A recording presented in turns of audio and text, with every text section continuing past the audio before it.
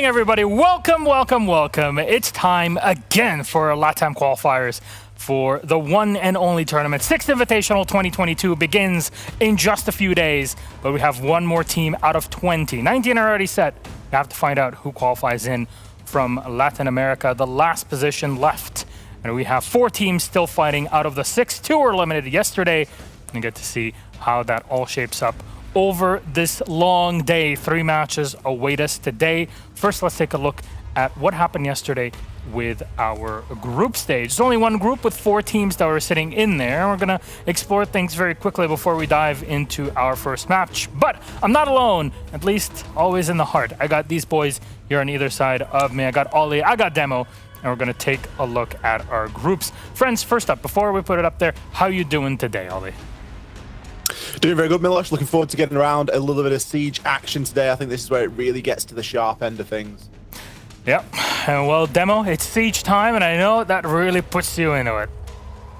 Oh, it's what time is it? Hold on, let me get my watch.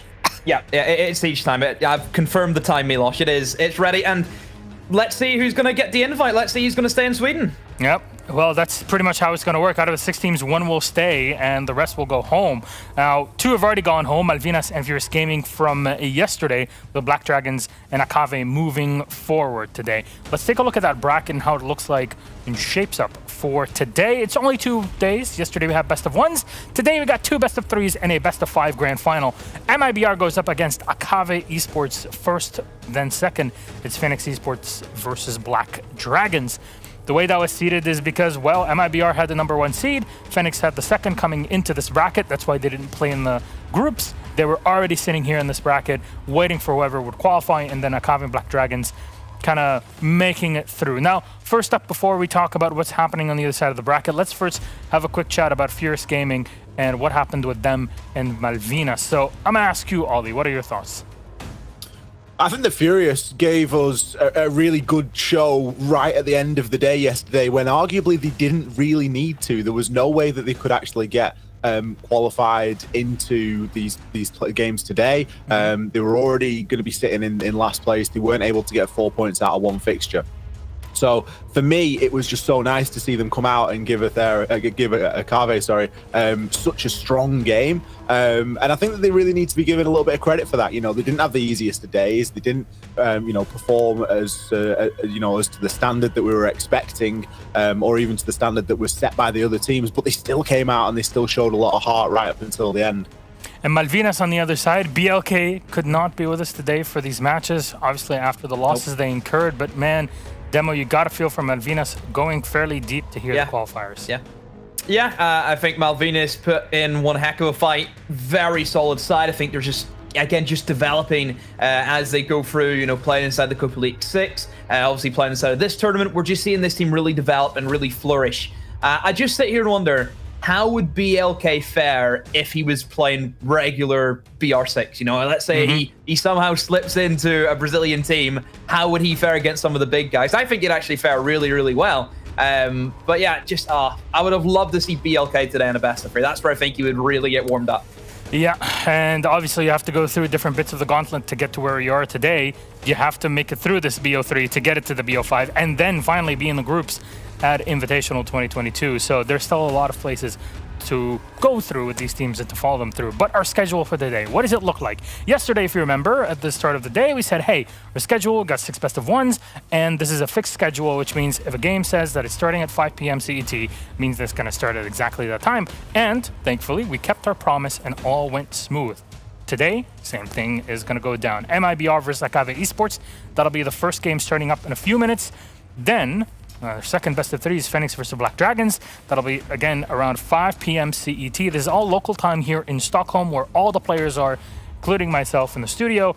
And our grand final starting at 8 p.m. CET. That is around, 2 p.m. Eastern time. So great for anybody on the East Coast that wants to drop on in and kind of get themselves ready. You'll probably have things done around 4 or 5 hours afterwards. We'll see how deep that grand final goes into a best of 5 that has no map advantage for any of the 2 teams. Now, game 1 is where we're going to turn our attention to, and that's MIBR versus Akave. And for those OGs, the Rainbow Six boomers, I guess, that go back beyond 2019, they'll know what it's about. MIBR, well, they had a different roster in the day, and two of the players that we know on Akave, M-King and Novi's, used to play on that team. Is this something that we have to look into, maybe theorize about, Demo? I think there's a bit of probably personal redemption for those two players. I would say you always want to try and beat your former team. I think that's just we see that across all regions. We see ex teammates play against each other, ex players who used to belong to that org playing against the org. It's happened before. We've seen this plenty of times, and I think that gives you a bit of a confidence boost. And you're playing for a bit of pride at the end of the day. I think all eyes on Akave today, because if anyone's going to cause the upset, it's going to be them. And both of you guys have been following LATAM obviously for the past couple of years with their changes that we had in the format after SI 2020. And Ollie, I want to ask you about this now. How did MIBR get to here and not alongside all the other Brazilian teams that are already qualified for Invitational? I mean, MIBR have had an incredibly tough 12 months since Invitational 2021. They've just been on a sort of downward trajectory, and it's not always been anyone's fault. There's been a lot of unfortunate, sort of unavoidable circumstances that MIBR have gone through. They've had a little bit of injury. They've been having to play with a coach. They've actually lost Bodega now. Bodega's moved on. So there's a couple of changes really there that's gone on through. But this is a big opportunity for them to show us what they've been working on inside of the last 4 months or so since we saw them playing in stage 3 of 21, and just shows that growth and shows that development, because off the back of Invite last year, they looked like a great side, and they looked like a side that had a lot of promise and potential. That promise and potential is still there, but they've just been set back a little bit, it feels like, with not necessarily having the stages that they wanted earlier on last year. So it's a good opportunity for them to come out and say, yeah, we're still here, we're fighting back, and it's almost the start of a new journey now. It's the start of proving themselves once again, and it all starts with this first game. You've mentioned there some of the storyline crossovers, maybe a little bit of friendly rivalry, a little bit of competition, all that sort of stuff gets thrown into the mix as well, and you can be in for a really exciting game. Very excited to see it. And what we're going to need to figure out now is our maps. Let's put them up on the screen for everybody. Again, if you watched yesterday, you saw in Best of 1 series, we have a 7-map pool, 6 were out, 1 was left. Well, now we just ban, pick, ban, and then left with our decider. So our first 2 bans, those go the way of MIBR. It started off first. Clubhouse is removed by them. Coastline taken away by Akave. Chalet, or so many people call them different ways. Ollie, you've really dug deep, rent-free into my head at this point. That's our first map in the series, picked by MIBR. Villa, picked by Akave. Interesting to head into this map as a LATAM team. And then finally, Cafe Dostoyevsky will be our decider. I'll ask you about things in general before we dive into Villa or into Chalet specifically. What do you think about this ban phase overall, Demo? I was actually thinking this actually looks not too bad for Akave until I seen that they let Cafe through. That is, for me, a couple of red flags for me. I think Cafe has already been shown by MIBR during Split 3 that they can actually play Cafe to almost to an EU level. And Milos, we know that the EU way of Cafe is, in my opinion, the top tier. That's always been a historical European map, not necessarily one for LATAM. You think of LATAM, you always think, Consulate whenever you think of a team on that one specific map. But I think Cafe has actually been adapted very well by MIBR, and that's because they actually bootcamped for a big period before Split 3 inside of Europe. They were playing against the European teams and actually really working on that map. So to see that actually be let through instead of the great equalizer in Oregon that anyone can play, a bit of a surprise factor there from Akave. Well, we have the starting side. Akave is on attack for Chalet to start things off here, and we saw NIP and Liquid kind of try to work their way through Chalet. We saw it at Invitational pretty much last May, and they got pretty darn good at it, even against the NA teams that were considered the best on Chalet at the moment. So, Ollie, what are your thoughts? What is their takeaway from the starting side specifically for Akave? I think that Chalet's always been a map that was very quickly adopted by LATAM. You mentioned there sort of Liquid, NIP, you think of Team One, you think of MIBR even. All of them can play Chalet, and all of them can play it to a good level. So it sort of gets thrown back then onto the likes of Akave, and you sort of look and say, well, what's your guys' Chalet like? Because Chalet is a map where if you overcommit, you can often be punished. You need to try and find picks from the outside. You need to be very careful in the pushes that you make, because whilst it is favoured for attackers in that you can get a lot of nice grenade kills, you can get a lot of information from outside to in, you can sit and watch doorways and hold flanks and hold windows. That sort of stuff isn't always going to happen with a team that shows a lack of patience, and Akave showed quite a severe lack of patience yesterday when we saw them play. You contrast that with MIBR, and for me, they're one of the teams that you can see the cohesion between them. You can see how well they play together. And yeah, there will be a little sort of bit more solo roaming. I think that's a style that MIBR have really sort of capitalized on, is having strong players out there on the roam. But ultimately, you've got to bring it back to that sort of patience factor, and it's something we brought up a couple of times yesterday. And I've got a feeling, Milosh, that we might be bringing it up a little bit today. Between you and me, I can't wait to see Yana, Finka, Sledge with I don't know, Ace, and you would add Buck on top of it. That's kind of the lineup that goes well with every single map. You might exchange the Ace for Thermite here and there, but otherwise, that lineup can do wonders on pretty much every single map. I want to see the variety that both of these teams can offer. Now, Villa, MIBR have gone for defense. We won't know the starting side for our last map. It does depend on performance in the first two in this. So very quickly, I don't want to harp on Villa for too long. Demo, what are your thoughts with MIBR defense start? Well, I think we've seen yesterday in the Villas that we've seen, I think attackers definitely sided. I think with how the meta's developed, especially for the Brazilian sides where they can get in very, very quick and like to utilize the nades, I think we'll see very similar to what we seen yesterday. We're going to see these attackers really stem their attacks from below. Utilizing Buck, for example, was a big showcase, and just the general gist of this kind of explosive meta that is kind of being picked up on. So I think having the attacks, that's really where it comes down to me, is the game's going to be won and lost and how well you can attack. All right. Demo, perfect timing, because you know what? Our lobby is ready, my friends. Perfect timing for it. That's 3 maps that we have: Chalet, Villa, and Cafe. Map 1 is for Akave's attacking side. Remember, if you win this best of 3 series, you make it to the grand final, best of 5, to see if maybe you can make it to the Invitational group stage next week and stay here in beautiful Sweden. Let's see how it goes. So please, Demo X, take it away.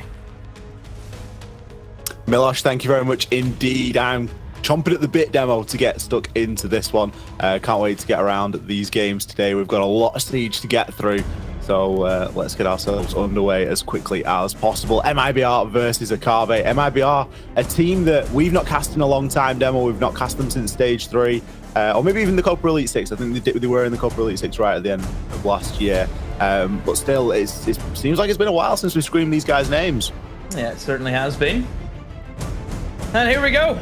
Underway. Let's get into Chalet for our first map.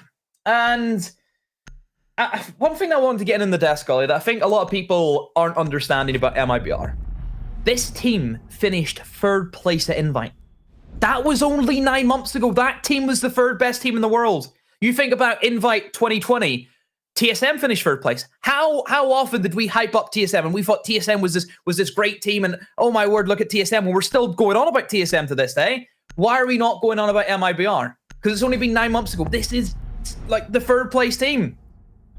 We have to give them credit. We have to. It's great. I think I may have done them an injustice. I think I may have misspoke and said they got 4th, but if it's 3rd, isn't it? And yeah, as you say, it's crazy to see a team that gets to that level, gets to that height, and then just falls off as sharply as they did. Obviously, there's good reason, there's good excuse behind that. Yeah.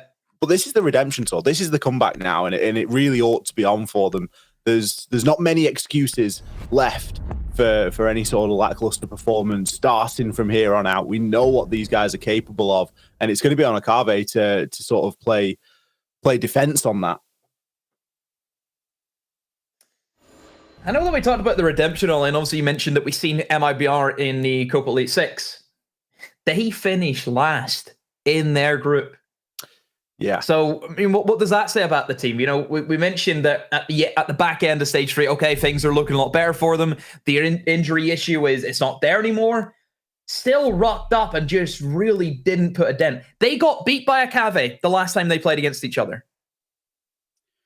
The problem with the Copa Elite 6 is you've got to look at it in the lens of what it means. And if MIBR's long-term plan was that they knew they weren't going to get into SI off the back of a Copa win, because it wouldn't have given them enough points, and it was always going to come down to a qual. Like, is it worth putting that effort in? Is it worth, you know, revealing and playing to that factor? That was a chance to get to Sweden major, so surely you'd want to get to there before you start thinking, okay, you know what, let's just focus on invite. You still want to get to Sweden. Yeah. It's difficult to understand where the heads of the players are at, especially with what they've actually been through. It's certainly a bit of a rebuild on the cards. 10 seconds remaining. Let's see if MIBR can start off on the right foot today. Not really starting on necessarily the favoured side here. Starting off on the defence. As we've mentioned, there's plenty of opportunity for attackers, but we saw a Carve play yesterday demo, and they looked frightening in both ways. They looked frightening good, and they looked frightening bad on the attack sometimes yesterday. It really just went round by round. Yeah, a little bit up, a little bit down, but overall fairly consistent from a caveat. A good day's work. You know, we talked about the Molly. They're a morning team. It's the morning. It is the morning. So yeah.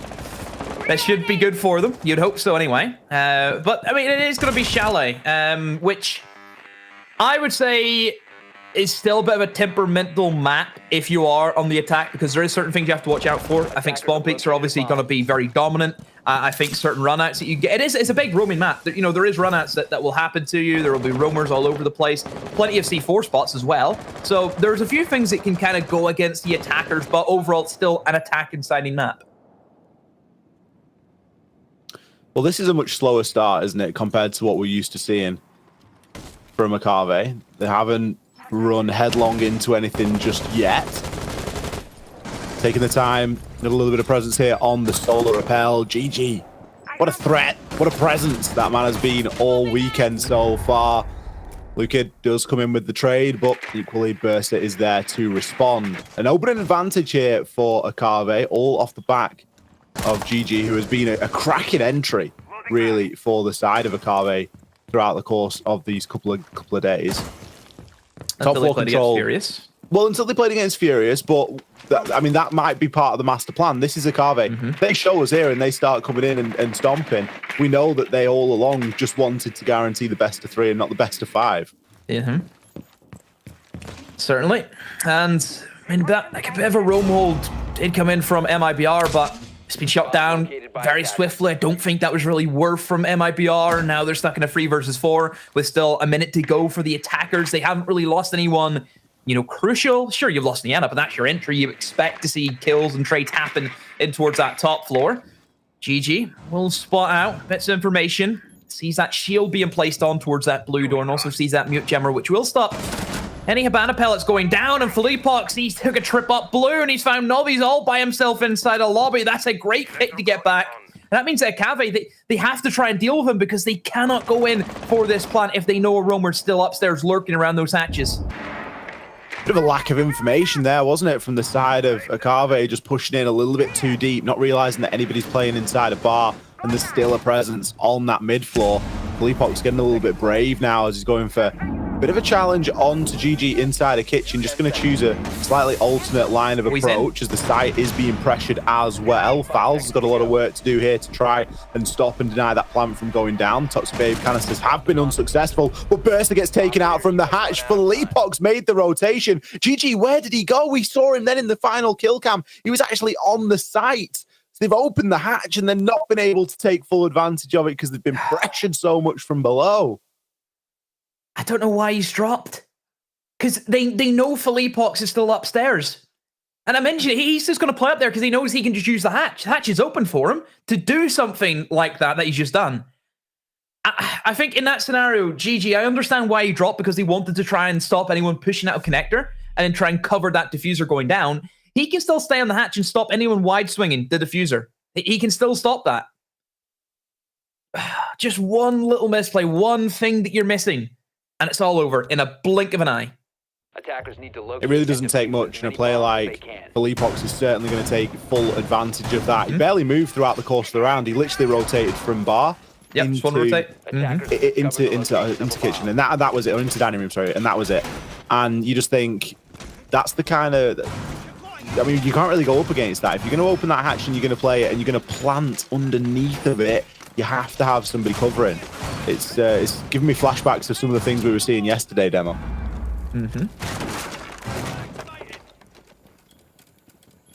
And this is where Akave, they need to realize that it's MIBR.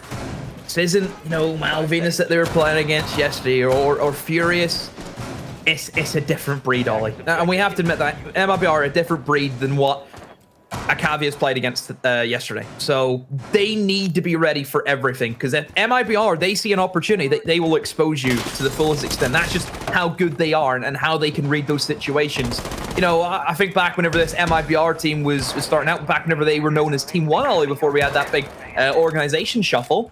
And I thought that team had bags of potential. I thought Lukid was, you know, the next star, and I think he's definitely delivering that. Lukid, for me, is still a fan favorite on this lineup. Big fan of Fleepox. I think he is putting a real shift over the year. You know, you just have to respect these players, and Akave, they need to realize that they need to be, you know, watertight with all these attacks. Yeah, they can't be leaving anything up to chance. And maybe yesterday they were playing aggressively, they're playing a bit looser and faster because of the teams that they were going up against. They knew that they could, or at least they felt as though they could get away with that. But it isn't going to fly today.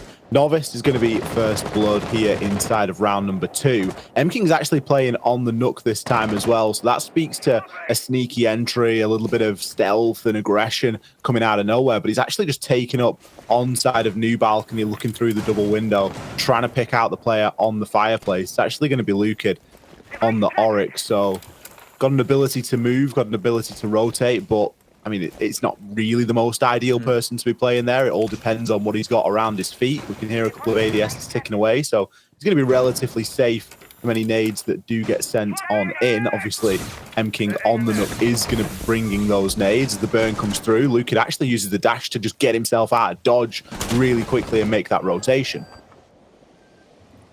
Yeah, the proximity alarm also going off. That will spot out, well, not spot out, but sound out one player lurking downstairs inside of Mud.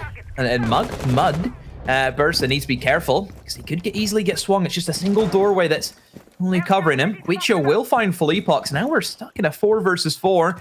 Raps, like I said, he heard the proximity alarm, moves in towards Mud now, and he's looking to see if he can hold on to that window and not allow anyone into that great position where you can cover up the crosses in those long corridors. M-King's now rotated over towards lobby door, and this is a little bit reckless from Akave in terms of how they're playing it, Ollie. Very by themselves and no real structure too. I worry if the gunfights come in, are they going to be able to refrag them?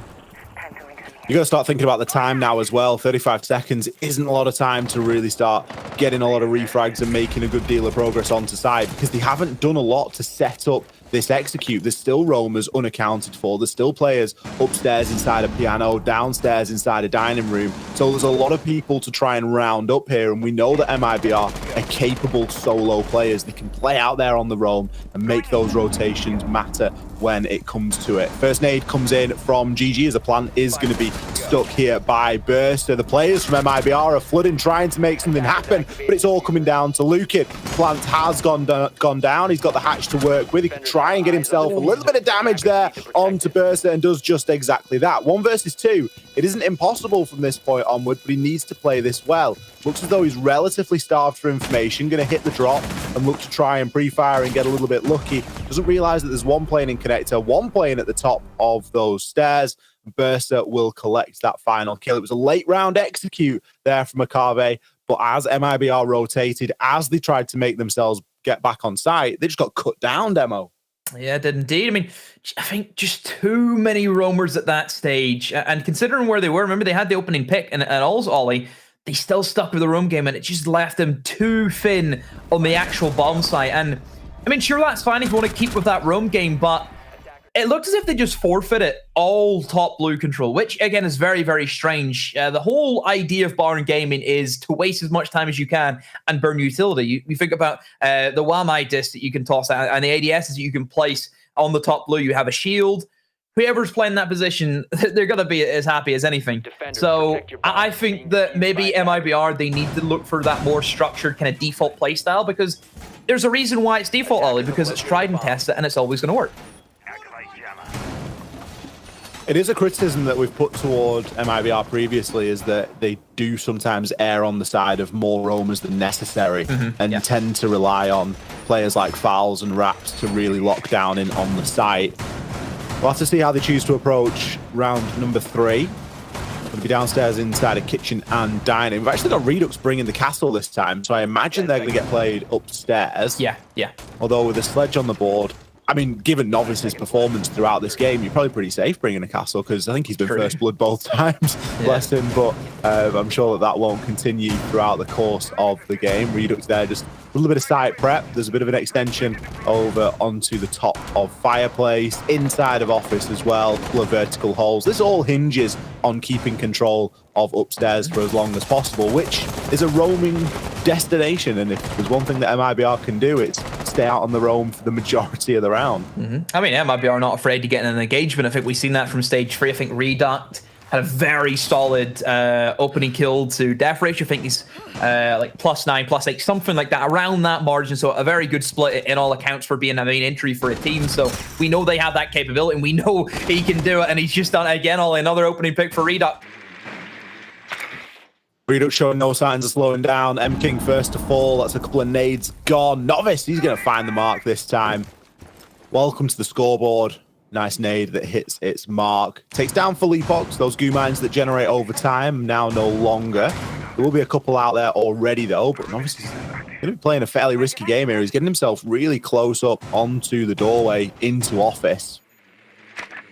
Seeing if he can just catch anybody out there on the rotation. It's probably not known that he's there at the moment, especially with the way that we see Redux playing, but Novice not really in a position to do anything about it now, as he's been sent to the cameras. Redux there just with the heads up on the swing, had the pre-fire on the door, was able to shut him down. Reduct happy enough just to sit and hold this angle as best as he can. Looking for a quick peek also, and oh, he sees a man and he will find GG. Great swing from Reduct. The third for him inside of this round. Any more for him? He's hungry for it. Swings out in towards that office balcony, but just backs away. Here's his wall being opened up now. And he's still in a great position. Even has the mute jammer to deny any real drone work coming in from a Cave. It looks as if that Bursa and Guicho want nothing to do with the castle, as they are both nowhere near him. They're both rotating in towards lobby and in towards the kitchen corridor. And in they come now. Let's see if Guicho can try and make something happen. But with these verticals still being upstairs, they can't really do a lot. C4's coming in now to deny, and Raps with a swing to seal the deal. The SMG-11 there just drops the hatch and finds his man inside a dining room. That round was always sort of going that way ever since Redux was just immovable inside of office demo. If you can't get control of office, you can't get anybody out of there, you're going to have a very hard time pushing in onto the site, especially with the amount of information that MIBR had available to them there. The vertical holes working perfectly, and Redux just doing a job of holding fort upstairs.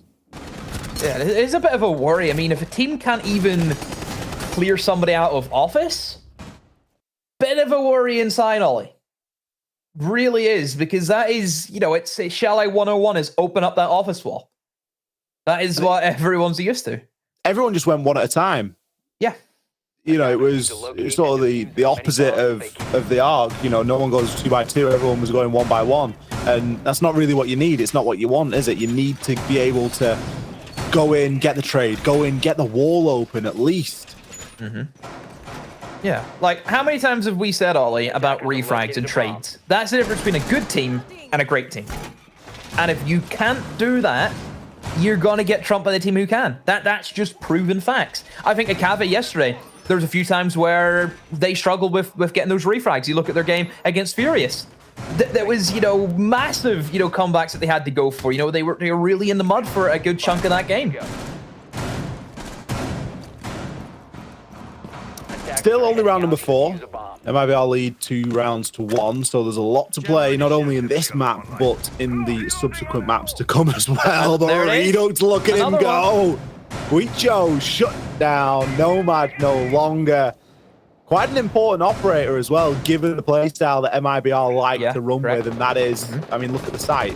There's barely any silhouettes on the site. All you can see is blue silhouettes up in the second and third floor.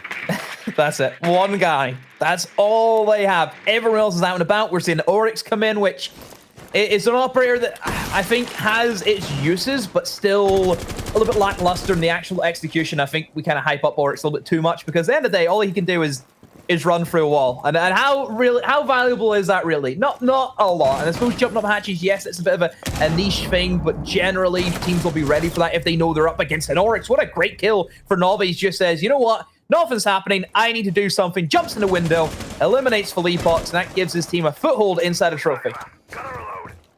It's something to work from now that Akave can try and make use of. There's still a long way to go, though, as Raps shuts down GG. Drone's working in upstairs as well. You have Redux and Lukid playing back-to-back inside a piano, and they're just going to dip back. They know that they've done a lot of the hard work now, and now we've got Akave essentially chasing shadows. They haven't got that many drones remaining. There's only a handful left with the players that are alive, 3 to be exact. So given that one of them is likely going to be a flank cam, there's not a great deal to be gathered here, and there's still a couple of players upstairs. Don't forget, the site is all the way down in the garage. GG died by himself, I think. I think he just went off on his own, and this is what I mentioned just literally moments ago about Akave, the refrag game. Because they done well to get that kill back. You know, Novice did very well to realize, okay, we need to try and get something back and establish a foothold. He did that. And then it all gets thrown away again because GG's went off by himself and he's gotten picked and he's been with nobody else. The other 3 players I've seen, Ollie, they were towards trophy. This is the worry because now Akave are trying to attack onto a bomb site with very little. They don't have the man count. Utility is a little bit lackluster. They have 2 nades and 3 flashbangs, but you know, is that going to be enough? Is that really going to be enough? MIBR still can go upstairs in towards the roam game. They're happy enough just to sit on site and trade off. Right now for MIBR, they are in a great shape. You can just get the feeling that Akave are sort of dug in behind enemy lines now, and they're going to be getting pinched from both sides momentarily. 20 seconds left. The breaches have been opened, but at what cost? What is really going to be able to happen off the back of that breach? Lukid's got a bit of information to play with. M-King shuts him down, though, as Toxic Babe canisters come in to try and stem the flow. Novice going to be the next player to fall. M-King and Burster with a lot of work to do, but Redux flies on in along with Raps, and they collect those final 2. The roam game never dealt with inside of the round, and ultimately Akave just being caught between a rock and a very hard place. Wow. Wow. That's how you hold it down in the final 30 seconds. Not having to panic, just sitting back, letting the time do the work and putting the pressure onto Akave. So yeah, MIBR did all the work in the roam game, and they're able just to clean things up. I'm surprised that Luka didn't get his kill because he knew exactly where M-King was going to come from. But hey, it was a good swing. I suppose it happens. Yeah, it was a good swing. Still 3 rounds to 1. Starting to edge a little bit of a lead here, though, Demo. Attackers need to and keep in mind, it's Chalet, and this is supposed to be attacker-sided. Please keep that in mind. It never bodes well. I mean, it never bodes well when teams start to chain win. Well, I guess it bodes well if the chain winning, but if a team is chain losing rounds back to back, that's not really a situation you want to find yourself in. You need to come up with something because you can't just rely on doing the same on your chain side. Back we go here into Bar. This was, of course, where Akave were successful way back when, and it all came down to a roam game that we've criticized, and it's difficult, isn't it, Demo? Because I feel like half of the time we're criticizing the roam game from MIBR, and the other half we're sort of praising it. And it really just depends on how those kills go and how long they stay out there for, because this was a good example of a site where they just overstayed on that roam and they weren't able to get back to site because they just got cut off. I would like to see Akave just look at how MIBR are playing, which is very, very heavy on the roam game. Why are they not then maybe trying to target one specific area and just go at that with everything they have? Because I still feel as if Akave, they're playing like individuals. I think everyone's trying to just go out there and find a pick. But is that going to be reliable? Because if you don't make those picks, you're going to lose. And I think that's already been proven. I just want to see them just stay together, which, looking at the setup right now in terms of how they're starting to attack, they've just kind of isolated library. This is where they're attacking. They've got 3 players out in the balcony. All they have to do now is just talk to each other and take it. This is as simple as it should be. Redux making his presence known inside of the piano. There might be to get a cheeky little impact trick off there. Luca keeping himself secure at the top of Fireplace for a little bit longer. Seeing players rotate now down through the basement as well. There wasn't sufficient pressure really coming from the big window from New Balcony, and I think that's what's allowed Luca to really stay in that location and that position. Carve, they've got a lot of the things lined up here, but just not quite. There we go. The GG push, that's what we wanted to see. Picks himself up too, like a guided missile. He knew exactly where to go for those two. Novice, he collects one onto Philippe Ox. Now Reduct has a long and difficult task of getting himself back onto the site. We do see a hatch drop coming from Fouls. Exposed for the time being, but gets himself back to the relative safety of the closet, even though one of the walls is fully open. There's still a minute here to play with, Demo. This should be fairly straightforward for Akave. Yeah, should be easy as you like. Still one guy off on the roam game, and Reduct has to play quite big. He's found one, he's found two. What has happened to the flanks for Akave? Have they let this happen? Reduct still on the prowl. Oh, will not win the next engagement, though. Hemming is there, and now you're left Fouls inside of the 1 versus 3. There's a smoke, though. We've seen smokes clutch up before. Has the SMG in hand. Where's he gonna move? Slips in now in towards Games, but he'll be spotted out. A good crossfire being established by Akave. And only that is a night and day difference in terms of how they started off in that opening half. What a difference an opening kill makes, and what a difference GG getting a couple on the board makes as well. A player that popped off throughout the course of yesterday. Having a big round there for his team. They just had so much more time. That was the Akave that we wanted to see, that clinical, and you commented on it at the time where we saw them stacked up outside of the library. It was, yeah, this is clear. They're stacked up. They just need to go in and take this now. And GG had the information fed to him through on the drone, knew exactly where he was going to be going. It got a little bit tense for a time. There was a moment where we thought Reduct might just come up with all of the kills, but he just got himself into a gunfight too many. A good time to grab a round back, and still an opportunity, an equal half here for Akave as we enter what will be the final defensive round of regulation for MIBR inside of Kitchen and Dining.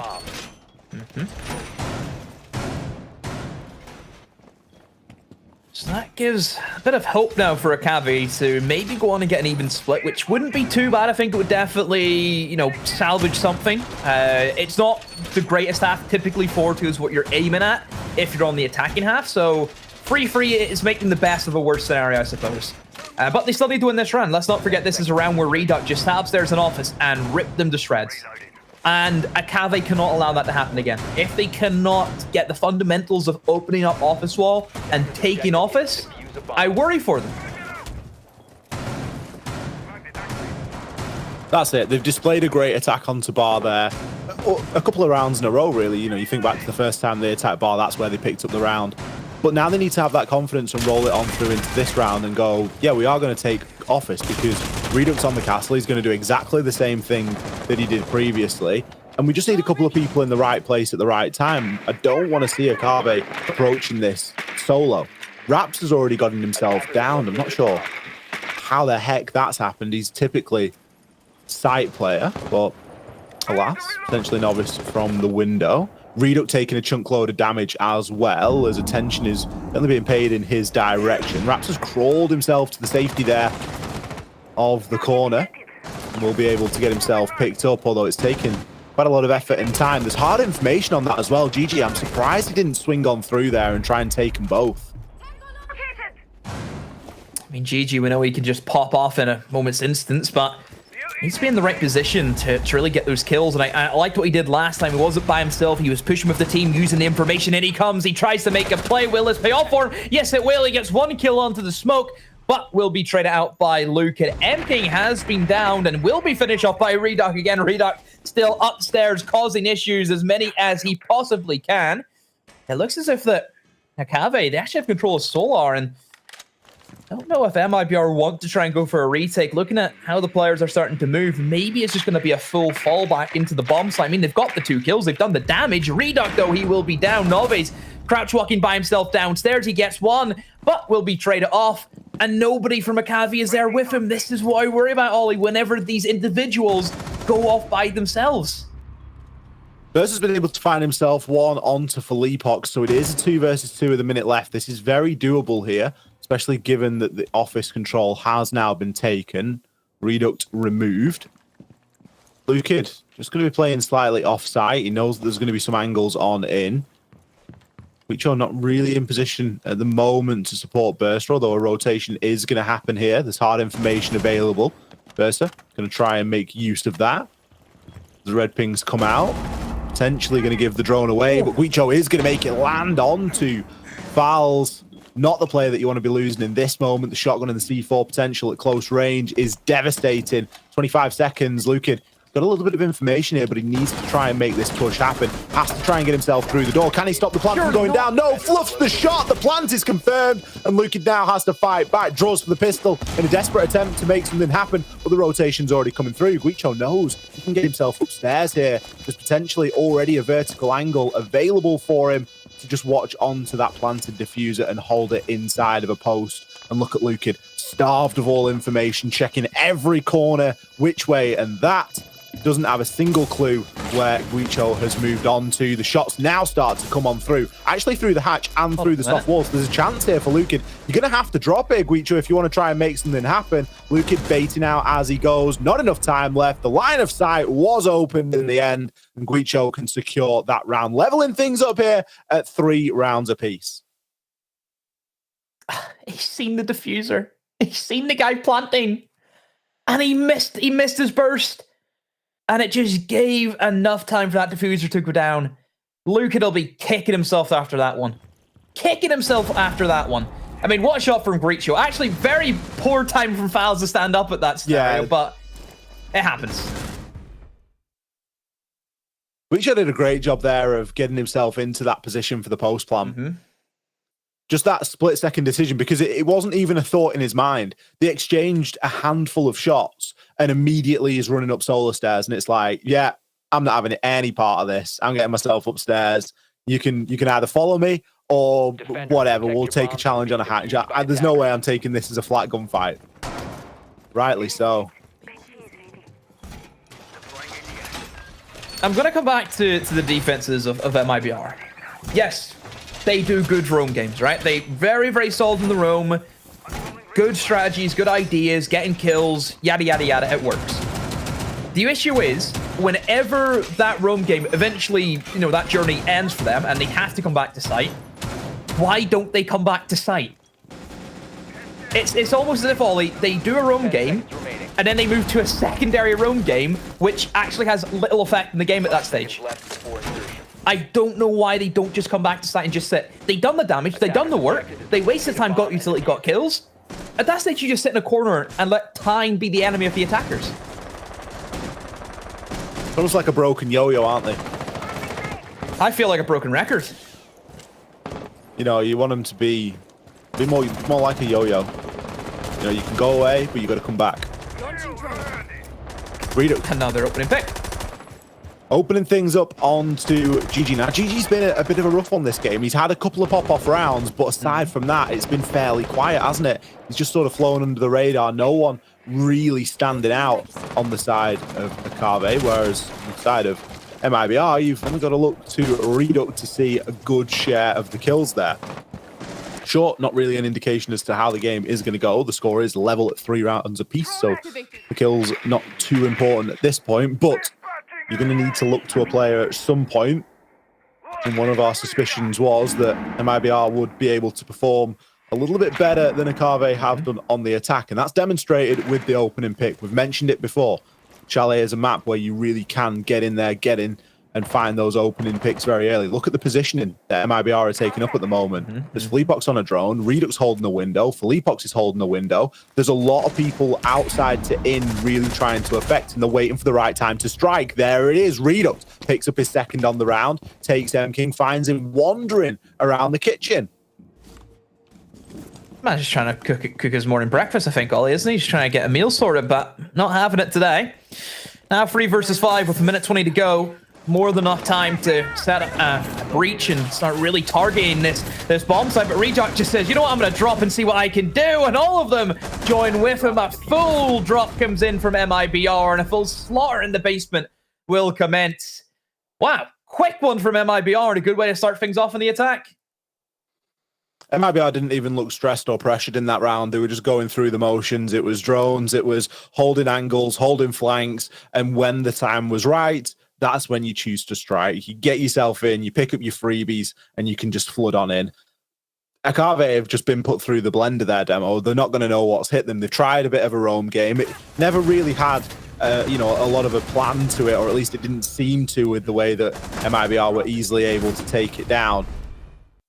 Even there, right up until the last, Philippo's just flying in the corner there on the finger to collect that kill. No intention of a plant going down at all. Just get in and get the frags. Attackers need to locate and defuse as many. Yeah, Philippo's the highest rated player for MIBR during stage 3. I think made a real name for himself. I think 82 kills for himself in that split Ollie, which is very, very good numbers. Definitely one of the highest rated across all of BR6 last split. I think he needed it. Yeah, I think MIBR, they went for their hard times, Ollie, and it was good to see them get that confidence back. It really was, and you know, I think Philippo's probably on a personal level needed that because obviously he had the shoulder injury. He couldn't play. We've watched him play on controller, and it was heart-wrenching. You know, it was difficult to watch because you know that the mind is there, the game sense, the decision making, everything's there, but you can just see him getting into engagements, and he played a lot of Alibi because I think that the Alibi was one of the easier guns to control on controller. I'm not entirely sure, but that's the only way that he could play because he didn't have full movement of the shoulder. And then to see him come through in stage 3 and just be like as good, if not better, than we've ever seen him before, it was great, wasn't it? And it really sort of infused the whole team again. It was like, yes, he's back. Like we can start focusing again. 4th highest rated player. That's where he sits amongst everyone. Being beaten out by Fantasy, Polo, and Alamo. They're not that good, are they? That doesn't really tell the picture. Nah, I mean, I didn't even hear you say Nesk's name, so it can't be that high up, you know? Nesk ain't even top 5. No, Nesk got a shocker, didn't he? My word. Comes the drone work again. Yeah, aggressive drone work, and this is what MIBR are really good at, is getting those entries droned in well. Reduct there on the Z ping. I mean, fouls on the entry, it's a little bit questionable, isn't it? You know, is your Habana, it's not required, but it's nice to have. We see Lukid, he's going to leapfrog him. He knows exactly what his job is. It's to get in as the Iana, but he's lucky to actually get away there. There's a player on main stairs that was entirely unaccounted for. Yeah, very, very lucky there from Lukid. Almost walked into like a 3-man crossfire, didn't he, Ollie? And yeah, just stays alive for the meantime. So MIBR are going to really stem their attack, pushing in actually from kitchen. No real top floor presence, which is very interesting. Generally, that's where we see a lot of attacks really try and come in from, is taking control of office, open up those reinforced walls, and then try and clear out the shields, top fireplace, top blue stairs. But this is a different approach from MIBR. I see Philippo, he's lurking below inside a basement, maybe to cover a flank, I'm not sure, or perhaps an opportunity for him to walk up the main stairs or even up through blue stairs. Bomb located by attack. MIBR still plenty of drones available to try and gather this information. Minute left and still half of their available drones, so not a bad position to be in, all things considered, especially given that Mute is a factor here in this round. Reduct is going to open up the room, open up the door into mud, and actually find himself a freebie. Novice just gets caught lacking. He's already heard the LMG roar. He's seen the bullets pinging around his head, and still not had the presence of mind to get himself out of the way. Redux now can just try to hold this, maybe even open up a bit more of a line of sight there as the smoke canisters do come out to cut him off. It's not a bad position for the smoke canister to be used in here for MIBR because it means that nobody else is going to be able to get pushed off. We can see Guicho still stuck in there behind the bar, but there's not a lot of time left, Demo. Oh, a good nade comes in. That will eliminate M-King on those blue stairs, and 2 players stocked up inside of stock in this scenario. Philippox swings in with the LMG. Will find one now. Bursa all by himself. Where is he going to look? It's in towards the games. Will find one. Has to find 3 more. Diffuser will go down successfully from MIBR. It's only a matter of time, it feels like, until Bursa gets picked, and that's exactly what happens to him. MIBR just storming ahead with these attacks. And that's the difference, isn't it, between a team of MIBR's caliber. They've really shown themselves, their Demo, to be an accomplished side because they can operate in a very small amount of time. And that's, you know, it's something we talk about quite often when we're talking about teams at the highest possible level. It's a it's a compliment that we've paid to NIP quite a few times over the years, is that their ability to make something happen with a very short amount of time remaining is incredible. And it always surprises, and it always gives you something to go, God, like, how do they get away with that sort of thing? And it's the teamwork, it's the coordination, it's the trust in everybody that everyone's going to do the job, and they know exactly, you know, what their teammate is likely to do in that situation. It's not always communicated where you're going to push or which angle you're going to check, but once you've played with a team for hundreds, if not thousands of hours, you get a feeling for, you know, which angles and which doorways your teammates are going to like to keep an eye on. And all of that synergy just comes through into the fore, and that's what enables them to be able to make that execute happen in sort of less than 10 seconds. 2 rounds is what stand potentially between MIBR and Akave right now in terms of how map 1's going to go. Akave really need to get their defenses in shape. 10 seconds. MIBR, I think, have been kind of big spearheads with the whole kind of Finka Iana meta that we've kind of developed in the past 6 months, haven't they, Ollie? We've seen Fleapox and Luke be a real masterclass duo with those 2 operators just entering in. But you have to give credit to the drone work as well. We've seen MIBR in straight away with their drones. They can pinpoint exactly who they want to kill, and 9 times out of 10, Ollie, they get their man. The funniest thing about that is that it's usually Reduct on the drone.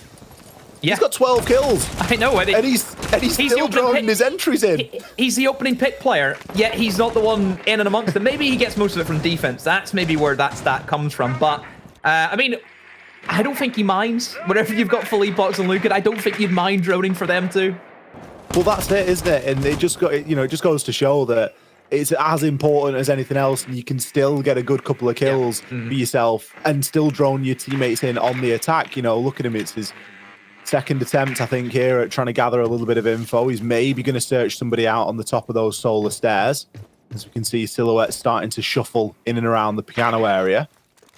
Fleapox now just jumping in to see if there's anything that he can find. It's one of the slower starts that we've had to a round, but MIBR, they know that they don't need to rush here. They know that they can afford to take a little bit more time on this. Redux is actually going to get that double window wide open as Lucan opens with a kill over onto Novice, who by all accounts isn't having the greatest of games so far. Kills continue to fly. Look at him go. Lucan picks up 3. He's just lining them up and knocking them down. M-King at the bottom of Solar Stairs has to try and make the impossible push, the impossible retake.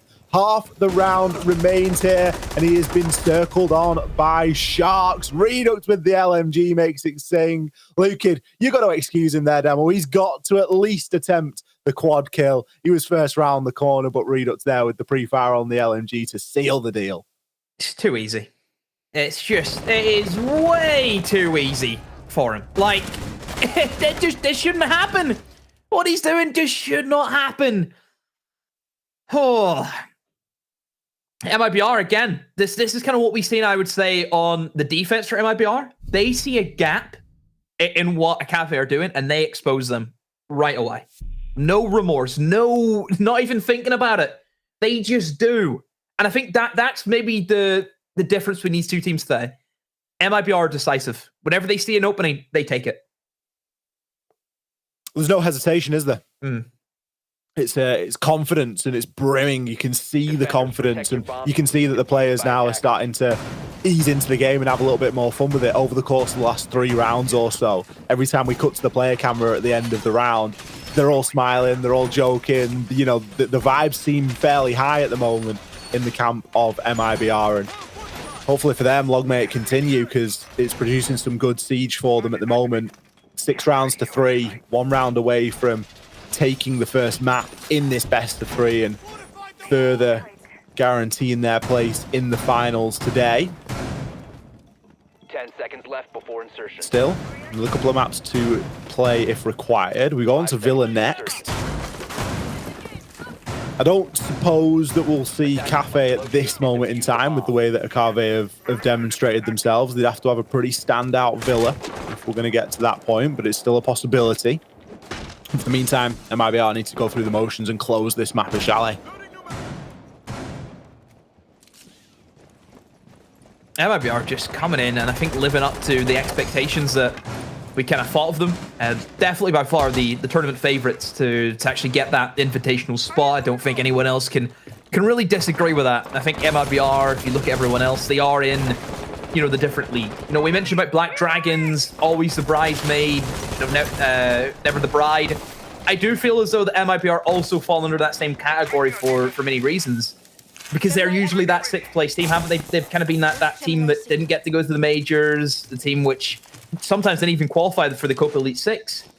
They were just there. And this is, again, you know, like you mentioned, Ollie, this is the redemption arc. A lot of attention here being paid in towards Library. Site, of course, being Bar. Raps. Find an opener there onto Guicho. Not quite sure how you lose your smoke so early, but I imagine it was through a window. Beak reduct there, shuts Burster down. Akave getting desperate, Demo. They're swinging windows, and they know that there's players on the other side of them. M-King now looking to make a rotation up to the top of blue, but a drone is all it takes to push him back. This isn't looking great. I just don't know why Burst is swinging like that. This happens to Akave. I think we've seen this, didn't we, a few times on Bank, where they lose a kill or 2 kills and they just throw themselves. That's it. They just throw themselves out windows, wherever it is, and they just throw in the towel. Attackers have located a bomb. I don't know why. Don't know why they kind of deviate into this playstyle. Sure, you've lost the opening pick. Doesn't mean it's the end of the world. Doesn't mean it's the end of the world. You can still pull it back, and MIBR are just turning on the afterburners. This should be an easy cleanup of 1 versus 4 for M-King. In comes Lukin. An easy kill. M-King not even looking near the Iana. MIBR just sweeping the attack as easy as you like. Well. Chalet is going to be in the books. MIBR are going to come away with a very comfortable win there. Nothing really standing in their way, Demo, for that victory. Akave, as you say, are they giving up after a couple of kills are lost? Are they in the right sort of mental mindset? But it was an entirely different display of skill today that MIBR were able to put on for us. This is what we were expecting of them. We were expecting a big day here from MIBR. You know, everybody has got them pitted as being the ones that are going to go through to Invitational, but they've still got to put the hard yards in. They've still got to get some wins today, and they've started in the best way possible. They picked up that first map on Chalet against Akave, and now they can look toward the second. Yeah, I think MIBR came in, did the job that we were expecting. I think that this could be a very short game, just of how Chalet was being played, where the attacks were hot. Like, the attacks were on fire today for MIBR. Now we're moving into Villa, where, again, another attacker-sided map, in my mind. I think they could just repeat the exact same strategies. Yeah, I think MIBR do start on the defense on Villa, but even still, it shouldn't worry them too much. Villa's a map that you can really start to stretch and really start to play into some of that defender-sided roam game that it has to offer. It's a map that I think MIBR have played recently as well. So, I mean, at any rate, we're going to get to see it very soon. They put on a great display over on Chalet. And let's see if Akave have what it takes to drag things back on Villa and take us to potentially all through. We're going to hit a very short break, but don't go anywhere because we'll be back very soon.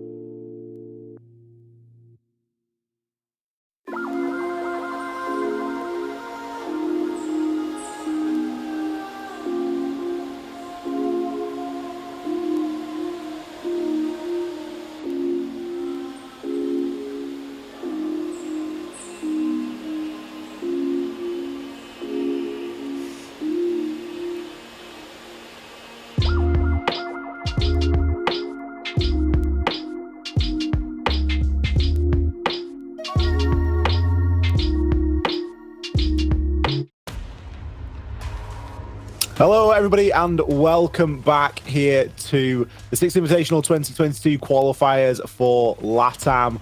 We have two teams that we have got pitted up against one another. MIBR versus Akave. This is the first best of 3 of the day. We're about to head on in to map number 2 here. We have already seen Chalet go the way of MIBR. Now, the question is, are they going to make it a clean 2-0, or do Akave have what it takes, Demo, to fight back on Villa? After what the second half of Chalet showed us, I'm not too keen on Akave right now. Akave just kind of fell apart on the defensive half, and I mean, sure, that's all right saying on an attacker side of the map that we're about to head into, which is going to be Villa. You still don't want to be losing as many defenses as what they were losing. So yeah, Akave, they need to be able to lock things down and try and get things sorted. I believe that they do start in the attack, Wally, which is a bonus for Akave. It's got to be good for them, hasn't it? Akave starting off on that attacking side. We've seen their attacks. They can go one or two ways. Either they are able to, you know, get that opening pick and then really work from it and take the time, but that's the seldom seen approach. Typically, we just see them run headlong into problems and try and deal with everything with a spray of bullets and a swing around a corner, and it's not always the best answer. We'll have to see how they want to choose to approach Villa, particularly the first couple of rounds, and just see what sort of pace they want to set here.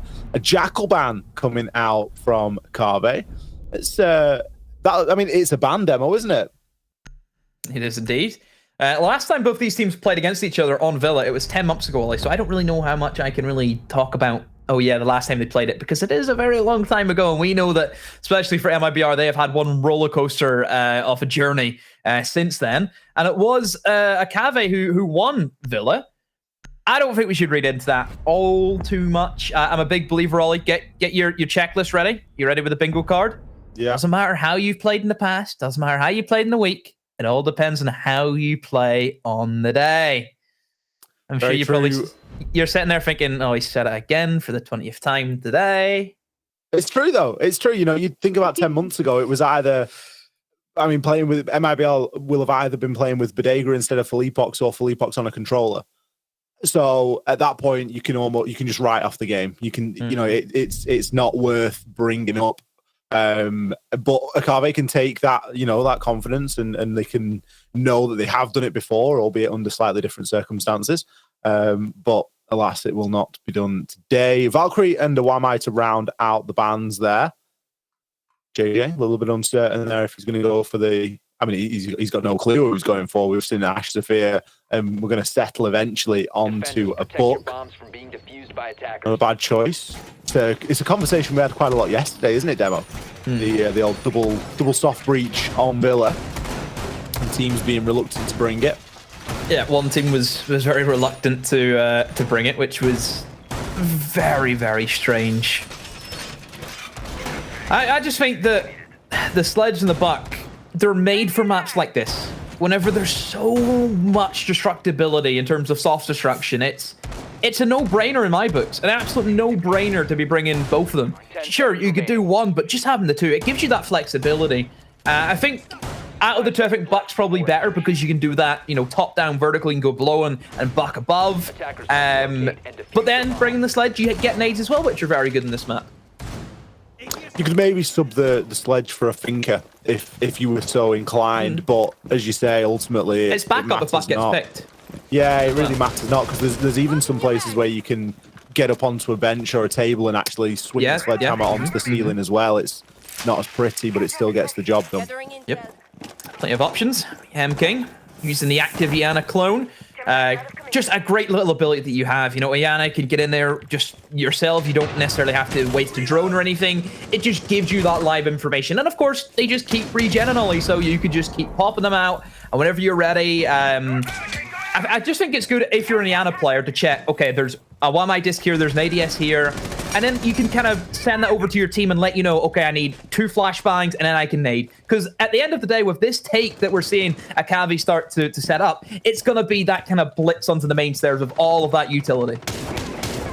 It's already been made a slight bit easier as well, given that Lucan has been taken down here as first blood. GG making use of some of those angles that he'd opened up a couple of seconds ago and just returning to them.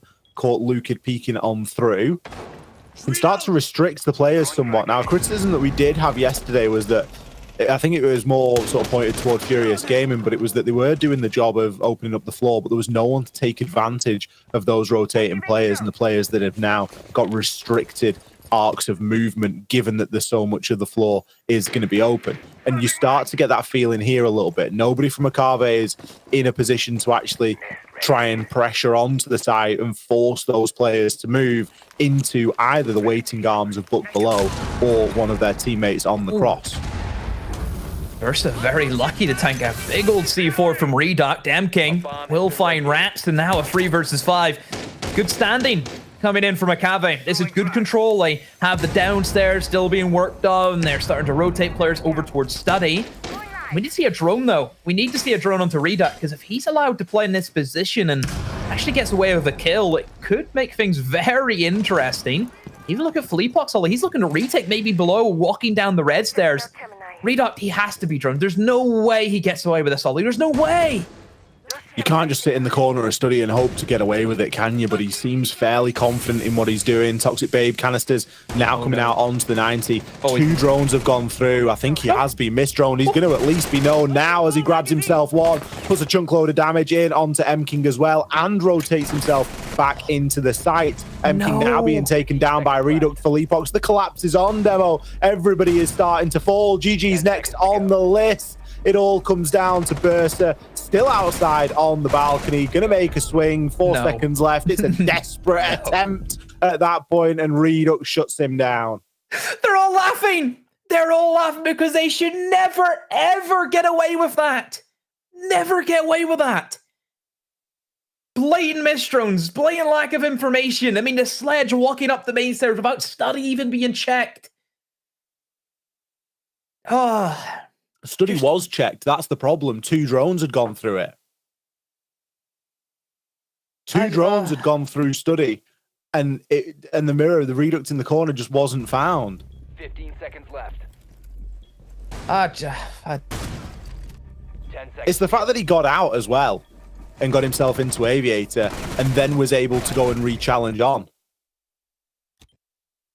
A very small thing, but something as well that we've just noticed there in that final kill cam is that Banshee's still up as well.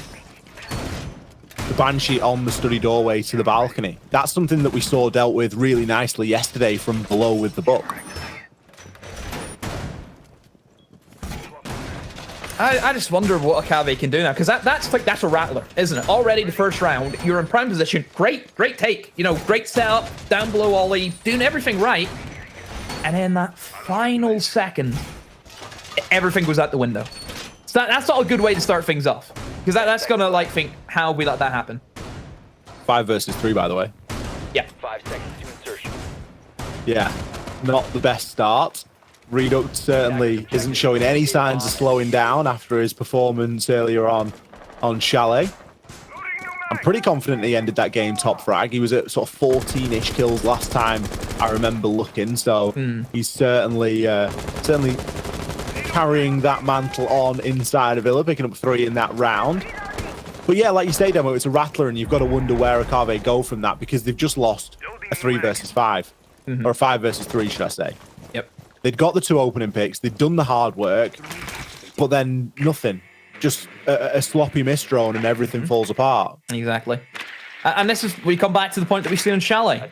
You leave one thing open, MIBR will absolutely execute it to the perfect ability that they can. So we move straight away downstairs in towards the kitchen bomb site straight away. We seen this a bit yesterday, didn't we, Ollie, in our Villa match that we cast? We've actually seen teams not want to go for Trophy Statuary. It's actually shied away from quite a bit yesterday. Yeah, Trophy Statuary wasn't popular at all. I think we saw Living Room and Library twice before we saw Trophy Statuary. It was very strange, but we'll have to see what the preference is here for MIBR. Downstairs into kitchen isn't too strange a thing to do, but it all depends on that 3rd site realistically. Good little trade coming out there. Guicho just joining Novice guaranteeing that they do get at least something for the Sledge's life and the 2 nades that he possesses there.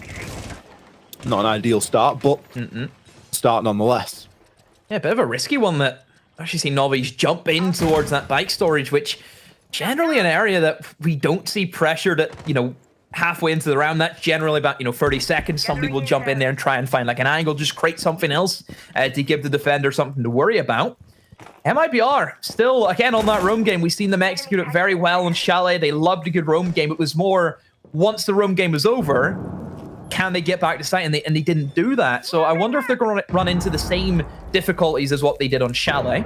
But right now, the roam game isn't really being tested. You can see a much more passive playstyle coming in from Maccabi. They're just hard focused and opening up in towards that laundry and actually getting a breach going on. Reduct will try and challenge above and try and hold back GG, or maybe GG's holding back him. I'm not entirely sure, but either way, both of these players will be having a fight with one another. 30 seconds ago, MIBR are set up. They have plenty of holes that perhaps Luke can try and swing from. He's in a nice position, of course. Ollie can look straight onto that breach with that soft wall. And of course, you have the Smoke who can sit and lie in wait. Doesn't have any gas canisters, Ollie, but has delayed them for the meantime. Only 20 seconds left, so still a possibility here for Maccabi to make something happen, but this push is going to have to be very successful very quickly. Reduct's going to find one on to Guicho. The kills do start to come through here for MIBR. 3 lined up. No clear route into the site, just a single doorway to push from. There was a chance for Akabe, but it wasn't a great one. A lot of that came down to actually losing the sledge in that opening engagement, Ollie. You don't have the sledge, you don't have the vertical action. If you don't have the vertical, nobody inside of the site's actually going to feel threatened at all. If you actually look at this bomb site, all of it can be opened up. Every little angle can be abused, and because you don't have the sledge, you can't do that. So you're essentially just walking in a doorway and a breach. That's all they walked into. And the door and the breach are both in the same area. So you just look at one direction and you can cover both of them. You lose that sledge, you don't have any attacking power.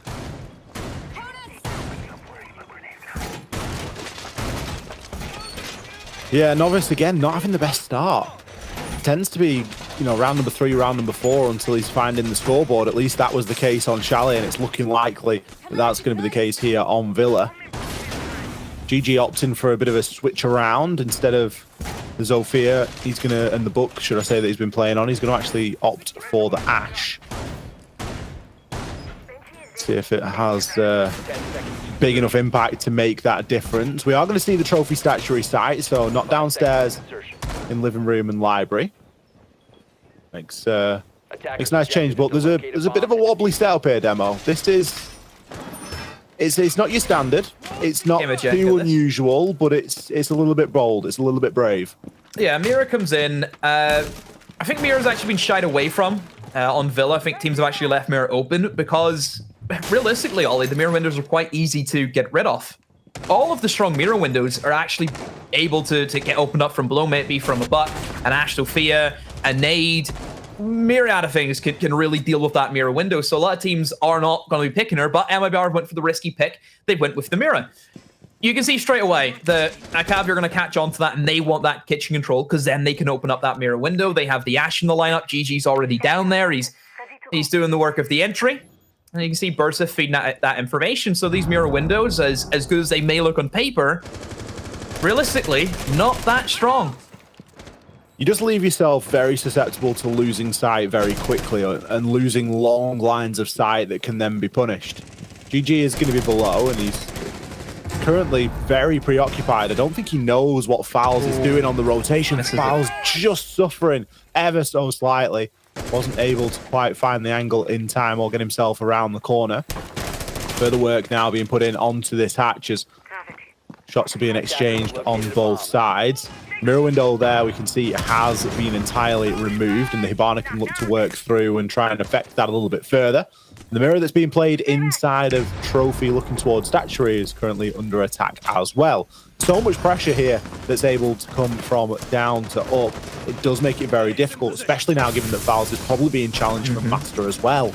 Yeah, a lot of attackers looking up, a lot of defenders looking down right now, and Fowls is in the thick of it. That mirror window and that breach is open, so he actually has to drop down to his belly, and look at Redux, slips his way in through the breach and rotates in towards Bafferm. A great play, and will find Novi's.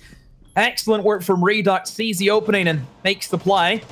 Redux still in a good scenario right now. Never mind. Bursa is going to go with a pre-fire right through the wall and will find Redux. So back in control of Akave. Foul still trying to hold on to Astro as best as he can. Fires out another Toxic Bay, but in these holes below, this is where he's worried about Ollie. Not an ideal position to be in, really. Lukid does still have the option of a rotation if he gets the chance. Guicho's going to take a bit of Toxic Babe canister damage there as Fowles tries to find some safety. He's being stunned, but what a shot onto M-King. Lukid could now come in and play big spoiler on the party as he's able to find one along with Raps. Burster now left as the last alive, does have the diffuser, going to try and pop a stun around the corner, gets the shots in, finishes him off. Can he land onto Raps as well? There's been some great shots inside of this round, Demo. Bearing 9 in hand, but Raps Ferrari beaks the corner. He had to take the initiative there. What a back and forth round. Oh, a clincher by all accounts, Ollie. No idea where that was going to go. I mean, what a pick from Files. I mean, that was something special. And then we just seen everything else just kind of onslaught from that. It was a special shot, wasn't it? Crosshair placement seriously on point for that shot. I hope it's in the replay. I'm pretty sure it will be there. Just one bullet. It's just perfect, isn't it? That's the sort of shot that you perform and you just get off the back and you think, oh, I need to go and rewatch that a couple of times just to boost my own ego, you know. And certainly it feels good for Fowles there. 3 rounds to 0 here for MIBR as they really are starting to run away with it. It's the closest round we've seen for a long time, though, Demo. Yep. So Akave can at least take that from it and know that, you know, they're not a million miles off the pace. That came down to a 1 versus 1, albeit very scrappy. But still a chance here for him to pick up a couple. Bomb located by attackers. So Mira, again, being brought out, and similar story, Ollie. It just feels as if the mirror windows aren't really going to give you a whole lot. I mean, you looked at how the mirror windows played out last time. Basically gave, I think, the Habana just a clear line of sight, and that put a lot of pressure on the Fowls. We've seen him in that position. Couldn't really stand anywhere safe. Yeah, the mirror windows gave such focus for Akave to work on that it was almost the undoing of the round for them, because their entire focus was working vertically onto those mirror windows. And on the MIBR side, if they hadn't brought those windows, then they would have probably just faced a very standard attack, and it might have been a little bit easier to deal with because it's a bit more predictable. But yeah, the mirror for me is I'm not a big fan of the mirror pick on a Villa, but you can't argue with it. MIBR are making it work, and it looks a bit scrappy. It's not necessarily the cleanest siege we've ever seen, but Redux is making it happen. Already, Goyo Shield's going to be popped open, and that is thanks to the Twitch drone. Twitch, an operator that we actually don't mention a lot, Ollie, who is, at the moment, I think, a great pickup in the meta. I think it gives you that fragging potential. The Twitch drone's been able to eliminate a lot of the utility. For example, the Goyo Shield's just been popped open. You think of Wamidis, ADSs, the lot. Everything can get taken out by that Twitch drone. And it has an infinite range, which is also very, very strong. The roam game comes in thick and fast right now. We see a lot of opening engagements happen. But it's Akave who actually look as if they came out on top with 2 kills over the 1. Lukid will find the refrag, and it goes all the way back into an even man split. 3 versus 3, and there's still half the round to go. M-King's taking a huge chunk of damage. He's going to jump in the clone just to scout ahead and make sure that those defenders have retreated back onto the site. Nice air jab placement there just on the window frame. It's going to be impossible to shoot off there if a player does choose to rotate up Astro, which at this point would be a bit of a stretch given that there's less than half the round remaining in an equal 3v3, but flank drones are being set up nonetheless. The belt and braces approach here from Akave as they really don't want to leave anything to chance as they look to move on through. They've still got tools to make this happen as well. We see a rotation coming out here from Bursa. His attention is going to be likely onto that vault wall, but he's not counting on Philippox just being played inside a 90. A quick rotation out, however, sees that vault wall be open and vulnerable, and we can start to think about placing the X-Kairos pellets onto that wall, getting that line of sight open and forcing the players out of the vault. In goes a Toxic Babe. Attackers recover The first one for Files, just kind of stems them back from that zombie door, and a bit of a rotate coming in. Bursa now looking to maybe go over towards Study, and you can see M-King creeping about downstairs and will find a down onto Files. That is a good spray. There's a bit of damage, means that MIBR have to be on their guard, and as quickly as he rotated downstairs, Ollie, he's actually going to rotate back over towards Zombie. A lot of pressure comes down to Bursa in this scenario. Like, he needs to hold on to Study and make sure that Lukid cannot slip in and deny this plan as it goes down. So all pressure on Bursa, and he makes the jump, and he makes the challenge. A massive play from him. Falzo in the 1 versus 2, and he's going to win it down to time. How on earth have MIBR pulled that one off? How have they gotten away with that? Burster has hopped in and managed to shut Luka down, which was an engagement I didn't think he was going to win. And then we see players just being thrown at doorways on the swing, and Fowles is just like, I just need to stay alive for another second. That's it. The diffuser's cold on the ground. There was still 2 nades left in the hands of the Iana as well. M-King had 1 nade left as the round ended. Now, it was 2 right up until about 10 seconds, so I'm not sure where the first one went. But certainly, I thought he was going to use those nades from below. He was below. We managed to get the down. Fowles was the player that got picked up there in that round demo. Fowles was downed by M-King as M-King made a rotation up red stairs. Just a catalogue of errors. And they're suffering for it. 4 rounds in a row, MIBR have won. And MIBR, they haven't looked too good. I think they've looked shaky. I think their opening engagements have been not the same as what we see on Chalet. And I would say that Akave have actually had control of that early game for the majority of how these rounds have been going. It's just that second half where Akave struggle. They struggle whenever they're in the lead. They then give away, stupid picks.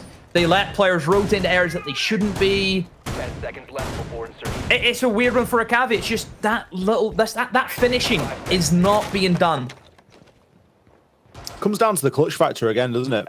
It's a comment we made about Black Dragons yesterday, and they're a team that have that clutch factor when they need it. MIBR have that clutch factor. They have that round-winning mentality, whatever you want to call it, that enable them to get through games where they're not looking squeaky clean, and there's quite a few mistakes in the game that they're playing, but they still come away with a round win at the end, and ultimately the map win if it goes that way. So it's that different. It's just a different gravy, innit? It's a different caliber of player when they've got that ability to still win out the round consistently. And you think about some of the big clutches we've seen out of MIBR over the past 12 months or so, and even a little bit longer, maybe over the last 24. It's incredible, isn't it? Every single player on that side has got that potential. Yeah, I think that was something that maybe we kind of overlooked at Shala. Yes, we hyped up how good Reduct was playing, but don't forget, Fleapox had big moments. Lucan had big moments. The big free fraggers for MIBR all stepping up. You combo that with Fowles, who we know can do wonders in that clutch scenario. It's the making of a great recipe for a brilliant team. Opening pick on to Novies again inside of round number 5. Not the greatest series for Novice, not the greatest series for JJ either. Both players still sat on 1 kill at round number 5. When you're looking at a couple of your fraggers, that's not ideal. M-King is going to be able to drag 1 back, though. Takes out Raps below and can quickly make that rotation on the Zephyr to try and gain a little bit of this vertical control. The site being downstairs in the kitchen means that some attention is going to be paid toward that top floor. Now, Novice has actually switched over. He's not playing the sledge anymore. He's actually on the Twitch. So regardless of his loss, it doesn't really impact their ability to open up this floor, but they are still going to struggle to do that a little bit. Yeah, they're actually going to change up their plans just a tad. Instead of going pure direct into laundry, they're actually going to try and challenge these roamers upstairs. I think it was Reduct was upstairs for a very long period of time while he wasn't. He was just there being a pest. So it's good to see that Akave have realized, okay, we want to get rid of this guy because he caused issues last time. Let's just hunt him. And they're doing that. They're able to push away, well, for the most part, push away some players of MIBR. But the Iana goes in realistically before the drone is finished doing the drone work, and that's what happens to you. GG just needs to slow down just by a fraction. As soon as he finds out that the stairs is clear, that's him in. But he's moving in before that drone has really done its job, Ollie, and it's cost him there. Certainly has. The vertical holes can be open, but at 20 seconds left, you don't really want to be relying on vertical holes. A hatch drop comes in, and the diffuser is presented for Reduct. He's full white flash, but he's not even going to mind. He's going to continue to take the challenge and actually finishes off Burster with the pistol. M-King going to be the next player through the hatch. 6 seconds left. He might have the LMG, but there's no way that he pulls this one off. Picks up 1, picks up 2, nearly picks up 3. I was nearly going to eat my words there. There were still a couple of players for MIBR that he would have had to wade on through. A little bit closer than potentially they would have liked, but fouls in with the finishing blow. And that is going to be a very clean defensive sweep here for MIBR. 5-0. Still one more to go, Ollie. Don't forget about that. There's still potential of a flawless defensive Villa half, which does not happen really ever, to my knowledge. That just doesn't happen. So MIBR in great standing. I really don't know what Akave can do to come back from this. I think that was a bit of a switch. You know, we kind of praised them saying their opening half was great. The first half performance was phenomenal. That wasn't, though. It looks as if they kind of changed up their ideas and they just wanted to go for the kills. Look at how the droning was done with GG. GG moving in before the drone had finished out his job.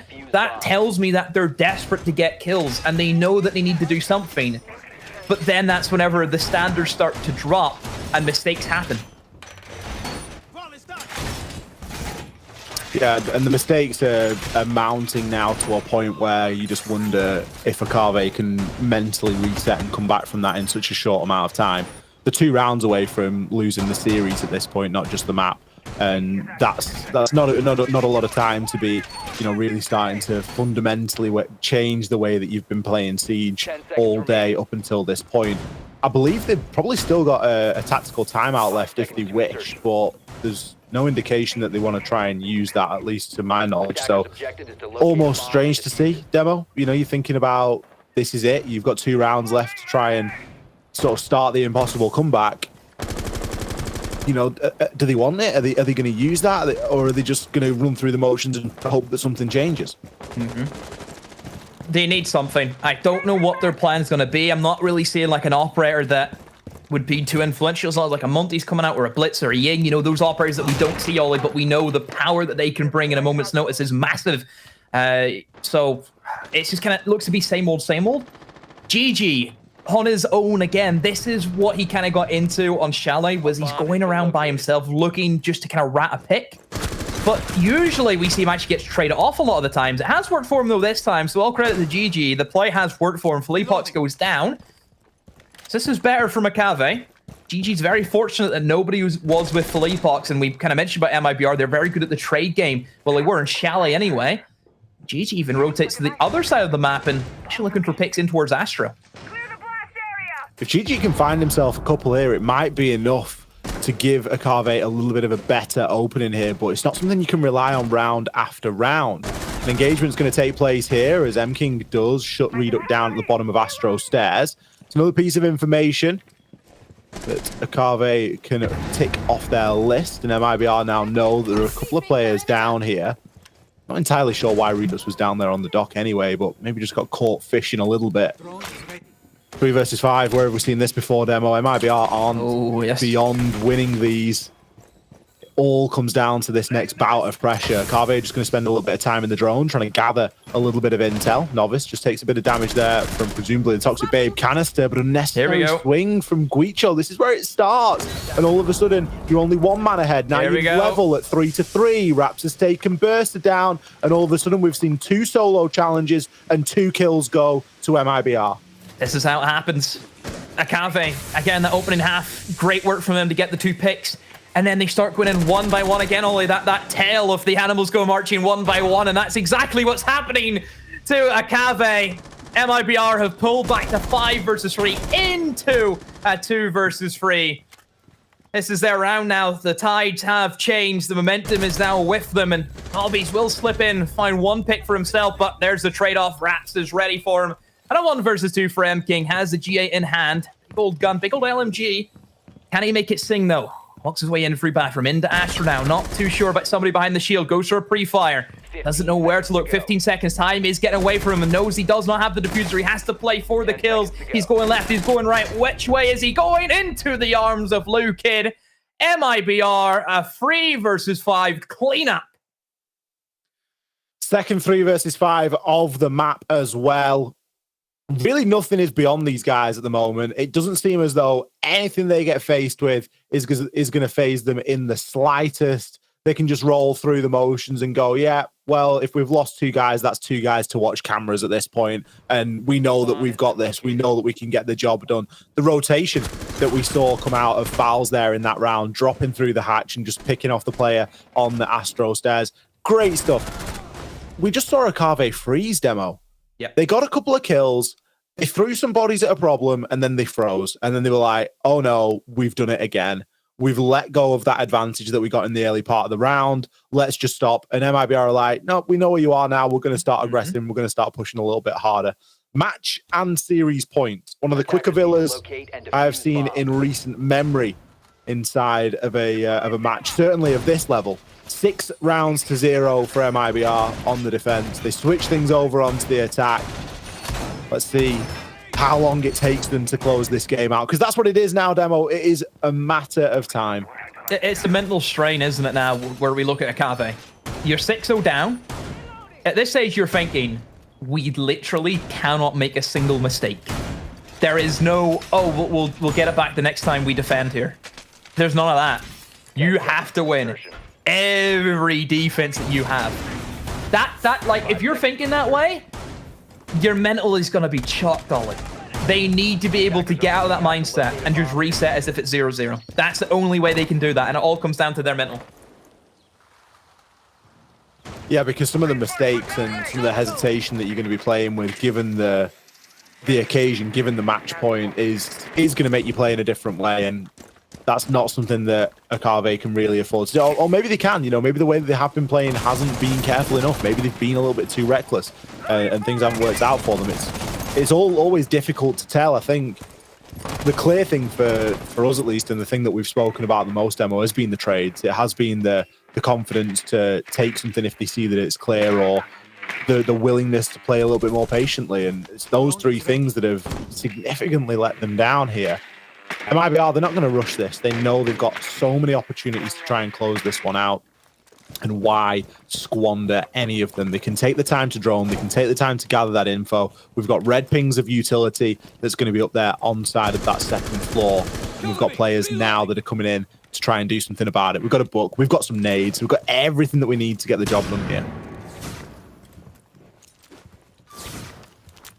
A bomb has been located. Lucan has the nade out, toss up towards that main stairs, and that's gonna be a free kill with the nades. That's what we expect for Villain. That explosive nature that you have. Raps is gonna get picked off, but again, the trade-off is there. Lucan will find Guicho, so still MIBR in strong position now to try and see out this round. They have a man advantage. They've eliminated the 2 anchors, all the Echo gone, and the smoke. Massive kills. Located by attackers. I'm not sure how they've managed to cherry pick those 2 either.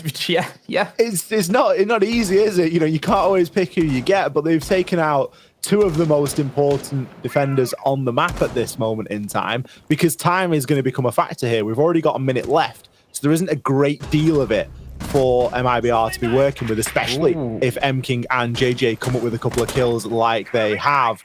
Felipox, he's pretty much locked off there on side of that 90 window. Can't challenge it and instead chooses to dip on out. Fouls, he's going to open up the wall into study, but is he going to be able to challenge onto it? He knows that there's at least 2 or 3 guns inside of sight that are pointed in his direction. He needs to wait for this rotation from Felipox to see if a bit of a distraction can be provided.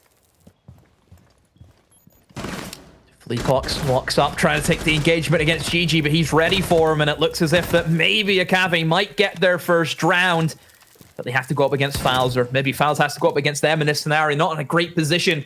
We'll try and open up that mirror window and rotates over towards Long, but surely he's going to be spotted out, and into the gunfire he goes.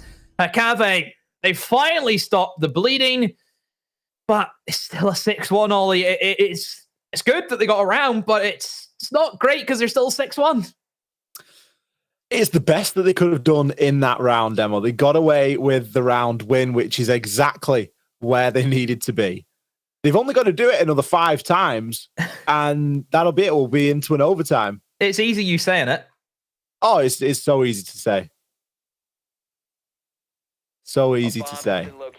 I don't think the MIBR are going to be feeling too downtrodden. What about that for a nade, by the way? Like that's surely a gunfight, not a nade that you want to try and throw. If someone's shooting at you, I'd quite like to be shooting back. I'm not sure I'd like a nade in my hand, but Luka just cool as a cucumber. Yeah.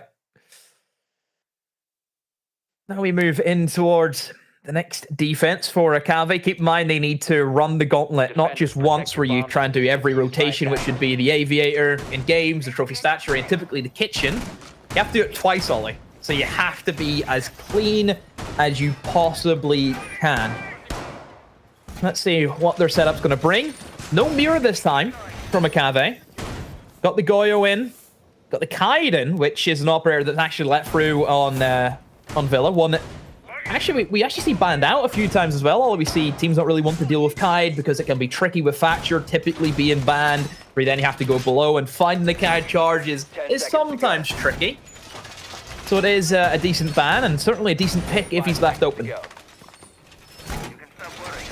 It's just going to give MIBR a bit of a focus here, isn't it? They've got somewhere to use maybe the lifeline or the sledge nades or the spear nades, whatever it might be, to try and deal with that electrical and deal with that problem. They had a good focus in the previous round at working vertically, and I'm sure that that will remain here. Of course, Redux might get lucky. He might be able to get the Twitch drone in. Maybe that's going to be his intention. He's thrown it out onto the roof. He's going to try and weasel his way into sight. Just gets spotted very quickly by the Arunian. Excuse me? What? Like, is this an invisible Twitch drone demo? Perhaps. Interesting one. Did you cause that, Ollie, part-time magician? It just seems to be doing laps of the site for free. He's just running around players' feet like, yeah, I'm invincible. You've actually got that new cloaking device, isn't it? It's actually been vigilified. Is that a good? That's a good word. Vigilified. That's what's happened to it. We'll take it. Yep. GG will take the opener. Luke, he's going to be the first player to fall. Couple of nades gone, and of course Sledge's hammer. Raps just trying to deal with a little bit of utility there inside of Astro. Tosses a nade down the stairs for good measure. Philippox coming up against quite an obstacle there on Wolf Window as more info is being gathered here, but MIBR are struggling to find an in. Yeah, it looks as if they're a bit stunned. They're not entirely sure what they want to go for, and I do worry with how they're kind of setting up. It looks as if maybe they're trying just to walk into sight, but then you're challenging into a single doorway, and oh, that's never a good idea, especially whenever they don't have Astro Stairs control. But Burst actually is going to make the first move. He's going to swing in. The smoke was sitting, lying in wait inside of Astro, but here comes the big old LMG, and Raps absolutely tears them apart. A 1 versus 3. Oh, cannot finish off the Aruni. GG. Inside of the 1 versus 1. Has to keep his team alive. He's up against Fouls. The HP different is massive. Fouls know exactly where he is. Doesn't have any flashbangs. Tries to bait out the pick. GG will not win it. Fouls sends his team through into the grand final. MIBR, a blinder of a Villa and well-deserved victory. A scrappy round to finish things off there for MIBR, but they get the job done nonetheless.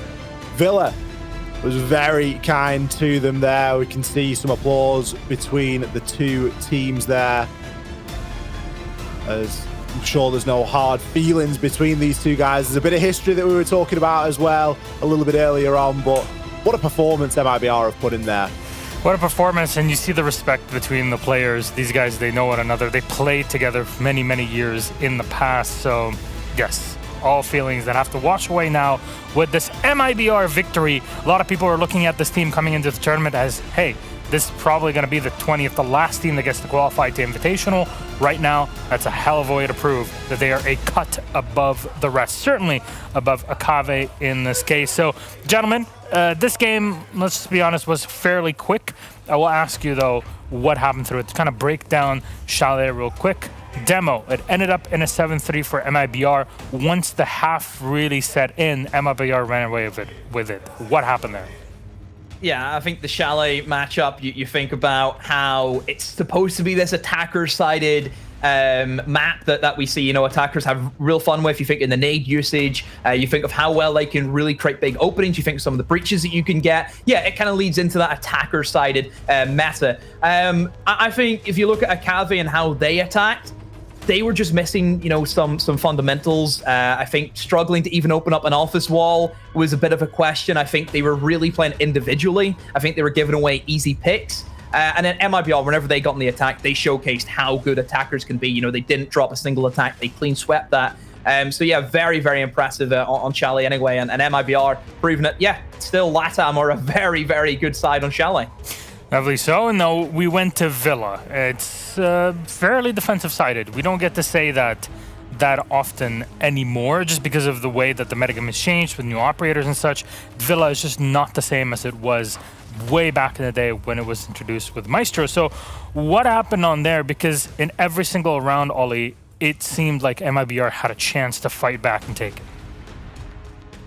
I mean, the MIBR on Villa, it was a bit of a whirlwind, wasn't it, Milosh? You know, it was round after round, and nothing that we saw Akave really throwing into that mix was really giving them any benefit. It wasn't really giving them anything. Struggled in the opening pick, struggled when they had advantage, and there was times that they did have advantage. You know, they were getting 2 kills here and there. There was 2 5 versus 3s that Akave lost on their attacking rounds. That's when things start to get a little bit unforgivable. Distinct lack of vertical play, severe lack of nades.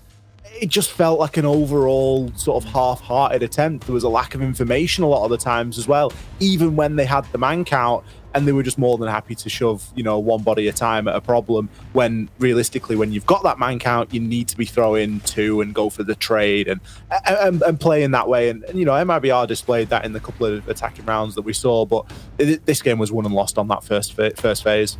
Fair enough. Definitely looked like it. Now, Demo, because we have so much time until our next game. Remember, our schedule was fixed for this tournament. What are your thoughts? How could have things potentially pushed us to Cafe? What was needed there on Villa? I think somebody from a Cave. Again, we don't know the communication. We don't know the team comms. You need somebody whenever they're in the lead. You know, they were sitting multiple times where a 5 versus 3, a 4 versus 3. You need somebody to just say, everyone stop. You know, everyone sit there. You know, the classic comm that I know a lot of the professional teams use is hamburger. Where's the man who's saying hamburger? Because that's what it felt like. You have this great lead, you have this great setup, you still have half the round to go to execute onto the remaining 3 players, and then everyone just goes off and does their own thing and gives away silly picks. The momentum's back in MIBR, and the round's lost. You just need somebody. You need a voice. You need a voice, something to really peer through the shroud and kind of pull you back into it. That's the job of an IGL. It's very difficult to describe and really put it into place unless you've been in a competitive setting yourself, which I highly recommend, because some of these players, they came out of their own regional tournaments, and this is how we got to see them in this tournament to qualify, or to try to qualify for 6 Invitational.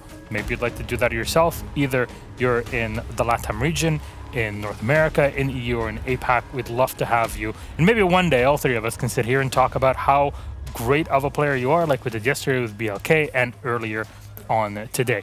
But this was our first match out of 3 today. That was a best of 3 series. We still have a second one, so let's take a look at that result first. In the bracket, like I said, 3 matches, 2 BO3s, 1 BO5.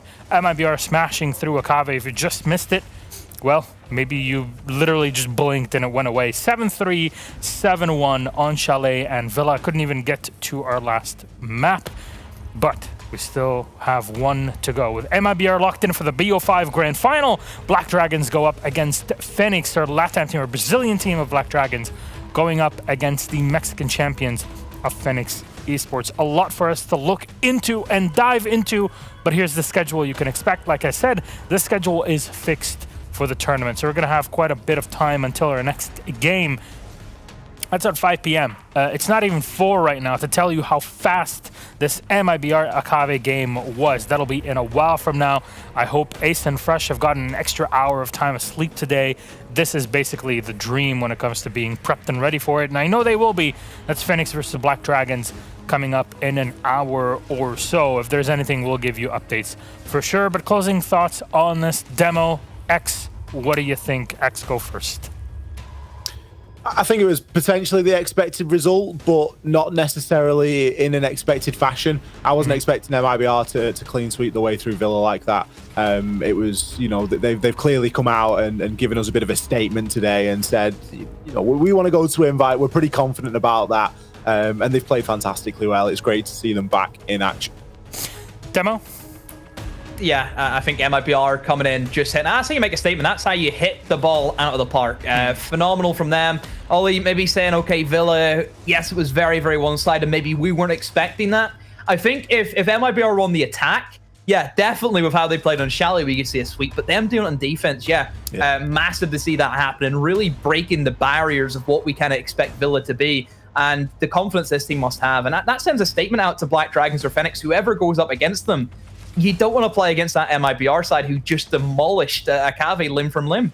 You're going to have to, and that BO5 might be quite quick, but hey, who knows what Fenix and Black Dragons have in store for us. Demo X, thank you very much for your cast and for introducing us even to more talent, more teams and players in the LATAM region for those that might be just tuning in for the first time and watching LATAM on this weekday. When we come back though, my friends, it's our second best of 3 and we hit the halfway mark again an hour from now. Who joins MIBR in the BO5 Grand Final? That's Black Dragons versus Fenix's Brazil versus Mexico. See you in a bit.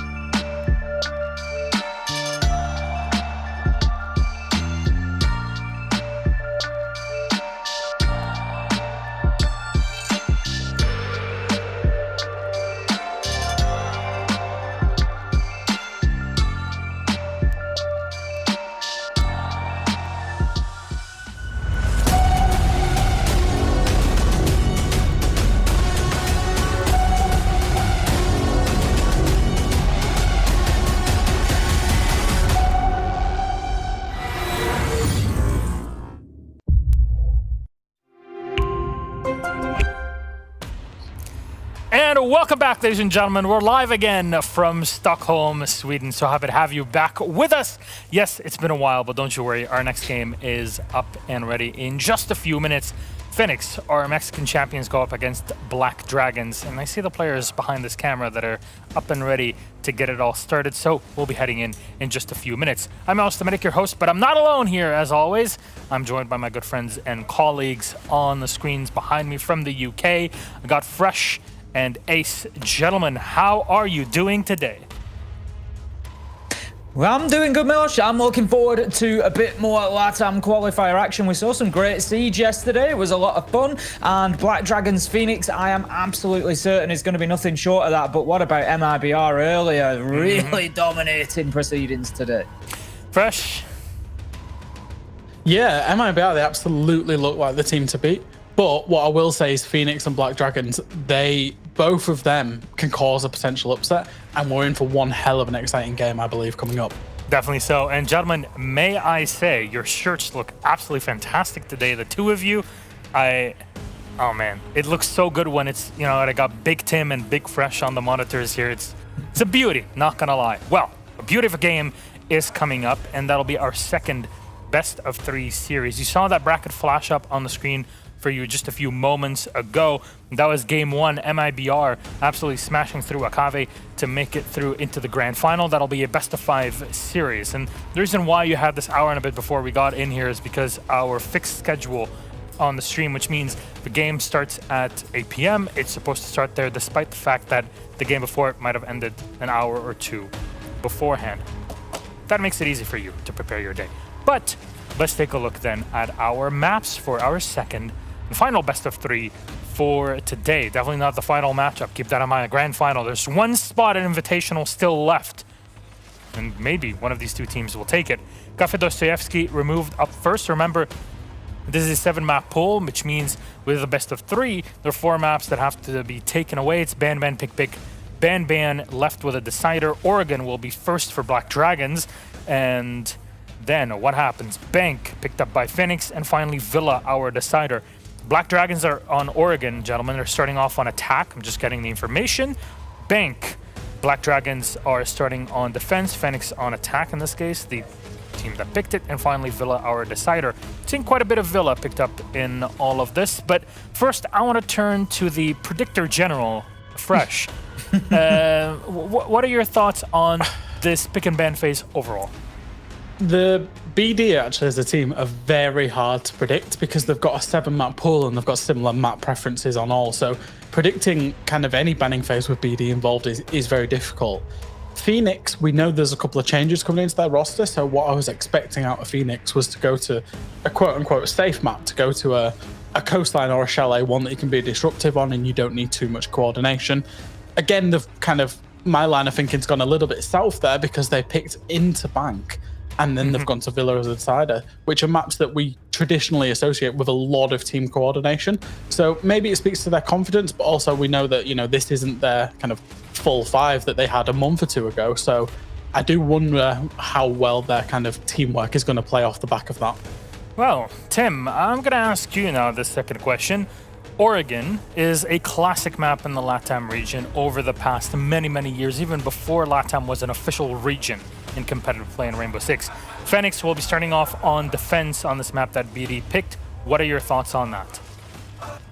I think starting off on defense is probably a good thing for them. As Fresh says, they've had that little bit of a change, that little bit of a switch up. One of the first things that they do when somebody comes into the team is going to be running through that strat book. Here's where you fit in on defense. Here's what we're doing. Here's the setup. So they should be comfortable. That much I would expect at least. When you play on the attack, and you've got to play it a little bit more by ear. Maybe you go in and you think, we've not seen this kind of setup before. What do we do now? You've got to be able to play around each other a little bit more, maybe more difficult. So I think it's a good thing for them starting on defense on a map that they should know inside and out. Oregon, it's got to be part of your bread and butter. Definitely so. And remember, the Black Dragons topped the group yesterday with 6 points to the 5 of Akave, their opponents, and that's why they got the top seed to play against the 2nd seed here, our Mexican champions in Phoenix. So what happens in this game? A reminder for everybody, the maps: Oregon, Bank, and Villa in Oregon is our first one. And lucky for everyone that lobby and that game is ready. So who joins MIBR in the grand final? Best of 5. See who makes it through into SI. We're going to have to figure out it's Black Dragons. It's their opponents of Phoenix. Boys, take it away. Fresh Ace, all yours. Thank you very much, Milosh. Looking forward to this game. Heading into Oregon then, Fresh. It's going to be our first best of 3 and our last best of 3. It's going to be our only best of 3 for the LATAM close quals. This is going to, of course, decide who will face up against MIBR in the final. Do you think either of these teams, is there an advantage for either one of them? Is anybody here more likely to beat MIBR than the other, do you think? I think BD probably due to the familiarity that they have, obviously playing inside of that Brazilian region, they're probably better suited if they're going to give MIBR a real challenge. What I will say though, Ace, is after watching MIBR earlier, they look very dangerous. They looked absolutely on their game. They were giving away a few early picks at times, but they were managing. I think they won multiple 3v5s on Villa and 2v5s, and that's what you want to see out of a team. Not just playing well, but even those rounds that aren't going so well, being able to find a way to win them. Oh, that's how you win tournaments. No two ways about it. Like you say, it's all well and good winning the rounds where you're on top, but it's when you can find a way from behind. That's when you really make a championship team. But Flores is going to be our second ban. Talk to me, Fresh. That's an interesting one here on Oregon.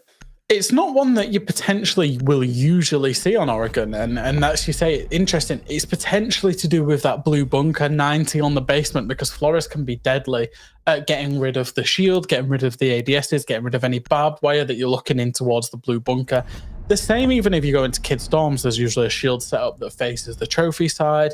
There's usually some stuff in attic and lower attic that you want to clear. And Flores, he's just all around a great operator to get rid of utility, particularly when teams are going to sit behind shields with multiple ADSs, etc.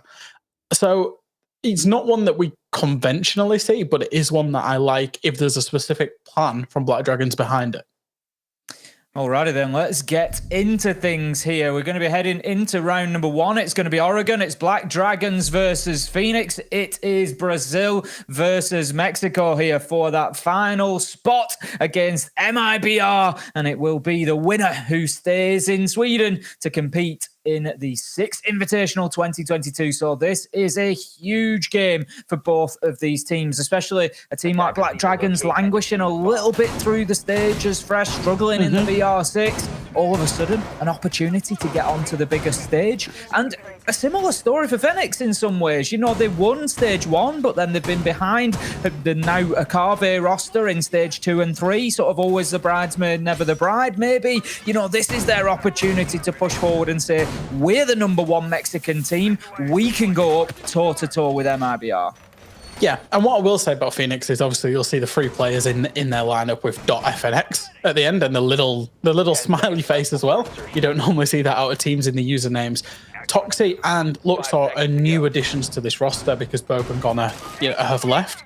Luxor was previously on this roster, so he will be familiar to the players. However, he left the team and he is now back on the team. I don't know if it's just for this event or not.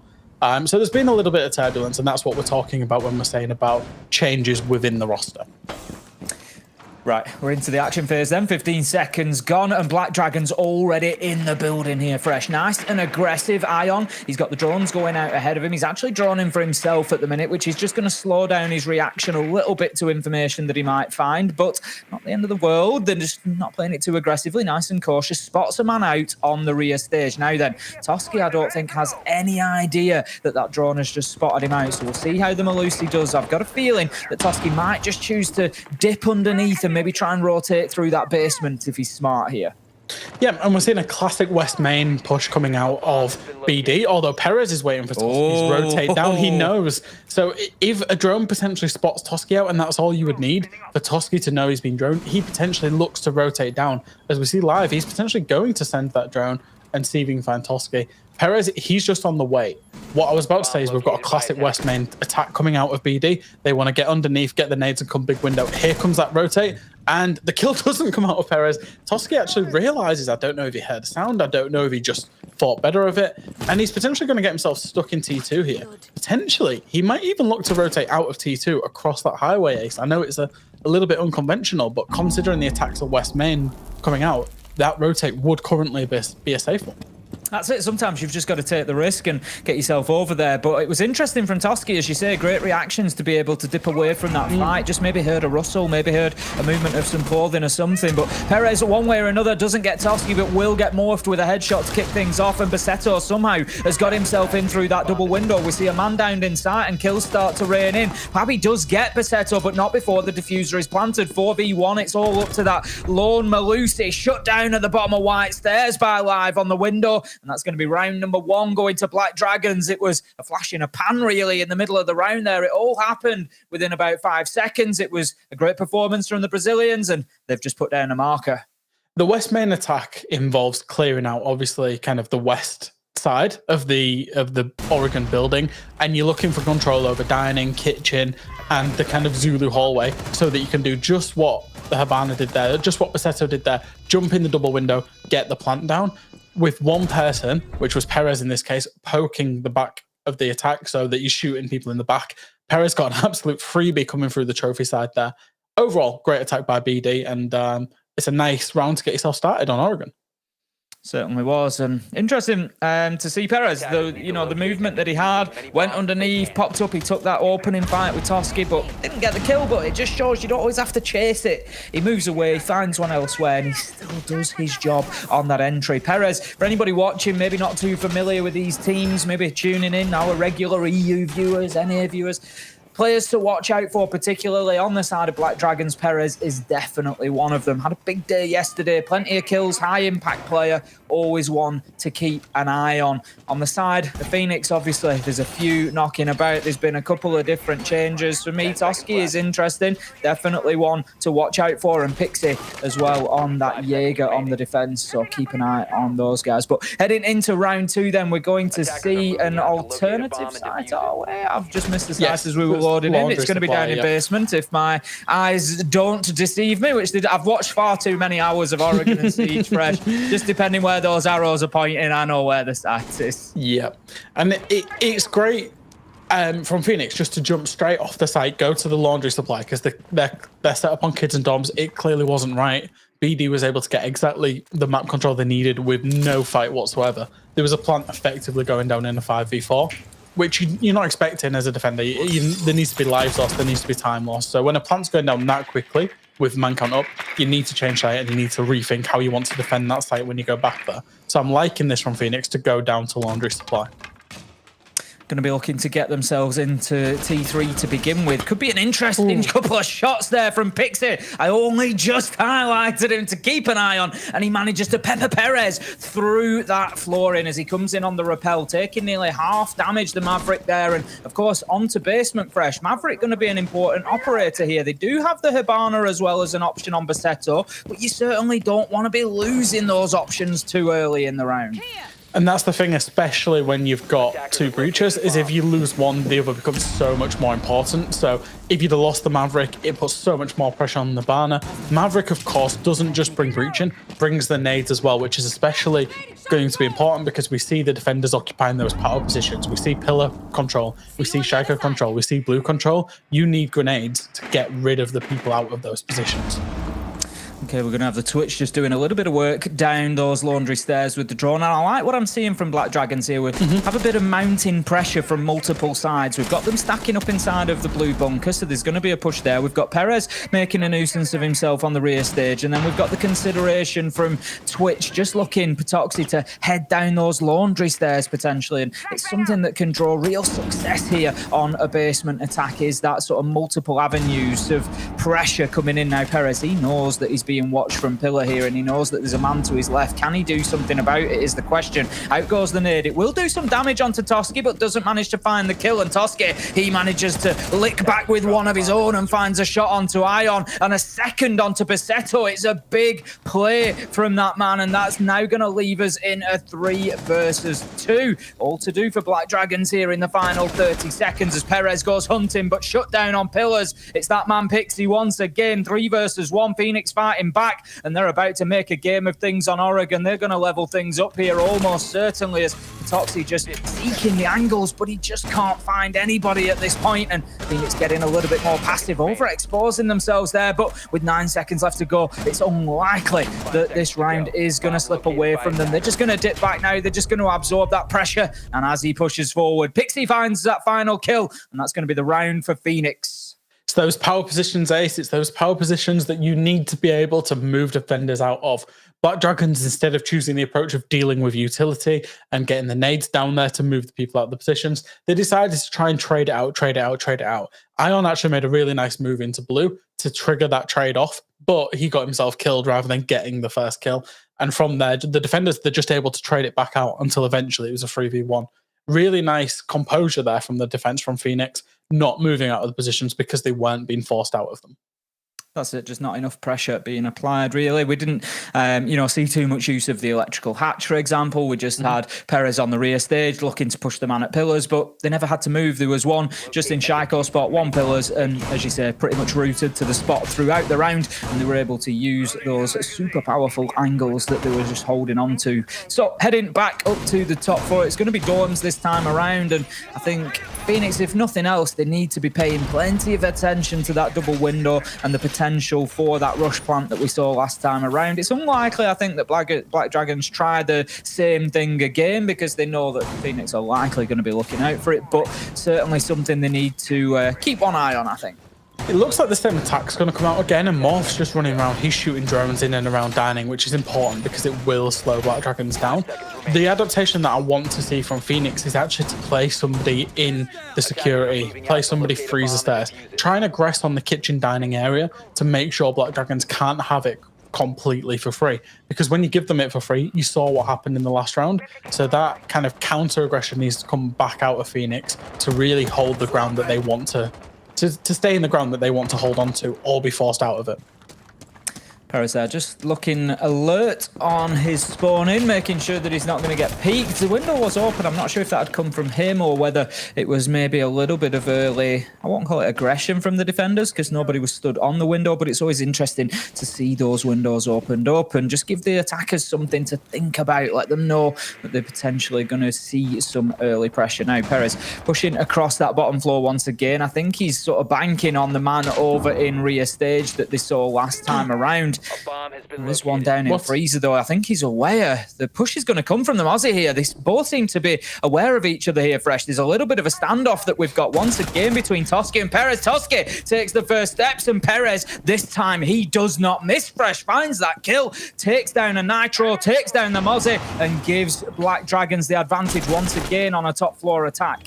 This is such smart play from Perez, by the way, because his team are going for that west clear again. He's anticipated that somebody might play freezer stairs. As soon as Toski was droned out, he tried rotating laundry. Who's there? Perez is just waiting for him. A lovely opening engagement, and especially on these west clears, Perez is kind of a free element because you don't need to breach anything at all. You just need to take control underneath, clear the people out playing the kids' dorms, and then go for the plant by the big window or by the bed stack as you saw in the previous round. So pressure is mounting over on that side of the map once again. Ion looking to maybe get himself up the white stairs here and just really cut that site in half. Pabby's going to find himself down but not out at the moment, but unlikely that there's going to be an opportunity. You can just see his silhouette there. He's a little bit in no man's land. He will be picked up by Basetto, but there's an immediate trade from Pixie, and then Patoxi manages to get one for himself as well, just keeping that pressure on, keeping the foot on the gas for Black Dragons here on the top floor side. Morphed, he just needs to hold the trigger down there, and he maybe gets a second, but it wasn't to be. He turns away at the worst possible moment. Perez able to get the shots into the back. Patoxi with a second on the round, and that's Black Dragons closing things out in dorms, and that feels a little bit unfortunate for Phoenix there. There was a couple of moments. Black Dragons played well, but Phoenix, they just had some really bad timing then. And I think it comes down to the adaptation of knowing the strat, knowing exactly what BD were going to do. What I wanted to see coming out there was the hold of kitchen with the reinforcement on the kitchen single wall and the rotate to security, and really present a solid defensive front and say, if you want this space, come and attack us. Because if they don't clear that space, they can't go up white stairs, which is obviously what we saw coming out at the end of that round. It was a nice try at an adaptation, but it wasn't a full adaptation coming out of Phoenix, and that's what I wanted to see from them. We're going to be heading in towards round number 3. Then Black Dragons once again with a very the slimmest, in fact, of advantages on the scoreline here. They're 2-1 up after the first 3 rounds. They've looked good on that Dorms attack, looked a little bit lost on the basement attack, but this time we're going to see things mixed up. Phoenix are going to be taking the defense down to dining room and kitchen this time around. Interestingly, they've got the Frost on board as well, fresh, so a couple of traps going to be placed, at least one upstairs. We've got the deployable shield, which suggests we're going to have somebody playing in that. I'm going to call it a Leon Gids spot. He got a 3K out of the window, which was very memorable. So we're going to have somebody playing up there, I would imagine. That's always a fascinating sort of area of contention for me on this one. You're offending one of the early purveyors of that spot, Ace, there, because I believe there was a certain Chaos that was one of the first teams, I believe possibly one of the first teams to run a full small tower hold with all that investment and the Frost, but we'll skip over that bit. But triple once kill again, on the Nitro, though. The triple kill on the Nitro. That's the sort of flashy play that's going to get stuff, you know, that gets remembered. Yeah, I understand that. What worries me about Phoenix is they're trying to hold on to small tower and Kid Storms and the site itself, which means there are gaps because you can't physically hold on to all of it with all utility and all manpower. So it's up to BD here to identify those gaps and then hit the gaps that they see have the most weakness. It looks like they're going to go for a top floor take to try and take control of Kid Storms, play vertically above site, and then go for a plant, presumably in the kitchen site. So we can see Hyon, he's up there ready to push potentially in towards that Dorms. He's going to need a little bit of support as well, and he's just very aware of this top floor. He sees the man, sees the Aruna, cannot find the shots, and that's just going to be Luxor able to keep himself fighting here, just playing it sort of cautiously on those stairs, just looking for the cover of the balustrade where he can, but it's Live who's going to open things up. Toski, I believe, was already low health there. He's going to be picked up with a nade, so that's a nice, I won't call it a free kill for Live, but it's at least a low-risk kill if those nades are going in through windows or around corners, so Toski more than likely unable to challenge that one. So Black Dragons looking good so far. Got themselves a nice opener, 5 versus 4, full health across the board, and starting to move Phoenix around as well, just forcing Luxor out of that top floor holding small tower. They can get in there and take control if they wish. They're heading quickly towards top floor control as well. There's only the Frost of Pabby that's remaining up there, so it's all starting to fall apart a little bit for Phoenix on this hold. It's just the time that Pabby needs to waste in there. If he can get a kill and get down with his life, he's more than done his job.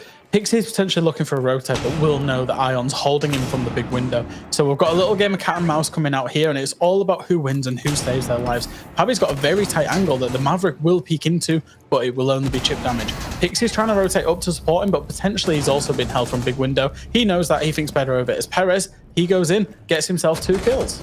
Great play by Perez, just getting himself in there, taking the initiative. Patoxy finds Pixie as well. It's all up to Luxor, and it's almost certainly done at this point. On the Aruna, he can make himself a little rotating through the attic, but I get a feeling from the silhouettes that Black Dragons are ready for this, and there's going to be somebody holding that angle. There it is. Man sees him, does he? I don't think he saw him. I don't think he saw him, no. It's going down. That is unfortunate for Live. Just not seeing Luxor. He must have just swung away at the very wrong moment there, but they know where he is. What a headshot from Luxor, though, as he moves around, being held at the top of White Stairs. But this is going to get more passive from Black Dragons now, as you can see, just holding angles. Luxor, he does make the pre-fire, but unable to find the shots. Perez closes it down. That's going to be round number 4, going to Black Dragons, and a 3-1 advantage, starting to cruise a little bit on the attack now.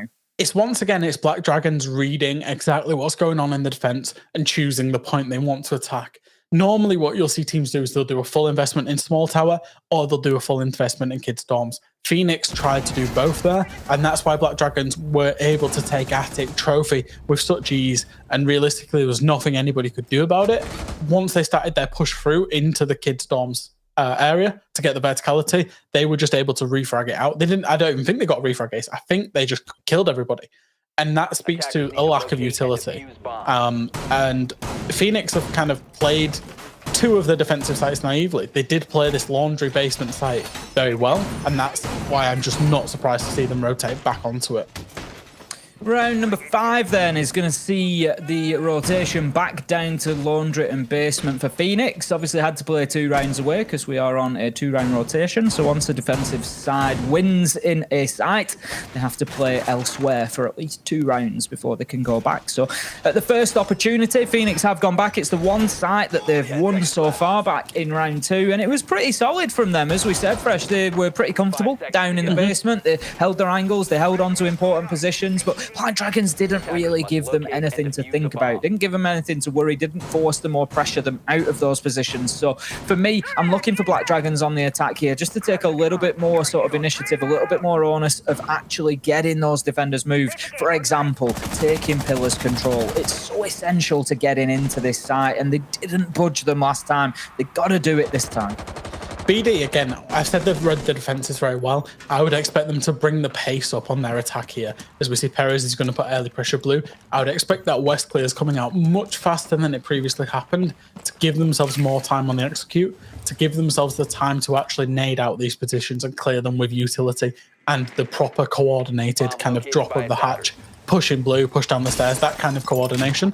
And I think that's the adaptation. If BD do that and they do increase the pace, that they will do well. However, Morph has just got an opening kill on Patoxy, which is completely stumped them in their tracks there.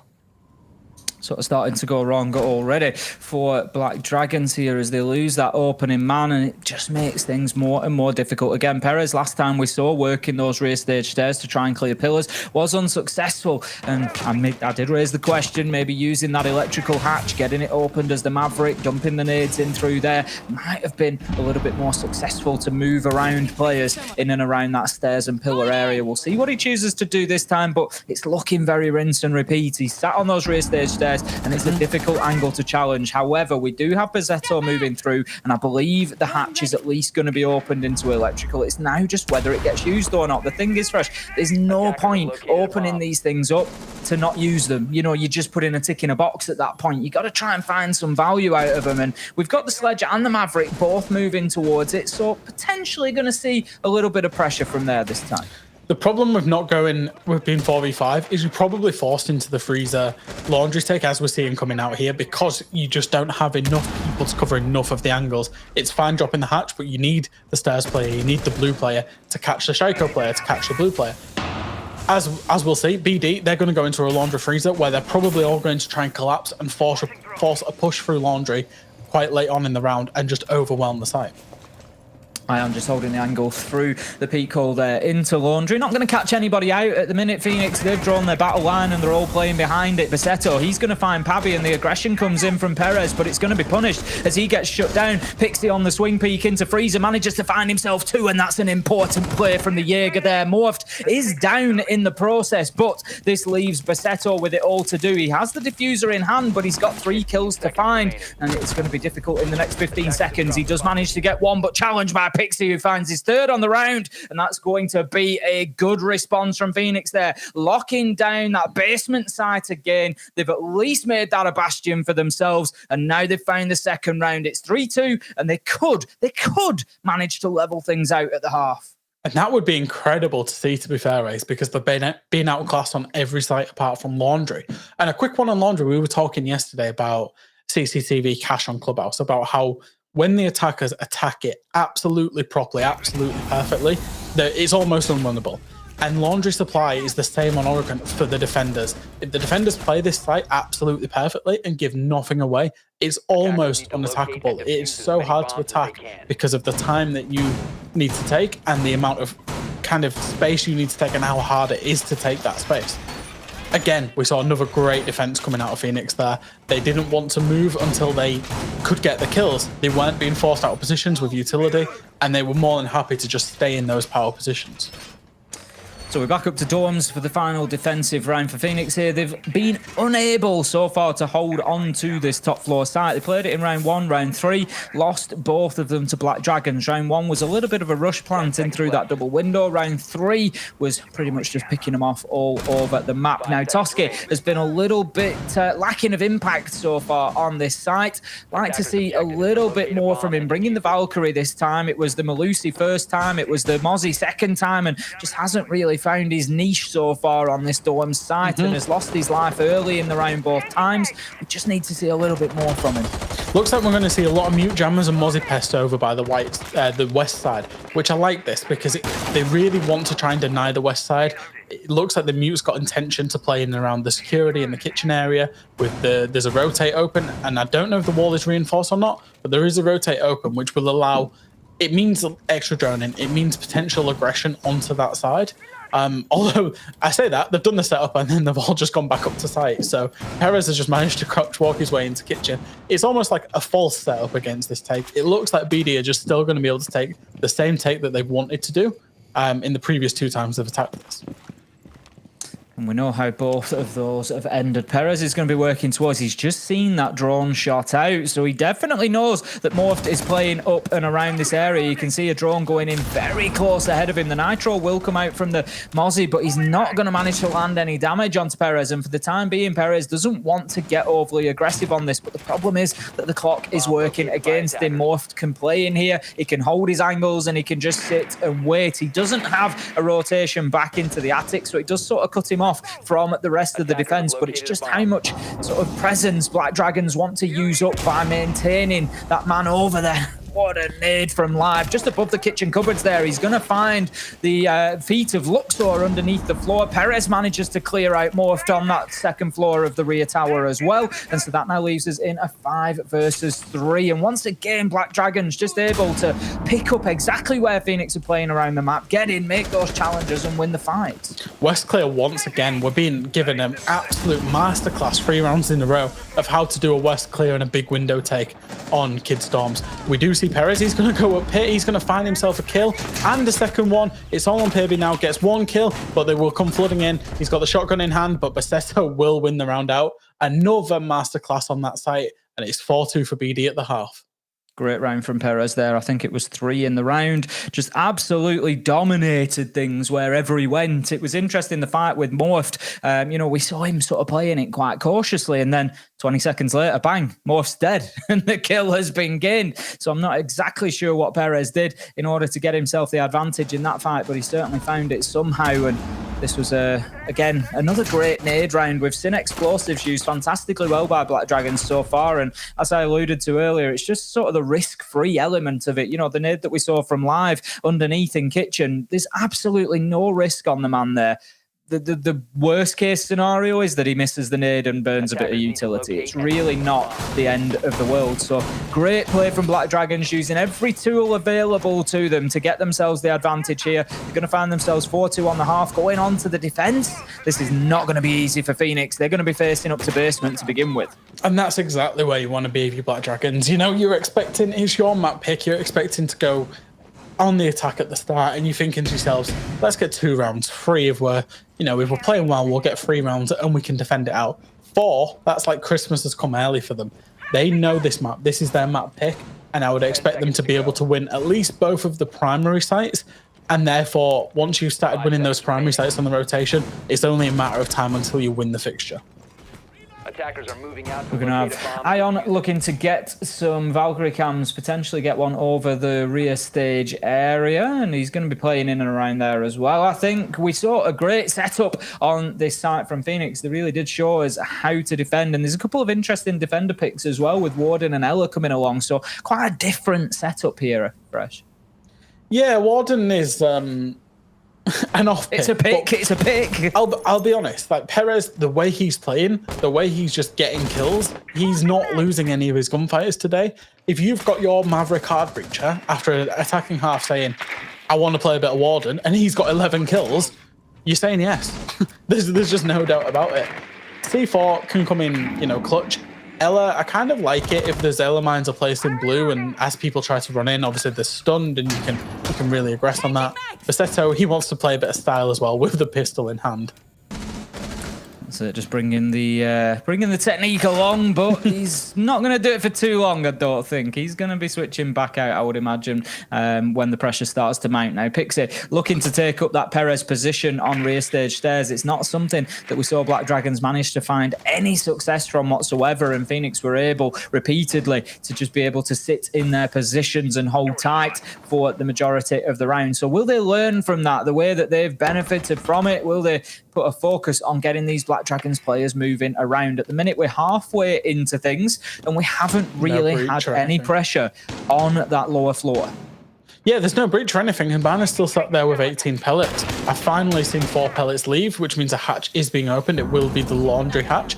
Throws another 2 on there for good measure. I'm not exactly sure why that happened, because 4 will only open the hatch, but, you know, why not? A Banner only needs 12, right? And she's got 18, so it's not like it's a big deal. That means the meeting hatch is open. All hatches are now open, and we're looking into seeing which type of take is being formed. By the positioning, it looks like it's going to be a tower side take with the box and 1 guy poking down laundry stairs to try and shoot people in the back late round.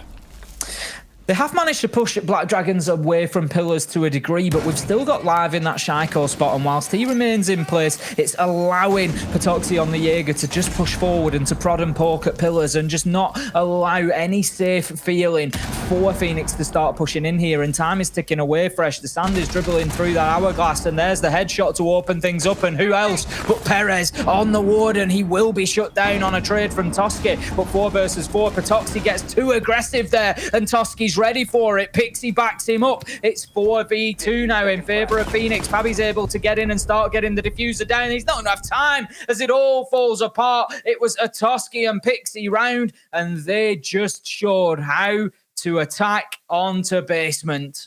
These types of rounds remind me that Siege isn't a whole strategy game. Siege is an FPS, and you need to win your gunfights. That's exactly what Toski did. He didn't just get 1. He didn't just get 2. He got 3 kills on the round, forcing his way through Freezer, and it was a great take. I thought they'd ruined it when the first kill came out, and the player had pushed Freezer early, and I thought, oh, the misalignment's a bit wrong here.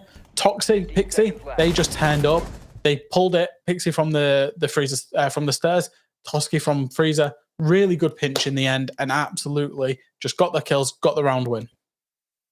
I think they definitely needed it as well, because otherwise things were just starting to get a little bit out of hand for them, but they managed to keep themselves in touch. It's going to be 4-3 to Black Dragons now. Not a successful defense for them yet. They've only played 1, so not the end of the world, but they need to find it somewhere, and that basement site is certainly one you would be expecting to pick up as the defenders. So they're going to move things up to the top floor. It's going to be dorms this time around, a site that Phoenix failed to hold on to 3 times over. So we'll see whether Black Dragons can have a little bit of a better command of things here, get on top of things and deal with things a little bit better than maybe Phoenix did. I'm seeing a couple of differences in the lineup to maybe what we were seeing brought out by Phoenix, so we'll see if they pay dividends.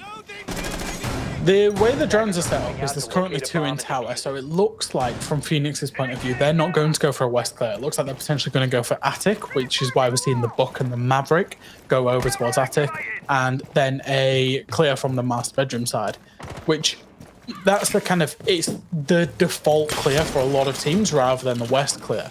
So there's 2 ways to attack. Obviously, we saw the west clear coming out of BDS, and we're seeing a slightly different attack coming out of Phoenix. Both very valid methods of attack, and both have their different pros and cons, of course. Luxor then has got himself established as the Buck on the rear stage stairs, just getting the drone set up so that his flank can be monitored. I think just going to check down the bottom of rear stage stairs, make sure there's not a roamer underneath, which is something that Phoenix did try themselves a number of times, not really to much success, but looks like Toski on the Maverick is going to be joining Luxor in rear stage and in tower. He's going to go in as the Maverick and just open up that line into attic. So I would imagine, as you said, Fresh, we're not going to see the west side take. It's going to be a lot of focus onto attic and onto master bedroom. Yeah, and I like this as well. If you think there's 2 new players, put them together and put your core 3 on the other side, so that you've got 3 people that are used to working together going for the master side, and the 2 newer players that might have a slight bit of desync going for the attic, which is less important in this take. It is still important, it would be nice to have, but you can just make a master bedroom take work on its own if you have to. Morph not inside of the map yet, just watching for any rotations coming through main lobby. He's going to take his opportunity. He's going to miss his opportunity. We'll give him another go at it. There he goes, Fresh. He's got himself up there. Hops across and he's going to be up onto the balcony. He's just taking those long angles inside of sight at the minute, trying to see if he can pick anybody up on any rotations. But Black Dragons, they're looking pretty comfortable on the defense at the minute, not being moved around too much, but there is time for Phoenix to start building the pressure here. They're more than happy to just sit and play the positions and play the time. The time is so crucial because it does become that sixth man that you always talk about on the defense. Crucially, there's also a Valkyrie with information, presumably, and a C4. If Phoenix don't clear out the Zulu and kind of classroom earlier, that C4 could come in clutch late round. Ion just, again, holding that angle from Kids Dorms. Just a long, long one through onto the breach, but he needs to be careful because he could get pressured, but what a headshot he manages to find onto Pabby, and that's going to put the diffuser down cold as well. Luxor manages to find one in return to level things up 4-4. Pixie collects the diffuser, so there's still an opportunity here for Phoenix to think about getting in and getting that down, but 4 versus 4, 25 seconds left to go. They need to be finding themselves some kill. Live is holding the angle onto the trophy door here, where the diffuser's potentially going to come in, and we have a bit of a battle inside of Attic, but it's the battle inside of Dorms as Live manages to find one alongside Ion and Perez. Black Dragons, they find themselves a successful defense. That's going to put them 5-3 and one step closer to taking Oregon. I absolutely love the way Black Dragons are just reading, most of the time, reading everything that Phoenix want to do. They read that the buck might come below, rotated out once tower control was taken. He was dealt with. They knew it was a master Attic attack. So what happens when Toski pushes Attic? There's 2 people there. He gets one, but that refrag instantly comes out from Ion. And again, Live, he's just looking at the trophy door because he knows there's only one other place the attackers can be, and that's trophy door. Great round there from Black Dragons. Firmly back in control as we're seeing a Valkyrie 6 pick to a Kavira ace. Well, I mean, it's interesting, Fresh. That's, that's not one I've seen in a while. It's one word that we've got for it. We're going to have the Kavera brought along then. It's going to be important here for the drones to pick this operator up, of course. Kavera should be easily dealt with. If you're maybe a lower ranked player and you think, why don't they bring Kavera more? She's great, she's quiet, she can hide away, she can get the interrogations. Kavera should be very easily dealt with by teams at this level. The first thing that is important in dealing with a Kavera is thorough drone work. So you need to know where she is and that she's even in existence, effectively, that she's been picked. It's a 6th pick here, so they won't assign her on the lineup. That's why she's run away to the top of T3, because drones can't get up there until they're thrown up there. So potentially it keeps her off the radar. Smart play by Ion, to be fair. But once you locate that Kavera, it should be easily dealt with. She's not great at ranged engagements, and you just basically want to push her from 2 directions at distance and just ensure that you've got her cornered and you find that kill. It should be as simple as that. Absolute worst case scenario is you're going to take a trade and she manages to find one. But there's no way she should be finding interrogations at this sort of level of play. But it all comes down to whether Phoenix find her. Perez, he'll find an opening kill onto Pappy, and if anything, that's going to mean less droning, less forward work by the attack. And you talk about finding the Cav, and it's liberties taken with droning. The Buck got the drone into T2 quite quickly, but the Cav was already in T3.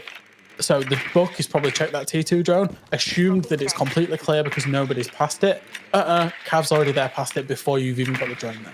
However, what we're going to see is Pabby doing a lot of very quick and very thorough drone work. If you're kind of new to droning, look how quickly he was spinning around, checking 360, checking every corner of the map. That's what you want to see out of a good droner to make sure that no missed drones occur. So we sit with bated breath, Fresh. We wait for the moment. We want the interrogation, don't we? Ion is going to pounce. Oh, here we go. The thing is, even if they don't know that there's a Kavera, even if they don't know where she is, I think they've got an idea here, because what should be happening, correct me if I'm wrong, Phoenix should be aware that they've got a missing operator. They should be aware by now that we've only seen 4 people here. We've got, we know where the 4 are downstairs. We've got somebody missing. So they should be worried about that. If they've drawn out the rest of the map, it should then tell them T3 is a real possibility. The potential with it is you can't necessarily drone outside. Oh, dear. Oh, here we go. He's on the drone. The time to go is now, Ion. Please go. Please get that interrogation. He's still on the drone. The sledge comes off the drone, gets down and finished off. Maybe not another. Shotgun will kill the sledge, and now they do know there's a Cav.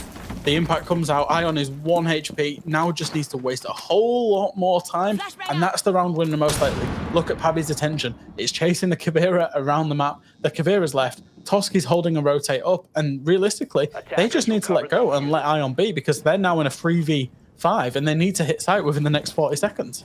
Absolutely. That was a great play from Ion. He's going to be challenging again. There's no stopping him. Shut down as I say that. 35 seconds or left to go. He's wasted 2 minutes 30 in the round and got himself a kill as well. Super smart play from Ion there, just taking that opportunity to finish off the down sledge. Knew that his days were numbered at that point, so I'm going to get myself out of there as well. It was really well played. Now, Paris, he's going to hold that long angle for the time being. He knows one's pushing to freezer, and what an absolute beauty. It's just free for him all day long as the man strays into his ADS. That's going to be another round mopped up for Black Dragons, and that puts them on to map point here on Oregon, and they are looking a little bit of a different class today, Fresh.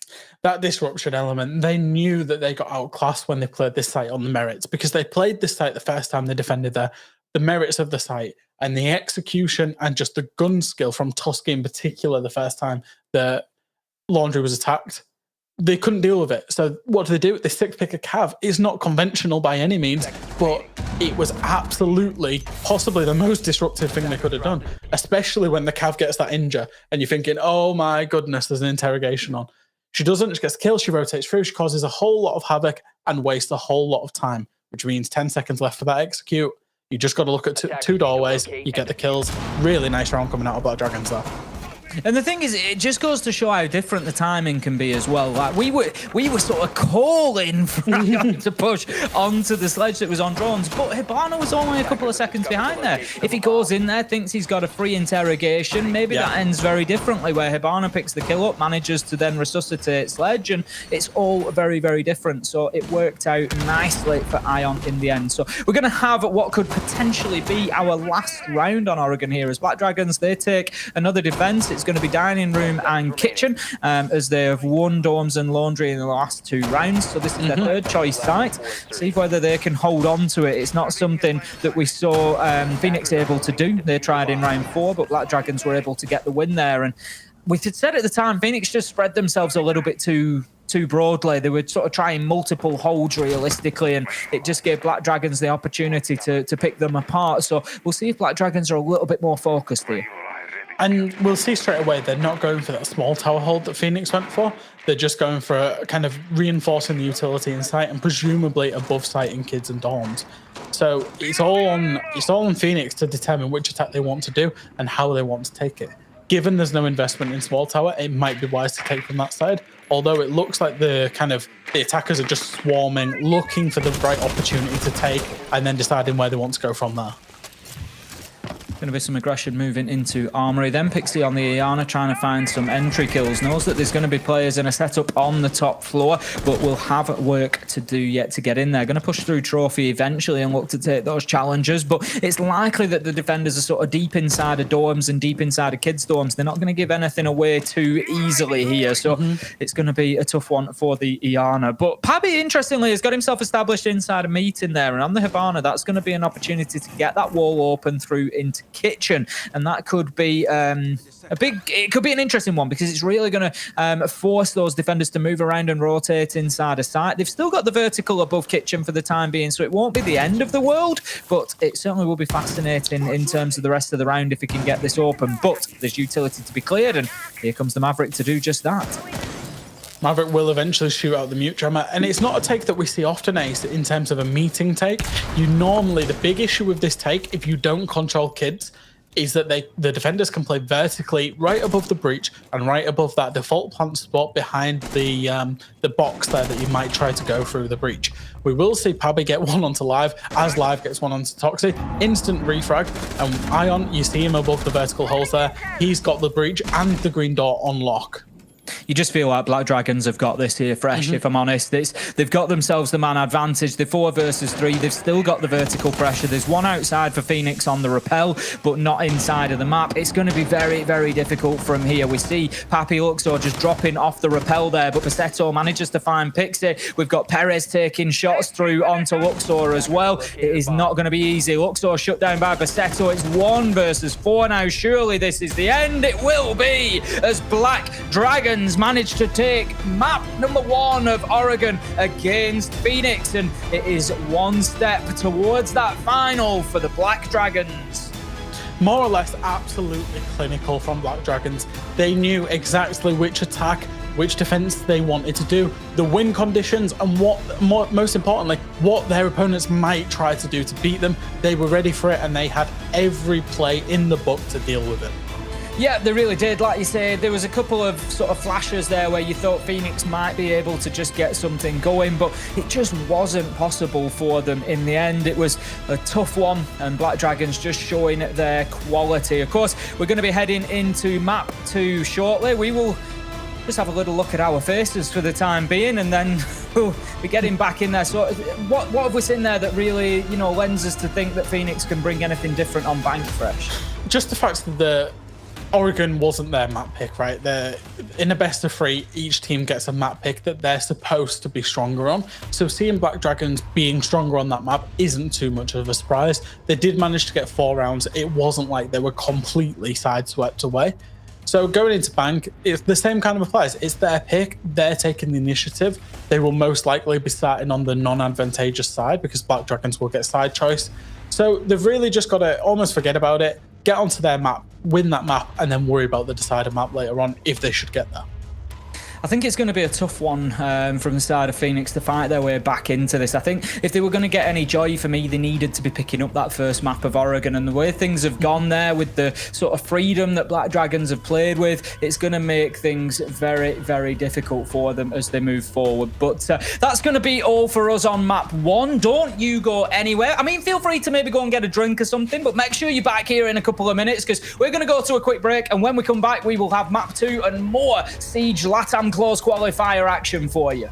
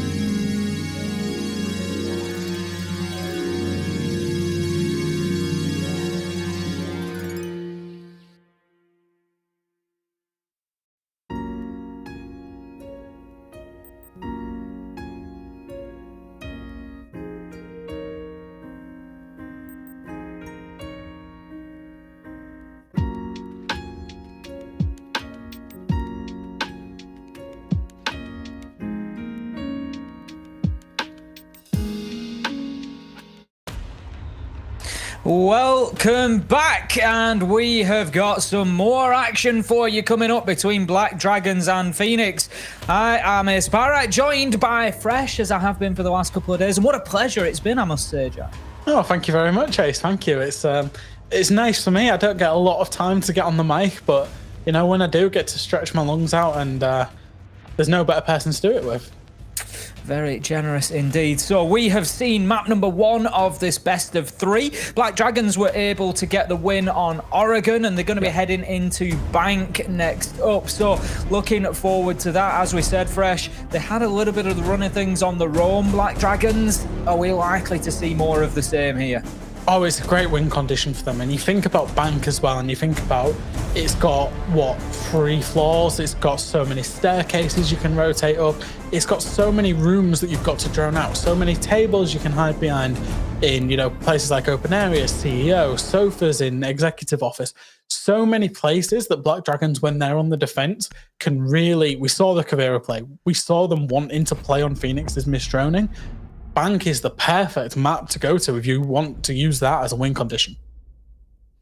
So we're going to have the bans coming in then. It's going to be Hibana to kick things off. No surprises here on Bank. And that will be followed up by Thatcher. We'll move on to our defender bans now. It's going to be Phoenix to take the first one out. Now, for me, thinking back to that Oregon result, Fresh, Phoenix just felt a little bit off the pace.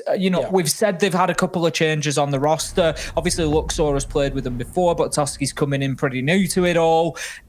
It feels to me like it is having an impact. They don't feel as sharp as I would expect for this Mexican team. We know they've got a lot of ability, but it just wasn't happening for them. And Black Dragons, given that they've had more time together as a roster, they're familiar with playing with each other, they do just, for me, feel a little bit of a cut above at the minute. It's all about that synergy that's ongoing. Once you've changed out not just 1, but 2 people, you can't just slot 2 people straight into a system. They need to learn the system. They need to spend time inside that system. And there is going to be these desyncs that we're seeing. And it's just small things, but it's small things that ultimately turn into, you know, through a butterfly effect, turn into round losses, which can turn into game losses. So Phoenix, they were always on the back foot. They've just got to try and make things as easy as possible. And I say that, look at the operators that they initially showed there. Jackal and Dokkaebi. They have switched off the Dokkaebi, but the Jackal's a nice statement of intent. If we're struggling to drone and where we can't find people with drones, let's use the Jackal because he can see the footsteps. As soon as they're scanned, there's a live ping on the player, so you don't need a drone in that case. So I'm liking this instant thought process from Toski to go straight onto the Jackal. Black Dragons then, they're going to be heading up to the top floor, so the roam might be slightly more limited here. We'd normally expect to see if you're on basement or mid-floor, then you're going to have the top floor hold, you're going to have to clear all the way down. It can have a little bit less impact here. I'm not saying it'll be completely sort of mitigated, but Black Dragons maybe just a little bit gentler on how far away from sight they stretch on this one, and it might just play into Phoenix's hands a little bit. But what I hope it doesn't do for them, Fresh, is just take their eye off that ball, because if they come away from this round thinking, you know, maybe we're not going to have too heavy a roam game, maybe we don't bring the Jackal again, I think that could be a problem for them. And I'm sure that Phoenix will know that. Coming into those later rounds, they really need to be switched on, especially when you get down to basement, for example. You know, when Black Dragons are defending down here, you just know they're going to be spread out all over the place. We saw it quite a few times yesterday when we did Bank. I know that was a Carve and Malvinas, but the way that the LATAM teams in general, they love to roam on that basement. You need to stick that Jackal. One thing that I've observed and that I absolutely love about this Latin American playstyle, Ace, is the speed of the entry. We see in Jackal straight into sight there, not into sight, sorry, into the map there, trying to take map control from underneath and sniff out any potential roamers. And the pacing on the attack is ultra important, especially on a map like Bank. Exactly that. You know, Bank's a very big map. You've got to get around it. You've got to clear out any nooks and crannies that you want to check. You've got to do it quickly, like you say. You've got to move in and give yourself time for that execute, because otherwise you can find yourself in the last 20, 30 seconds trying to scramble. But for the time being, at least, Black Dragons, as I suggested, Fresh, they're playing pretty much on the top floor here. Patoxi's got himself back up there, so the roam isn't going to be too heavy this time around. Toski has managed to start working himself up the main stairs. He's going to move in underneath. He's he's actually going to come back through the basement, up blue stairs, and look to support his team in and around Square Skylight. He's got Morphed in there as well. So it looks like it's going to be very much a push from that side of the map. And that's exactly what you need, is that when you start doing split pushes on bank, it can create opportunities where the defenders can just double up and bully you out of positions. Breach will come in. It looks like it's going to be 4 players in square, and then Luxor kind of poking his way through the lobby side to try and shoot people in the back. Habi's got a really nice drone, and they've got the breach off. They've got now a minute to work with to force players out of Janitor, force players out of Executive Office, and look for a plant potentially behind the bomb chassis. It's looking pretty good for Phoenix so far. Stage 1 and 2 has been completed in good time. There's maybe a little bit of Stage 2 utility clearance still to happen here, but they can start looking towards that final execution. Morphed, as you say, nice nade onto Basetto there. Patoxi's taken a ton of damage on the Mozzie as well. So Black Dragon's just looking a little bit beaten up here on the top floor, and definitely opportunities to be found for Phoenix as Luxor manages to lock Ion down, and that leaves us now 3 versus 5. There's a potential for Pabi to get in and try to put this diffuser down, but that could be an important kill. It's going to be live with the FMJ, manages to find the kill onto Pixie and then turns around and puts a Toxic Babe canister out as well. He also finds another big plays from live to level things up at 3-3 here. 15 seconds left to go, and I'm just a little bit concerned that Phoenix have burnt too much time. They do manage to get the smoke down, but Perez is in an important position here. If he sees the man go in, there you go, that's the information. He didn't get the kill, but he did get the location. Patoxi finds the bullets. Perez with the final kill, and that's going to be nicely clung onto by Black Dragons. What you want out of your team is the rounds that you don't look good in, but still manage to find a way to win them. It's what MIBR were doing earlier. It's what Black Dragons did out of round 1 just there. What a great attack until about 30 seconds to go from Phoenix. They got the player out of Janitors. That was stage 1 of getting rid of the first player, the first bit of utility, and the first kind of thorn in their side. They had the Twitch coming in. It was Luxor, gets a kill on the Echo, shooting him in the back. That's the Echo off the board. And it just relies on live, just peeking up, getting 2 kills, and really Patoxi after that. And then at that point, Ace, it comes down to gunfights. It comes down to positioning. And it's just having, for Phoenix, it's about having the guns up and making sure that you're trading those kills out. That's something they didn't do. They allowed 2 double kills to come in quickly there. I mean, I know we spoke about the potential for split push there. I'm just interested to ask the question, Fresh, and get your opinion. Do you think maybe one person on the lobby side might have helped, maybe on the old rappel there, just to try and put some pressure onto that balcony where Perez was able to just sit for the entire round? I think what was missing there for Phoenix was the Luxor played his part perfectly. He went into lobby, he got the kill on the lobby stairs onto the Echo. However, there was a real absence of the window rappel. And that window rappel means the site is so hard to maneuver around for a defender when there's somebody, because there's 4 windows and there's so many angles that can be held. If you think about a window, obviously it's got 4 sides, and I'm stating the obvious there. But if you think about that, that's 4 windows and 4 corners of windows where a player can put his head to peek you.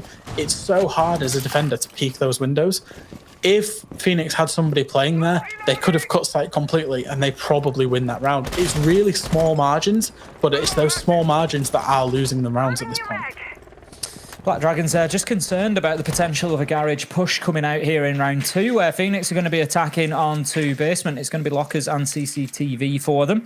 You see the drones going in at this stage. Nothing too rushed or urgent coming in from Phoenix. 30 seconds into the round, and Luxor is going to follow that one in and take out the default cam and then stop and reassess, see exactly what is going on. But as we can see, there's a lot of attention being paid to the top 2 floors, quite rightly so from Phoenix here. We've spoken about their own game of Black Dragons. Doesn't look like they're playing too aggressively here on Bank Fresh, not maybe as much as we would have expected, given what came out of them on Oregon. They're playing things a little bit more passively, a little bit more cautiously, and they need to be careful that they don't give Phoenix too much time here.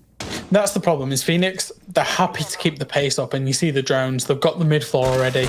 A minute 30, you would expect that the Buck, who's got 2 hard breach gadgets on, will start breaching the hatches towards the site and will start setting up. Here it goes. He'll start setting up for a locker's side plant there, as he will breach the A site hatch first and then the B site. Fairmite's got 2 charges, presumably will be used on the server room and then the server wall. It's all about the time taken to clear the server stairs player and the player playing the server rack. There's an Aruni gate, there's a shield, there's presumably ADS is helping out, and this is what the time sink and the utility sink is coming out.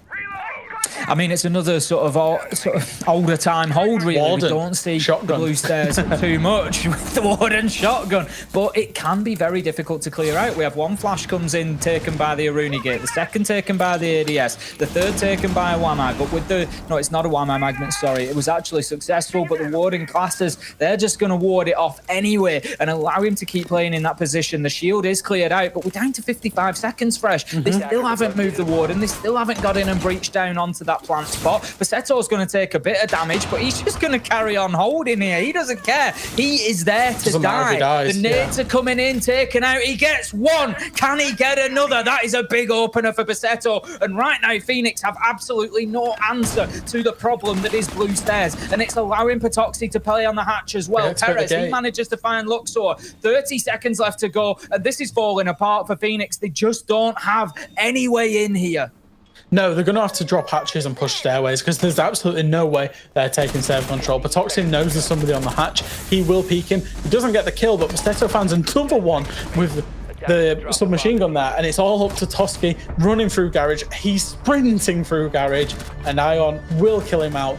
Really good hold there for coming out of BD, and I particularly love that ace. When you're not going to do the roam, you need to invest significantly in server control to delay the time aspect of that round. And Phoenix just had absolutely no answer. I said it during the round there. They just didn't know what to do. There was utility raining in. There was Wamai magnets. There was ADSs. There was an Aruni gate, a deployable shield. There was at least 5 or 6 throwables that were absorbed by Bassetto on the blue stairs there, and it all came to nothing for Phoenix. They've got to be following that in. They've got to be getting that kill, and it just wasn't possible to make that challenge. And, you know, what an interesting way of doing it, using the Warden there. Historically, we would have seen the Ella in that position with her shotgun, but not this time, and I think it was a great answer because where those flashbangs maybe do sneak through, you've got the answer in Warden's gadget. Flick the glasses on, it clears the flash, and you're back straight into the action. So well played from Black Dragons. What a hold that was. And they're moving on to round 3. It's going to be staff and open area. Bassetto's I just want to commend him because we talk about Ion, we talk about Live, we've talked about Perez quite a lot, but Bassetto, given the roles that he plays, because he plays a lot of flexible roles on attack, and he plays, usually it's the hard breach, a lot of hard breach on attack and flexible roles on defense. He's in that position to die, right? But he plays it so well to waste the time, to waste the utility. He even popped up and got 2 kills. And it's people like that that do the quote-unquote difficult work, the dirty work of your team, that really can win or lose you the rounds. He's not always going to be making them massive plays in every round, but he will be industrious and just get through those jobs and those tasks. So we're going to have the mid-floor, and this could be dangerous for Phoenix here. If Black Dragons are able to lock down staff and open area, it gives them a complete rotation of defensive sites, and all they are going to do is rinse and repeat, because Phoenix haven't really felt too close in either of these first 2 rounds. They had a moment at 5 versus 3 in round 1, but they just weren't able to capitalize on it, and if anything, that's just going to build the confidence of the Black Dragons. Now then, Morphed, he's going to be looking to move in on the Iana. The drone is going in ahead of him. There are at least 2 roamers up on the top floor here. Pabby manages to find Patoxy. That is a great start, but it is not one of the roamers that's been taken down. Perez will take damage. Black Dragons, they need to be finding a kill here, because very quickly this round could start getting away from them. They need to hold on to the vertical, especially given the 5v4 and there's only 2 minutes gone. It relies on them at least finding a kill and wasting another minute if that's going to be their win condition. You see the quad walls open, so as soon as vertical control is established, square control can start being established and the plant can start coming out in kitchen. It relies on Perez here as Morphed. He's found another one. I'm not sure exactly where that kill was from Morphed onto Live, but it's a 5v3, eventually traded out for... No, not traded out. Toski's managed to find himself another kill. 5v2, a great round coming out here from Phoenix so far. Morph took a lot of damage in the process there, but it's just not going to matter at this point. 5 versus 2, and Phoenix is certainly in the driving seat. And what we've seen here, where they got 5 versus 3 in the first round, they seem to sort of take their foot off the gas a little bit. They just dipped off. They had the man killed on the rappel and it started to fall apart. This time, they've just kept powering through. They've continued to find kills, take control, open hatches, and continue with the plan at hand. They just feel a little bit more confident in this attack to me. Now, Ion, he's going to be holding his angle underneath, but this is not going to be easy for Black Dragons from here. They're just going to have to try and hole up and force some sort of plant to come out. But with 55 seconds left to go, I would expect Phoenix to be able to work around this, soften them up, and get those final kills. There's going to be too many guns looking at them. You were expecting the hatch drop to come in. There's a player playing the hallways. Ion, he does manage to find a kill onto Toski. He's lit for his troubles. He is at 20 HP. He really needs to be shooting people that aren't shooting him back here if he's going to win any engagements, especially with SMG-11. The breach is going to come out on the quad wall just as Pixie moves in using the sound cue, gets the kill onto Potato. It's all an Ion. There's one player in the hallway, one player in the office, 2 players going for the plant in the kitchen, too many guns looking up at him. Morph will eventually find the kill, and that's the round for Phoenix. That would have taken a miracle for Ion at that point, I think. And it was painful watching. I think it was the Maestro. It was just painful watching because you were waiting for that wall bang. You knew as soon as the drone came in, there was a man on the other side of the soft wall, and you thought as soon as that drone came in, there's a yellow ping and there's a kill going to follow in about a second and a half, and that's exactly what happened. And it was well played by Phoenix. They didn't panic. They didn't, get ahead of themselves when they had the man advantage. This is the one you were just sat waiting for. It was an absolute nightmare, and then just too difficult a position for Ion to try and hold on to, even with only 20 seconds left to go. So that's going to be Phoenix taking their first attacking round. I think they'll be looking for at least 2 realistically. I don't think they'll be too worried if they go in 2-4 at the half, get themselves on the defense. They'll be confident that they can maybe give a little bit of Black Dragons a taste of their own medicine, so to speak. But Black Dragons, they're going to rotate back up to that top floor site. It's going to be CEO, which was their first choice. They won it back in round 1, and they're going to be looking to do the same here in round 4. I think just talking about the staff and open area, that last site we saw, obviously it's the tertiary site, and Black Dragons, they're potentially a little bit behind the curve on the way that site tends to play out. What you tend to now do is just reinforce. You don't tend to... Interestingly, in old iterations of Bank, you used to try and extend across to Teller's office side. What teams have started doing now, especially I'm talking inside of Europe, my experience with them, is they tend to reinforce those walls over to the north side, play above and play in Tellers, but don't actually try to rotate back, make the defenders kind of breach, as we saw the soft wall really was their undoing in that 2v5. They're going back to that primary site that they had in CEO exec. However, they were 3v5. They did have to clutch up last time, so they might need to make some small adaptations here, particularly the echo of Ion not getting too aggressive because he got shot in the back in the previous round.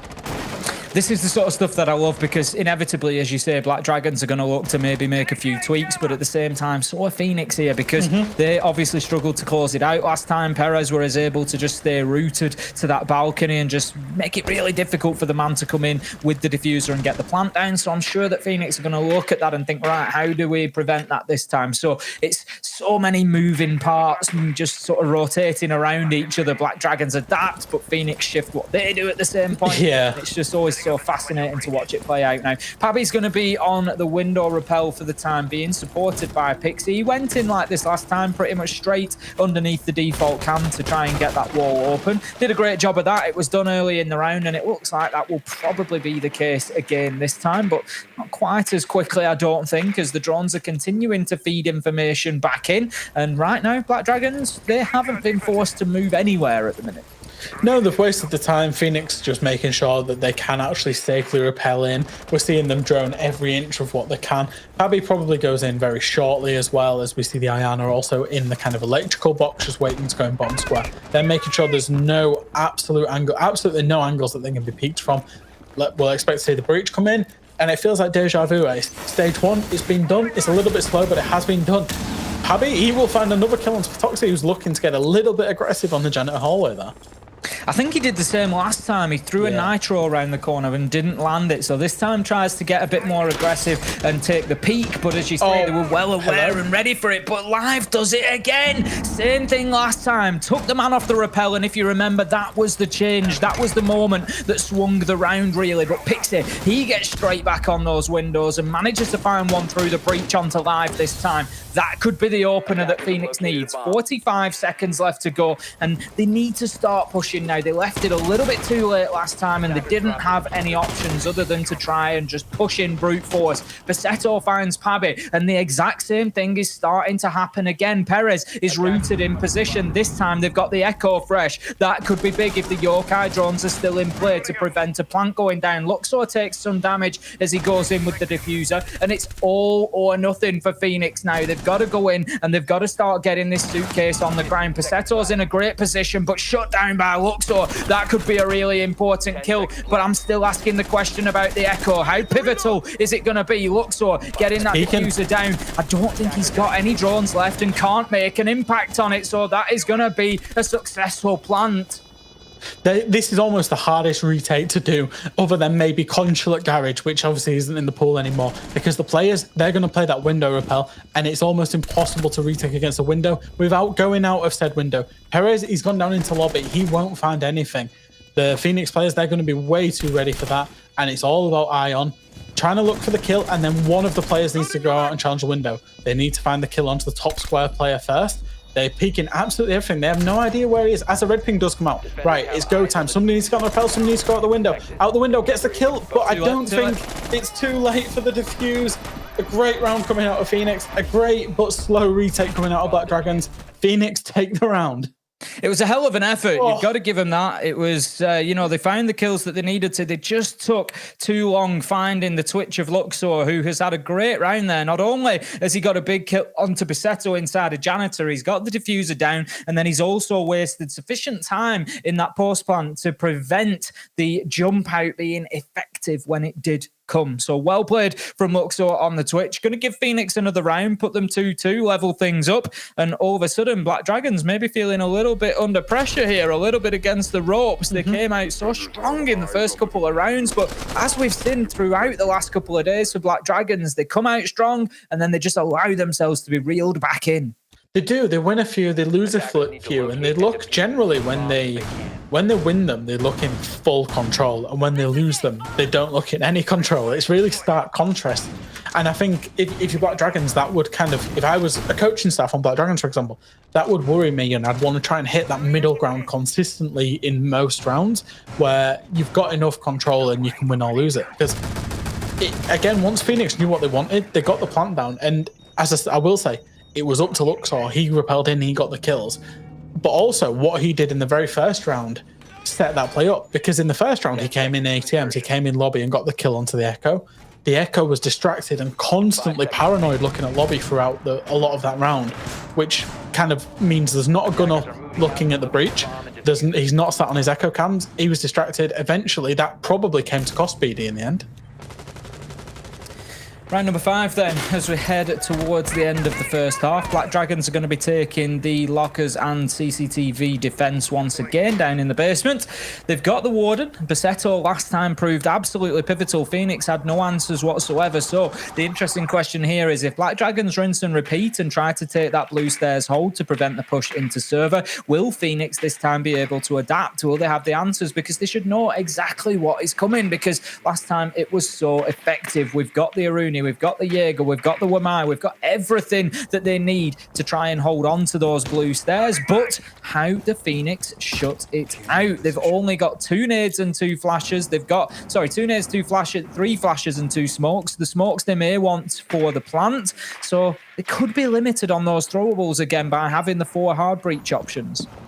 The 4 hard breach options is actually intriguing, because what they might look to do, and what a nice adaptation may be, is to ignore the server altogether. Look how much utility is once again invested. Remember, there's now 4 hatches on bank. Yep. With the 4 hard breach, you can open up every single one, which means you take defensive attention away towards the lobby. And I think that's potentially what they might be doing. Looking for the elevator hatch, looking for the lobby hatches, potentially late round, to then try and drop them and just create a different point of attack. Exactly that. The lobby hatch has been opened. That now leaves us with just one intact into server. They may well choose to open that or not. It gives Patoxy an angle to attack up from, but what it does is cut Vassetto off. He's then going to feel like he can't rotate out of blue stairs. So he's looking to hold on to that position for the time being. But as you say, there is the option now for that vault drop potentially. But it looks for the time being, Fresh, like the utility is going to start raining in one after another. But the Warden, once again, just using those glasses to be able to clear that flash and be able to challenge onto those stairs. For the time being, he's going to remain in position, but here comes the rotation. There's no peek coming out on the Warden. There's the utility dump and they get rid of the shield. That's all well and good. If there's a double peek coming in behind that, the worst you get is a 1-for-1. However, the rotations come. It's lobby side. It's going to be Toski going for Garage. Presumably that bulletproof is going to be up on the ambulance. You do see it there on the front of the ambulance. And a player also playing there ready for it.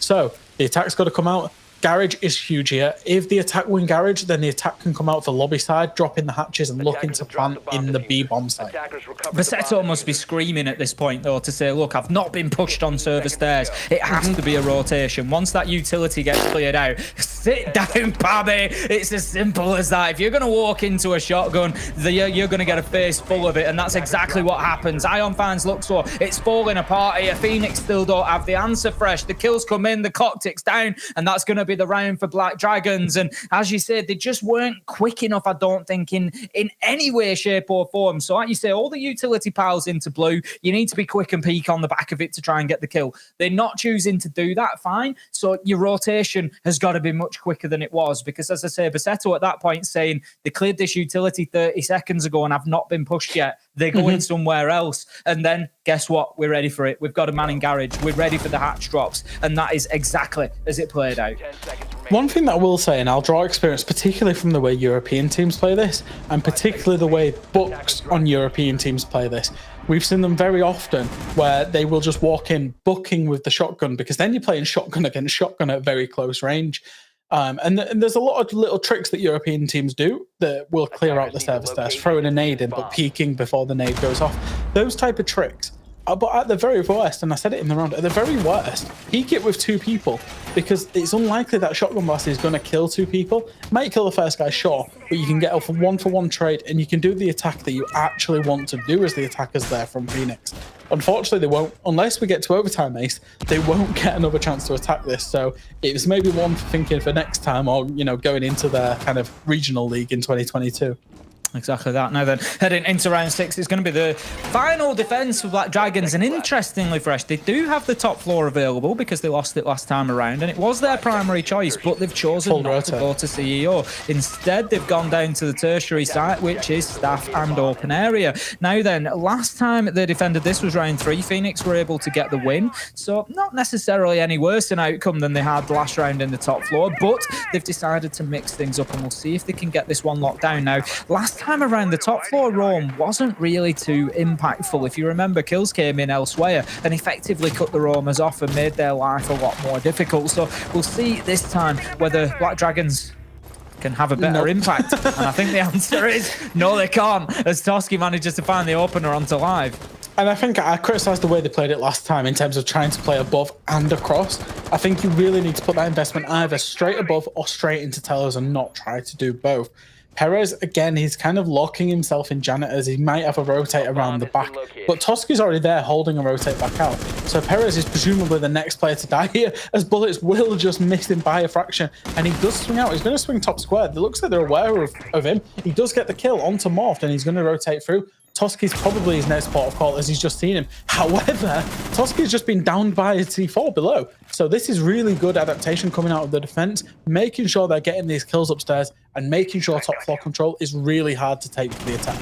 Fantastic play from Perez on the top floor, getting himself one, and as you say, just making himself a very difficult moving target at the minute. Can he get a second? No, Pabby's going to shut him down. That leaves us now 4 versus 3. Phoenix in control of the top floor as well, but Black Dragons essentially very critically looking better for the site hold this time than they did last time around. They've got the Malusia Patoxy still in position, and they can try and make things a little bit more difficult. They should be able to absorb that pressure on site a little bit longer than they did last time, but they do have longer to hold on. 1 minute 10 left to go, and Phoenix, they've got the top floor control. They're opening the hatches, and they're going to start working on these final defenders. Longer to hold on, and 5 soft walls with a buck and a sledge on the board, by the way, which means as soon as Phoenix read into that, it's the same as the last time, so they should know what they're coming up against. They are able to completely cut sight because they've got tellers and bottom square control. They'll know the Maestro's most likely playing close breach, as he did in the previous round. He's probably the next target that they want to go for, and then from there, it's just about squeezing sight out again. Basetto just holding that angle. I think he knows that there's a man going to be pushing from that direction. The drone comes out, not as deadly for him this time. He just misses the man as he moves across the door frame. He's trying to challenge 2 angles at the same time here. Luxor manages to find Patoxy. 20 seconds left to go. Can the Black Dragons hold on? Ion somehow gets 1, gets 2. Great double from him. And then Black Dragons find themselves level. 2v2, no 2v1 as Ion gets a triple. It comes down to this 1v1. Basetto, 8 seconds left to survive. Luxor does have diffuser in hand, but there's a lot of live ping information. Seto, he's just playing this cool. He waits for his moment and he finds his man. That's going to be Black Dragons somehow gripping hold of that 4-2 advantage in the first half. And they've got Ion to thank for all of it because he was just killing everybody. It didn't matter which weapon. He pulls out the SMG-11, he kills some more, and Phoenix once again, it's just that ability to go in and just play a trade on somebody. They couldn't do it onto blue stairs, onto Basetto. They couldn't do it there, pushing through the small office into open area, onto Ion. And it really is their undoing on the attack. That's another round lost that they should have won. They should be 4-2 up here, not 4-2 down. Certainly should be, and that's going to start mounting up on the sort of mental side of the game for Phoenix, because they know that those rounds were there for the winning, especially that one. You've got Ion pinned in a corner, and somehow it just shows the experience and the ability of the player. You know, Ion's been around Siege for the longest time. We know how good he can be on the gun skill, and he's just proved it there for us. 4-2, Black Dragons move on to the attack. This is Phoenix's opportunity, really, I think, to just steady the ship and just try and lock things down. I'm interested straight away, Fresh. You know what I'm going to say. Marciu knows what I'm going to say as well. The Tachanka pick. Is it a good idea? They've got the smoke as well. We've got 2 operators effectively fulfilling the same role there. Is it a little bit of overkill? It's a change of idea and approach, because I'm presuming that we're not going to see a roam coming out with this lineup.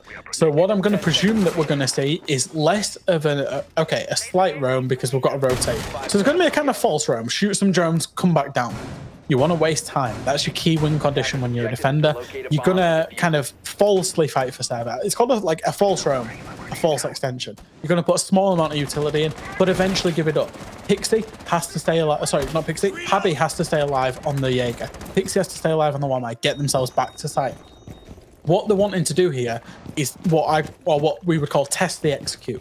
They want Black Dragons to start to try planting and then walk into the Tachanka and walk into the Smoker's Pabby. He finds an opening kill onto Patoxy. That's a really good start. Now, if he can get himself back down the main stairs, that's all he needs to do right now. And that's a key win condition for his team. I feel like Patoxy's just giving himself up a little bit there. There were shots that rained in, I think, onto a drone that was next to him on one of the shelves, and so it was a clear indication that there was somebody already aiming in that direction. I think he hoped to catch him out as he maybe tried to move out of sight, but nope. The Jaeger was more than ready for it, and Pabby gets himself a great opener for his team. So Black Dragons already on the back foot inside around 7, and they have got work to do here. But in the absence of that heavy roam, as we've said, there is the potential here for them to be able to still just push direct to site and get a job done. Now, interestingly, we've got Luxor on the blue stairs. We saw the position held by Warden previously. They're going to be taking a slightly different approach to this. He's going to be using the toxic babe canisters to try and hold them at bay here. And once that utility comes in, he deploys the toxic babe canister. So effectively, he's wasting that utility. As they try and rein it in, he stops them being able to push along with it. And that's the thing. You see the Tachanka there. He's ready for the lineup. The smoke is playing there to die. We talked about fulfilling the same roles. Not quite, because the smoke's trying to waste time. The Tachanka's trying to plant them now. There's still an Aruni gate. I saw Wamai, Magnets, I see Jaeger ADSs. However, the play of Perez here. He needs to walk into server, get himself a kill. He does just that. It means Luxor's now on his own, especially if that hatch is open. Luxor might be kind of getting a bit active on his feet. Live drops in, ignores the utility, kills him with that buck shotgun. 3v3 ensues, and now we're in the phase where we're going to start testing the execute out, Ace.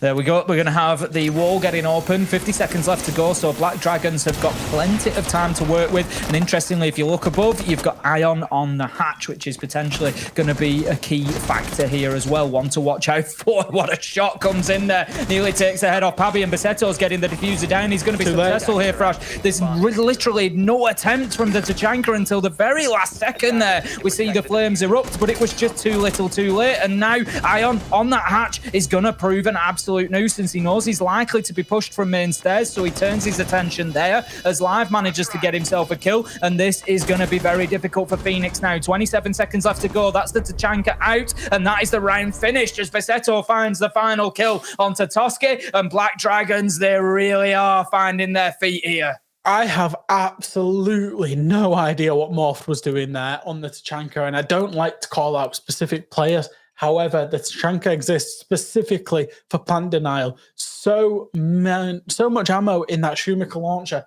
to deny area, to deny plant. And it came out 5 seconds into the planting animation.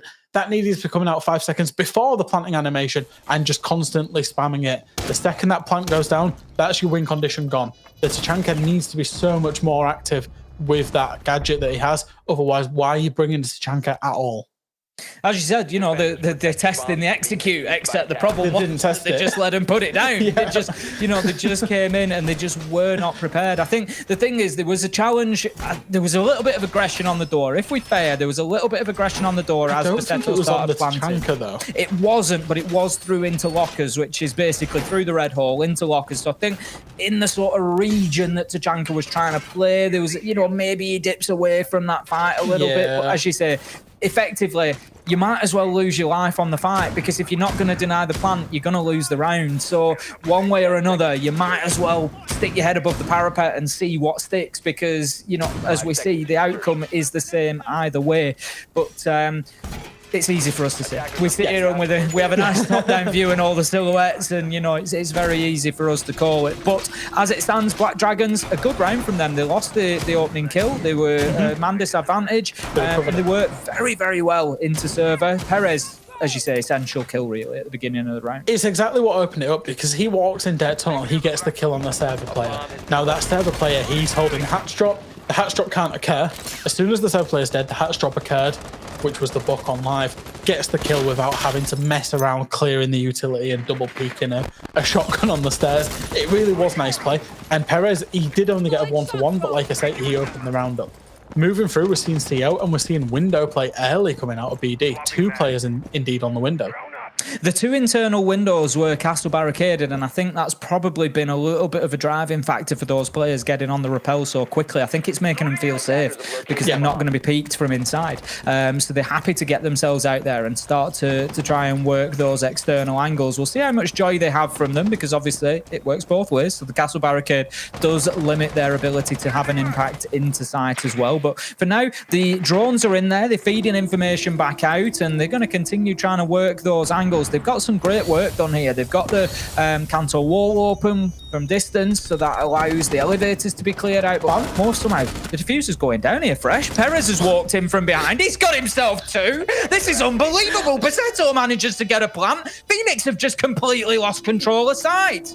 And that's the thing. There's only Pixie that's playing anywhere close to sight, and he, you know, Morph will get killed from Lion through those Canto holes, as you mentioned. Pixie tries a refrag, but immediately Bassett knows where he is, gets the kill, and it's all over to Toski, and Bassetto will get the kill. And what I will say about that round is, once you've drowned out sight and you know it's clear, the comp will have come in. Boys, sight's clear, let's just go in. They instantly all repelled in. The smoke's going down, the plant's going down. They're in a 4v5, by the way. And those Canto walls, we see why so many teams fight for them, because Live just had the complete cut across the whole of lobby, the whole of main stairs, and he cut the whole site in half there.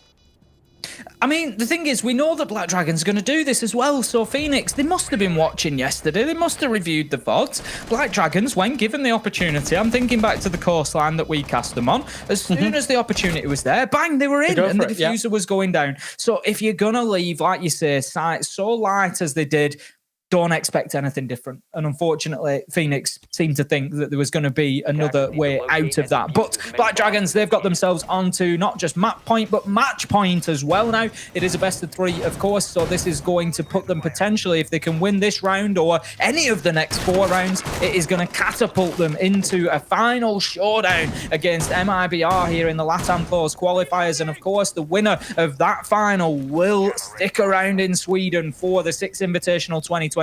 So a huge prize on the line, and I think it's going to take a gargantuan effort from Phoenix right now to stop Black Dragons making it. It will do, and I will say it's an absolute shame if it is. Obviously, I'll be happy for Black Dragons and MIBR, and whoever goes should Black Dragons win this round in the map.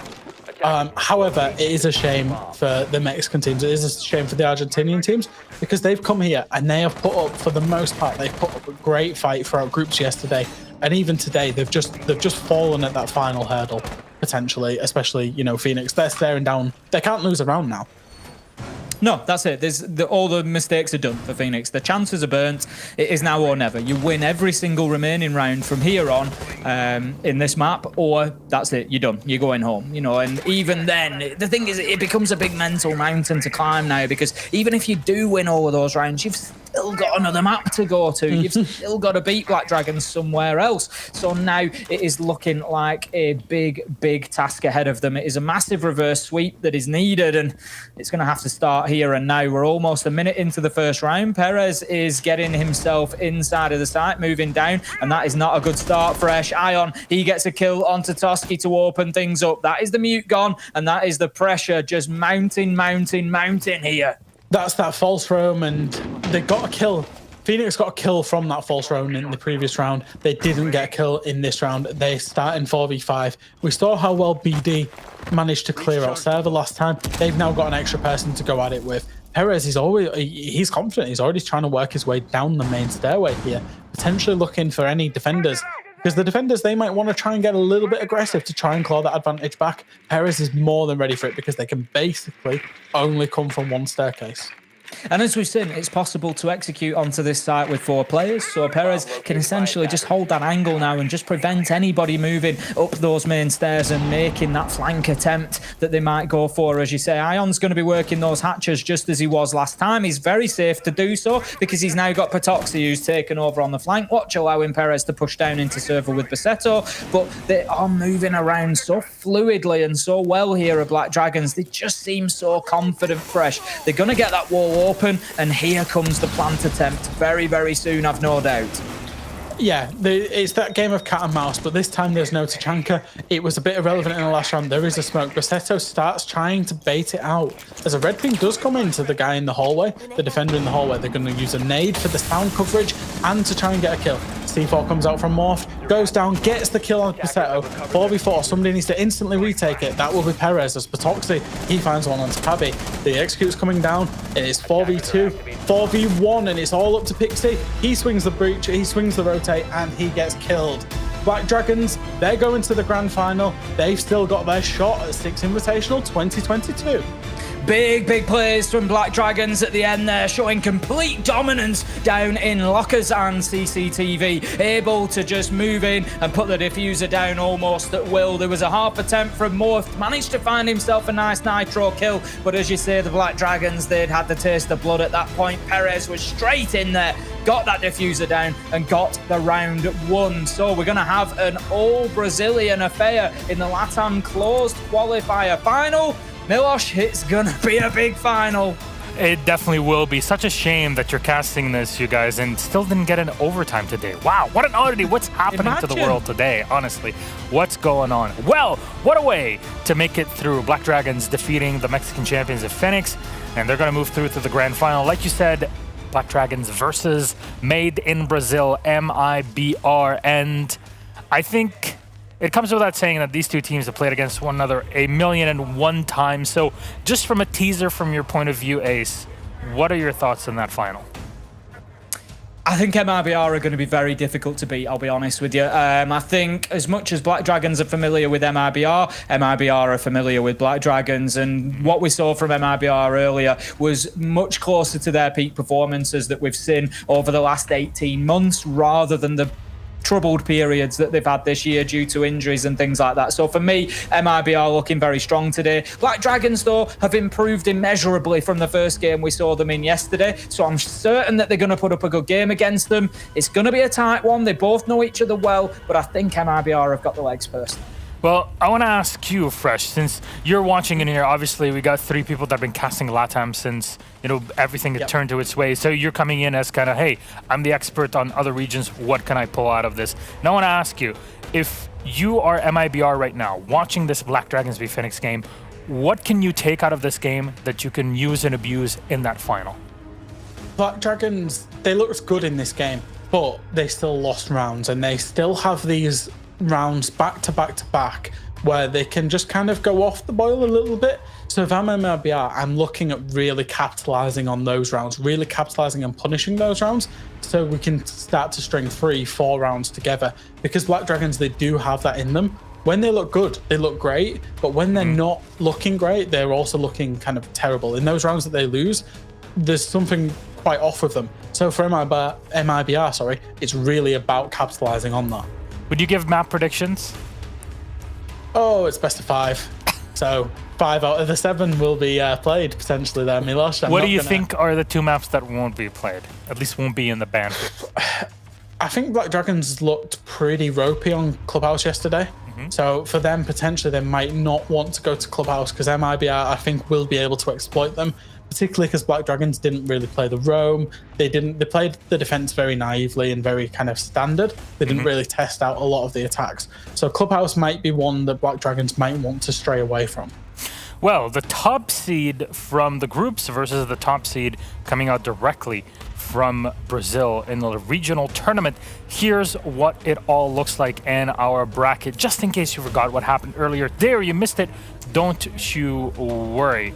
In the bracket, there was 2 games, 2 best-of-3s that we had for you set today, and you just saw Phoenix unfortunately taken down by Black Dragons. Unfortunately for them, Black Dragons move forward to that grand final best-of-5. MIBR have also played earlier today, and they defeated Akave in a fairly similar 2-0 fashion too. But I think just having a quick visual on our schedule for today will prepare you for what we have. And it's fairly simple. Just like we did in the beginning, we're still running with our fixed schedule timing. So you see now, it's around 6:35 local time here in Stockholm, and our grand final will still continue at 8 p.m. Let's show it all on the screen for you and make it very clear for everybody. And honestly, I am very excited for the grand final. Best of 5 series. You just saw Black Dragons defeating Phoenix. They're going up against MIBR. That's simple. So, will lessons be learned? That's so much in store for us, but that is in an hour and a bit. So go get yourself some dinner, relax, sit down, call all your friends or family and tell them that, hey, there's only one team that can make it out. And if they do, they get a spot here. Stay in Sweden until next week, where they'll be able to compete at 6 Invitational 2022. There's already 19 teams that are set in, that are preparing themselves to travel by the end of this week to Stockholm. There's one more that will be already awaiting them, but that's either MIBR or Black Dragons. So, Fresh, Ace, thank you very much. Your closing thoughts on the cast. And first, Fresh, what was it like casting T1?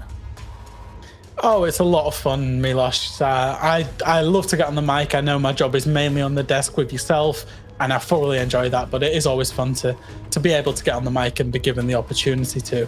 My closing thoughts regarding the final is I don't think it's as straight cut as people will think. I think people think that it's potentially going to be an MIBR show. They looked very good earlier, but Black Dragons, they've got a bit of heart about them, and I don't think they're going to give up or be rolled over too easily, so don't be too surprised if we go all the way to 5 maps. Well, then Ace, you've had quite a few LATAM casts in your past. What is there in your mind to expect in the future, and kind of your thoughts on the tournament so far? I mean, for me, it's sort of doubling down on a point that I've made over the years with LATAM, and that's that it's not just about Brazil. You know, that's where our biggest teams do come from. We've got to say that. But I think at this qualifier, Sudamericano, Mexicano have really shown us that they have got good teams to put forward. They've got competitive, and they are getting more so every time we see them. So hats off to those guys. You know, go away and check out those sub-regions next year. Keep an eye on them, because there's going to be big things coming from that direction in the next 12, 18 months. I am absolutely sure of it. We are not far from having one of these teams at a big major event. Cannot wait then to see the development of all the talent in the region, in Latin America, and the entire region. It's all of its 3 different forms that come together here in our qualifier in Stockholm. When we come back, though, ladies and gentlemen, set your watches for 8 p.m. local time here, CET in Stockholm. When we're back, it's our best of 5 grand final. MIBR, they're look poised to steal the entire show, but Black Dragons showed us that they can really hit up with the best. How's it going to go? We're going to have to figure it out later when we come back with Demo and X. I'm Milos. I'll see you in a bit.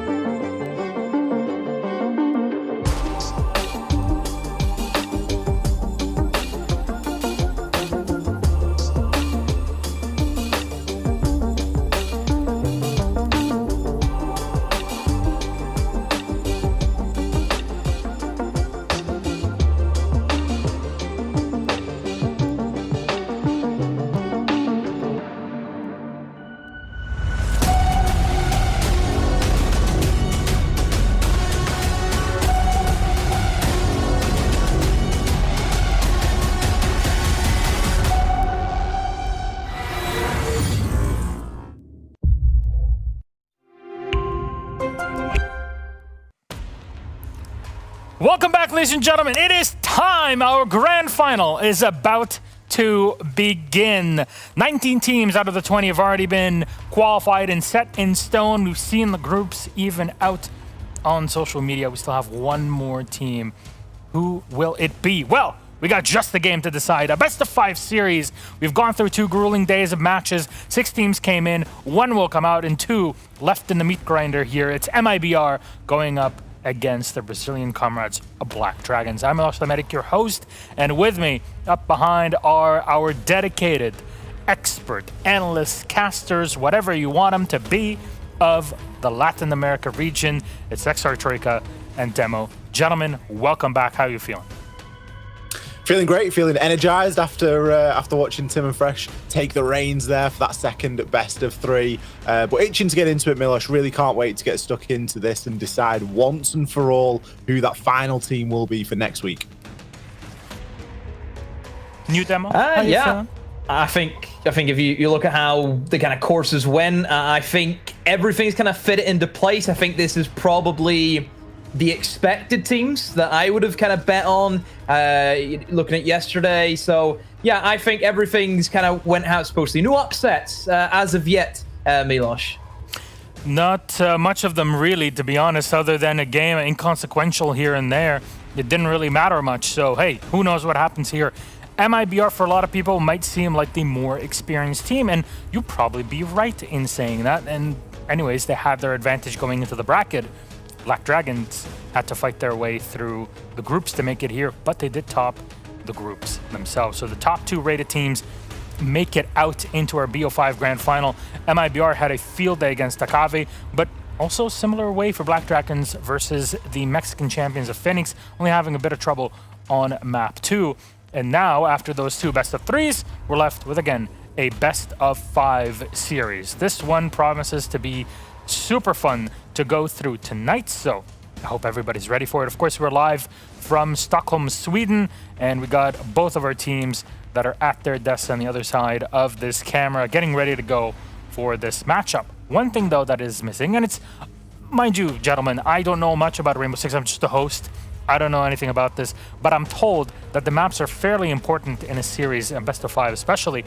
So, which maps will we have? Again, in the BO5, it is very likely that you're going to have to let go of one of your comfortable maps or a couple of comfortable maps. So, Demo, do you have any expectations for this?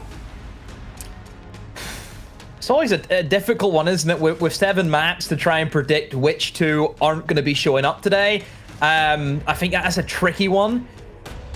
I don't know. I don't know what I want to predict here. What are the ones that won't be in it? Actually going to go out of the pool. I mean, I could see maybe a cafe ban. I think that might be an option because the last time that we seen both these teams play against each other, it was on cafe, and it was MIBR who beat Black Dragons on cafe. So I think maybe, just maybe, Black Dragons might go for a cafe ban. Potentially. I think Fresh was talking about a clubhouse potentially also to be banned in here. So who knows? We'll see. Fresh is right on his points for this one. Our map bans. Let's bring them up on the screen. That will show up just below me here on our beautiful stage and our beautiful desk in Stockholm. First up, Bank is removed and Chalet is right after. So sorry, Ollie, no Chalet for this series. We move on. There's Phoenix are somehow playing the grand final. That makes it even a lot more fun.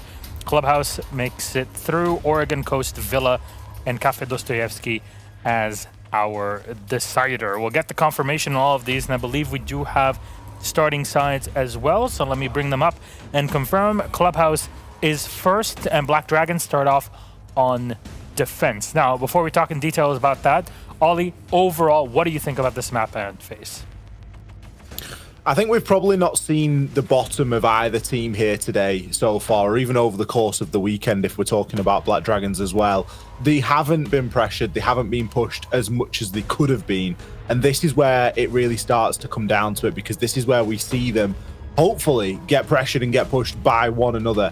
And that's really what we should be looking forward to here. In terms of the map bans, I think a club and an Oregon to kick things off, it's about as standard as you can get. That's what we were expecting really coming into this whole weekend. we were looking toward maps like that, maps that can be a little bit more 50-50. And you look across at both of these teams, and they've both got good experience on those two maps in the past sort of 5 months or so, if you want to try and include a little bit of the latter end of stage 3 in there as well. So I think for me, this is what we were expecting now. This is when things start to get a little bit more serious, Milosh. All right, and speaking of serious, our match and lobby are pretty much ready. So Demo, your final thoughts before we throw it in?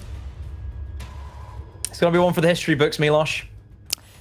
That's a good way to put it here. A reminder for everybody, what is on the line for today? It's simple as that. You win this game, this best of 5, you get to play at 6 Invitational 2022 next week. Doesn't get any more simple than that, but oh boy, are the stakes high. Otherwise, you lose and you're going back home tomorrow morning. That's it. Gentlemen, thank you very much. Everybody at home, I hope you're ready for this one. It's going to be a banger. It's MIBR versus Black Dragons, best of 5 series. We start off on map number 1, Clubhouse. Let's toss it then to our casters. Ollie, Demo, take it away. Milosh, thank you very much indeed. I cannot wait to get around this grand final, Demo. It feels like I've been waiting for this for a long old time. And with SI only around the corner, it's only right that we now decide who is going to be that final representative from LATAM, as if there wasn't enough already inside of the competition. There's certainly plenty of representation inside of SI already that's already qualified, but one of these two teams is going to make it through today. Is it going to be MIBR? Is it going to be Black Dragons? Neither team, Demo, were pushed too hard in their best of 3s that they played prior to this. So they should both be relatively fresh coming into things. Yeah, both teams just kind of breezing past their respective opponents, and now it leads them into a best of 5. Keep in mind, whoever wins this matchup, they go straight into Group D alongside Damwon Kia, Natas Vincere, Oxygen, and Team 1. So that's where we're sitting, Ollie. That's, I'd say, not the easiest of groups that you could have pulled. There are some big teams in there. I don't think it's the easiest. I don't think it's the hardest. There's a world where you see MIBR or Black Dragons get in and actually make a little bit of noise in the group if they do get that far. So we'll have to see how they get themselves through it. Obviously, the fewer maps that you're going to play in a best of 5 a week before the biggest event of the year is of course going to be quite big as well. If a team could come away here tonight with a little 3-0, 3-1, 3-2, that could, 3-0, 3-1, that would be a little bit more beneficial, I think, for them. But in the immediacy, we're going to be dealing with 2 maps that are fairly standard here. We've got Clubhouse, we've got Oregon. It's a great way to start things off. Black Dragon's going to be starting off on the defense here for our opening map of Clubhouse. The bans as they came through: Hibana, Thatcher Cade, and a Valkyrie. So we've almost reverted, Demo, back to very standard stuff. This is what we're expecting. It is. Hibana going to be great for trying to hold on to that basement. That means that Impact Tricking is going to be a little bit more dominant, that we'll see from here time to time. Even a Bandit might come in. The fact that, we're seeing the Kai be banned out, maybe that might force into a Bandit pick. But then again, Maverick is also open, Ollie, so how much does that really play into it? I think Maverick should be brought every single round. It's going to be handy for opening up, any walls. Just even the dirt. You think about somebody light rotating over with the blowtorch, creating another option, plenty of room for it. We're going to go straight to the gym. This is a bit of a strange one that we see, Ollie. Not too often that we see the gym as the first pick. Typically, this is the tertiary bombs, like the third pick. But no, here we are. It's not really going to do too much to disrupt MIBR, I don't think. You tend to pick a lineup and stick to it somewhat, and MIBR are going full belt and braces here, tripling down on that hard breach. Not only have they got the Thermite and the Ace, but they're also bringing the Maverick on for good measure. So there's no shortage of options, as you were talking about there, Demo. And I think it's one of the biggest and most important things on a map like Clubhouse. How detrimental is it if you lose your hard breacher straight away? We saw it yesterday happen a couple of times to Black Dragons when they played this very map. Live getting himself first blooded when they were attacking downstairs into Church and Arsenal as he was playing on the Ace, and the whole round sort of fell apart from that point onwards. We were dealing with a slightly different set of operator bans, but the sentiment remains. MIBR, they're not looking to let that happen here, and they're really making sure they've got almost triple redundancy on that role. Loading new magazine. Straight up to the rooftop. As many gym and bedroom attacks kind of develop this way as Ollie get up to the rooftop, open up the hatch, figure out, okay, what wall do we want to choose? Here's the benefit of bringing, a ton of hard breach. You're bringing in the Ace, the Thermite, the Maverick. you can open up everything. You know, the world's your oyster in this scenario. And I think, if anything that we've seen yesterday, Ollie, from some Clubhouse games, some teams are actually quite beneficial if they have more than one hard breach, because we've seen a few times where an ace was actually getting picked off before even using the gadget stages. Options are always going to be key, and that's something that MIBR are giving themselves plenty of. They've got the jacuzzi wall open, there's a bit of a drone work gone ahead, and Fowles is actually going to aggressively push on through. He scouted himself out a kill there on the drone, and he said, thank you very much, Bassetto. I will collect that immediately. Nice opening pick there. Unusual to see it on your hard breach, especially when he's carrying diffuser, but still, it's an opportunity. Give MIBR a chance, and they will take it. We've said it so many times over the course of today, and I'm sure that we will continue to. The diffuser juggled now over toward Philippox as he lines himself up outside of that jacuzzi wall. Raps now coming in to provide a little bit of cover onto that main stair. There's no urgency here from MIBR. They know what they need to do. They've got a lot of information already out there. They haven't got too many drones left. But as the burn starts to come in and pressure mounts into logistics, Lukin actually going to get himself taken on down there, but Philippox in there with the 1-for-1 trade. It's maybe not going as smoothly as they would have liked here, Demo. Yeah, just a strange jump in and just gives a freebie away to Black Dragons, but there is still plenty of players up for MIBR, and they're in the bomb site, and they're going to try and go for the plant, but just Fowles doing all the work. Lurking inside of office, just sits back and lets them all jump through. Fowles holding it down for his team. Big round for Fowles. Big round on the Fragmite. Opens up with a nice kill through gym door into master bedroom. And then just sits himself in logistics and waits for the players rotating to come on through and join the party. You got to question the calls from Black Dragons. You got to question their information. Did they have enough of it? It didn't seem like they did. They were very unaware. Not only that the jacuzzi wall had gotten open, but why is no one watching that? That's the danger when you double reinforce the bathroom like that and you don't play with it soft. You don't play a bulletproof. You don't play a mirror window or any sort of information on there. You leave yourself very susceptible to somebody just nipping in, picking up a kill, and then dipping back out again. That's exactly what happened. Yeah, quite easy for them. Is this the start of it all? Is this what's more to come from MIBR? I mean, they looked deadly today on the attack. I think, well, out of the... Well, they didn't actually play too many attacks, but I think they played something like 6 attacking rounds, and they only dropped 1 of those. They look good. They look good against Agave. They did. They look good on both the attack and the defense, and that's the dangerous thing right now, is you don't really want to give them much chance on either, because they are going to take some liberty with it. Yeah, and they're going to showcase that talent that they've got. I don't think it's too much of a shock to see Black Dragons switch things up here and take us downstairs. Gym and bedroom, we commented on it at the time, it's a viable bomb site. There's nothing wrong with it, but is it necessary? Do you need to be going there as a first pick when you've got something like Church and Arsenal that you can lean into a little bit more? And that's what Black Dragons have done. Gone for a little bit more of a Roman setup. We see the Mute, the Mozzie, the Legion thrown in. So you're going to expect to try and clear out the majority of that first floor, which isn't something that Black Dragons tend to struggle with. You're just giving them a task at this point, and you know that they're going to be able to do it. Yeah, we've never seen these two teams go up against each other in Clubhouse throughout the year of BR6 that we had, Ollie. And whenever the 3 times that the teams met on those occasions, it's 2-1 at the moment to MIBR in terms of wins to losses. And the only loss came, Ollie, in that split 2. And we know that the MIBR split 2 is not the same MIBR that we've seen in split 1 and split 3. And of course, how they're playing today, because they had that injury, didn't they? So just off those basis, it's very difficult to not see that MIBR are the clear favorites going into this best of 5.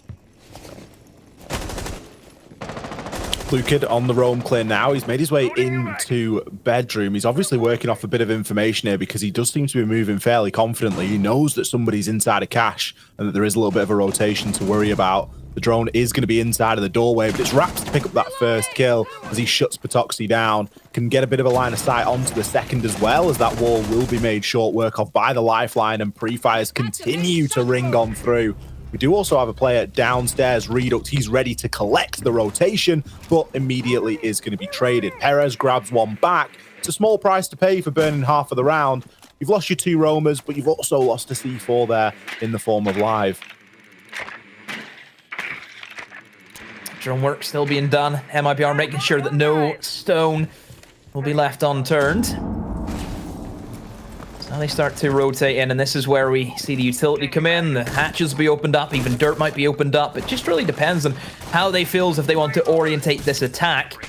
They still have, that single man in towards blue who can rotate down. You can see Lukid create some real issues going down into oil pit or even just down the Adam stairs. He has options. I think that's the power that MIBR have with that extra man, isn't it? That extra man on a clubhouse defense attack, it does wonders for your team because it's just another... It's just another something that Black Dragons need to look at.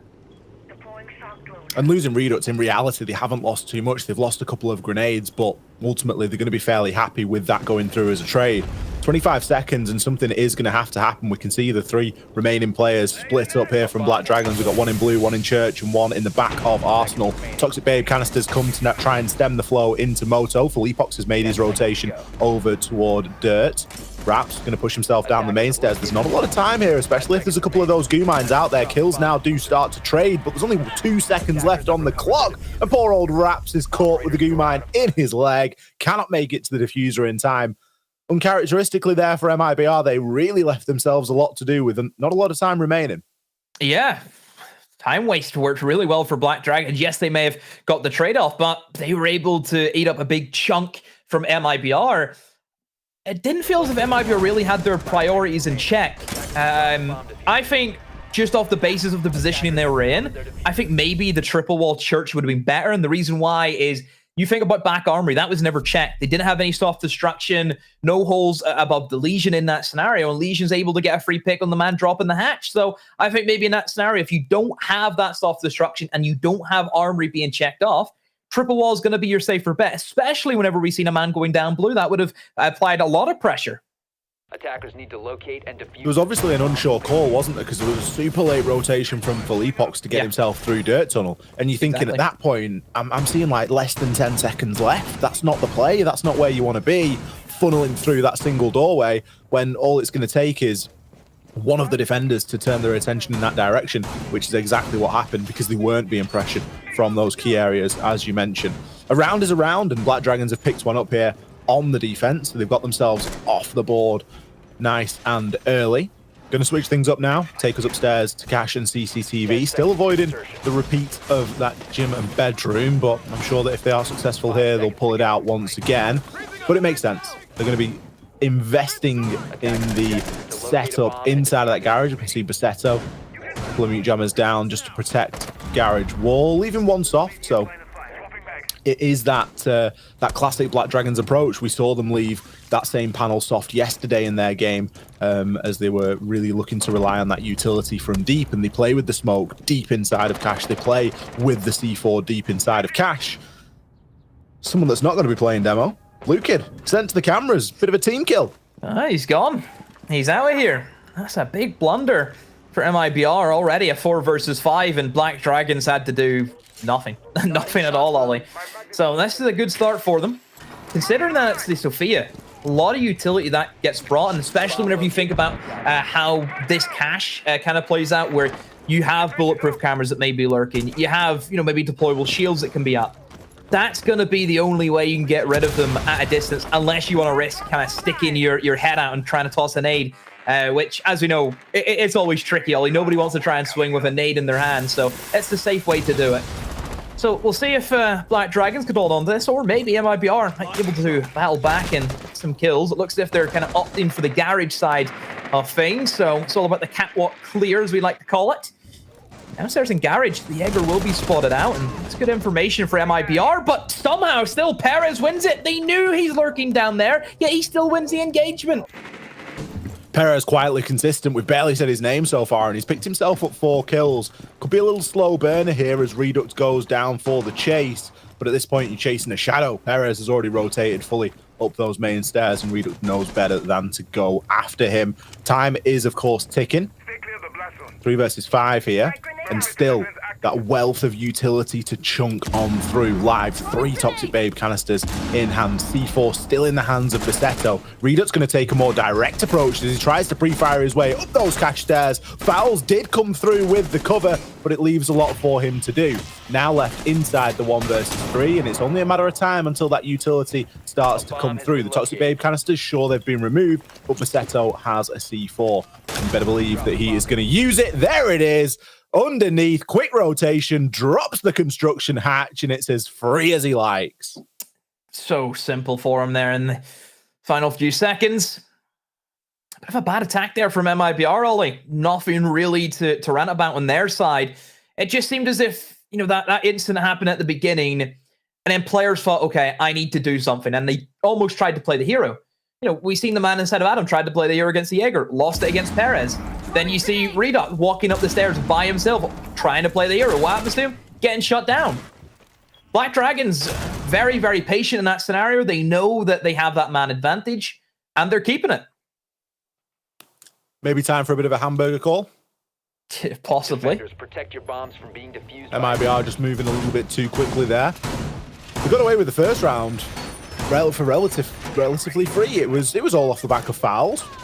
He picked himself up 3 kills in that first round. He's had 1 since. You don't expect a great deal of kills coming from a Thermite player that's currently carrying the diffuser, even if there is an ace still available as well. Fouls is one that we look toward for getting that plant down more often than not.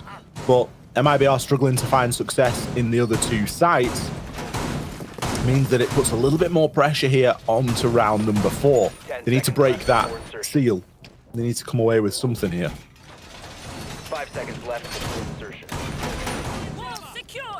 Back to gym and bedroom for Black Dragons. The other 2 sites, of course, locked out, so they have to go this way.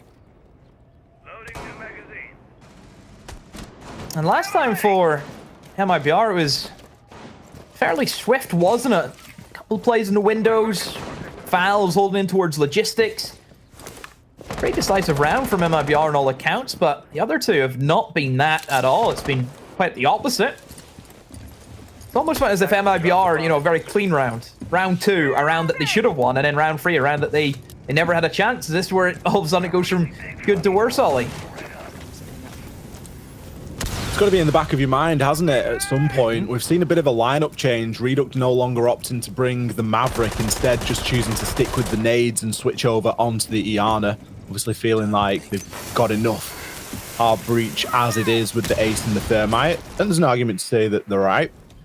Plenty of walls now being opened. We've got hatch into Logi, exterior hatch into construction, and into gym, and sorry, into jacuzzi.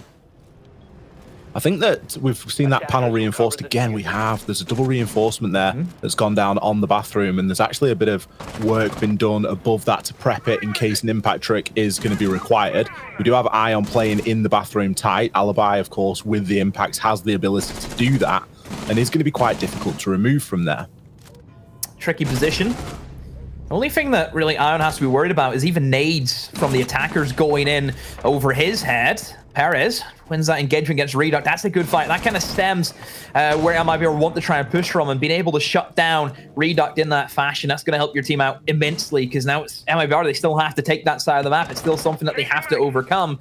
Fouls has been downed. I don't know if he's in a good position to get picked up, but the fact that he's still alive leads me to believe that nobody can really finish him off if you're Black Dragons. Perez just stuck in a corner by radio, and Raps will quite literally wrap around and get that pick. Fouls has been picked up, so he's alive and well. Still has 2 flashbangs to his name.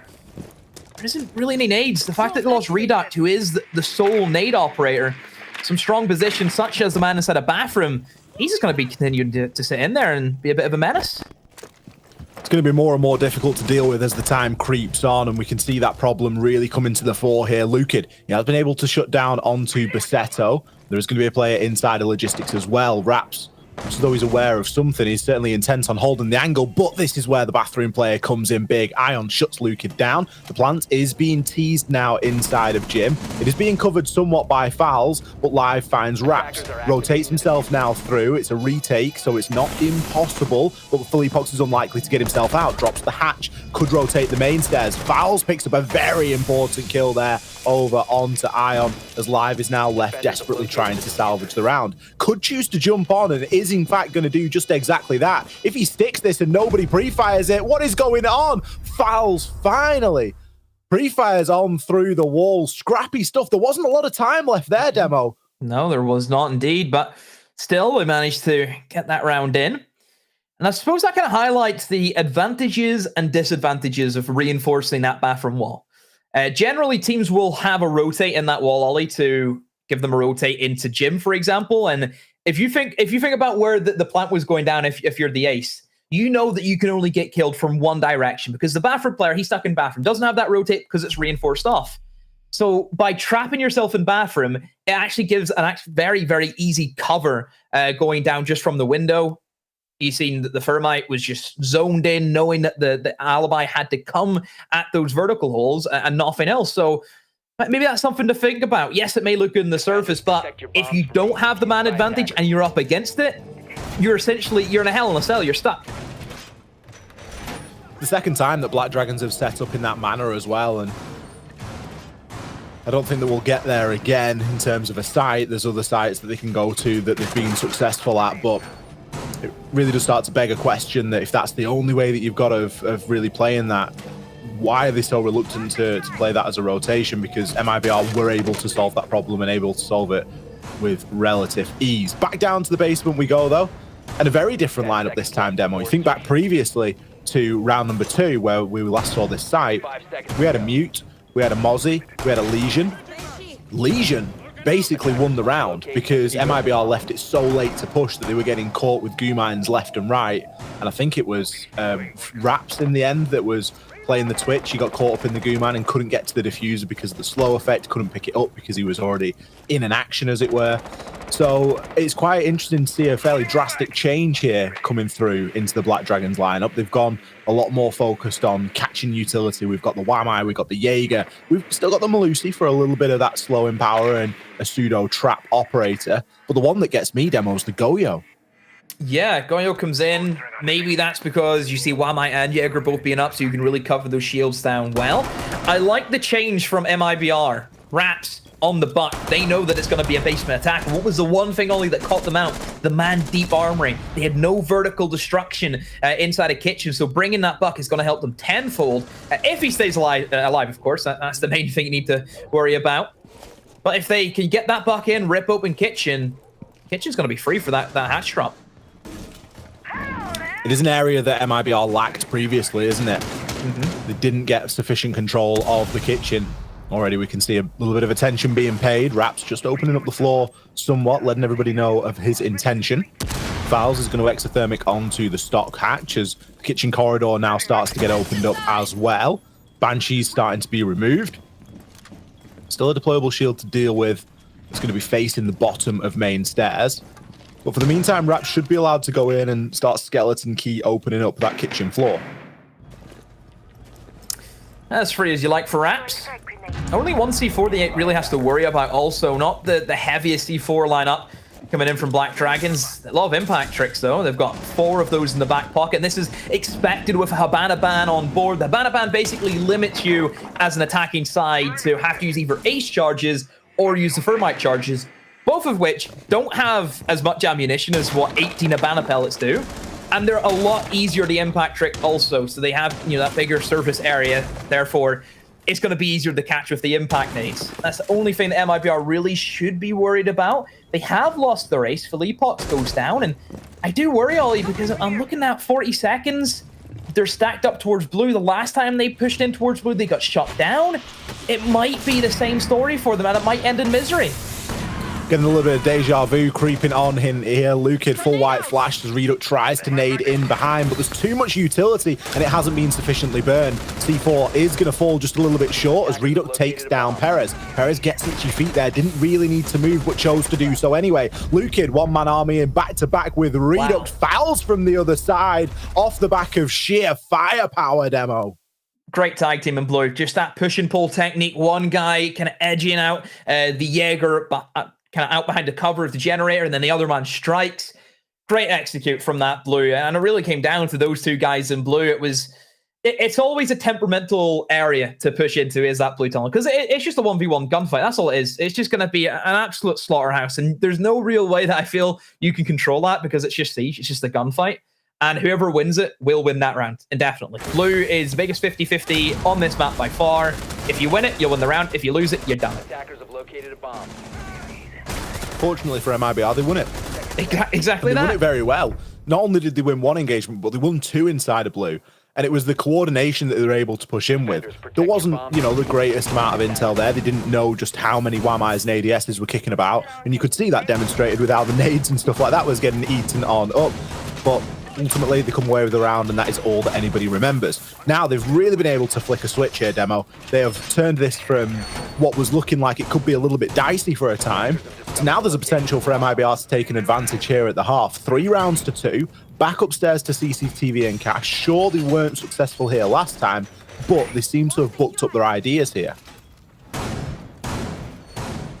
Have taken control of the game, and they have to go upstairs now to the cash room. This was by far their worst attack, Ollie. It was very lackluster, a lot of hero plays coming in, and it just ended in a big mess. So let's see if MIBR can maybe recalibrate themselves and get this cash underway, because I mean, on surface, this is quite an attacker-favored bomb site, in my opinion, Ollie. The fact that you're dealing with a bomb site that can be split in 2 by simply opening up an outside wall, it's massive. And you as a defender, what do you do against that? Yes, bandit tricking and kides, we know mute jammers, they can all be used to try and slow them down, but it is inevitable that this wall's going to be open. It's always going to be open. There's more than enough ways that attackers can get in there and kind of deroute anyone who may be pestering around.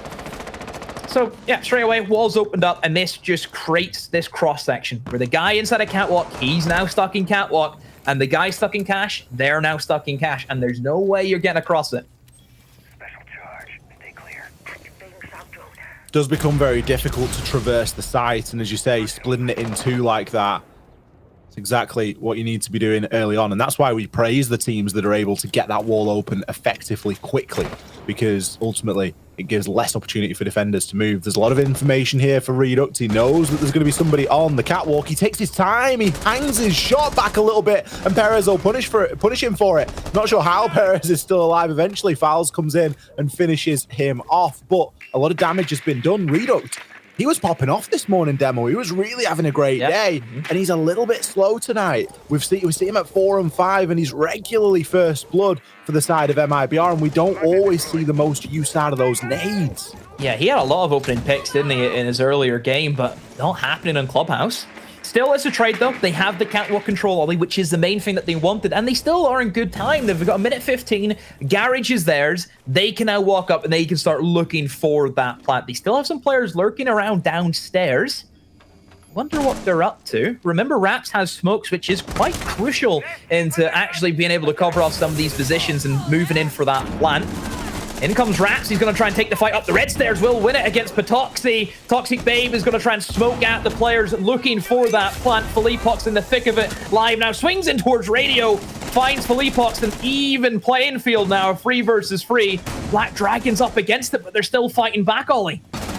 And they're doing a good job of that. Live still got a Toxic Babe canister in hand, and it looks like he's going to need it. 35 seconds left. He's got himself into no man's land right on the bomb chassis, and Lukid holding the cross shuts him down. Ion now with all of the work to do, picks himself up a great kill there onto Lukid. He knows that somebody's on red stairs, and he's going to find the second. He's now in a 1 versus 1. The plant has been confirmed. Both players similar HP, but Fowles goes for the peak. Why does he do it?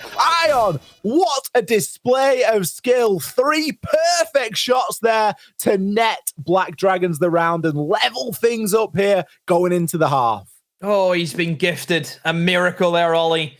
1 versus 3. Gets that first pick onto the guy in the catwalk. Sure, that happens. That's quite an easy pre-fire spot. You expect somebody to be in that position. But the second kill, you have to question the man in red stairs, Ollie. As soon as that kill happened to the man in catwalk, why is he not there for the refrag? That should come in an instant. There's no crossfire being held, and you're giving him individual 1v1s. And look what he's done to you. He's just won 3 1v1s, hasn't he? Essentially, there's an argument to say that nobody should have peaked any of that. You know, the guy on the catwalk maybe shouldn't have been peaking. certainly fouls after the plant's gone down. There's a question to whether he should be peeking or not. I understand why he's done it, because you don't know Ion's movements there. You don't know that Ion is sat holding an angle. For all you know, he might be running at you. And in the heat of the moment, it's, you know, better to maybe take a chance on a swing and catch someone in a sprint or moving, as opposed to someone static holding an angle. And then you look toward the guy on red and you go, God, like, such a good position. Yeah. Didn't even need to challenge. Could have just played from below or something like that. So we're going to get a little highlight of this now. This second one for me is the one he just shuts Raps down. Fouls, confirms the plant, and Curiosity really gets the better of him there. Just patience from Ion. Patience, and it paid off. 10 seconds to insertion. So an even split for Clubhouse. 5 seconds remaining. Which I think, just considering the bans, it is fairly expected. You know, Haban is a big heavy hitter for the attackers whenever you look towards that basement. Obviously, Kaid being banned away for the defense. That's great for Cash Walls and Jim. And even the basement also, you can kind of hatch if you need to. So it is fairly even. I don't really know if you can swing one way or another in terms of attacker-sided or defender-sided. But now we kick things off with, again, a Gym and Bedroom. Both teams looking to start things off, and usually the third bomb site choice. Strange decision, but one that has been made nonetheless. Maybe MIBR saying, come on, we'll show you how to do it. We'll show you how to defend Gym and Bedroom on the opener. But it's a preference that both teams have shown so far. Black Dragon's going for a slightly different lineup here. They're opting for 2 hard breach, save the Thermite. Instead, they're going to be bringing an Ace and a Maverick. I guess the more interesting one is perhaps the Flores bringing the Rotero drones, trying to gather that info and really work on it that way. Perez finds himself a freebie. Fleepox, why are you downstairs? He's going to pick himself up another area if he's not careful. Live nicks it away, but the kill and the intention was there. Lukid going to be the second to fall. MIBR already fighting from 2 behind. Yeah, maybe this is where Black Dragons are saying this is how you attack a Gym and Bedroom, perhaps, Ollie. But then again, MIBR, we've seen how clean they were for those Gym and Bedroom attacks. It's more the other sites that caused them some issues.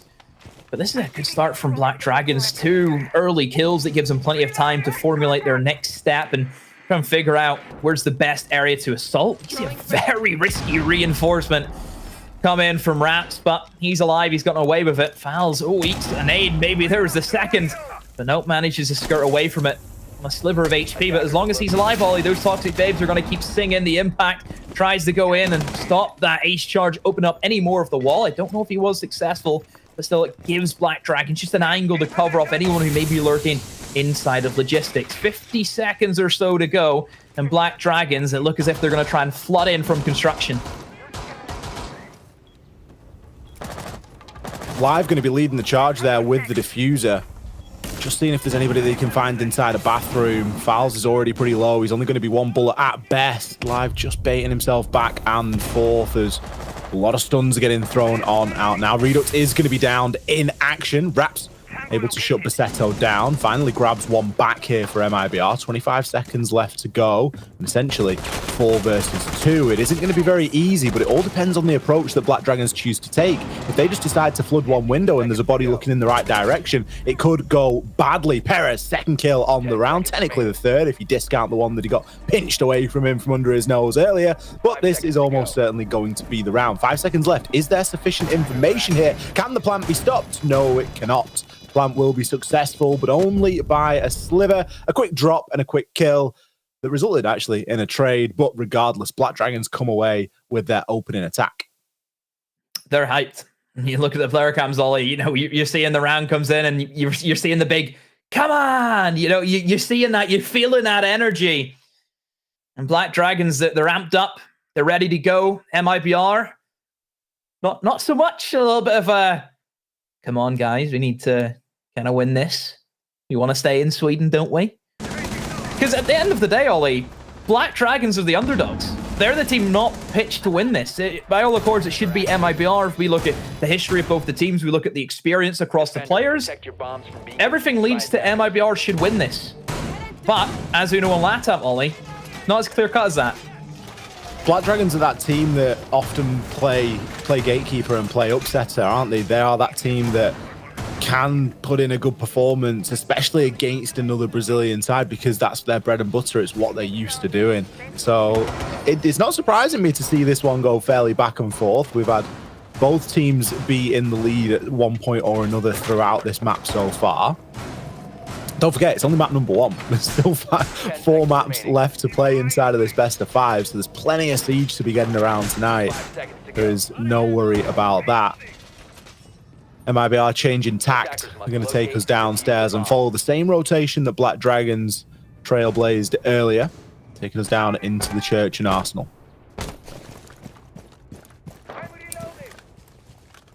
Yep, downstairs. This was, I believe, a 50-50, wasn't, on attack and defense wins. See if that's going to change. So far as it stands, Gym and Bedroom entirely attacker-sided. And then Cash Room entirely defender-sided at the moment, with this being the middle ground. So that's where we stand in terms of the stat percentages, Ollie. Let's see if that's going to change. Let's see if it maybe teeters towards the defense, maybe it teeters towards the attack. Only time will tell. Black Dragons in very swiftly have secured that mid floor as quick as they could, and well, that's probably because the MIBR have no real intention of going for a roam game, which is uncharacteristic of the Volley. We have kind of hyped up this team as they are just roam. They don't want to sit on site. They want to get out and about. They want to take it to the attackers. And sometimes that's good. You know, we see that work really well for them, and sometimes they get caught lacking, and sometimes the site isn't as reinforced as what it should be, and then they get exposed. It's almost as if when MIBR bring out more of a turtle-style defense, that's like their comfort pick. That's like their Ying or sort of Monty or whatever it might be that, you know, people and teams rely on to try and crutch around here and there. That's just almost sometimes what it feels like when you look at MIBR, because they are a team of roamers. These are a team of marathon sprinters. They love covering every inch of the map in every single round, and it is uncharacteristic to see them just restrict themselves to one floor and sort of just wait for Black Dragons to set up sufficiently before they execute, because there's so much that Black Dragons can do here, and they're not really concerned about anything that's going on. They're able to take a lot of time, make sure that drone work's done. You can see all the information's been gathered, a lot of info being exchanged there in terms of what utility is available on site. Players taking up different positions now. Perez is likely going to end up going down oil or blue, depending on the call.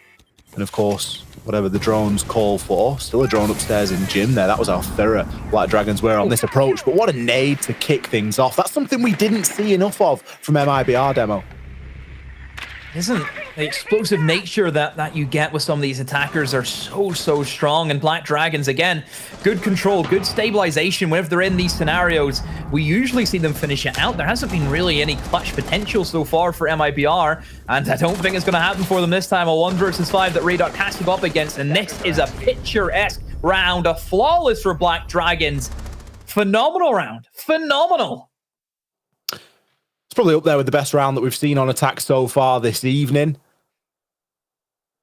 Black Dragons making short work of that. Give them the time, give them the space, and they will take full advantage. They had not a worry in the world after they'd set up some pre-placed drones in the early part of the prep phase and really figured out just exactly what was going on there.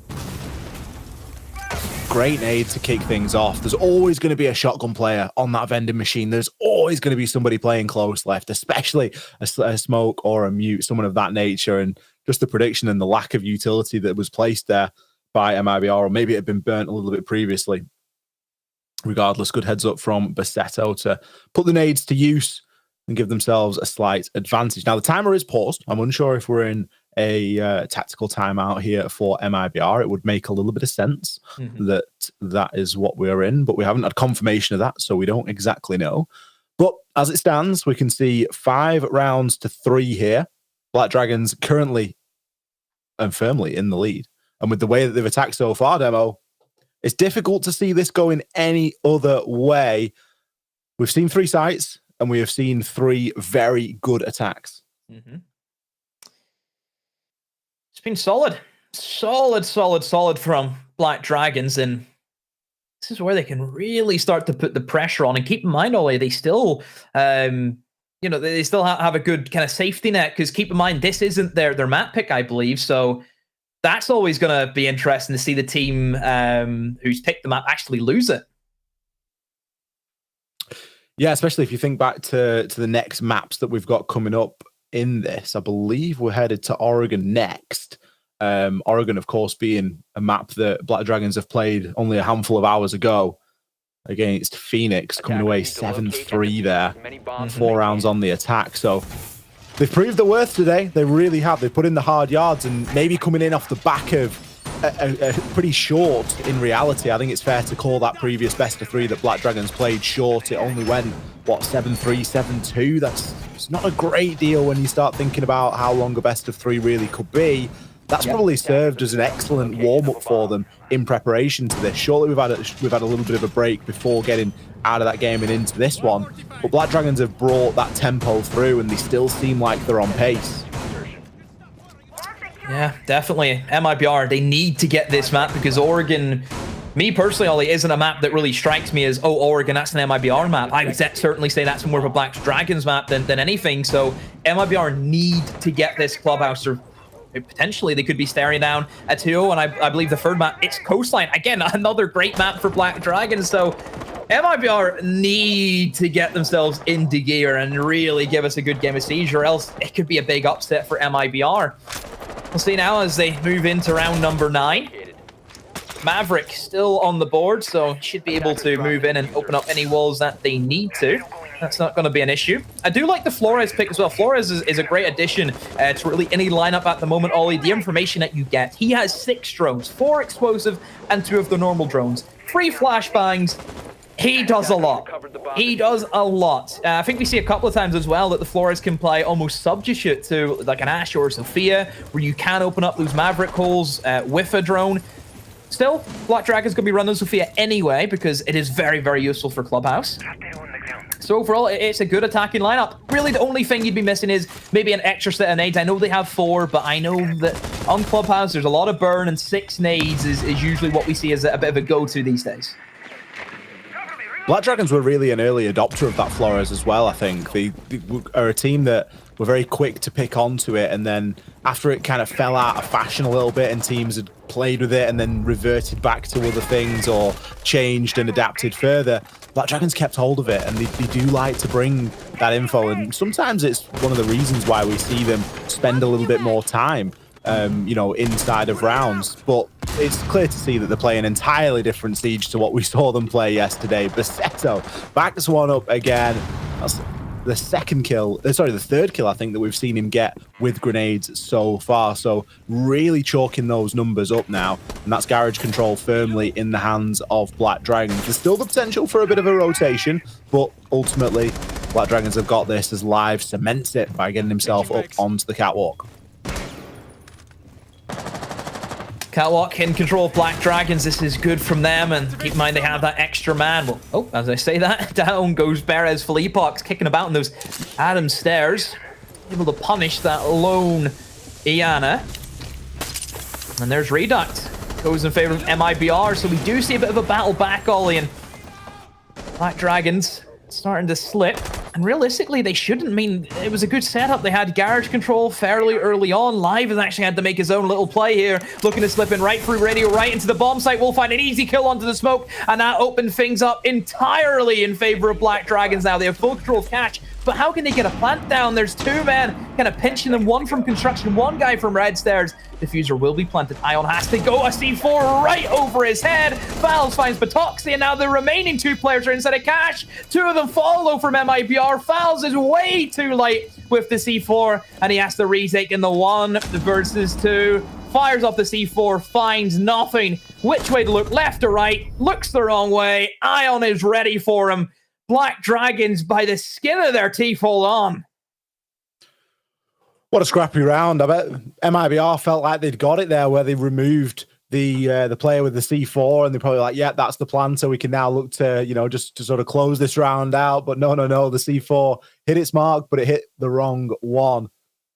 MIBR looking pretty downtrodden there. They're looking a little bit frustrated.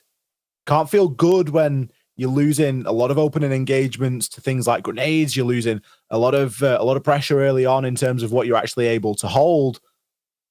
MIBR coming up against significant obstacle here, and Black Dragons seemingly speedrolling, and they've got that confidence demo. You don't see pushes like that unless a team is brimming with confidence. You commented on it a couple of rounds ago, just that the vibes look like they're high on the bench. They look like they're having a good time on the desk.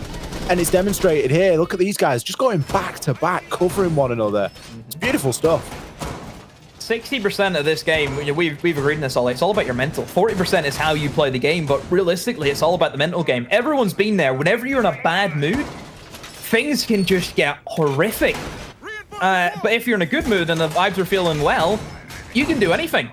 You know, you can do some of the most craziest stuff that should never work, but just because you think, oh, you know what, we may as well, things are going well, let's have a go.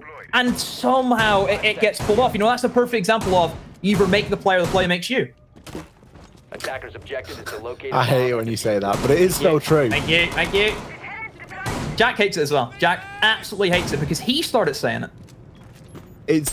It's very true. You know, you've got to have that confidence. You've got to have that certain, you know, if you move with that sort of confidence in the game, you shoot with that certain confidence, it does start to come through. We're seeing that with Black Dragons at the moment. We're seeing the way that they're confidently moving through.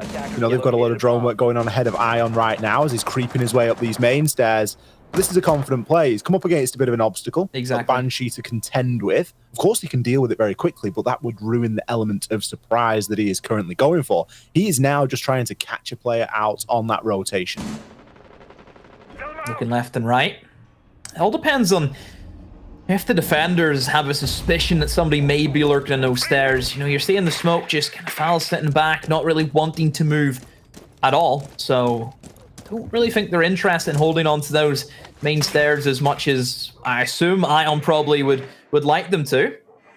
Black Dragons have the difficult task of dealing with the kind of construction into cache side hold that we see a lot, and most of it does come down to how well you can hold on to those red stairs as a defender.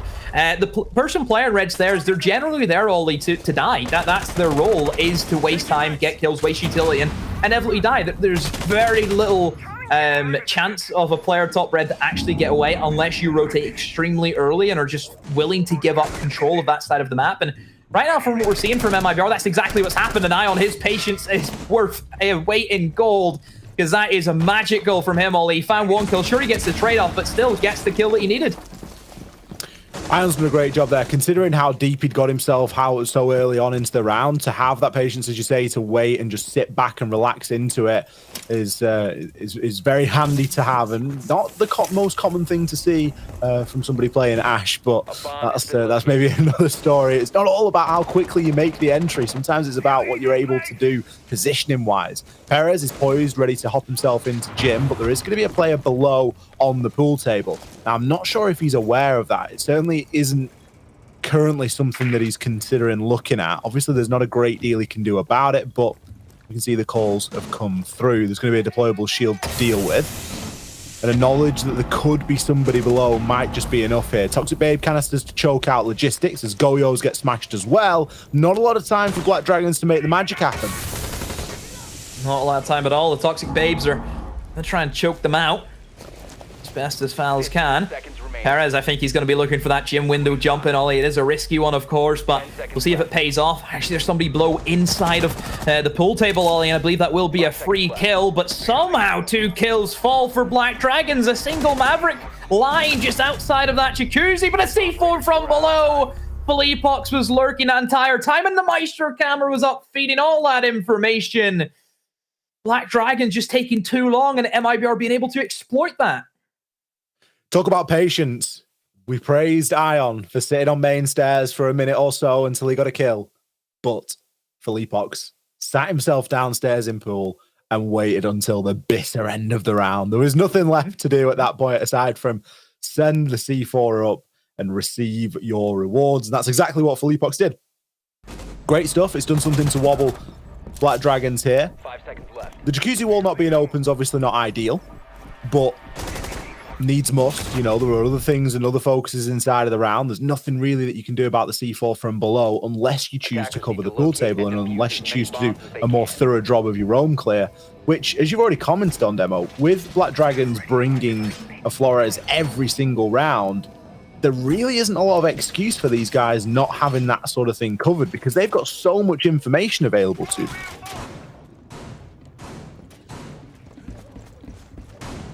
So where does this put us, Ollie? 6-4. MIBR being able to stop whatever was happening to them before. Is there any chance of a comeback? 10 seconds Is left there before potential? insertion. I mean, I'm looking at the lineup from MIBR. This is them right now. We're seeing the Oryx. We're seeing the upstairs hold. It's a room game. This is what they're good at. They didn't do this last time they were downstairs in basement. No, this is where MIBR look a bit more comfortable, isn't it? Just in terms of the lineup. So I think you've got to give that chance of a potential comeback here. It's also worth considering that would it be a true best of 5 if every single map didn't go to overtime? So there's always that to keep in mind as well.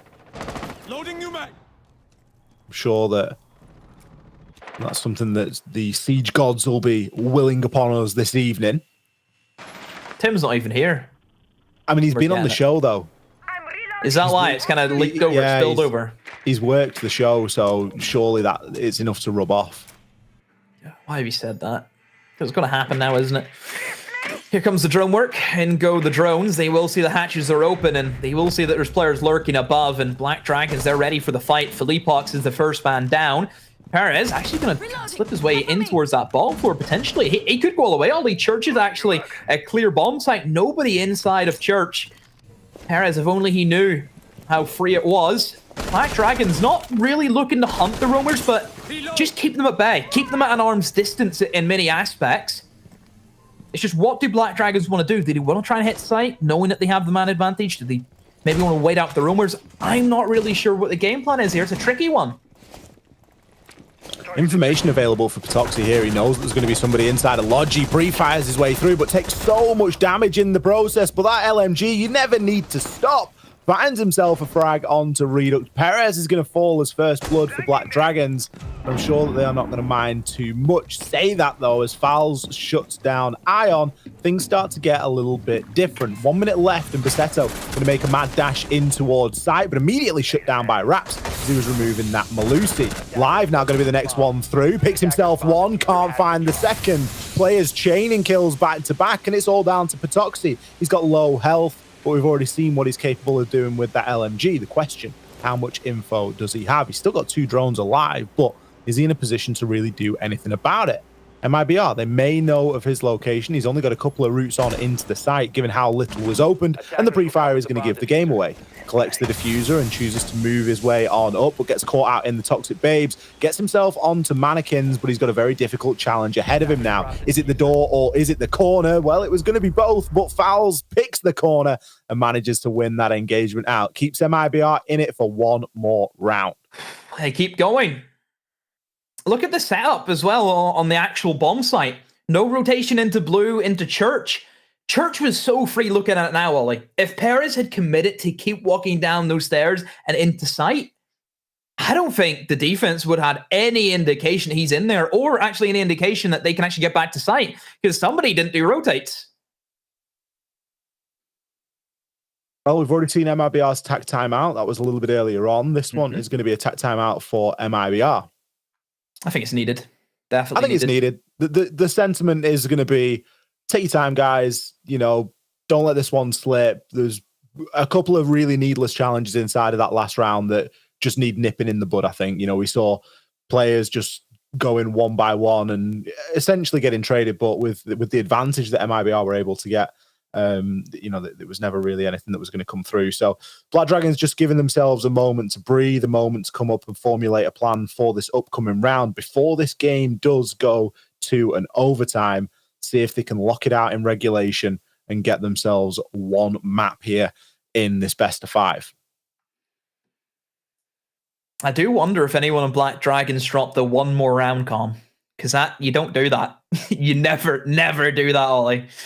I think back to CL, Ollie, whenever we seen a team even put up their finger and say one more round, and that ended in absolute misery. So never say one more round. That's to anyone out there. Just don't say it. Don't say it.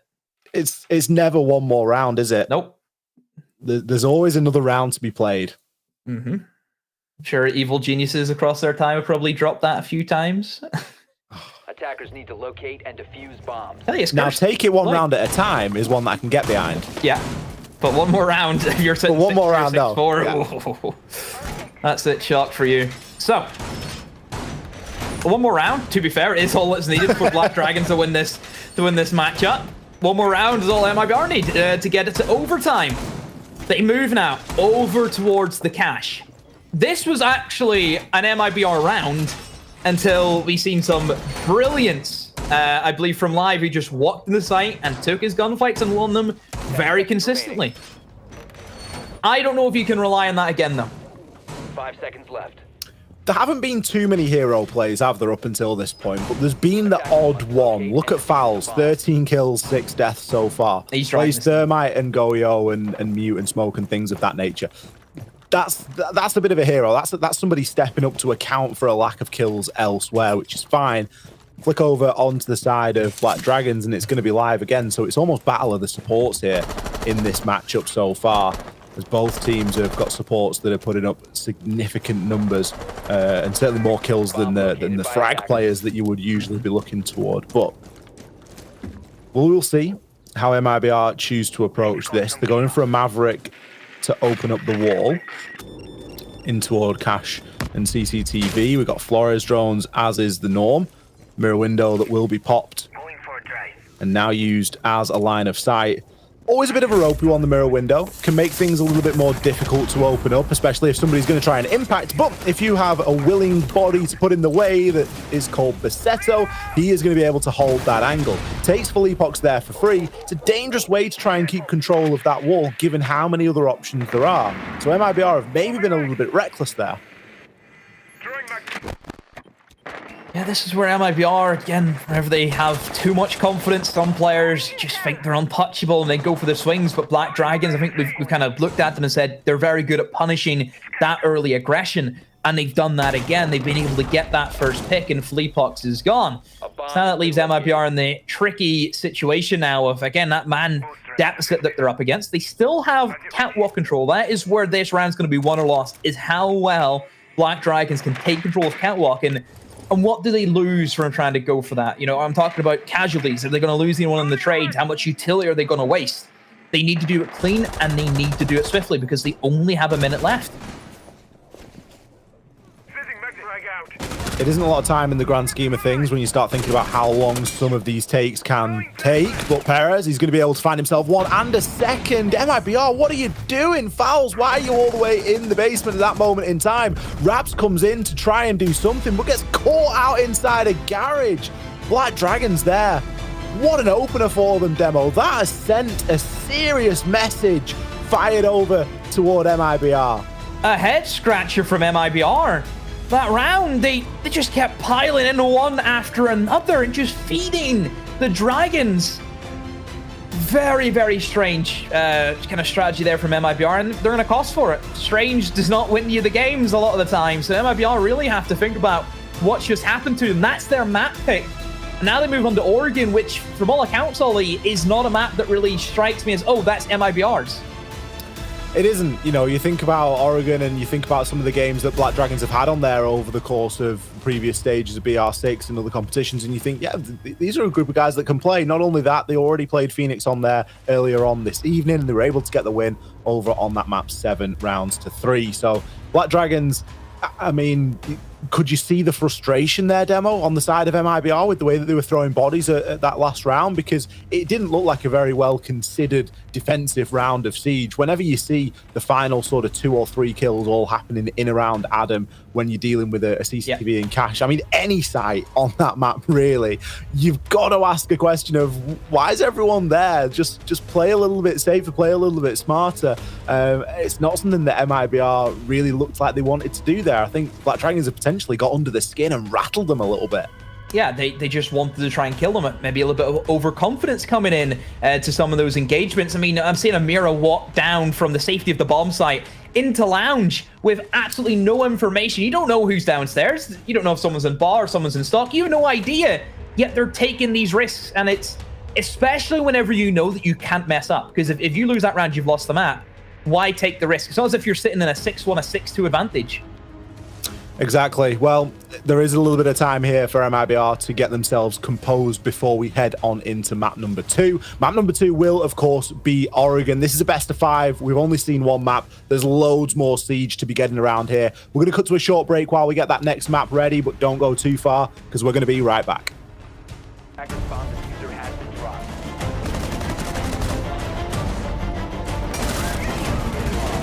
5 seconds remaining. Drop the bomb.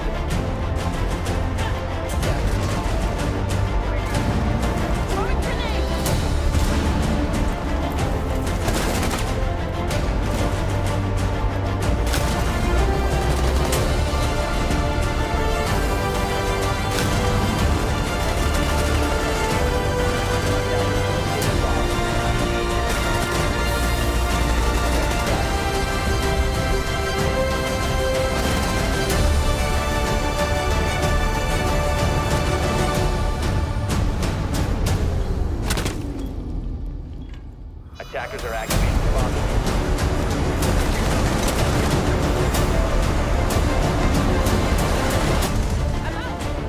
Attackers are activating.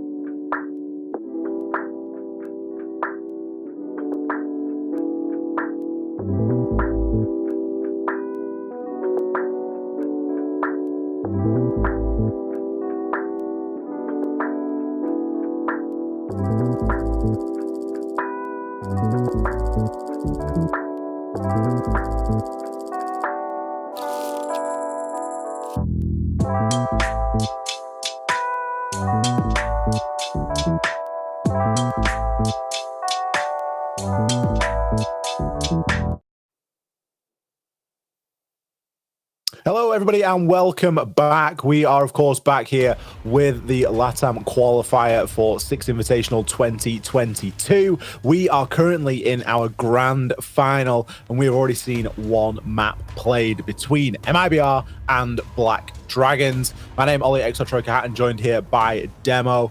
Demo, we have already seen one map played, and it wasn't the way that we expected it to play out, really, was it? No, it was an MIBR pick. Supposed to be their map to win. Generally in the best of 5, we usually see, the ban, pick, and then the decider. And by that kind of logic, you would expect both teams to win their respected maps, whatever one they want to choose, and that gets us to the decider. But in this case, we have a bit of a mold break, haven't we? We get to see a team who didn't pick the map actually win it, and now they get to move in to their map after already winning one. There's certainly a level of confidence that you can take from that, and already a level of confidence that we've seen Black Dragons play with today so far. They've not really looked like they've been phased too much. They've looked in good spirits. They've moved fairly confidently. They've been keeping themselves, nice and smiley, nice and vocal on the desks when we've been going through the player cams and stuff, and things have looked like they've been going in a good direction. Now, they have already won here on Oregon today a little bit earlier on. They played Phoenix in our best of 3 that preceded this game here.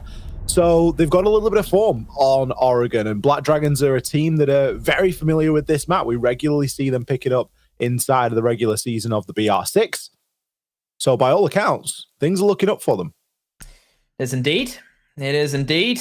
I think the fact that you've already played it today, that's going to give you a good bit of confidence knowing that you're on your game. You know what you're going to do in Oregon. And if they can execute the same way that they were doing earlier against Phoenix, Black Dragon should have no issues at all taking a 2-0 lead in this best of 5. I love it comes down to MIBR because they're the ones who have to respond, Ollie. They're the team who has to step up.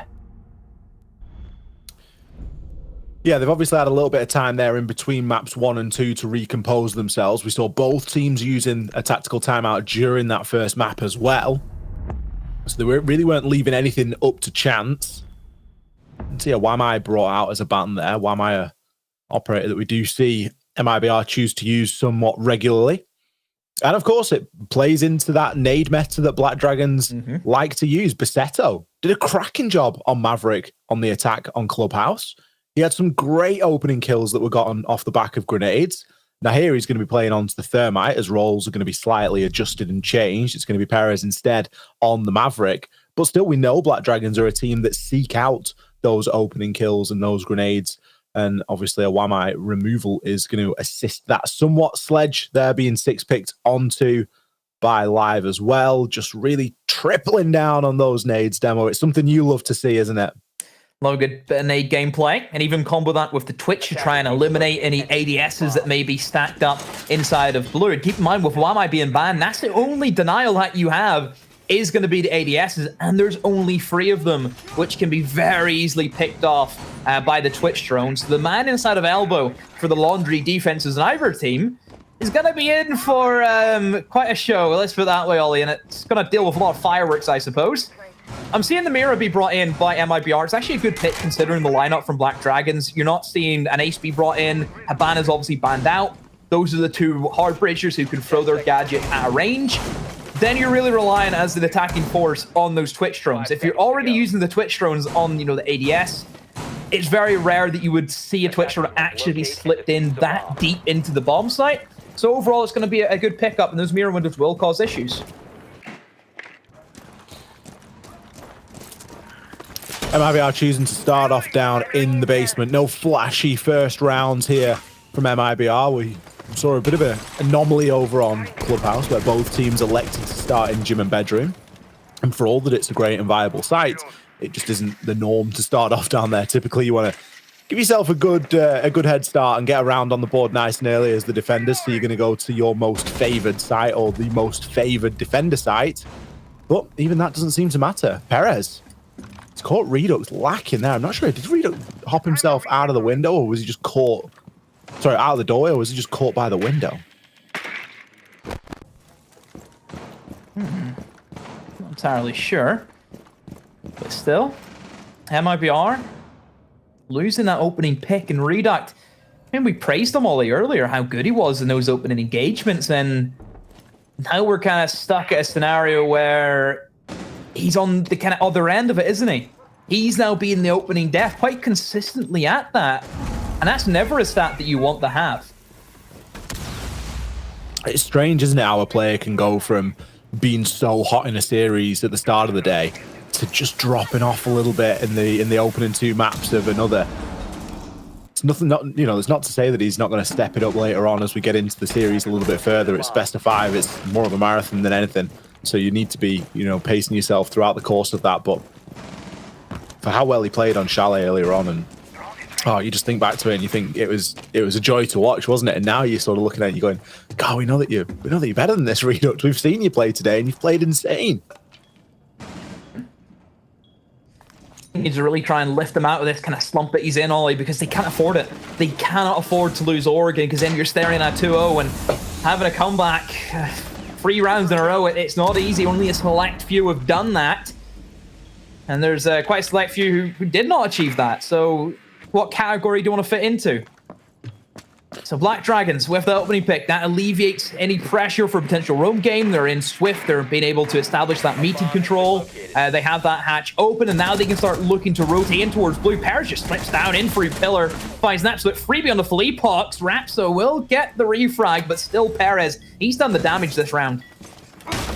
Perez is that player that we've, kind of highlighted a couple of times, but it's one that's worth highlighting again. You need to keep a keen eye on him because he can be a bit of a playmaker over the course of a round. Not a lot of time left remaining here, but players coming up from MIBR to try and bolster and to try and redefend that doorway as the Toxic Babe canisters come through. Bassetto with the swing is going to find himself one. But that's the diffuser cold as Raps and Lukid pick up the pieces.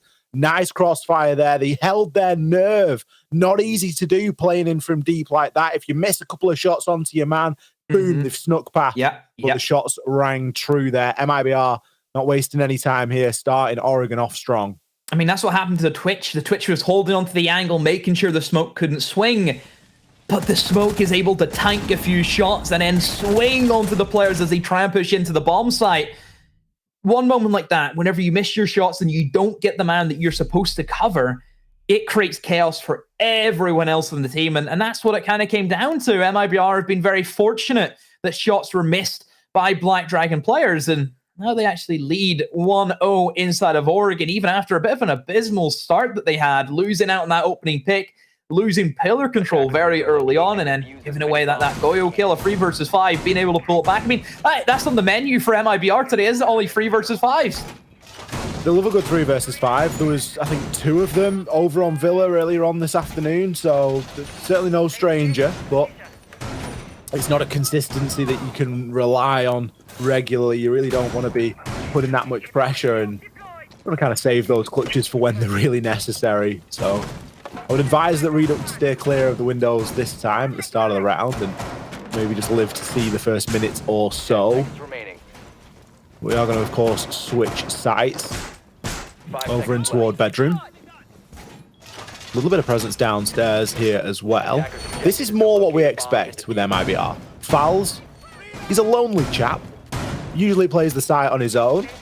He's been left to do a lot of the setup there with the shotgun. I've even seen him reinforcing a few walls, and his teammates are just sort of off frolicking, getting themselves into position to rat around in various windows and doorways up and down the map.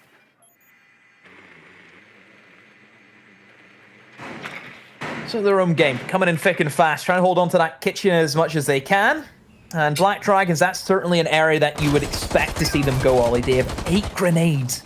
Think of the verticality that you can really abuse. A lot of that top floor in towards that kids. It's destructible from below. If you get inside a kitchen, you can cripple anyone who maybe the smoke player inside of kids near maybe the hatch and kitchen. You can nade him out. You can get that free kill. So I do assume that Black Dragons are going to try and opt for that. And quite rightly so, of course, MIBR trying to take that away from the attackers and actually put up a bit of a fight. This is what MIBR do best, and that's make it difficult for the attackers. They don't give anything up for free.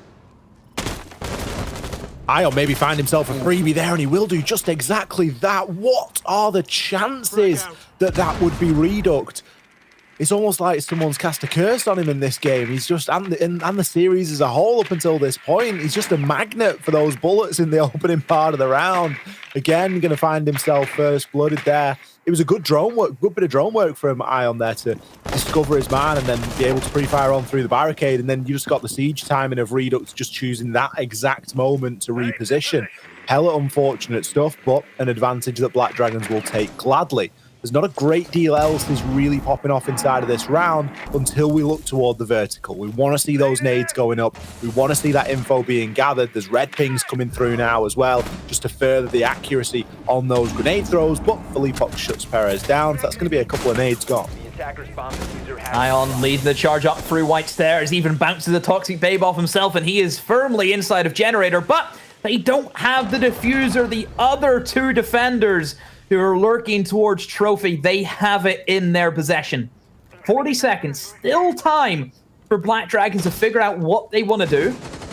But this will certainly come down to getting kills, and I think Black Dragons need to attack this in that manner. They play for the kills. You don't try and play to get that diffuser. You know that the two defenders are going to be lurking near the diffuser. It's just all about getting these kills. They've got one player rotating outside of the bedroom balcony, and this is where Live, he has to come alive. Philippok swings, but Live will win that engagement, and Luke it all by himself.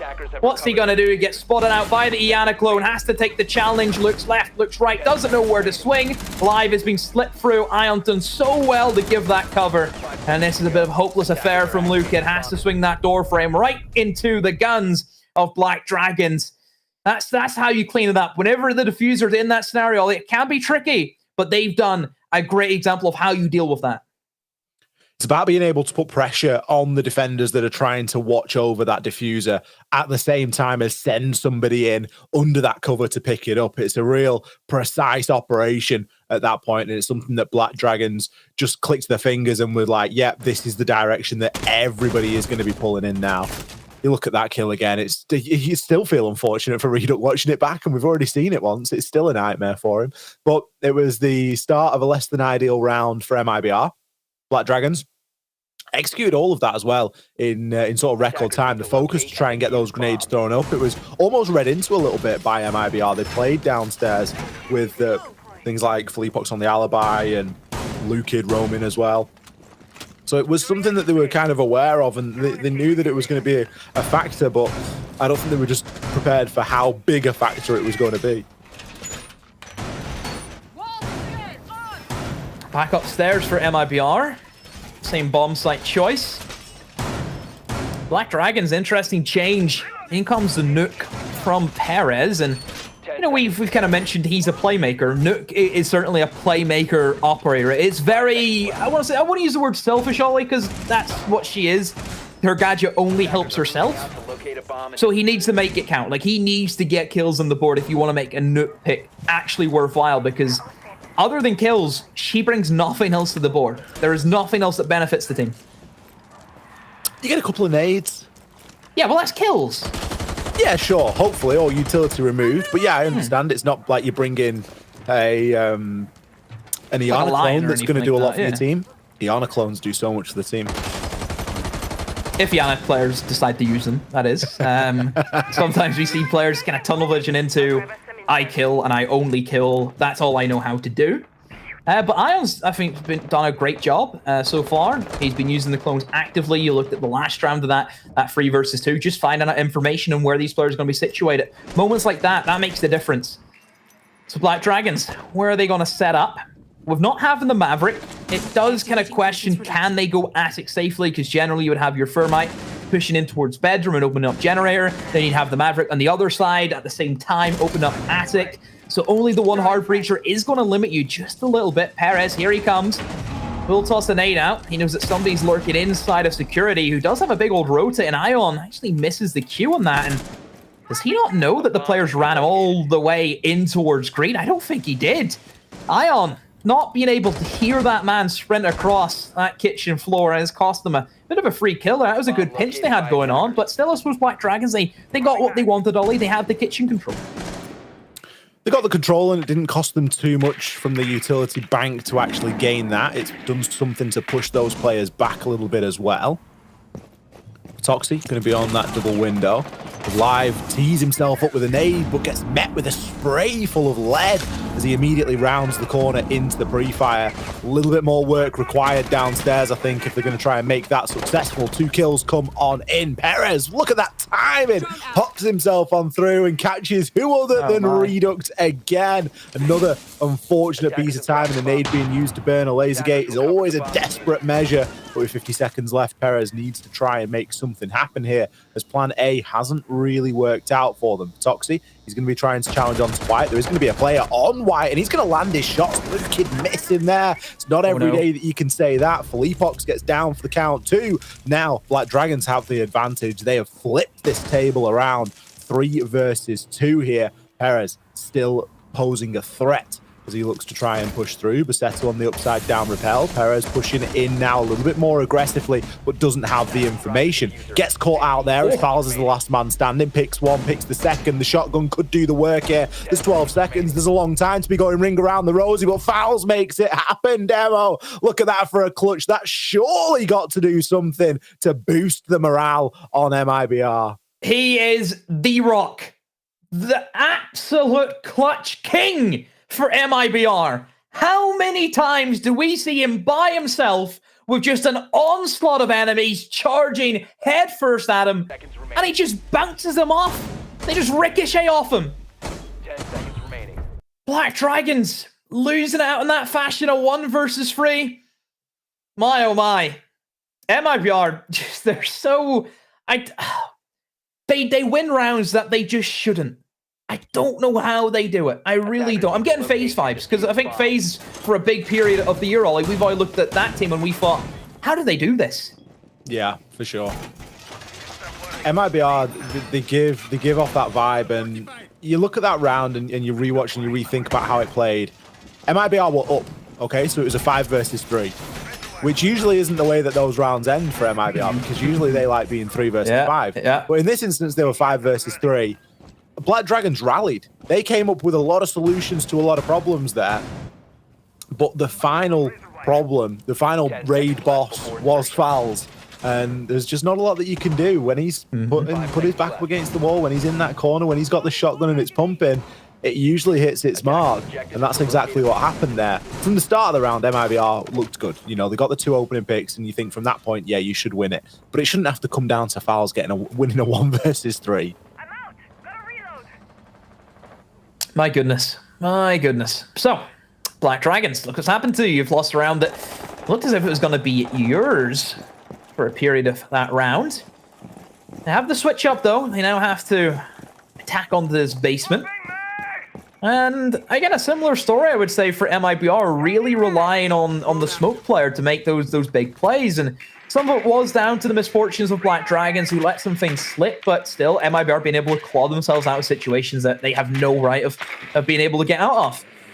You look at Black Dragons in the lineup, they're back on the Maverick again. The Nook is gone, these kind of sneaky plays, they're realizing, okay, they've caught onto it. They don't really think it's as worth. Maybe they know it's going to be basement, so they think the Maverick's going to be a better pickup. Keep in mind that Kide is open in Oregon, so the meat hatch could be Kided off, so you have to bring the Maverick. MIBR have no interest in bringing the Kide anyway, but Black Dragons still have to take, that risk, and they still have to bring in that Maverick just in case it does happen to them. Black Dragons again sweeping across throughout that mid floor. This is a good time for them. They've gotten in, still half the round to go. They established their control. Now they can get their hard breachers in, open up the hatches, rotate towards blue, and carry out the general to-do list that we like to see for the Oregon basement. Perez is going to position himself in the meeting to start dealing with one of those hatches, that one being the one that drops into electrical box. As his 2 teammates look to try and make entry in here through bunker. A little bit of drone work required just to ensure that all is clear. Now, the kitchen hatch is going to be open. Patoxy can choose to use that to try and throw a little bit of utility down. it's always an important thing to make sure you've got a good presence inside of that kitchen. And you think back to the way that this round played out last, and well, Lukid was allowed to play in the kitchen corridor, and he came up with one of, if not the last kill on the round. Nades being prepped now from Toxic, as it's worth just seeing if there's anybody playing in the little elbow there. Toxic Babes now cutting off that approach into the bunker. Now, the benefit of a team that's going to push in a little bit later if you're a defender is you can throw those Toxic Babes a lot deeper and really force a lot of time to be wasted. Fouls is showing no signs of slowing down. Takes down Live. And all of a sudden, Black Dragons, they need to try and make something happen here, Demo. 25 seconds, not a lot of time. Yeah, they need to get a shift on. Here's the trades. Lukid with 2 kills, playing that Shaiko door, and a third for him also. MIBR, and the blink of an eye, slaughter the attack of Black Dragons. This is the MIBR we know, Ollie. They're ready. They're here, and they're here to try and take back a map inside of this series. They're looking good. That's a good defensive half, and generally for Oregon, I mean, you're kind of aiming for like a 4-2, so they're on course for it. MIBR not looking phased at all there. They had everything under control. They were able to space out the utility very nicely. Lukid coming in with 2-3 big kills there on the round, and Patoxy just didn't have the required impact there. The mirror window really shutting him down. Those mirrors have been causing quite a big bit of hassle, and it's unusual to see them go ignored for so long, especially given how important your freezer push is. It's understood that a lot of utilities are required to take control of bunker, but freezer is equally as important to make sure that you have that presence from the other side. It's very similar, Demo. The way that I always think about it anyway, is that your freezer on Oregon is the same as your blue on Clubhouse. It's just got that kind of vibe about it. You know you need to have somebody in there, and they just sometimes need a little bit of a handhold. They need a little bit of support in there. And it's not something that we've seen Black Dragons really dedicate much time to. So we see the tertiary bomb site come out for the first time, and generally this is where we see the kind of attackers win the rounds. It's usually on either the meeting or the dining bomb site. Mostly because they're not the easiest to control. They're quite big surface areas that you need to take control of. You think of kitchen already. There's quite a few ways you have to try and cover off. You think of green corridor. Obviously, the meeting walls can be exposed. You're looking towards dining. How small tower you have to take control of. Then that means you have to take control of showers, security. There's a lot of things, Ollie, in that puzzle that you have to try and put together. And then for meeting, again, it's very similar. You have attic, then you need to try and look at. Then you extend in towards kids. So just a whole meander of things that you as defense actually spread yourself out and quite thin, and that's where you're a bit of a disadvantage, and the refrags can come in quite thick and fast, and there's nothing that you can really do against that, because the attackers, you just say, okay, we're pushing from this side, let's just take the trades and win it. And that's usually what happens. So the tertiary bomb sites, you need to win them as attackers, or else the defenders are going to run away with the game entirely. Black Dragons an opportunity to begin salvaging this phase. Ion, does he know that somebody is inside of security? I would guess not, given the fact that he's just beelined his way straight up these white stairs. Now, he does have a teammate behind him that could try and provide a bit of cover, but Ion is immediately just trying to cut this site in half, not wasting any time getting himself up there. Gets an opportunity and will take it. Raps, he is going to fall. Ion could find himself a second here if he plays his cards right. Going to certainly put a couple of shots in, but Lukid was successful below and wasn't discovered inside of security. 3 versus 3 make it 3 versus 2 as Felipox shuts Live down. The long angle being taken advantage of there. The Toxie has control of this top floor, but at what cost? The site, of course, you mentioned Demo being the tertiary bomb site downstairs inside of kitchen and dining. You need to be getting that top floor for a little bit cheaper than what it has cost. Yeah, and they've been ripped off, haven't they, Ollie, with what they put into the attack of the top floor. They need to try and get their money back somehow. MIBR, they're already gone. All they have to do is sit and hold their angles. They know they're in good positions. You see, again, like I mentioned, you're very spread out on this bomb site, so there is still potential for Black Dragons if they win their 1v1s, but sadly, they're not doing so. Reduct finds Patoxy and Basetto. He's on the hatch, and there's only one way to go from hatch, and that is down. Straight into the Lion's Den, and he drops, and this should be an easy lockout for MIBR, and it will be. It was only a matter of time. MIBR win the tertiary bomb site, and wow, this Oregon defense just keeps getting better and better. It's probably the best way that MIBR could have gotten onto Oregon as well, you know, to come into a map that, you know, we don't think of Oregon and immediately think of MIBR. So to come into this map, for the way that we saw them play on Clubhouse, to come into Oregon on the defense, it's exactly what they needed. Now, we are seeing a tactical timeout. Black Dragons are choosing now as a moment to take a breath and see if they can salvage a 4-2 here at the very best. Of course, it gives MIBR a chance to have a natter as well and just sort of gas each other up and say, yep, more of the same, please, guys, because that's exactly what has been working so far. So, timeout for Black Dragons, and they know that it's not going well.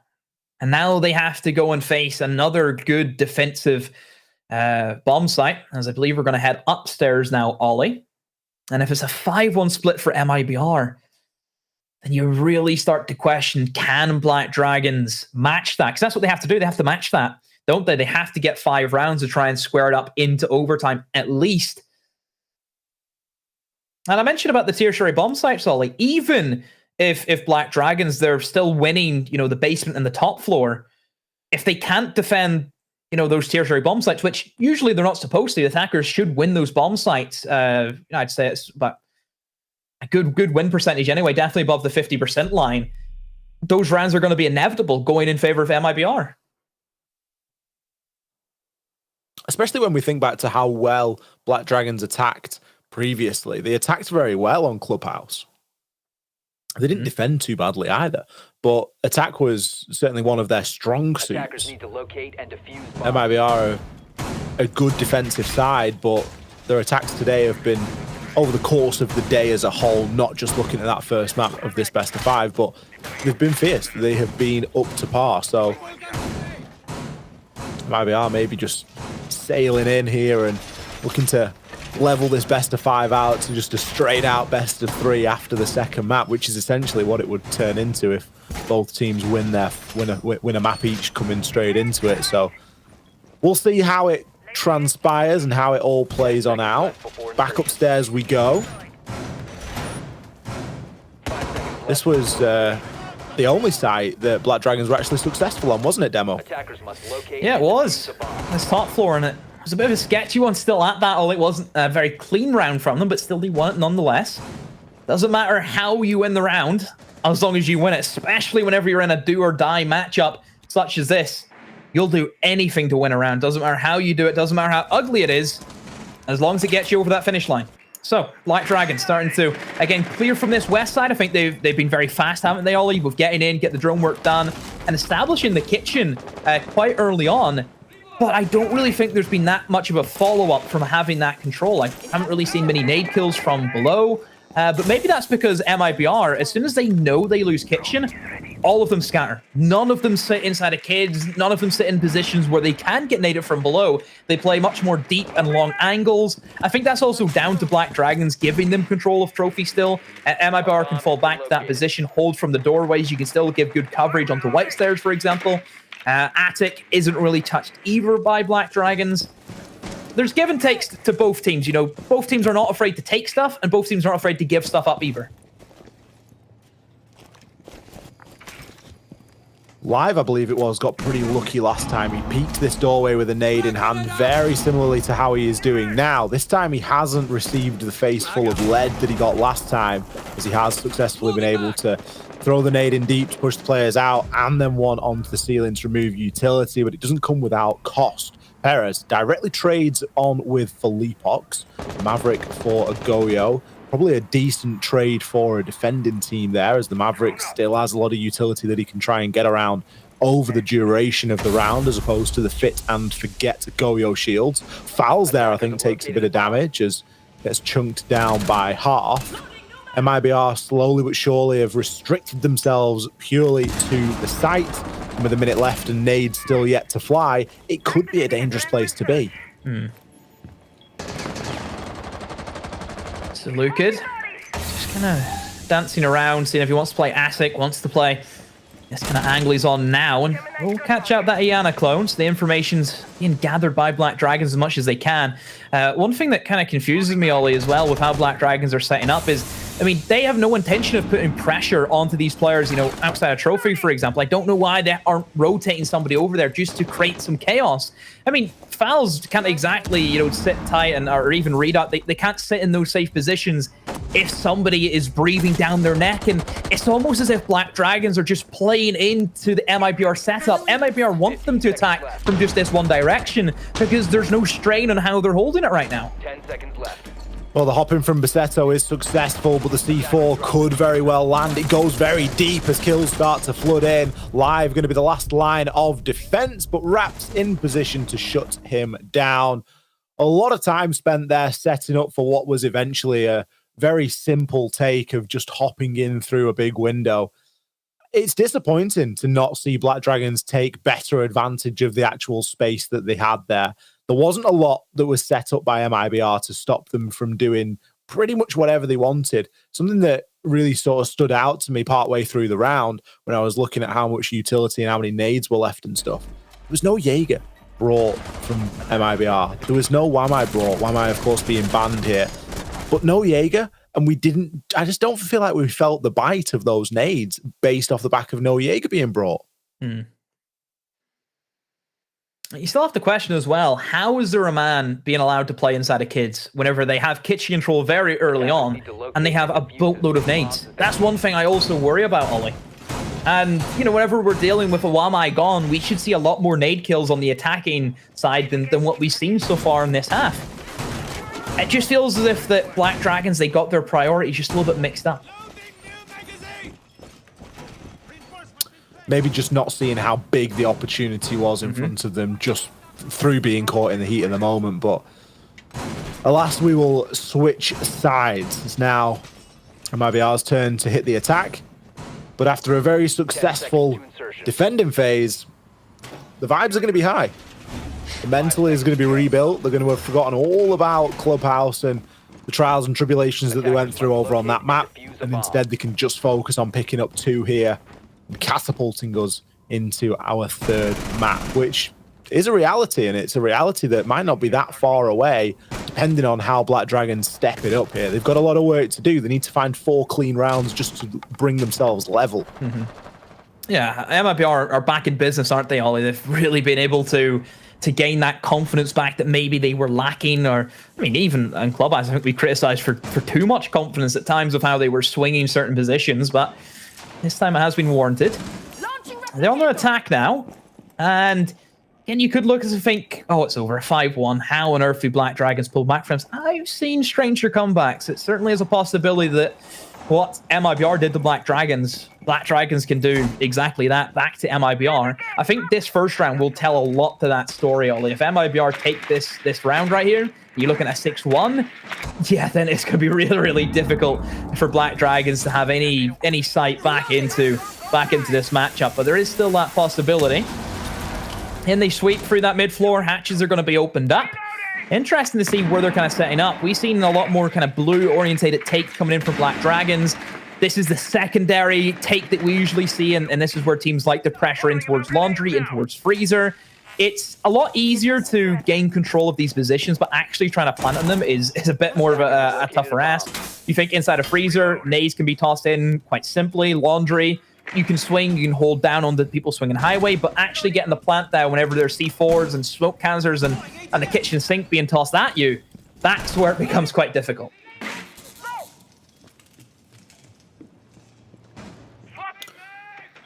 Just about 1 minute and 10 seconds left to go, and still everybody alive. A different intention for those Twitch drones being shown by MIBR, as Raps did try and hop his drone over to maybe do something about that mirror window, but it was unsuccessful. Blue Kid, he's got a little bit of a line onto somebody here. He knows there's likely going to be somebody playing in the corridor. Could be worth a nade if he's got one remaining.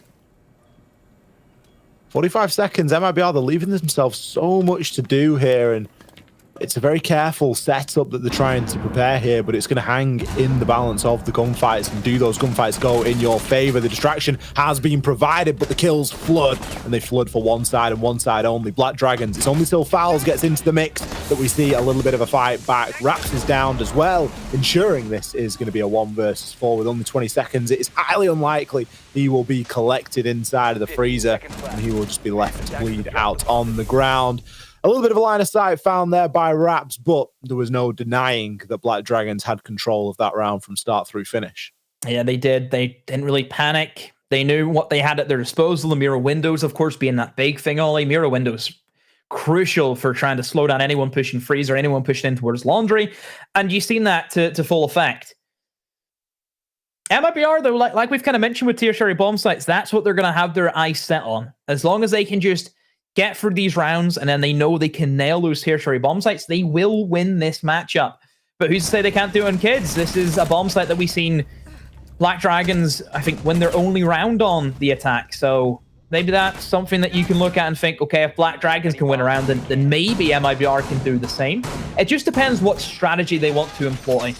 They've got nades. They've got 4 nades, so you can definitely make the argument of going below and towards kitchen, utilizing the nade gameplay. No Maverick as well, which is also something to keep in mind, Ollie. So we might not see the attic take. This might be just a straightforward generator attack. That could definitely be something on the cards.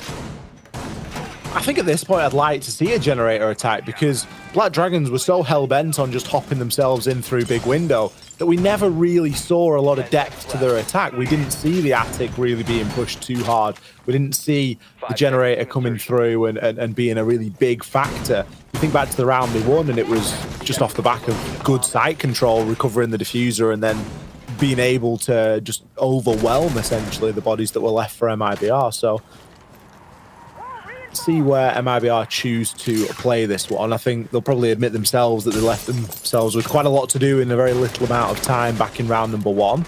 I doubt that that's going to be a trend that continues. Lukid quickly going to get himself to a position to keep an eye on that main door.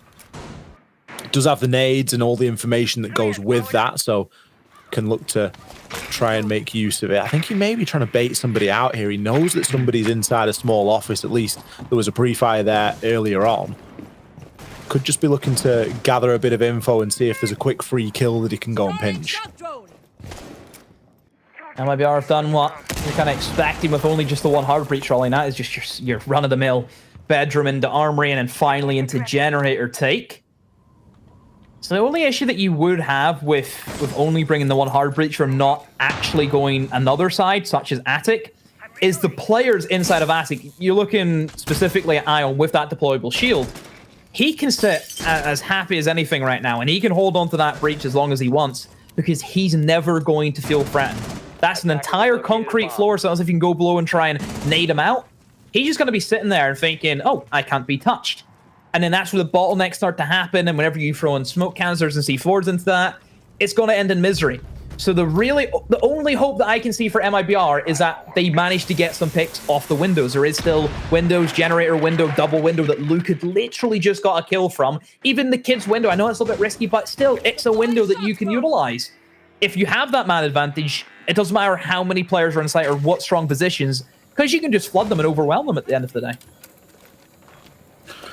Ion potentially just waiting for the call on a C4 there. You can see the breach has been opened, so needs to be mindful of that now as well. There is a utility that's attempting to be removed here, but the Twitch drone has just been lost. Ion knows that there's going to be a drone that's gone in a little bit deeper, and he's waiting for the bodies to follow. 45 seconds is in and around that magic time that MIBR like to try and make that execute happen. Ion just getting a little bit braver every time he peeks over onto that breach. The Toxic Babe canister's doing something to try and stem the flow of players coming in through that trophy doorway. That's going to do just exactly that. It limits the angles that need to be worried about here, but Pasetto is going to be all out of gas. Lukid on that main window as Fleepox tries to hop himself in through attic now as well, but look at those kills coming on in. Lukid gets himself lit to a point of nearly being out of the action, but Redux finally picks himself up and grabs a kill for himself. Very scrappy as a panic knife even gets thrown in there as well, Demo. The plant being attempted on 3 seconds. Black Dragons have come away with it. it was a mess. From start through finish, that final 45 seconds, what a mess. God bless this mess. My word. I kind of expected that to happen, Ollie. Whenever you don't have really any pressure coming in from ASIC, it's going to cause you issues because you don't have that same control. Players can swing you for free on those generator walls, and that's literally exactly what happened. I think you needed somebody on that generator window, because that generator window, you can have that line of sight onto the man on the attic door, which is probably your biggest nemesis if you're looking to go in for a plant. I would say the smokes were a little bit skipped. I mean, even you could have smoked off the attic door, because realistically, if you think about where the players are situated, it was mostly in towards attic. You know, that was the main issue for them. Attic and top white primarily was where they were at. Stopping somebody swinging top white. Oh, send somebody on the white stairs. Keep in mind, they had a man advantage, Ollie. They could have done wonders with an extra man, but they just didn't utilize them enough. They had like 3 people stacked up on the bedroom side of things, and they all just walked in one by one and just met the same fate. Yeah, Felipox went for the late rotate into Attic, didn't he, through the window, but by that point, it was just... It's too late. The damage had been done, hadn't it? It was too little, too late. An unsure call, I think it's fair to say, from MIBR. And, well, this is where we find out how this game's really going to go, Demo, because this is the tertiary site. This is almost the moment that we've kind of been waiting for. It's semi-expected at this point that as a defending side, you're going to win your defenses here on Oregon. But the tertiary site is really where that's won and lost. Neither team showing enough bite on their defense, on their attacks, should I say, here today, to give us a reason to suspect they're going to start chaining them together on the laundry site, on the kids' bedroom site. You know, that's just not going to happen. It's these secondary and tertiary bomb sites that we need to be focusing on. So here and now is an opportunity for MIBR to get themselves onto that match point and maybe, just maybe, try and ride that momentum through to a finish. A bomb has been located. Let's see now how Black Dragons can hold on to these tier 3 bomb sites. This is what it comes down to, Ollie. This is it. In my eyes, it all comes down to MIBR. If they can win this tertiary bomb site, then they're in prime position to go on to win out this map. But if Black Dragons win it, then we have a game on our hands, and now we're kind of in that scenario where, okay, both teams just cannot attack Oregon. That's a proven fact. So, small tower control, firmly in the grasp of MIBR. Still 2 minutes to go. This is where he can start working on the utility placements, get the hard breacher in. Thermite comes in, opens up the wall. That's going to be easy for him. It's all about showers control for this bomb site. If you get showers control on this attacker, the bomb site just becomes unhinged and you can easily get a plant down. Defenders, as we know, will throw everything they have at trying to hold on to the showers. Typically, we're seeing a bunch of ADSs, a shield, and then usually one player. Typically, it is the Wamai, but he is banned out in this game, so it makes things a little bit trickier, and they've even had to bring in a smoke with an FMG9 Ollie, not the smoke with a shotgun, just to try and give them that extra bit of security and allow them to take these longer engagements. It's exactly what Patoxy is going to be looking for there, as a Toxic Babe canister goes long, just double checks that he's not being pressured inside showers all too much. He's currently covered in some enemy smoke as well, so he's being shielded quite nicely. Fowls is gearing himself up for a plant here. There's a heavy stack up of players for MIBR on the doorway, and as we see, throwables get tossed on in. Lukid picks up a kill onto Basetto, and that is your cue to call. Live grabs himself too, and that's the diffuser cold on the ground. Lukid, for all that is a hot shot on the gun, it wasn't enough to cover the plant as it was being attempted for the first time at least. 35 seconds left and still Patoxy in position. That FMG9 now just gets increased in value as he's able to hold that angle a little bit tighter for a little bit longer, but 2 kills come in back to back, make it 3 for Leapox. He was hanging around there inside of the small office, and MIBR have done it. They have won on the tertiary bomb site. I hope that he doesn't leave. I hope the Felipox doesn't leave him hanging that long in real life. In the really server sad. demo. He looks really, very sad. Considering they've just picked up a round, like, I don't want the fist bumps to be booming. He just, that's just mean. Poor guy. But yeah, that's what happens. Tertiary bomb site, it's difficult to hold. It really is. I think that was showcased in the MIBR. They've done what they've needed to do. At least they've secured the overtime. But keep in mind that if Black Dragons, they want to go to overtime, they will have to defend a tertiary bomb site again if they get to that. So either way, it doesn't look good for them. And of course, MIBR can still finish it on either the laundry or the top floor if we get to that, of course. Locate and defuse as many bombs as they can. There is opportunity here for MIBR to very quickly grab back a win and just level this up to a best of 3 as opposed to a best of 5. We weren't too close, though. I think that's something that's worth bearing in mind. The time that we saw them attack downstairs into laundry, it was a very slow affair, wasn't it? 45-second execute, a bit of a double hatch drop, as it were. There was players dropping in through electrical hatch into the bottom of electrical, and then there was a player dropping in, I think it was Luca dropping in through kitchen hatch. So, oh, sorry, freezer hatch. Little bit of a lackluster attempt. But now there's a lot more on the line. There's a match point on the line. There's a chance to level up at 1 map apiece in the series. It means a lot more at this point in time for MIBR.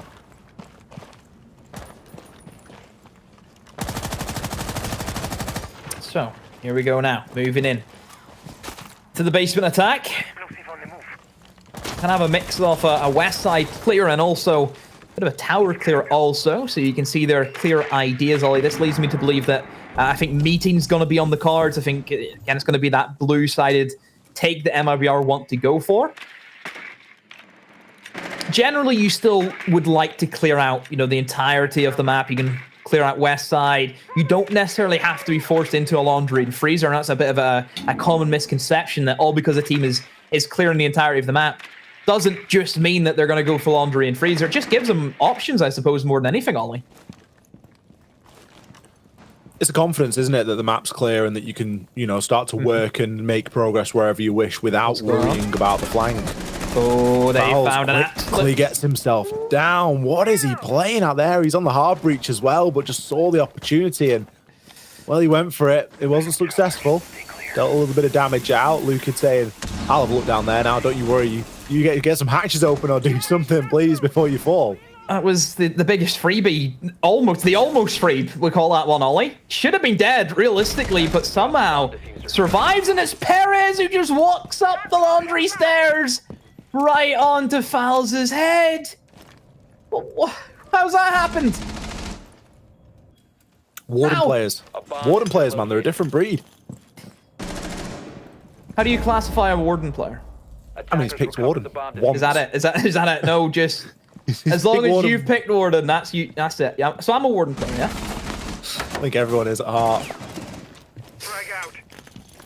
Is the Warden going to have anything to say here, though? Perez, he can hold the long angle there through into freezer, but it's a serious range to be challenging at. Basetto keeps them at bay along with Ion.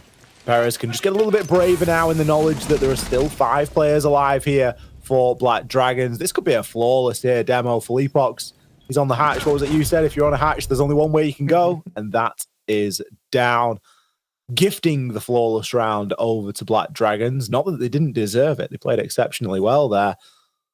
It won't be in the basement that this is converted into a map point for MIBR. They will have to fight another day. Sadly, I've realized that my saying of there was only one way to go is down. That doesn't actually apply to Amaru or Oryx. So I might have to rework that, Ollie. I don't think that's entirely crystal clear. Maybe that's something that MIBR need right now. Maybe they need the Amaru. Maybe they need something a little bit fresh, because it seemed to be the same old from MIBR. Things don't go well for them and they just toss themselves at the opponents. We've seen it on Clubhouse. They've done it plenty of times in Clubhouse. Maybe this is where they're saying, let's just skip the next 2 rounds and go straight to the tertiary attack. That might be their theory. Just speed run to the next tertiary site. Yeah. It's certainly a strategy, isn't it? But whether it's a worthwhile one, I guess only time will tell. You can probably take a little bit of sort of solace in the fact that this came down to a 1 versus 1 last time. It was Felipox versus, I want to say, Basetto maybe, or Ion as the last alive. So it wasn't a clear-cut round by any stretch of the imagination. There were a lot of things that MIBR could have done differently and could have done quicker to get themselves a better result. So if they get themselves in a similar position whereby they've got the generator wall open, they've got a little bit of presence inside of games, and they're looking to try and push in, if they're able to make that rotation quicker and take control of Attic, it could be a different story. Of course. They just need another option. That's just the main thing with MIBR. They just cannot push one directional. And MIBR should know that. You think about how Black Dragon stemmed some of their attacks, Ollie. They were very one-dimensional in terms of how they attacked. And MIBR, they cleaned it up with ease. It's always strange to see teams kind of fall into that same trap that they know what to do if they're against it. Raps goes down. An opening pick comes in for Black Dragons. I wonder where that is from. Oh, the armory. He swung in the armory and he's been punished, Ollie. It's not somewhere that you can just swing in for free, is it? Armories, someone's always got an eye on it, just seeing if there's anybody that's looking to try and take a shortcut on their way. This was something that really slowed MIBR down last time, and that was the mute jammer placements. They were so good from Black Dragons, and it looks as though they're just as good here again. The drones can't push forward enough to gather that information to really get a clear understanding of where utility is. More than anything, you need to know where that utility is before you really start worrying about where players are. It can be just as important to remove that mute jammer or that deployable shield as it can be to try and get that kill. So Redux going to have to try and go about this the old-fashioned way. Maybe put a bit of a lifeline through there as he burns the gate, destroys the jammer. Still going to be a Melusi Banshee in place, but at least it allows the drones through. I'm seeing similarities again, Ollie. MIBR just kind of stacking up into the same places they were last time. And Fowls obviously has that diffuser. He wants to try and get into literally where Redux drone is. That's where he wants to plant. That's the safest position you can get the diffuser down. So that's what he's going to be aiming for. But Attic, once again, Ollie, is going to be untouched, and Ion can sit there all day of the week and just have a blast. Paseto in a very risky position. It is an off kind of position that he's in right now, and he will not get punished. He instead picks up a kill. Fowls has been down, but he can still be revived. Ion gets swung. Redux has appeared inside of Kids and Black Dragons. They've crippled at the seams. Lucan and Redux have pulled off a heist, Ollie. They've snuck in beneath the cover of everything that was going on inside a trophy. It took them a while, but MIBR finally will close out Oregon.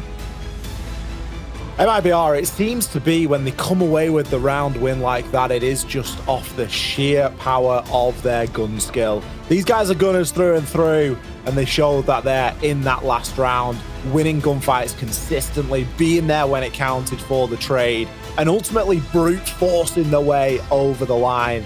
There was no plant intention, there was no intention to cut certain players out and take certain ground. It was just an out-and-out brawl. And hey, maybe that's what they needed to get that one done. MIBR, they now level things up here in the series. We've definitely got a game on our hands here, Demo. One map apiece for these two teams, each winning each other's map pick here in maps 1 and 2. Now, granted, the maps were Clubhouse and Oregon, so can you really say that anybody is picking Clubhouse or Oregon? Everybody should know how to play those two, but regardless, we find ourselves at a level playing field. One map apiece here, headed into our third.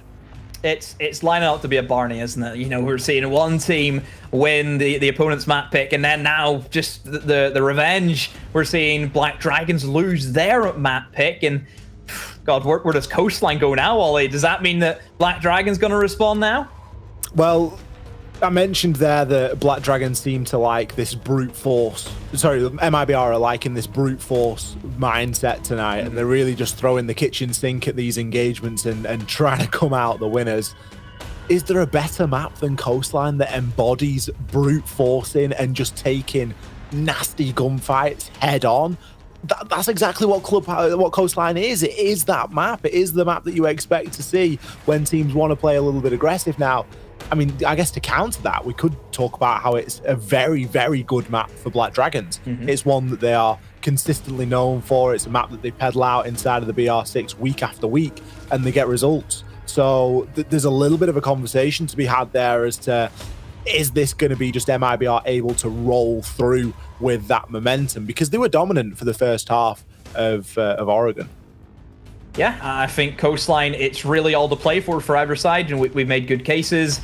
MIBR, they like aggro, like Dragons, they love a bit of Coastline, but we have to go to a break before that. Please don't go anywhere, you do not want to miss it. It's only starting to heat up in the grand final of our 6th Invitational Qualifier.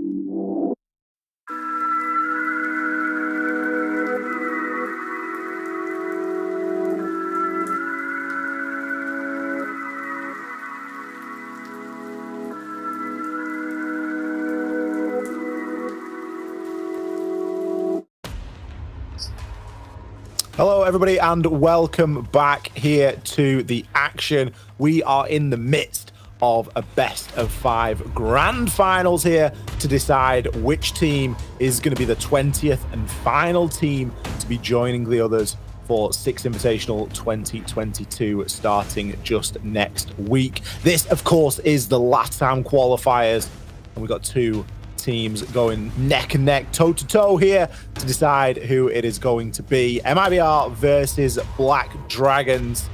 They are the two teams that we have before us here. Both teams currently sit at one map apiece. So, for all intents and purposes, we're just in a best of 3 now demo. That best of 5 has been neutralized. There was no advantage coming into this, given that both teams came through the bracket exactly the same way. Neither one had any sort of upper hand.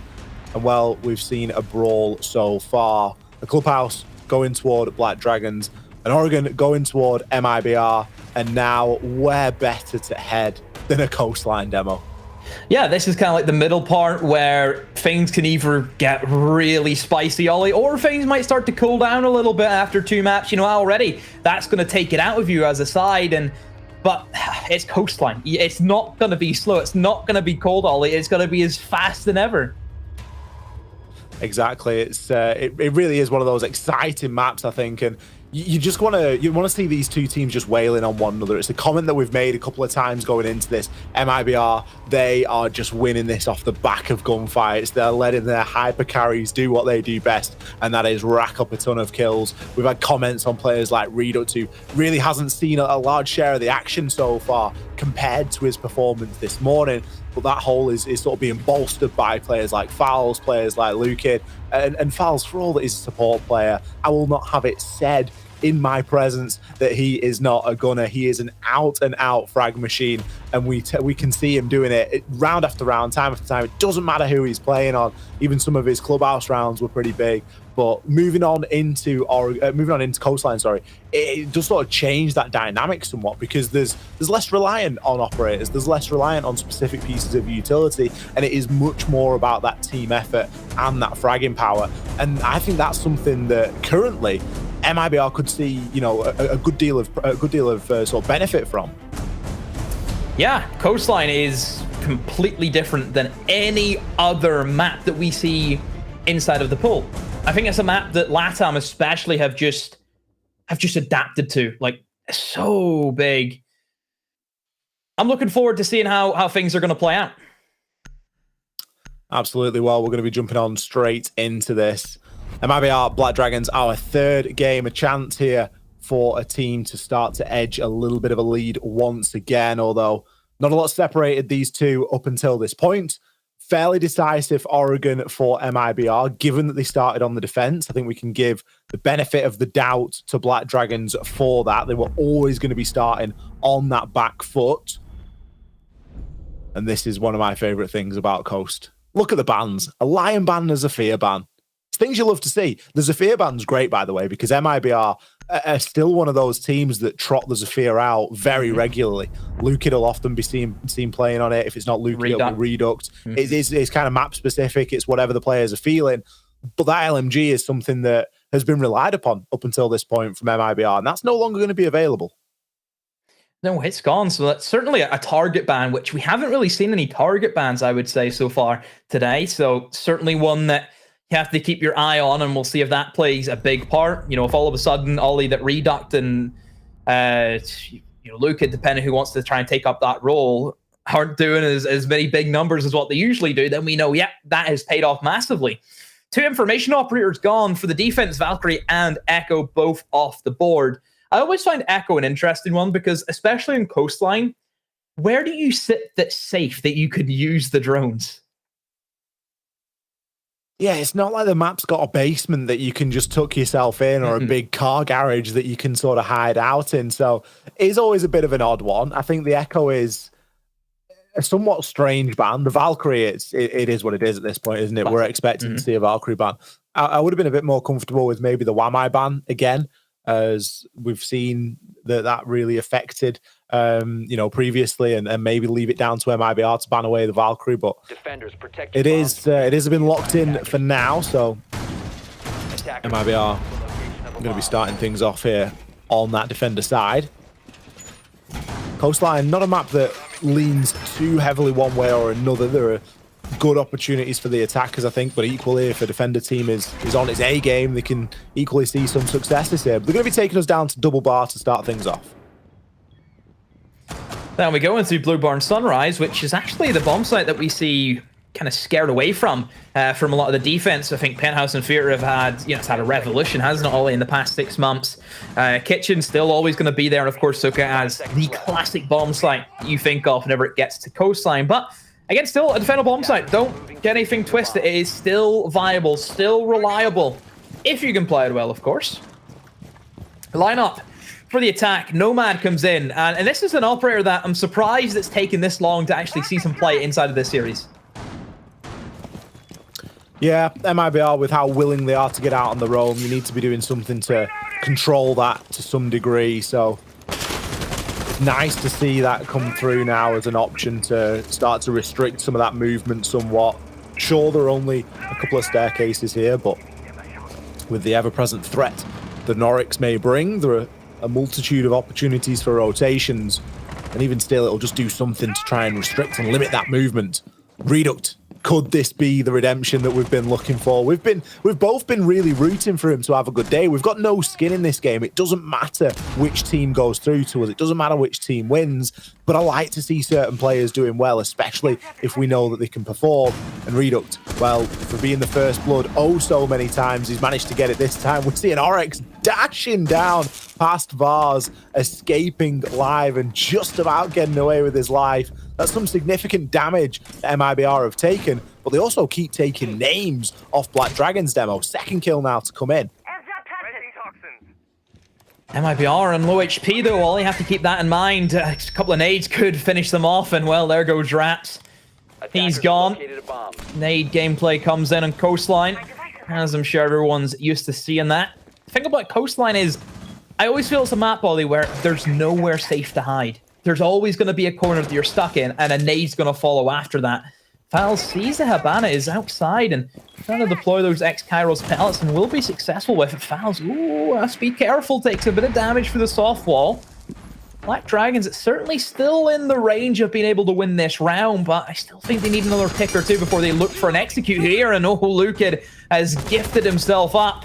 There's Patoxy, seen that opening earlier from the drone work. Reduct, though, with the trade, and now all of it really relies on Fals to see how well he could hold onto that bomb site, Ollie. And if he plays anything like he has been today, he should have no issue. And oh, look at that swing, the confidence that he has.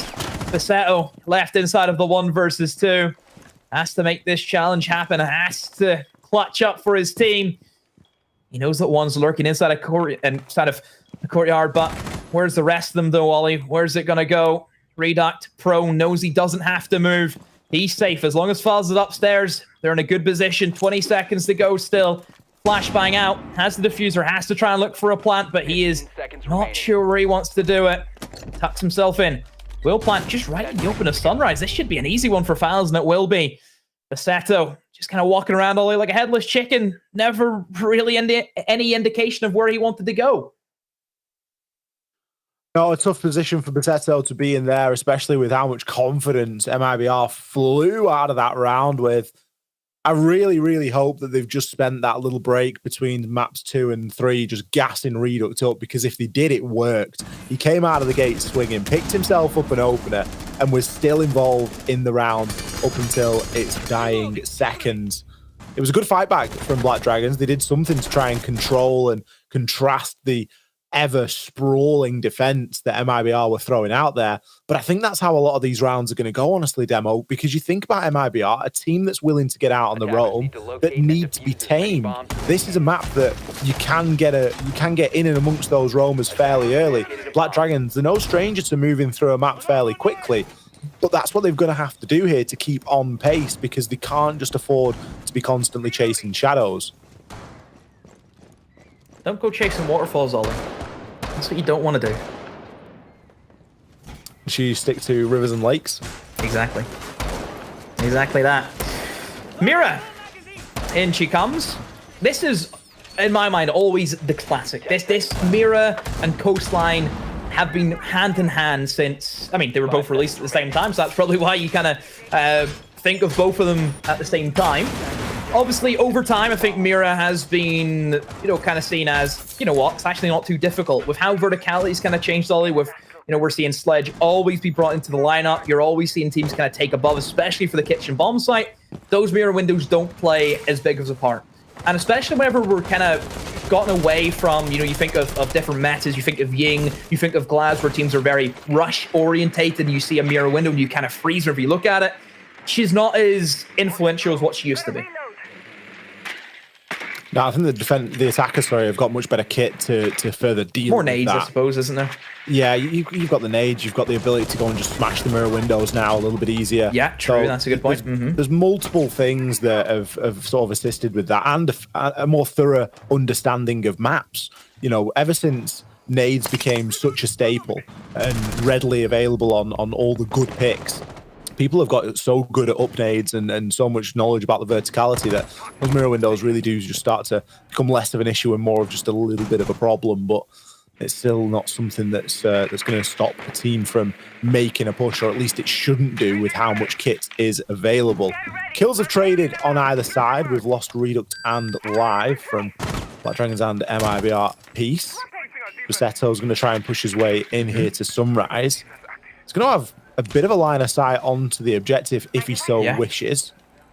Needs to be cautious of Fleepox. Can rotate at the drop of a hat. Yeah, you see that the kitchen and how it's kind of changed, Ollie. You don't really defend kitchen by playing inside kitchen anymore. Now that sounds a little bit weird, but because there's so much destructibility from above, the defenders are always going to be at disadvantage. And you're at a disadvantage if you're up against Raps with the MB5K, because what a shot he's just picked out of his back pocket. But this is kind of what you're used to. With how Raps has been playing that's how the defense like to play kitchen. You don't play in the kitchen. You play these long angles. You try and hold lobby for as long as you can. And if you have lobby, you have bathroom. And if you have bathroom, well, nobody can really plant in many instances. So I think MIBR are just playing the meta to the best of its ability, and Black Dragons, unfortunately, they're suffering because of that. Raps, like I said, as safe as can be, as long as lobby is in control. He's never going to be, you know, worrying about anything apart from the guys pushing directly into the bomb site. 3 kills on the round for Raps as well. Barely moved his feet for the majority of them either. So certainly goes to show the power of the position, and I think the desperate spot that Black Dragons found themselves in. You know, Bassetto pushing in so deep there. It looked like a bit of a last-ditch attempt at trying to salvage something on a round, and without clear knowledge of really what was waiting for them on the other side. Just only a couple of pixels changing color there, but that's all it takes for Raps to see that advantage. Toxie, slow and steady, did not win the race on that challenge. MIBR chain 2 together, takes us upstairs to everyone's favorite, Penthouse and Theater. Locate and defuse as many bombs as they can. I like this bomb site a lot. Big fan favorite, I think, since kind of Coastline got those changes, Ollie. And the reason being is honestly one simple change. You replace a double window, you replace a barricade window inside a VIP, and you put in 2 soft walls, and the world of a difference that makes is unbelievable. Just that one change, it allows the chance of bandit tricks, Kai tricks, you name the lot, mute jammers, everything. It just stops that crucial room being VIP. It actually lets the defenders be able to defend it. You know, you can't defend against a double window. That's impossible. Everyone knows that. Some of the worst bomb sites in the game are ones that have a big, massive double window. You even think of Puka, for example, that double window. We've seen teams just absolutely rinse one another off that one specific positioning. And I think back in old Coastline, this was no different. Penthouse and Theater was at one point the kind of go-to bomb site. Hookah wasn't actually the go-to, surprisingly, whenever it was first released. But as time kind of developed, VIP, you just couldn't hold it. And if you don't have VIP, you can't actually hold the bomb site. Because guess what, Ollie? There's a double window on one of the bomb sites, and that doesn't help at all. And you need VIP if you want to defend the double window on the actual bedroom bomb site. So, yeah, it's all about the VIP control. That's what you need to hold on to if you're a defender. And because of that, it means that a popular point of attack for the attackers is going to be getting in through kitchen. Yep. All very symbiotic here, as Perez is going to be first on through, hopping himself through that kitchen door, or just at least opening up the window, should I say. He's going to search out for the electricity and see if there's anything that he can do about that. He's, of course, got Ash's launcher, which could provide the tools required. Failing that, you're going to want to try and get somebody with nades through, but there are some difficult locations that electrical can be placed, so sometimes it does cause for a little bit more of a direct approach. The barricade being open for him, Perez is looking at making a bit of a challenge here. It's going to be Ion to pick up the first from where else, Demo, but that double window. Perez, I was looking at him thinking, oh, is this going to be a bit of an ego challenge, Ollie? Not actually going to go below. They're just going to try and swing onto the guide, which is very risky, but thankfully, for Perez, he doesn't actually have to take that risk. That double window, like I mentioned, can just control that entire bomb site. And this is a great start for Black Dragons. They have this two-man advantage. I would say that, oh yeah, they're in great shape to actually go ahead and take this round quite convincingly, but we know MIBR, they love a 3 versus 5, and very regularly they will win that. Somehow, we've been able to see a retake of the mirror window. Raps has slipped his way in. Oh, downstairs. Oh, that air jab hit both of them. Mira runs in at the right moment to also catch the Nomad, and she'll win that engagement. You'll never see anything like that. That is a 1 in a million. Philippox even with a C4. MIBR, they love a 3 versus 5 because now it's a 3 versus 2 in their favor. Perez caught on the 90. He's got players challenging him on both fronts. Finds a down and confirms onto Raps, leveling it out at two men alive a piece. Luka, though, is going to eventually put an end to him, and Philippox swings on through, takes Ion down. MIBR are pleased with that round. You can see it smiles all round there for the team. I'm sure that the Nomad fiasco downstairs is certainly going to add into the enjoyment factor there, as you say, Demo, that really isn't something that you see all too often, at least not to go on, pick up a C4 and ultimately find the last kill in the round. Black Dragons here with that tactical timeout. They want to stop the bleeding and they want to stop it quickly. They've been stunned, absolutely stunned. If MIBR make it to invite Ollie, the teams inside of Group D, I bet the analysts will be, they love a 3 versus 5. That's it. That's all you need to know about this team. They love a 3 versus 5. They just consistently keep winning them, and I don't know how they do that. First of all, what a fiasco downstairs. An air jab hitting not just the Mira, but also the Nomad. Both of them getting up at the exact same time. I mean, that's literally like a race because they're both in the same animation at the exact same time. But as we know, Ollie, a Vector shoots a lot faster than ARX. And there's a bit of RNG at play as well. It all depends on which location you are sort of facing as you get blasted, because that's then going to determine what you blast into, which direction you. Just an utter mess by all accounts. So you really can't start to fight with that. And then, as you mentioned, there's no other gun that you'd rather have in that situation, save maybe an SMG-11 or a shotgun. But shotgun, yeah. Poor Patoxy, he didn't even look like he knew what was going on at that point, did he? Unlucky. Unlucky for them. And again, MIBR, I suppose this is why we can kind of see some of those rounds on Clubhouse where we just thought, oh, they're just throwing themselves at the opponents. But in reality, if we actually look at how that round was played, they're throwing themselves at because they know they have to do that. Because them just sitting back, Ollie, they're going to lose that round indefinitely. They have to take those risks. And I suppose it is a 50-50 because they either end up with some of the rounds where we're sitting there thinking, what are they doing? Or they end up with some of the rounds that we sit and we say, wow, what a 3 versus 5, what a comeback from MIBR. So that's just how they play the game. If things don't work out for them, they have that mentality. They have that mentality of, okay, it's either we just throw themselves and we win the engagements, or we don't. We maybe win the round, or we lose it anyway. So no, I suppose there isn't really a risk factor in how they're playing it. You either win or you don't. Well, especially when the site's penthouse and theatre, because where have you got that's safe to sit? There just isn't anywhere. You can't sit and find a corner of the site and try and dig in and hold an angle, because the site had already been overrun at that point. They'd already lost a lot of that control. So it pays to play a little bit more aggro at that point. Raps has seen a chunk load of damage there, as maybe he's going to think better of just hanging around inside of Sunrise, and is going to get himself to the relative safety of the shield that faces that hoop door. Time being, at least, it's a small advantage to Black Dragons.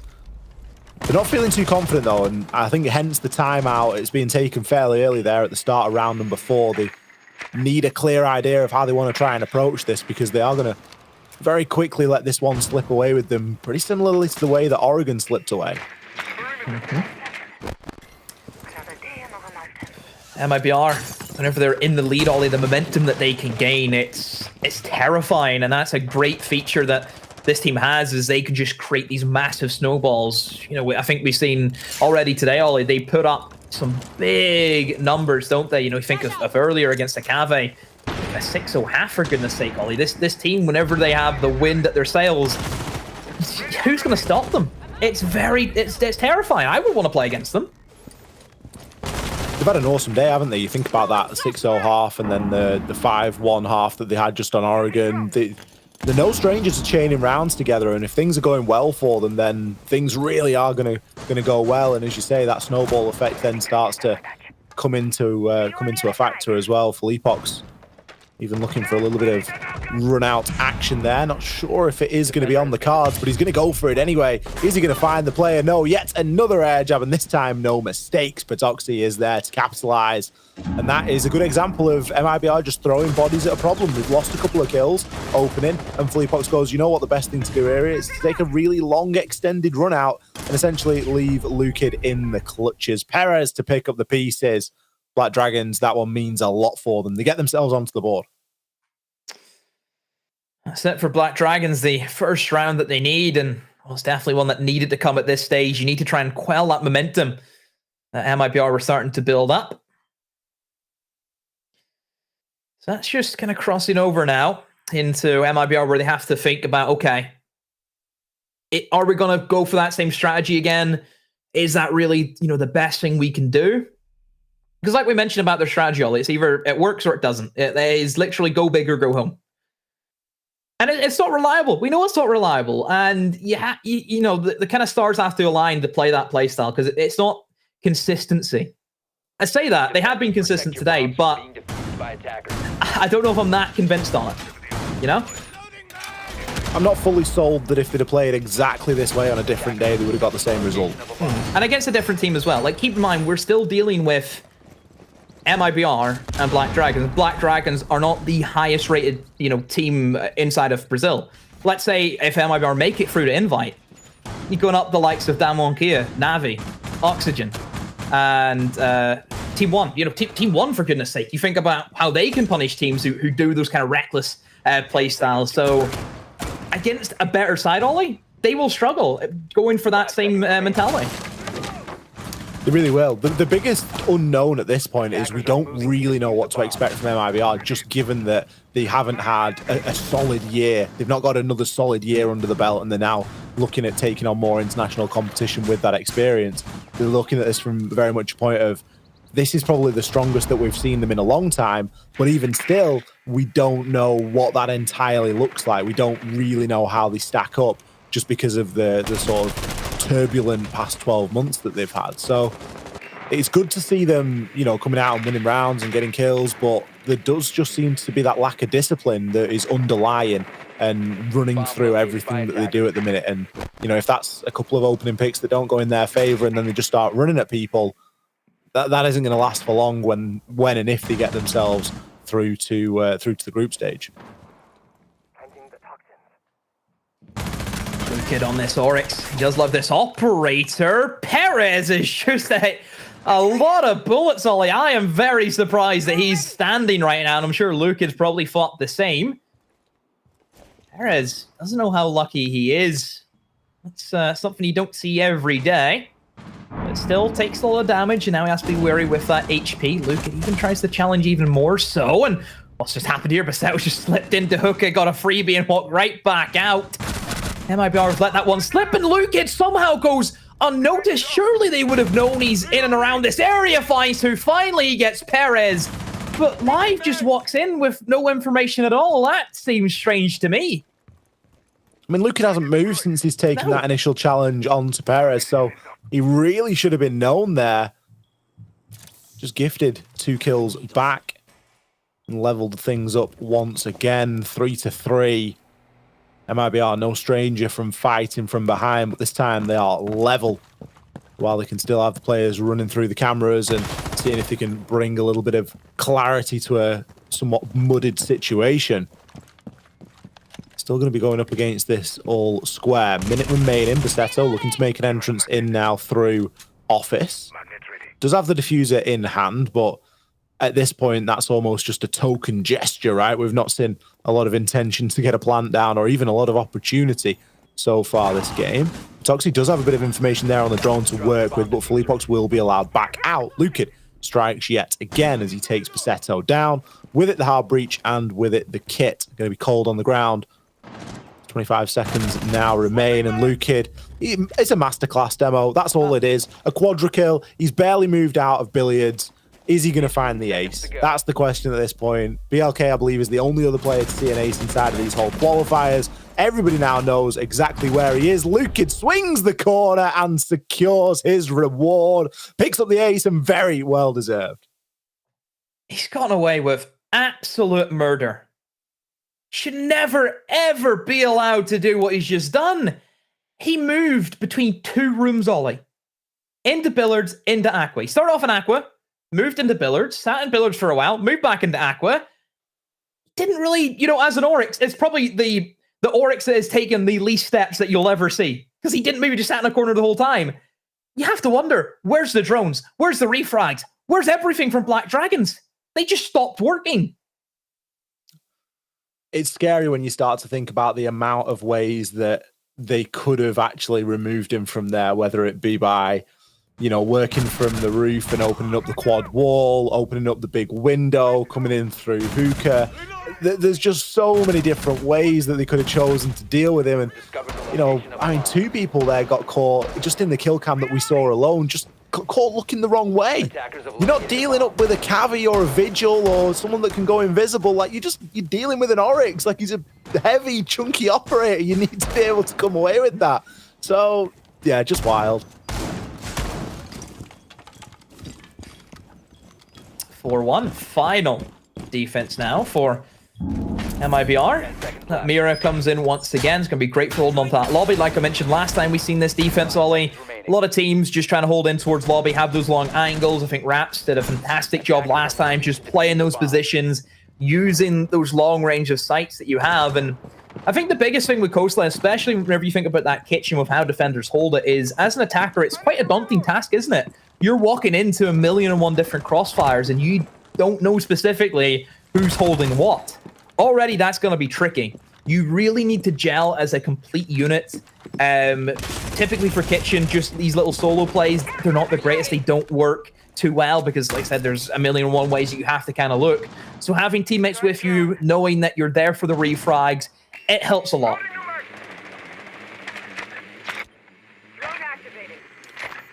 4 rounds to 1 for MIBR here. Ion already has seen a little bit of an engagement there as we do have our first blood of Felipox. Blue Kid. New operator, new masterclass. I am ready to see it. This time on the Legion. Redux will be taken out there by Petoxy, but we all know, Demo, that this is where MIBR thrive. Well, maybe not this time. Perez wasn't taking any chances. Only gave Lukid a pixel to peek onto, and it was not enough. From the rappel, he will shut him down. Raps now trying to just gain anything that he can, and it will be a kill onto the diffuser carrier. So that's diffuser cold inside a Sunrise. There are so many other angles to take a look at. Val's is allowed to pick up Perez. Perez just gets caught flat-footed there on those white stairs. Maybe it's changed, Demo. Maybe it's not 3 versus 5s that MIBR love. Maybe it's 2 versus 5s, because this one is slowly slipping away. It's a good drone, though. Perhaps will get spotted out so they know that he's trying something in towards lobby.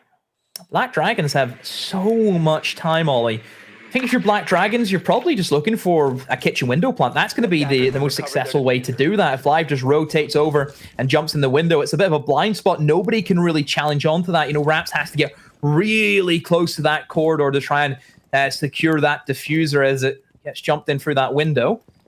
Black Dragons at the moment, just looking for their picks. Live tosses in some nades deep and fast. Oh, he will find him. This is the issue. Whenever you try and force your way through that doorway, you're moving into a crossfire. One being held by Fouls and the other one still being held by Raps. I think Kitchen Window was by far the better play for them, and they're going to suffer for it. They're challenging on these long angles. They're playing into this MIBR defense. They're ready for this. This is their game plan. You sit back, you hold these long angles, and you let the attackers beat themselves.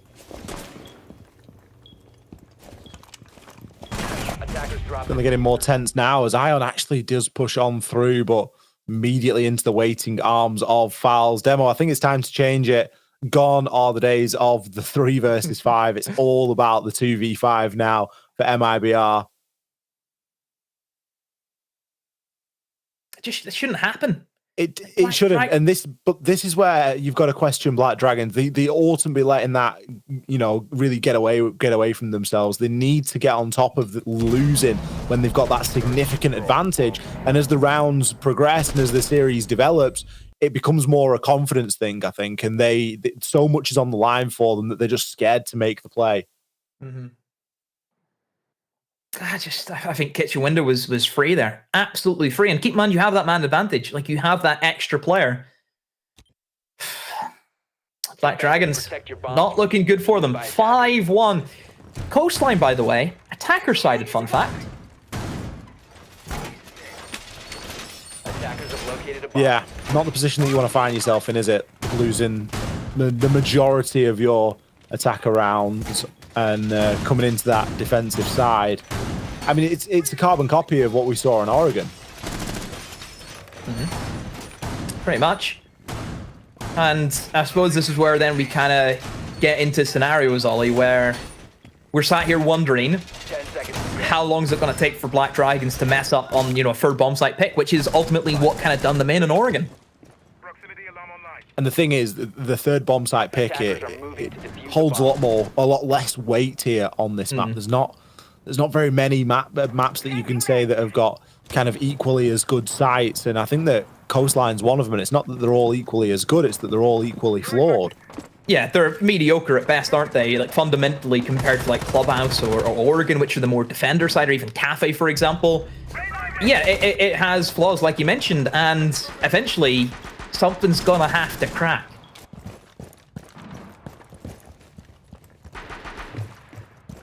Well, will it be in this round that we see MIBR take us on to a match point? I mean, it seems premature, Demo, but it's almost worth mentioning that Villa is our next map in the series, and we've already seen MIBR on Villa today, and they look scary. Oh, we have indeed. It's terrifying, that team. A 6-0 defensive half in Villa doesn't happen, yet somehow they've done it. And certainly if they have the confidence of winning Coastline, momentum and that end from MIBR, winning 2 maps in a row, moving on to potentially the final one for them in that evening, then yeah, it could get very difficult for Black Dragons indeed. So this is what you'll find for a lot of the attackers in terms of attacking hookah. You just kind of sat about in the rooftop, Ollie. You know, rooftop is still an area that you need to watch out for if you're defense. Those corridors can be pinched very easily from just one guy sitting upstairs, even the bottom floor corridors. Remember, if you're trying to move perhaps like on the kitchen corridor, somebody can catch you out from the rooftop. It is difficult, and you need to be ready for that. Black Dragons seem as if they are. They're happy enough to sit in the bomb site. Much more of a turtle strategy. Only issue with going a little bit turtle for the hookah is it's a very claustrophobic bomb site. Well, at least that's how I feel whenever I look at it, is you're basically sat in a corner and you cannot move.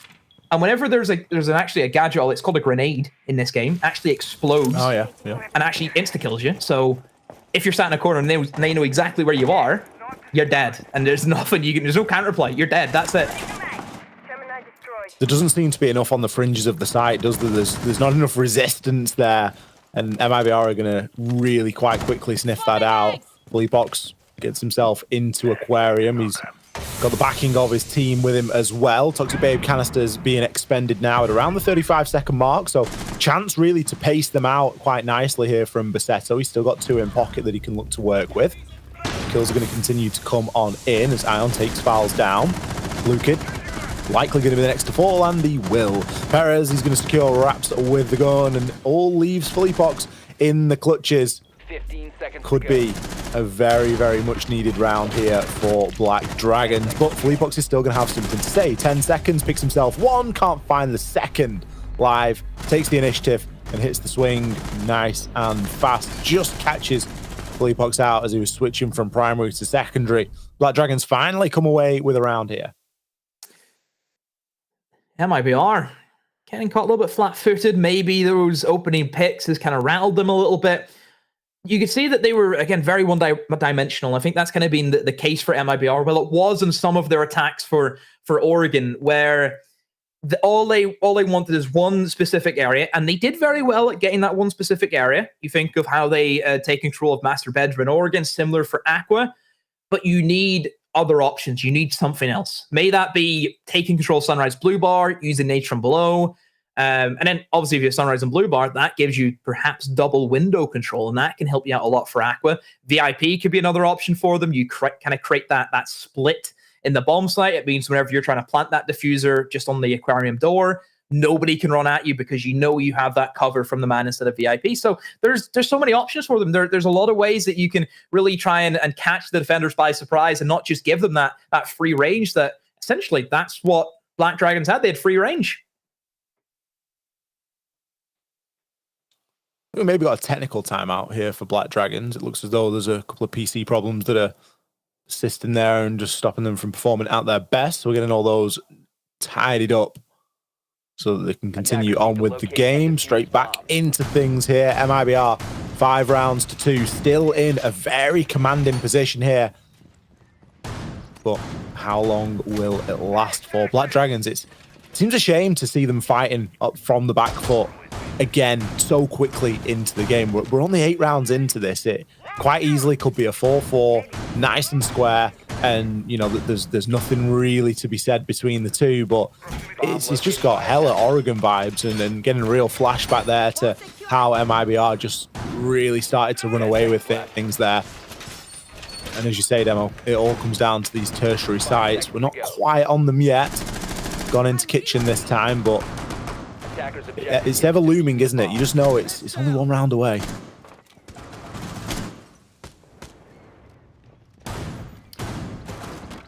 Ever looming. Ever looming. MIBR still have a good couple of rounds, just kind of safety net, isn't it? They've still got a 3-round difference between them and Black Dragons, and I think Black Dragons at the moment, they do feel quite happy with being able to win that first round, but that does mean that Hook is going to be locked out for them. Have to switch up into bomb sites. It's going to be the kitchen site now. I wonder if Black Dragons are going to adopt that same strategy where you don't sit in the site. You try and get out and about. You really take it to the attackers. You don't give them that control. And I think Coastline, whenever we talk about kitchen, the verticality is something that you always have to respect. The attackers can go for it. It's very easy. Whenever you're dealing with a bomb site, that every angle, every nook and cranny can be opened up. It's not the easiest to defend it. It certainly isn't. So you have to not allow the attackers upstairs. You just can't say, oh, just go on ahead. Yeah, that's fine. Yeah, you can sledge, you can buck, do whatever you want. We don't really need that. In reality, you do. You need to say no.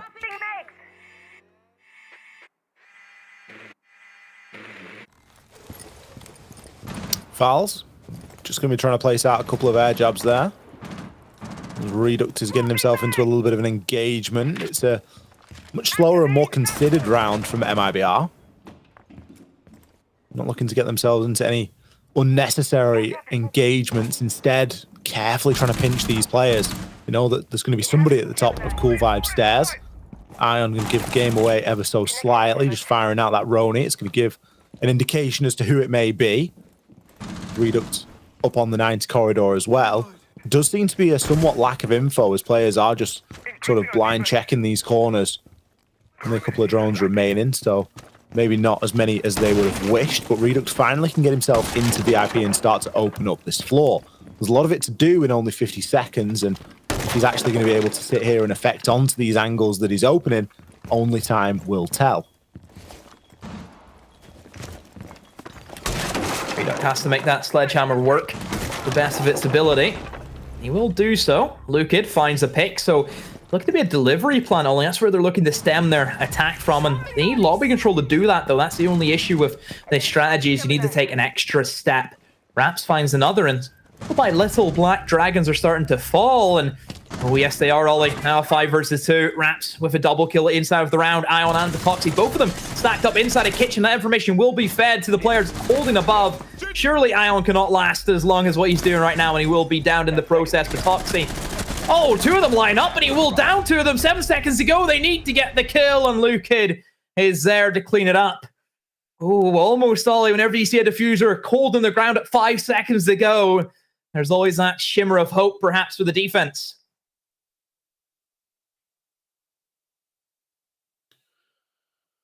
Well, well, well. What a difficult old round to face up against Black Dragons. Where do they go from here? Things really just going from bad to worse inside of the series. They came out so strong on club, and then Oregon things slipped, and we wondered if it was a blip. But now we got ourselves onto Coastline, a map that Black Dragons, they haven't lost it in 5 months demo. Gone back to include the entirety of stage 3 in that, I believe. So this wasn't a game, well, this wasn't a result that we were expecting really for this map. You know, we saw the map pool and we thought, oh, this really could go all the way if we go back and forward and trade off one another's map picks. You know, Black Dragons come in here and have a good coastline. MIBR, we know they've got a great villa. This could have all 5 ridden all over it. And yet we find ourselves on match point again, a scoreline of 6-2. MIBR firmly in the driver's seat of this entire series. Are indeed. 1 round, that's all they need. 1 round for MIBR. Black Dragons not looking too good for them. I mean, right now for MIBR, they've done a lot of the heavy lifting on defense, that's for sure, and just have to clean things up in the attack. Which, I mean, they did that. You know, it was a solid attack from MIBR. Need more of the same. It will be onto a different bomb site. Move over towards that Blue Barn Sunrise, and maybe a temperamental bomb site, keep in mind. Still, similar to Kitchen, has the verticality. You can still really use and abuse the sledgehammer. You can open up a lot of the Sunrise, the entirety of Blue Bar. Nobody can really sit safe. And the difference is, I think, for Kitchen is whenever that vertical action starts coming in from the attackers, I don't feel as if there's any position that's safe that you can fall back into. Like, obviously, lobby, you know, if the verticality starts happening, you can just fall back into the lobby. Nice big open room, plenty of areas to sit behind. For Sunrise and Blue Bar, you don't really get that.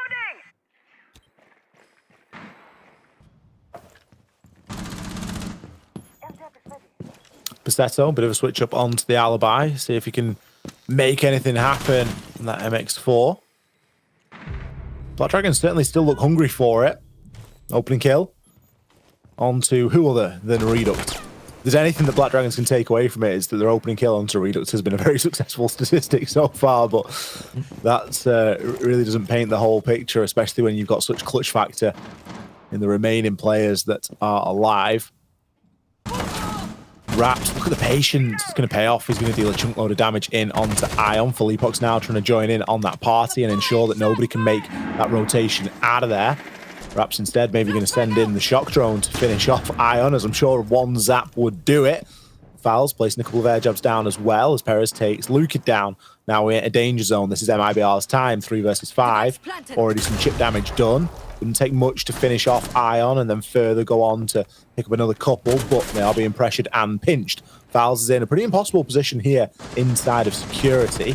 Being pressured from not only main lobby, but also from office as well. He is somehow going to fight his way out of that as his teammates provide great distraction, but they also lose their lives in process. Fouls picks 1 before being left in the 1 versus 4, where in 45 seconds, can we really expect him to find the remaining players? Black Dragon's just going to dig a little bit deeper and sit a little bit further back until Patoxy comes through with an aggressive swing saying, thank you, I'm going to take this one and just show our confidence brimming. Yeah, shut out there from Black Dragons. good control throughout the entirety of that round. But we need more of that. We need a lot more rounds from Black Dragons if they want to keep their heads in this game. 3 rounds is what stands between them and overtime. Only 1 round for MIBR. That's all they need. That singular round. Here we go. Moving in now.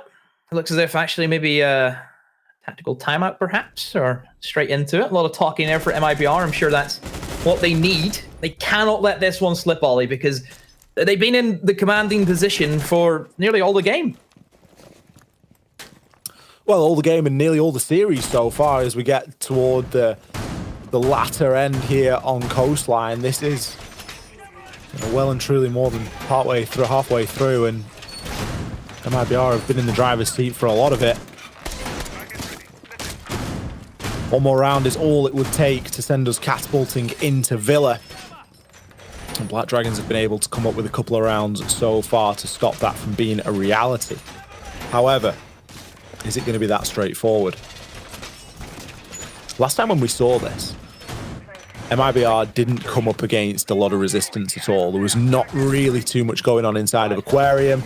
It was fairly free to just sort of stroll on through for MIBR. So I'd like to see maybe a little bit more invested over in that direction. But when you're not going to bring in a Rooney and you're not going to bring Lasergate and things like that, or a Malusi Ban, well, you got the Malusi Banshees, I guess, on Perez, but the Lasergates are really something that I look toward to stop a lot of that throwable utility coming on through. Sure, we've got Patoxy on the Wamai, but it's nice to have the Aruni as well, because if you do leave Aqua so free, a team like MIBR, they're not going to waste any time by just getting themselves in there and taking it for their own. Moving in. We'll see how MIBR can deal with this old nemesis over towards this hookah. It was, again, that one-dimensional take that I kind of mentioned, Ollie. I want to see something else from MIBR. I want to see another avenue. Just also, you know, keep going with the Aqua, but you need to find another pathway and try and flood people also through that. Looking to maybe move up in towards DJ deck and in towards VIP, perhaps. So they may be looking to kind of create that split in the bomb sites by opening up that VIP wall. I think that's what they're going to go for, which definitely be, you know, a good adaptation with how Black Dragons kind of set up. But Black Dragons were also kind of invested in below Ollie. You know, I think we've seen Ion downstairs for, I think, the entire round, and you can't exactly pull off a successful plant if you know a C4 is lurking underneath.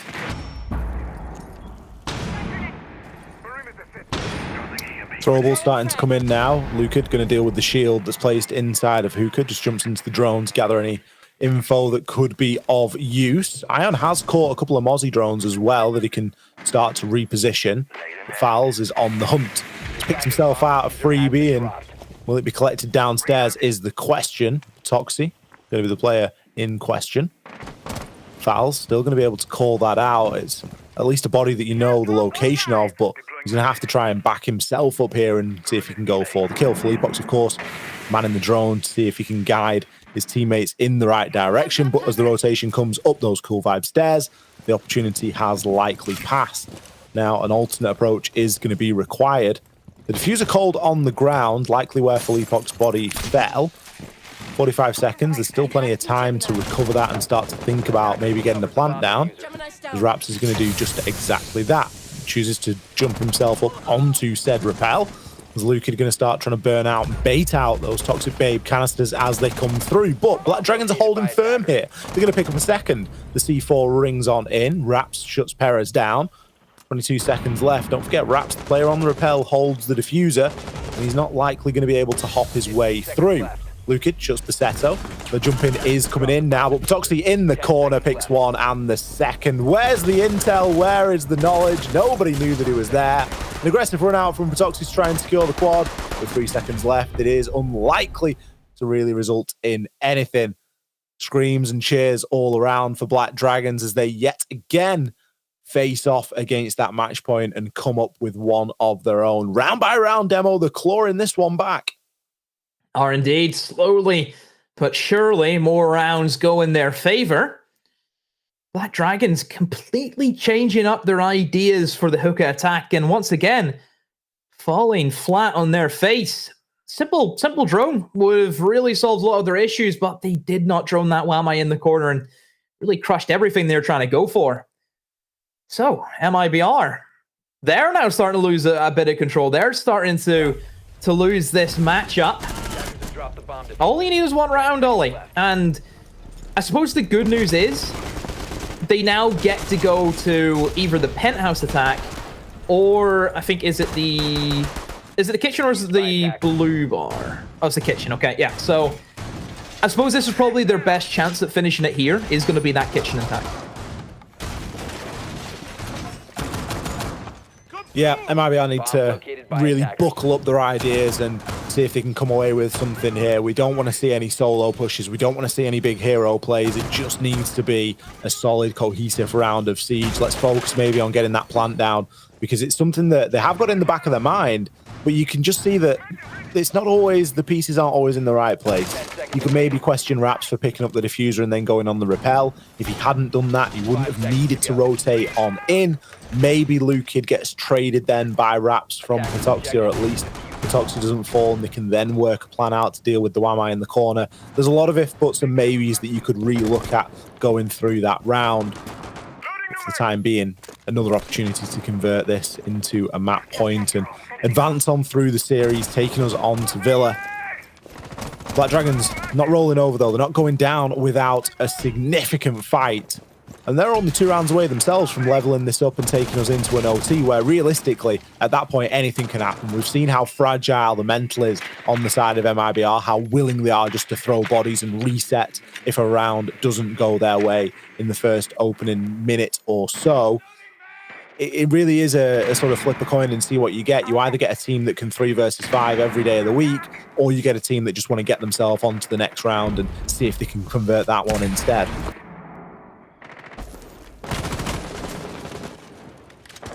Ready to move in. Still a match point for MIBR. Let's see what they're going to try and spot out. Good information, being able to say, okay, they have the smoke still on the bomb site. That's going to cause some issues in the late stages. That I'm sure you can count on that.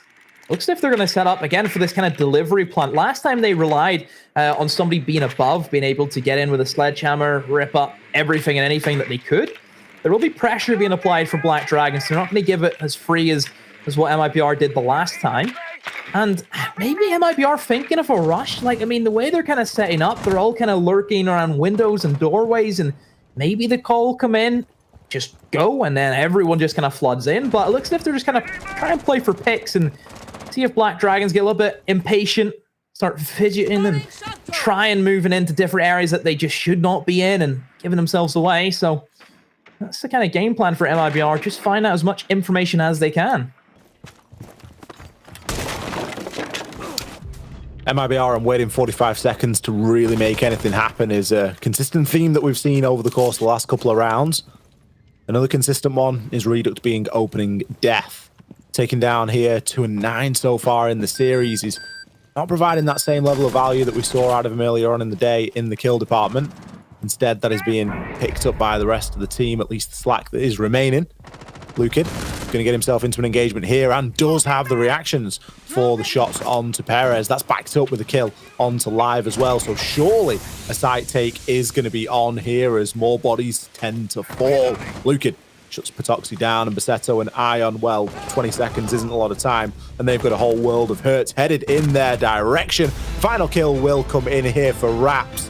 MIBR, it looked as though it wasn't going to happen for a time, but finally, Demo, they close things out there on Coastline. They take the lead in this series, 2-1. Yeah, good confidence to pull it back there for MIBR. Wasn't looking good for them, but still being able to win out that map. 1 map away from staying in Sweden and seeing if they can just keep it going and try and press on for their 6th invitational endeavors. And I mean, just being able to stay, I suppose, in Sweden is going to be a big bonus as well if they make it through all. You don't have to worry about traveling, no jet lag. You're there, you're settled in already to the EU time zone. Exactly, you've got a little bit of a jump and a head start to everybody else, and you continue to scrim EU teams, and we all know that EU teams are very good at the old scrims. But Black Dragons, they have an opportunity now to reset themselves, and they need to do just exactly that. They showed us a cracking clubhouse. There've been glimpses and glimmers over the course of the last 2 maps, but MIBR, if you give them a significant advantage at the half, they're going to run away with it, and it becomes only a matter of time until they convert that into a map point. That's what we saw in Oregon, and that is what we have seen on Coastline. If that advantage wasn't so significant, then we really would have had a bit more of a game on our hands there, and you can see a world where Black Dragon start to drag a couple back. Moving now into Villa. It's a map that we've already seen MIBR on before today, and let me tell you, they performed beautifully. They had a very convincing win over there earlier, particularly on that defensive half, so keep your eyes out for that. We're going to take a short break while we get that lobby all made, but don't go too far. There's still a couple of maps left to play here. We'll be back in just a few.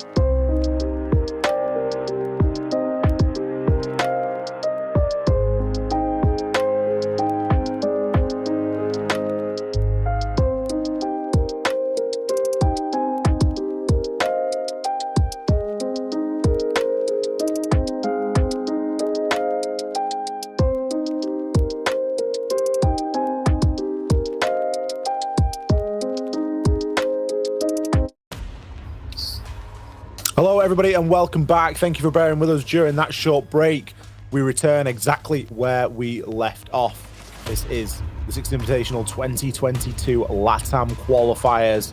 And you join us at a good time because we're in the grand finals. We are currently deciding who is going to go and attend the Sixth Invitational in Sweden starting next week. Is it going to be MIBR or is it going to be Black Dragons? MIBR are currently one map ahead in the series, leading 2-1. We were entering demo at a very, very important point for Black Dragons here. This is where it gets a little bit do or die. Yeah, your back's up against the wall. You lose the next map, you're done. All of the effort that they've put in, you know, they had to go through, obviously yesterday's action, had to go through that round robin. They had to win their best of 3 earlier. And then for realistically, all of it just to fall at your feet in the final few minutes. Yeah, they really need to get back on track and take us to that 5th map, but they need to do it here in Villa. It's not going to be easy. We've already seen how good MIBR can be on Villa. We saw it earlier on today in their game against Akave. They were able to get a 7-1 on Villa. It's 6-0 6 rounds on defense, back to back, and then I think they fluffed one of their attacks, but it was a matter of time, which is the way that a lot of these games have felt for Black Dragons, for MIBR, sorry.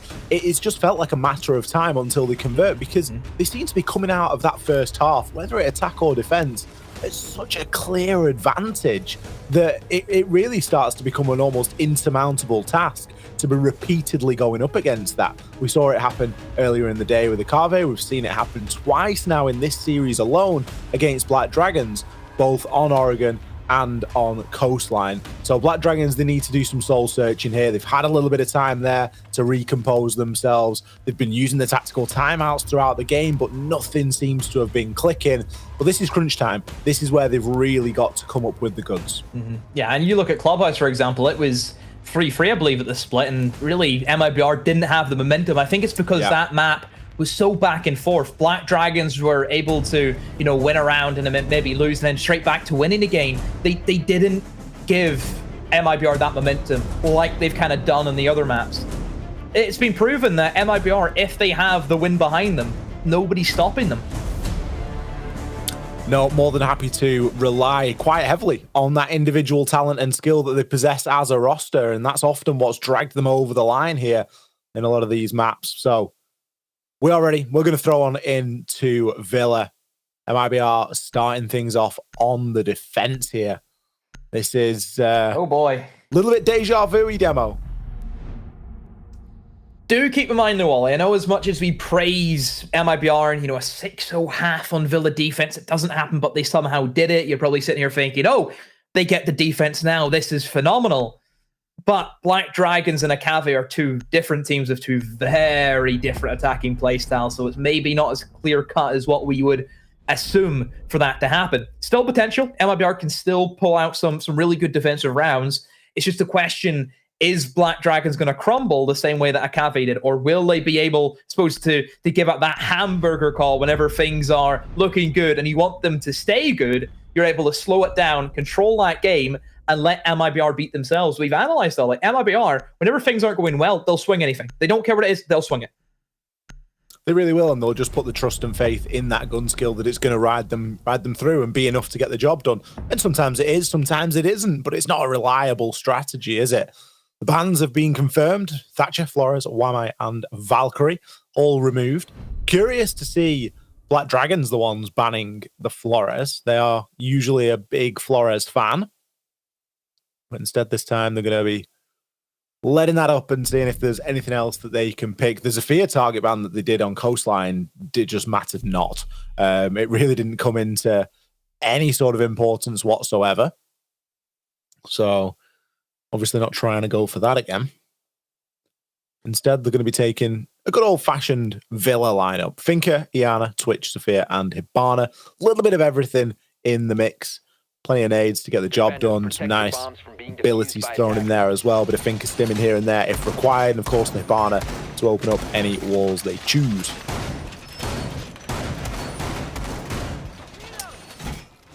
Moving over to our Aviator games, of course.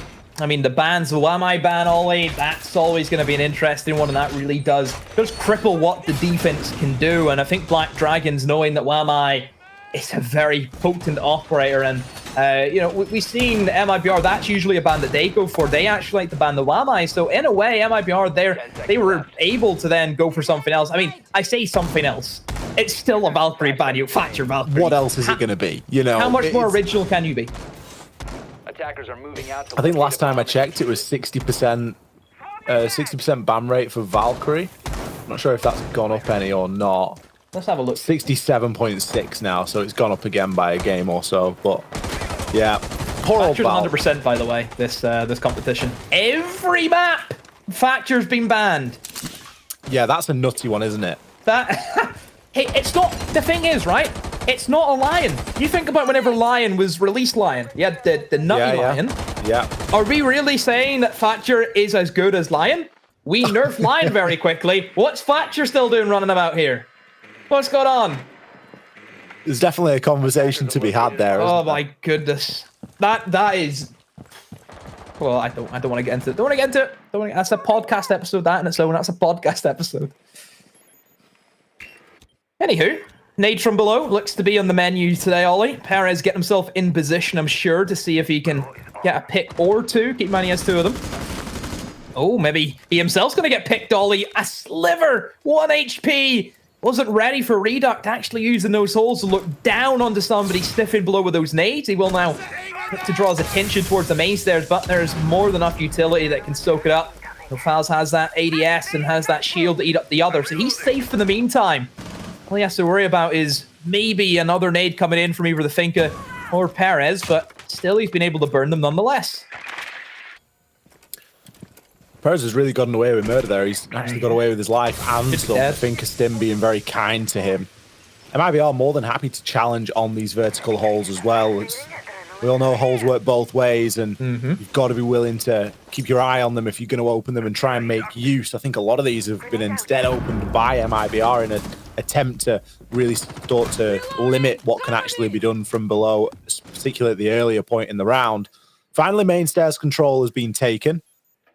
Black Dragons grabbing that for themselves and planting a flag. Perez just going to be holding on to that long corridor. Seto still with a mirror window to worry about and some electrification that hasn't yet been dealt with. Now, the Cades can be placed in pesky positions, but you'd like to see that dealt with sooner rather than later so that the Hibana can look to move through, and you just remove that power position because really this just gives Lukid far too much to peek from here live. Going to try and make a bit of an approach here, gets himself into a gunfight and wins against Fowls, so no more Toxic Babe canisters here. With 20 seconds left, that's where they become the most valuable. Ion gets himself Stimmed straight back up as Fleepox goes for a C4, but will be unsuccessful. Instead, chooses to take a challenge on the long corridor and will find his mark. Kills continuing to trade here, 3 versus 3. Lukid very much in off position here, gets himself to the other side of the chassis and could come up with a slew of kills and will do just exactly that. Picks them both up there. He was being covered by his teammate behind him if required, but it was not necessary. Ollie, I don't know if you've noticed, but on MIBR's desk, they have this little cat. I don't actually know what the name of the cat is, but it's like one of those cats that you would see where it has like the hand where it, goes up and down, up. I don't know what that cat's called, right? He uses that charm also on his guns. Is that... I don't know why I've thought that, but I just thought that was just something. Like the gold waving cat. That little thing. What's that called? Does anyone know what that's called? It's called a gold waving cat. I mean, it's pretty self-explanatory, Dan, but it's gold, it waves, and it's a cat. My goodness. But that's just... I don't know why I just thought that. I just thought that was so cool. Don't know why, but nice little addition. I want to see more players with more little things in the desk. That's always nice to see. So more trinkets and more clutter. Yeah, more clutter. That's the main thing. But anywho, MIBR being able to hold firm. Lukid in the right position. I think time really went up against Black Dragons in that scenario, and Lukid knows exactly where they're going to come from, and he just sits and waits for them. We switch over now to Trophy Statuary. This has been a bomb site that a lot of teams have actually shied away from, Ollie. Teams do not want to play here. For what reason, I'm not entirely sure, but MIBR going straight across the top floor. 10 seconds to go. So we'll see how they deal with it. Mirror windows again being dominant. One going on to that bedroom wall that kind of covers off those windows, and also one looking in towards Astra. The only issue you have with that mirror window is if a team is pushing in from the south side, so looking to take in towards study, trying to push in from 90, that mirror window is going to be null and void and will be opened up swiftly. We commented on this earlier in the day, didn't we, when we saw the similar mirror windows being played by MIBR against Kave, and we sort of said, against a better side, those mirror windows are just going to get destroyed. Like, you just can't afford to play mirror windows in those sort of aggressive locations and expect to consistently get away with it. The only saving grace that they've got is that Black Dragons are somewhat reluctant to run a book, which is a little bit surprising, given how useful book can be, and it again drags us back to a conversation that we had yesterday about the importance of sledge and book on this map. You need to be willing to bring one, if not both. And if you're not going to bring either, well, you're likely going to struggle because of how destructible Villa can be. Those mirror windows, the best way to try and deal with them is to get yourself into kitchen and to work vertically onto them. That isn't an option here for MIBR. Sorry, for Black Dragon, should I say, with the kit that they're bringing. Sure, you can use the nades and you can use the Zephyr Lifeline. You're just a lot more limited in what you're able to do with it. Yeah. So half the round still left to go. No kills as of yet, which is quite strange for how this series has went. We usually see a couple of kills, one here, two there, maybe by around this time. But both sides pretty passive for the most part. So Black Dragon's certainly trying to establish that control in towards 90, in towards the top of red stairs. There is going to be a bit of a presence. One man peeks his head up. He's like a whack-a-mole Ollie, but he will not be whacked, and instead Black Dragons will appear with 2 kills. We still see Philippox and Redite. This is what we're talking about, Ollie, with the swings. Whenever they're not in good positions, they will still try and fight back tooth and nail with everything that they have, just to give themselves a fighting chance. Well, we did sort of theorize if the 2 versus X was going to be as deadly as the 3 versus X that MIBR are known for, but you go peeking at the window, Redux, there really is only one thing that's going to happen, and that's going to be someone will be watching it, especially when there is a man advantage and 45 seconds left. It's a eternity of time here in Siege. Basetto will take full advantage of that. Fouls now left in the clutches. SMG-11, Toxic Babe canisters. He's got a little bit of kit, but he hasn't got much hope or chance. Basetto swings in, picks up the last 2. Mirror window there, you can see it being opened, and well, they didn't need much encouragement to go and chase after that one. It's the only issue whenever you lose the players and you don't really have control of those mirror windows is it's actually quite a detriment to Fouls in his position, because if the Astra one is open and also the one on the main wall, he doesn't have anywhere that's really safe for him to try and clutch out of, so he always has to keep moving, and whenever he's moving, he's making noise, and whenever you make noise, that's information, and that information eventually will lead to a kill one way or another. So MIBR have to rethink that strategy. They tried to play in towards that red stairs, and it just didn't work for them. Black Dragons were ready for that. They were, that was their kind of goal, was to take from that south side and push across as best as they could. So that's 1 round back for them. And this is what they needed. This is what we mentioned about Black Dragons. They need to keep MIBR at bay. The only map that they've won so far in Clubhouse, they kept it level right the way through.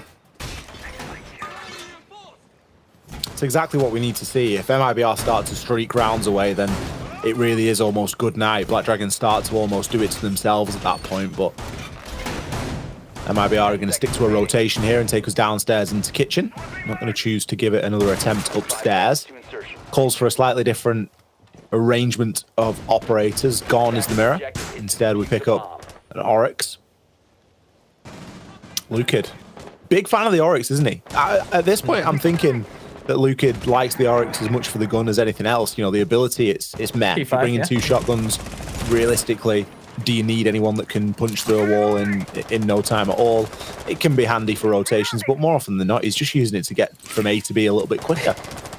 Yeah, it's a good showcase of Oryx. I hope you don't get any ideas, Ollie, and you don't start here thinking, oh, I'll play Oryx. Yeah, I've seen Lucid do well with it. No, because, Ollie, I'm going to burst a bubble here. You're not Lucid. That's a shame, because I was about to queue up and play Oryx. No, do not play Oryx. No, do not. It's again, I don't really see the value. I would still group Oryx under, the same category like the Chanka, where I just don't think you're going to get your buck, for how much you're spending on it. You're not going to get that money back. But still, hey, if he's having fun with it and he can get the kills, as long as he gets the kills and he's showing up, you can't really complain. And he done that. He done that in Coastline. He's done that very successfully so far in this tournament. Perez, look at this. A bit of a slippy one trying to get in through the old barrel, but that's actually shoot it out. This is the only real disadvantage with Ian. It doesn't have any strong soft destruction, as in like to open up walls. Obviously the nades and the Gun 6 can still destroy different gadgets, but being able to burst through walls, it doesn't really exist. And Black Dragons have just all slipped in from different points. Perez found one kill, and Ion finds another, and Kitchen is wide open for the taking. Basetto, he's by himself. He's like, how have I got here? He can easily get a plant down, but maybe just cautious of the pressure above. Philippok's actually slipping away. He's actually not in a position to try and stop the plant. MIBR have to try and retake this bomb site. Basetto deep behind enemy lines here. He's been in sight for, feels like 30 to 40 seconds now, and he's still not been able to find a plant, and he's squandered his time. Demo Fouls comes through and shuts him down. He's already found one on the lower stairs. Can choose to Toxic Babe that off as well. Give himself a little bit of surety. Finker boost coming in. You don't want to be anywhere near that Toxic Babe canister when the Finker boost is on, otherwise you'll take double damage as those lungfuls really do start to punish. Fouls eventually shut down. Patoxy with a nice little swing there is going to see to that.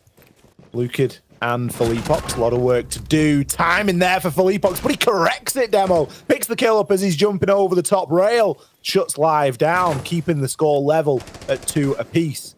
Philippox and Lukid now both in position to make that rotation back into sight, but the diffuser has been recovered, and Ion is going to do the right thing and nail it to the ground. Patoxy, essentially 1 versus 2 for this short period of time while the plant is going down, but Philippox has chosen to make that rotation. Instead, looking to try and pull a little bit of a pincer maneuver off here, but is it going to be enough? Patoxy takes Luca down, and Philippox, he is going to be the last man standing. Goes for a C4 and a shot, but misses both. Patoxy, big standout player there.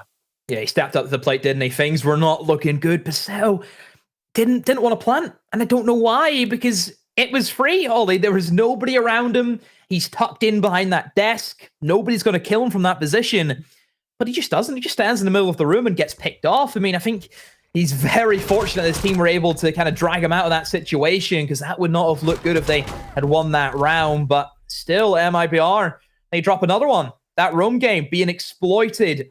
If you lose the players on the actual bomb site and everyone's off roaming, you then become an attacker in many principles. If you're a defender, you have to retake the bomb site. All the defenders, they have to swing into the angles that they know are not fun to swing into. So I think MIBR have to either try and pull more people back to site, or make sure your anchors are in silly positions where they're going to get picked like that. It comes back to MIBR's stubbornness on staying out on the roam, and it's partly a stubbornness, and it's also partly they just get cut off and there's just no real way back. But it's something that we saw on Chalet a little bit earlier on today when they played versus Akave, is they'd sometimes get themselves into position where they just sort of gave up the site. They left Fouls to play there on his own. There's only so much one man an SMG-11 and a shotgun can do, and once the site is lost, well, the defenders become the attackers become the defenders, and it can be difficult then for the roamers to really get their way back on in safely and retake. And a classic example of that there was what we saw in round number 3. But we move once again, and MIBR looking to find something here on Villa. They've already been successful once, and they're going to be going back to that site again. Aviator in Games Room. This was still quite a close round. Comes down to a 2 versus 2 previously, and not a lot of time remaining. I think that there's maybe a slightly different approach here going on from Black Dragons. Previously, they went very vertical, trying to take control of main lobby into art room. Main stairs was the focus, but already we can see their intention, Demo. Yeah, changing things up. MIBR ready, of course, with that roam game as always. It's like clockwork. It's just you expect. It's like the opening intro, isn't it? If you sit down for a TV show, you know what's going to flash up on your screen, and that's a roam game from MIBR. No doubt about it. Red Stairs has been something that's kind of came into the meta as of recent. That's actually teams trying to hold on to Red Stairs as long as they can. Usually it doesn't end too well because it is very difficult to hold on to Red Stairs. There's a lot of different angles you have to be worried about, and sometimes the defender who's playing there can get pinched and can get trapped in between. So that's the only thing you have to worry about, but still it's there to burn some time. I think whoever plays red stairs, they either acknowledge that it's not going to work and they run back to site, or they just accept their fate and they're going to try and take as many people as they can down with them. Perez just going to be hanging around on the 90.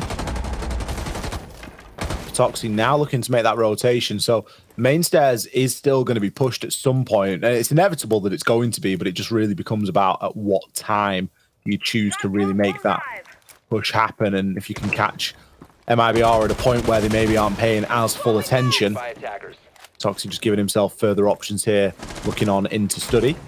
Still the mirror windows there to be dealt with. I believe one is going to be smashed there, so it's not too much to worry about, but there's still the potential for a swing off the back of it. Live, just going to check those red stairs as Ion sitting at the top should be relatively happy that everything is going to be clear. Player found out inside of the vault. Again, not too much of a surprise. But slowly, Black Dragons are piecing together the puzzle here. Bit of utility going to be sent on through. Live does have the diffuser in hand and is going to be able to try and make something happen. Ion there with the plant. Fowls and Reduct come up with a couple of kills apiece. Fowls trying his best with the Toxic Babe canisters through both of the windows, but it isn't going to be enough to stop the plant from going down. Lukid swinging in, has to try and retake study, but it's going to be difficult for him. There is going to be a man lurking and will win the engagement. Now it does open things up to potential peek from that study door. Reduct has to support him though. Lukid takes a couple of shots and the man prone behind the desk. Reduct trying to help him, but the man in zombie door is there, and it's a clean up. A 1 versus 2 now. Live has to make it happen, but no, Fowls swinging in through 90. A great retake from MIBR, and all of it really hinged on Lukid retaking that study control. Luca did a great job there. Purely the right place at the right time. MIBR. It's not often that we've seen a plant go down in this series. Especially a plant that then gets retaken like that. Black Dragons have got to feel a little bit hard done to there. Maybe a slight overcommitment to the site and not enough control over inside of that study area. Luca being able to rotate around to be in the right place at the right time. It keeps things competitive here. This smacks of Clubhouse demo. We've not seen a competitive map like this where both teams have been vying round after round for a bit of a while now. Indeed, and this is what we kind of mentioned about the mentality for MIBR. They play very heavily into let's win as many rounds in a row as we can and just kind of just mud the enemy team, and they're probably sitting there thinking, oh, it's a 5-1 half, it's a 6-0 half in some instances. How do we come back from this? But I think Black Dragons have done well to stop that bleeding and really gain control of this matchup now. 2-2, definitely potential for Black Dragons to even win more rounds, and I think that's what they need. I think Black Dragons, for that bit of security, they need another round. They need one round. That makes it interesting. 10 seconds left before insertion. Yeah, if Black Dragons are able to clinch a 3-3 half, that's when things start to get quite exciting. And the pressure really does start to mount, and we can no longer see those air quote reset rounds that MIBR like to throw into the mix, where if a couple of things don't go well, if plan A and B fail, they just sort of throw the towel in and just chuck bodies at a problem. That's not going to fly if Black Dragons hit that equal half. So big couple of rounds coming up here for Black Dragons. Good to see that they've got this much fight left in them as well. They obviously really want this because they've essentially been rolled over in the previous 2 maps, but to come out in map number 4 and still be swinging, still be wailing on their opponent, they've certainly got a lot of heart in this fixture. Obviously got their eyes firmly set on that 6 invitational spot. Have indeed. Both teams wanting that spot, but only one of them can get it. Who is it going to be? Will it be decided on Villa? Will MIBR be able to clean things up and try and take this map? Or will we head to Cafe? Will we see all 5 in this best of 5? Opening pick goes in favor of Black Dragons. Down goes Lukid, who's been, I'd say, the standout player so far today for MIBR in my eyes. I know that Reduct had a big game earlier against the Cafe, but right now it has been all about Lukid, and Raps has got the freest kill that we have had so far in the series.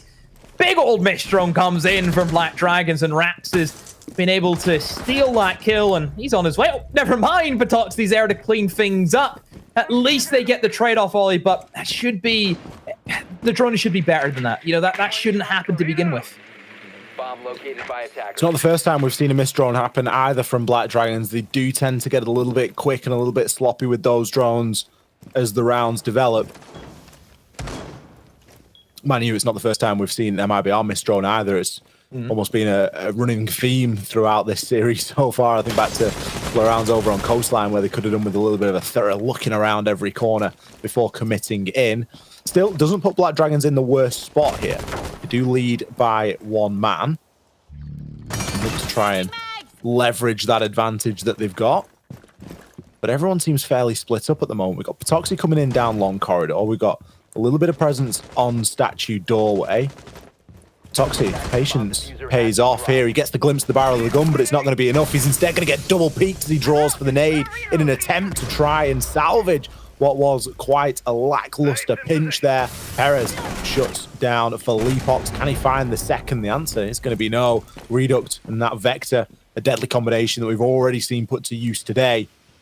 2 versus 2, 19 seconds. Fouls. He's going to get caught looking the wrong way here. He's entirely unaware of where Patoxy is at this moment in time. And there's the kill that comes through. Live trades out onto Redux, leaves us in a good old-fashioned 1 versus 1. The diffuser not in Live's hands, and well, a shotgun at close range. There's only one person in the world that I would trust with a shotgun in that closer range, Demo, and that has got to be Fouls. He is consistent as ever. Rock solid. You give him a situation like that with a shotgun, he isn't going to let you down. Hit some of the rock bottom there, Ollie. That's him. Oh, my goodness. I mean, just MIBR just have that safety net. I mean, how much does that play into, you know, the team, you know, the team and how they think, knowing that if things go wrong, you have someone like that. In this 1v1, I'm sure all the MIBR boys are sitting there thinking, 5 seconds left. this is easy. He wins this every day of the week. That's the trust that they have in each other. You know, they're. I know that this team, it kind of got formed back whenever they were still known as Team 1 before we kind of had that organization switch. And they were a new team back then. This team's been together for, you know, a year, over a year, Ollie. It's been a long time. And you can see that they've settled. That this is it. You know, they've settled into each other. Something that strikes me about MIBR is that they really do tend to perform better after they've lost a body or two. In that 4 versus 5, 3 versus 5, we've joked about it, but it must be something to do with the different level of comms that start to come through. Something. I think it's the different level of comms because they don't always play someone that's going to be sitting on a camera. They don't really play an They don't play info ops. Valkyrie's always banned. There's rarely a bulletproof kicking around. Yeah. Like they just don't do that. But there must just be something that they manage to do when 1 or 2 of them fall back to the cameras and the stat scrolling defaults, or they're looking at different POVs and try and piece together a bit of a plan. The clarity of calls that must come out in that time, it must be really good, because that's one of the only things that I can think of that is a big enough difference maker for them. Because, you know, in a 5 versus 5, these guys are just running at windows. They hear a noise and they're like, yep, we'll go into it. We're just going to run full steam ahead, W shift, and see what we can find. But when 1 or 2 have dropped off, you just get that clarity, and they really do seem to come away with rounds. Confidence. They believe in each other. If someone gets told to swing this, they'll do it. Not even a second thought. They will do what they're told. And Raps, I don't think he knows that Iana actually jumped into bathroom previously, and I think Raps is going to be a dead man here any minute, Ollie. There's no way that he's going to expect Perez to already be in. He's probably sitting here waiting for like a sound cue, hearing somebody vault in through the window, but that's already happened. Perez ain't moving though. He's going to sit still and just bide his time. We know that Perez, we've seen him in Clubhouse, he's a patient player. He will sit and wait until he is in that perfect position to get himself a kill. Black Dragons now rotating over towards that laundry side, and they will start to open up that wall. And MIBR, somehow Raps has been able actually to get away. So Perez, he's missed his chance. Perez just playing a little bit too passively there. I think, as you say, if he'd have just pushed up a little bit more aggressively, you might have seen a bit more of an opening. Instead, he's going to take a stance and just keep an eye on in towards sight. No clear intention to clear this top floor, which could be quite dangerous. If you leave players like Luke out there on the roam with a lot of room and space to move in, you are asking for trouble. Opening up that laundry, it's a small part of the puzzle. With the hatch being open above it, it's a very difficult push to try and make if you haven't already got somebody in upstairs inside a master.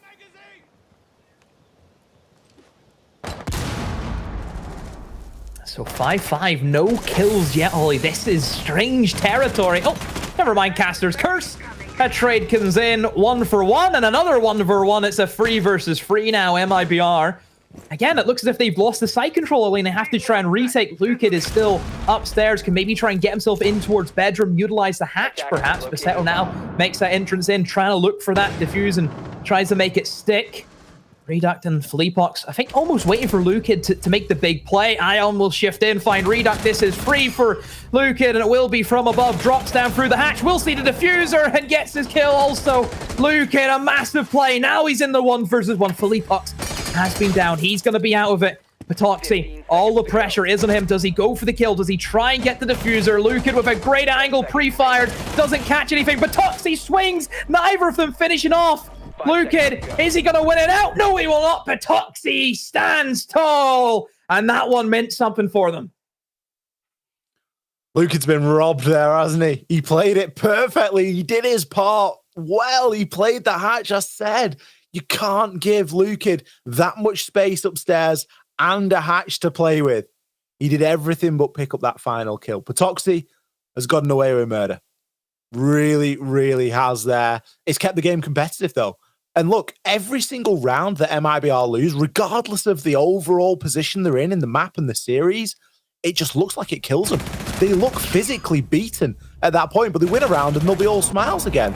It is very difficult to gauge and to judge the vibe and the mental state of that team because they're just so emotionful about every little round. Toxie, he's played that one well. Lukid, a little bit starved for info, always a difficult one. If there'd have only been 5 seconds left, it would have been an entirely different clutch. But the fact that there was 10, there was a lot of time for Toxic to do something. If Lukid just dips and runs away, the diffuser gets recovered, the plan starts going down, it starts to get a bit complicated at that point. But realistically, the round went to Black Dragons. A 3-3 split, nice and even. Exactly what we needed to see here for Black Dragons if they have any chance of staying in this and taking us to our 5th and final map. 10 seconds to go. Still a ways to go, though. Are indeed. Even split. Now we see the side changes. MIBR, we didn't really get to see a whole lot of their attacks in Villa, Ollie. Only 2 rounds that we've seen because, of course, their defensive half was so good. So I still feel as if we're in uncharted territory for MIBR and how they're actually going to play these attacks. I think we've seen that they really like to go below. You know, they try to utilize the nade game from downstairs, using soft destruction, anything that they really could. You know, you're seeing Sophia be brought in. That was an operator that was specifically target banned by Black Dragons in our last map of Coastline. Did it really pay off? I don't think it did, and it hasn't been warranted again from Black Dragons. Instead, Flores was their attacking ban, and straight away, MIBR right on that Sophia. And Fleepox straight on the opener with said Sophia. Live going to be the first player to fall. We didn't get to see that much of the attacks, as you say, Demo, from MIBR, but they went 1 for 1. So by all accounts, a 50-50 ratio. Nothing above average, nothing below there. But ratio. Obviously, a sample size of 2 is not sufficient really to give a full and proper judgment. We've really got to base this off a round by round basis and kind of judge it off the attacks that they've shown us already so far today, which for the most part have been fairly reasonable. Word ratio is forever going to be ruined for me, by the way, just because of social media and what it's done. Yeah, so that has been ruined. Basetto, though, on the stairs, been able to ruin one player, and there's Patoxy jumping in with another, so a 3 versus 4 in MIBR. Backs up against the wall once again. This main stairs take has not worked for them, and it's just going from bad to worse. Perez finds Reduct, and it's down to Raps and down to Fleepox. I mean, Fleepox with that big LMG could definitely make it sing, and even Rapsy has his own LMG. The double LMGs could perhaps do something. There's 1 kill back, and Raps looking to engage, and there's a second. Jumps over the mantle at 2 versus 2 all of a sudden. There's still a minute to go, Wally. This is doable, definitely doable from MIBR. Shocking quick round from MIBR, really, if you think about it. And Raps just displaying how willing he is to get himself into the fight. Gonna lose a drone to a mute jammer there, which isn't ideal, but it's very easily dealt with, and the droning can continue. Plenty of time to fact find and figure out where these 2 remaining players are going to be. Raps, he's got an inkling that one's going to be playing inside of games. Do they know they're the ones just on the other side of Aviator, though? Just hanging around at the top of those red stairs. A little bit of utility to be played around with here as well. Lifeline just getting switched over there as the wall will now be breached open. Fleebox, there's potential for a plant on here, but Raps is going to give the game away. Gets himself down. Unfortunately for him, Fleebox with the rotation over on into Vault, but at the same time, we see the rotating player for MIBR. Raps has gotten himself up with the Think of Stim ability, but Fleebox, surely your moments are numbered here as Perez comes in with a brilliantly timed swing. Raps now trying to pick up some pieces here. Tries the hop over once again, but it isn't going to work for the second time. Black Dragons get themselves off the mark on defense. That's a tense one. And I think whenever you see the Sophia pick herself up, then you think, oh my word, this could end miserably. Still, a new feature that even some people forget that it can still happen. Usually think, oh, that player's downed. They're downed. You can't touch them. But nope, Finka gets herself back up. MIBR going to go for a timeout. Not happy with how that round played out. And again, it's very early on into their attacks also to be going for this. But maybe they see something that we don't that needs to be shut down immediately. I think it shows that level of respect to Black Dragons, doesn't it? That they're taking it so soon. They don't want this one to run away from them. And they're really conscious that anything that needs to be solved, it needs to be solved fairly quickly, because if this goes back and forth like it has done, there's a very real danger of ending up on our fifth and final map. Black Dragons, of course, get the same opportunity to have a little bit of a natter. More of what's going well and less of what's going badly, please, is typically how these things go. But a very short amount of time to significantly reinvent the team, but you can always just take that moment to breathe and say, look, we just need to slow things down a little bit. For all that it did come down to a 1 versus 1. I think MIBR maybe did take a few things maybe a little bit too aggressively there inside of that last round. So chance to just put the brakes on a little bit.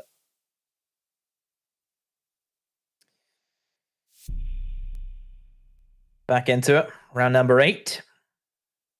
Into the kitchen bomb site for Black Dragons, shying away from that trophy statuary. Into kitchen they go. I mean, kitchen is so far from what we've seen from MIBR, they defended it pretty weird. Like they, on both occasions, just gave up bomb site control in a blink of an eye. Like they didn't even contest it. They played for the retakes and they lost it both times on them. Yeah, really strange to see, wasn't it? I mean, it's more and more becoming a sort of signature play from MIBR. You can already tell that with the lineup that Black Dragons are bringing to the mix, there's going to be no intention to leave the site entirely unmanned. Live on the Pulse is going to be trying to feed a lot of that information back to his team to try and affect onto any players that try and take up that vertical pressure. Capcan as well being brought, not only for the traps, but also for the C4 as well. If you're going to bring a Pulse, it's always handy to have a couple of C4s thrown in there, and that's exactly what the Capcan brings in this round. Pasetto on the mute. C4 is almost a mandatory pick as well. So plenty of opportunity there to really affect quite heavily onto any vertical game that MIBR are going to choose to bring. And, well, they're bringing a sledge, so you would expect that there's going to be at least some.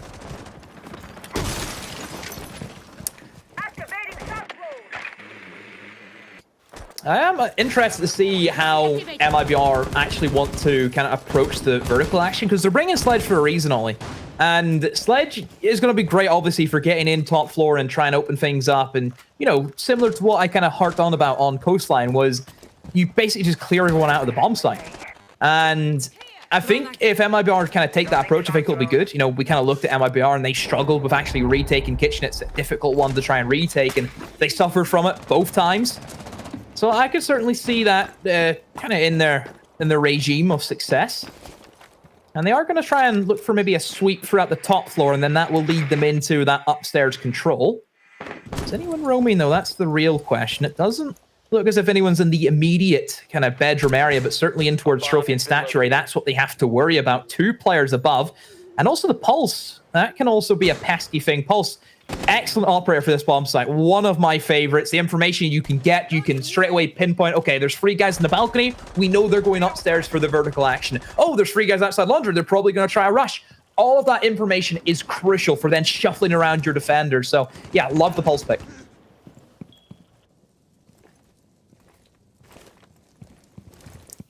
For all that MIBR have brought the sledge, Lucan isn't really in the optimal position not to really interested. make use of that.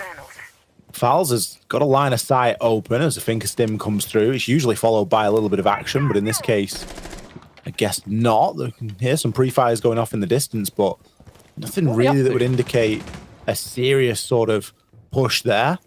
Fleapok's going to try and worm his way on through, but Assetto, I mean, Raps, why are you pushing in like that? Like, what is going on, Demo? This seems to be just an everywhere push. They're coming in from all different angles, and right now, oh, it was almost working, but the Capcan traps come in massive.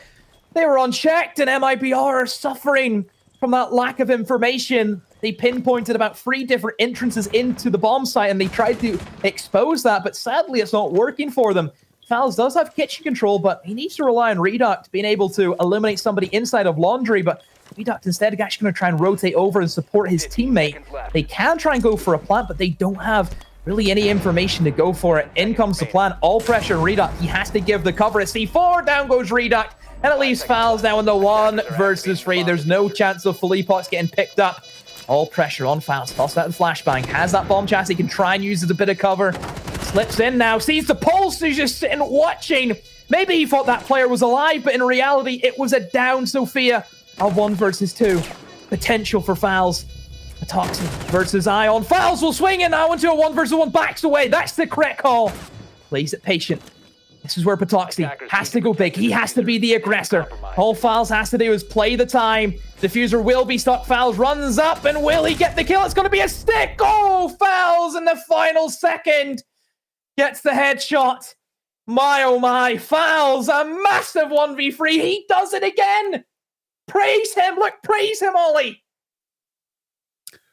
Fowls, the man that can't get a fist bump is the man that consistently clutches up here for MIBR. What a display of skill. Decision-making on point there. There was a time where you sort of looked at that attack and you go, what on earth are MIBR going for? What on earth are they going for?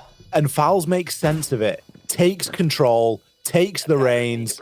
Great decision to back off. You can see the time remaining 14 or so seconds. Toxie thinking that he's going to be able to stick it. Fowls doesn't doubt his aim at that point. He knows that it's a clean shot, freest shot he's ever seen in his life, and he just goes and takes it. Levels things up at 4 rounds apiece. A massive round there for MIBR, and one that is going to give them a little bit more confidence now, I think, moving into the rest of this map. So weird. Like, what a weird round. The kind of attack was, okay, everyone pick a doorway and we'll just try and push through it.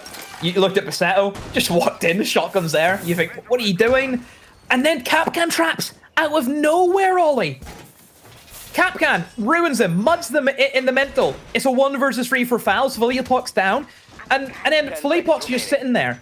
And did you see the pulse? The pulse is sitting looking at him as if he's an alive player. Yeah. I mean, it was the Pulse was the best player to pick there because that was my biggest concern. That's the info. I was like, you need to remove the info if you can because you know that you're getting pulsed from somewhere. That's unreal. That's you'll never see another round like that. That's phenomenal. Wow. Hi, oh my. Who can, Demo? Capcan. Capcan. Yeah. So, anywho, we move in now to that trophy statuary. Kitchen is going to be erased very quickly from Black Dragon's memory because that's a round that they should have had in the bag with that strange attack that MIBR went for. So, typically for trophy statuary, it's usually about the underneath control, and that's because Kai's open inside of this game. If you want to try and go for that kind of default master bedroom take, Ollie, you want to open up that triple wall as quick as you can. With Kai, makes it a little bit more difficult. So you need to get kitchen control, get in there with the soft destruction, get the nades in, find the Kite Claw, and then finally open up the wall. It's as simple as that. But as we know, in this game, where the defenders, they're not chained to the bomb site, they can get out and about and they can cause issues for that initial attack. And issues is exactly what Black Dragons is causing MIBR. They're not rolling over in these rounds. These rounds are being won off the back of serious clutches from sometimes either side, but more often than not, it seems to be MIBR. And I mean, more often than not, it's Fowls on the other end of the gun when that clutch comes in. seriously hot player today. He's put in a massive shift, not only in this fixture, but in the previous one as well against Akabe. Really trying to drag his team through, but nothing much separating the two teams here. 4 versus 4 in terms of round count. Trophy and Statuary next up on the hit list. MIBR taking their sweet time about things, which is something that we've really come to expect here. They like to formulate quite a thorough plan before committing. It's either that or they just blindly commit. There really isn't too much in between.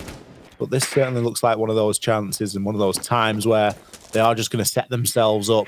We've got players hanging around Wolf Window. We've got a little bit of presence inside of Astronomy in near Bathroom. Redux now coming up the 90 corridor, but loses the engagement. First 2 kills go in favor of Black Dragons. The wall unable to be opened. Fouls, is he going to win the engagement on the 90? On the Astro, excuse me. Yes, he is, but even that is a little bit too much for Fouls to try and cope with. And there it is, Demo. It's either a very slow and very considered approach, or somebody just says the go word and everyone just runs in. And that's exactly what MIBR did. Yeah, clinical. That's what you call that one. That's a good round. And that just amps the pressure up even more so. MIBR. This is like, I mean, pretty much what we kind of worried about, isn't it, Ollie? I mean, that's how Black Dragons, they should be defending those. And probably some of the rounds that we've seen from MIBR, they were able to get away with that, but Black Dragons have caught on now. You know, they've kind of got that scent, haven't they? And they're able to, okay, we know exactly what you're doing. Bang, bang, bang. We've put a player here, put a player there. You're done. And, you know, they've adapted very well. So Black Dragons are just one step closer to this map victory. It will push us into Cafe. MIBR, I'm sure, will not be rolling over that easily. This is probably the closest map that we've had so far, and it's good to see it done on Villa. Absolutely. I think if there was any map that was going to be really close, it was going to be a Villa, wasn't it? You know, we saw a fairly close clubhouse to start things off. Black Dragons, it's going to feel like a long time ago for them that clubhouse was the map, of course, that they won right at the start of this series. They're still hanging on here on Villa. 1 round away from a map point, 2 rounds away from locking out this map and guaranteeing us our final.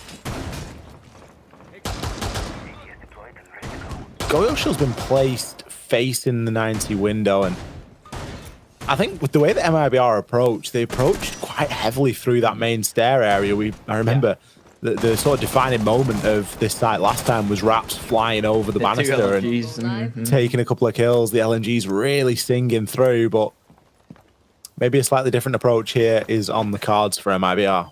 Yeah, it was lackluster, wasn't it? The main stairs wasn't really in control at any moment for MIBR in their initial phase. It was very lackluster. So hopefully they can rectify those mistakes, or like you said, maybe looking to change things up and going from another avenue. I'm seeing a lot of people still towards that south side of the map, Ollie, so I think they may still go for the main stairs take. They just need to be better at it. That's the best way. Just be better. I know that's... God, me sitting here, a caster, telling these players to be better. God, shame on me. But it's true. You need to be more clinical with how you deal with the utility. As soon as those grenades start flying, you need people following up, ready to follow in with those grenades and try and get those kills.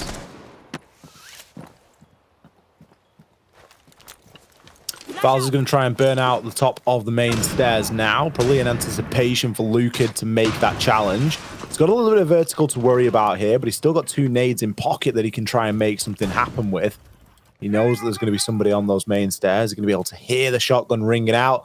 This is almost a freebie. All he's got to do is cook the nade to the right temperature, and he'll do just exactly that. Lukid shuts Live down. Live gets caught there on the Z-ping. Second nade is going to come through now. Maybe just looking for something to wash down that opener, Demo. A bomb has been located. See if he can get it. Fleapox trying to hold on to that angle through the vertical. That will look onto that long corridor. Raps with the LMG, but it's still all Black Dragons. Main stairs again being left uncontested. The same story for MIBR. They can't take main stairs, and they're being punished for it. Fleapox. Now 1 versus 3. Can he make it happen? It's not looking likely. Will swing in towards Study, but there is a lot of holes being opened up. A lot of different angles he has to worry about. He's inside a study firmly now, and he will destroy that smoke canister and rotates outside, picks up the diffuser, back in he goes, but at this stage, all Black Dragons need to do is sit and wait for Philippox to run into him. Actually stuns himself, actually engages on the Perez, and nobody's there for the trade-off. 1 versus 2, you don't want to be given Philippox any signs that he could maybe win this. His HP says otherwise. Now he moves in. Will he be caught out? Looking for the player in behind the bar. Sprays on through, but there's Batoxy. He was in vault the whole time, hanging on to it. Map point for Black Dragons. Map point to keep them in the series as well. That's the important one there. This is seriously do or die time for Black Dragons, but they are holding on fantastically. Really good patience shown there, particularly by Patoxy, not looking to leave anything up to chance, just let that clock run down and really let the pressure start to mount onto Philippox. He didn't have any information there as to where those remaining players could have been. But again, such a strange take. MIBR just so focused on that study of main stairs that everything else just falls by the wayside. My goodness. Just MIBR, it's one crucial thing if you're going for that kind of study-sided take. You know, we've kind of looked and seen that they have no intention, Ollie, of actually going for like a bedroom player and trying to sweep over in towards, you know, maybe Vault Wall. Vault Wall has been... I don't think teams know that Vault Wall exists because it hasn't been touched at all. No LATAM team wants to go anywhere near that. Which is surprising because it's a very strong key component that you can just create another piece of mayhem that defenders have to deal with. I mean, you open Vault Wall and Patoxy can't sit in there for the half of the round. True. Yeah, very true. You know, just give a little bit of focus, and it gives a little bit of focus and purpose to the round as well. It's not just about then brute forcing your way through main stairs and trying to find up kills with nades from below. It then becomes very differently about, you know, manipulating the players that are inside a site and setting up those crossfires for them. It's just not an intention that we've really seen. So strange from MIBR. They're going to be attacking once again downstairs into kitchen. I think the living room library was hovered for a time, but it has been confirmed as kitchen as the site. This was the fouls round.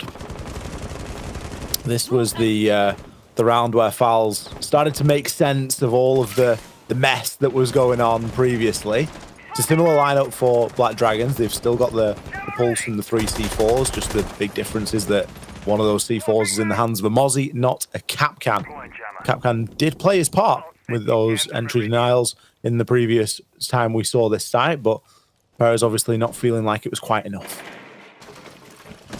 Attackers have dropped the bomb diffuser. Once again, MIBR looking to push in towards that laundry. I'm sure open up that wall as quickly as they can. They had a strange plan, Ollie, and that was just push in from as many different angles as they can and try and take the frags. Unfortunately, they were not ready for the Capcan, which did a lot of damage and actually picked off a few players in that instance. Again, Pulse makes that appearance, just, I mentioned last time, just great for that information. You can really feed that over, and oh, Black Dragons have actually stopped this very high aggressive push that MIBR came in with. My goodness, I thought Lukid was on for an easy kill onto Ion, but he actually said no to him, still gets a trade-off, but it has not ended well for MIBR. They are a man down in potentially the final round of the Villa. This is looking good for Black Dragons. Certainly not looking bad at all. There's been worse starts to the round throughout the course of the series. MIBR need to come up with a plan, and they need to come up with something relatively quickly. They've got a minute to play with. Redux on the Jackal this time. That's been brought in as almost a last-ditch attempt to try and give MIBR a little bit more information here, which is something that they've somewhat been lacking. They're able to get a Jackal scan onto a player in sight and start to open up a little bit of that floor and put a few pot shots in down there. Nothing too significant just yet, though. Fouls just hanging around inside a laundry. And the game is up, though. Pulse has caught a glimpse, and that's all that really Pulse is going to need before it forces Fouls to just think twice and push back a little bit further. Raps now trying to make something happen with the nade. This is what happens when you lose the sledge. You end up using nades to try and make holes and to try and give you a little bit of line of sight. Bit of a burn coming through, but unfortunately, MIBR are going to stun themselves there as Raps aggresses down those Astro stairs, but it doesn't come without casualty. Fouls falls, and with it, the diffuser wraps into the waiting arms of Live, and Live's going to pick up the final 2 as Black Dragons, they make the comeback happen demo. They level things up, and they guarantee that we're going to go to all 5 maps here to decide which of these 2 teams is heading to SI. Oh, all 5, here we go. What a bounce back from Black Dragons. I mean, MIBR, yes, they won some rounds, but they relied very heavily on the clutch factor of fouls, especially inside of that game. Black Dragons, definitely the better team inside of Villa, and Cafe awaits us. What a way to top things off, Ollie. I know that we're getting pretty late here into the night, but oh boy, I'm ready for Cafe. Cafe is where we are going to have to head to decide which of these 2 teams is going to head on through to the 6th Invitational. Both teams showing a lot of grit and a lot of determination. Black Dragons coming out with a massive win there on Villa after being absolutely battered on the previous 2 maps of Oregon and Coastline. I was pretty surprised really when we saw them come out with that much energy and that much passion in that game, because it really felt like they maybe were going to roll over, but they kept it competitive. They didn't let MIBR streak rounds away the same way that they did previously in the last couple of maps. We're going to have to take a very short break and give the players a chance to compose themselves before heading into what will be our final map here to decide which of these 2 teams, MIBR or Black Dragons, will be headed to the 6th Invitational. Don't go anywhere. We'll be back in just a few minutes.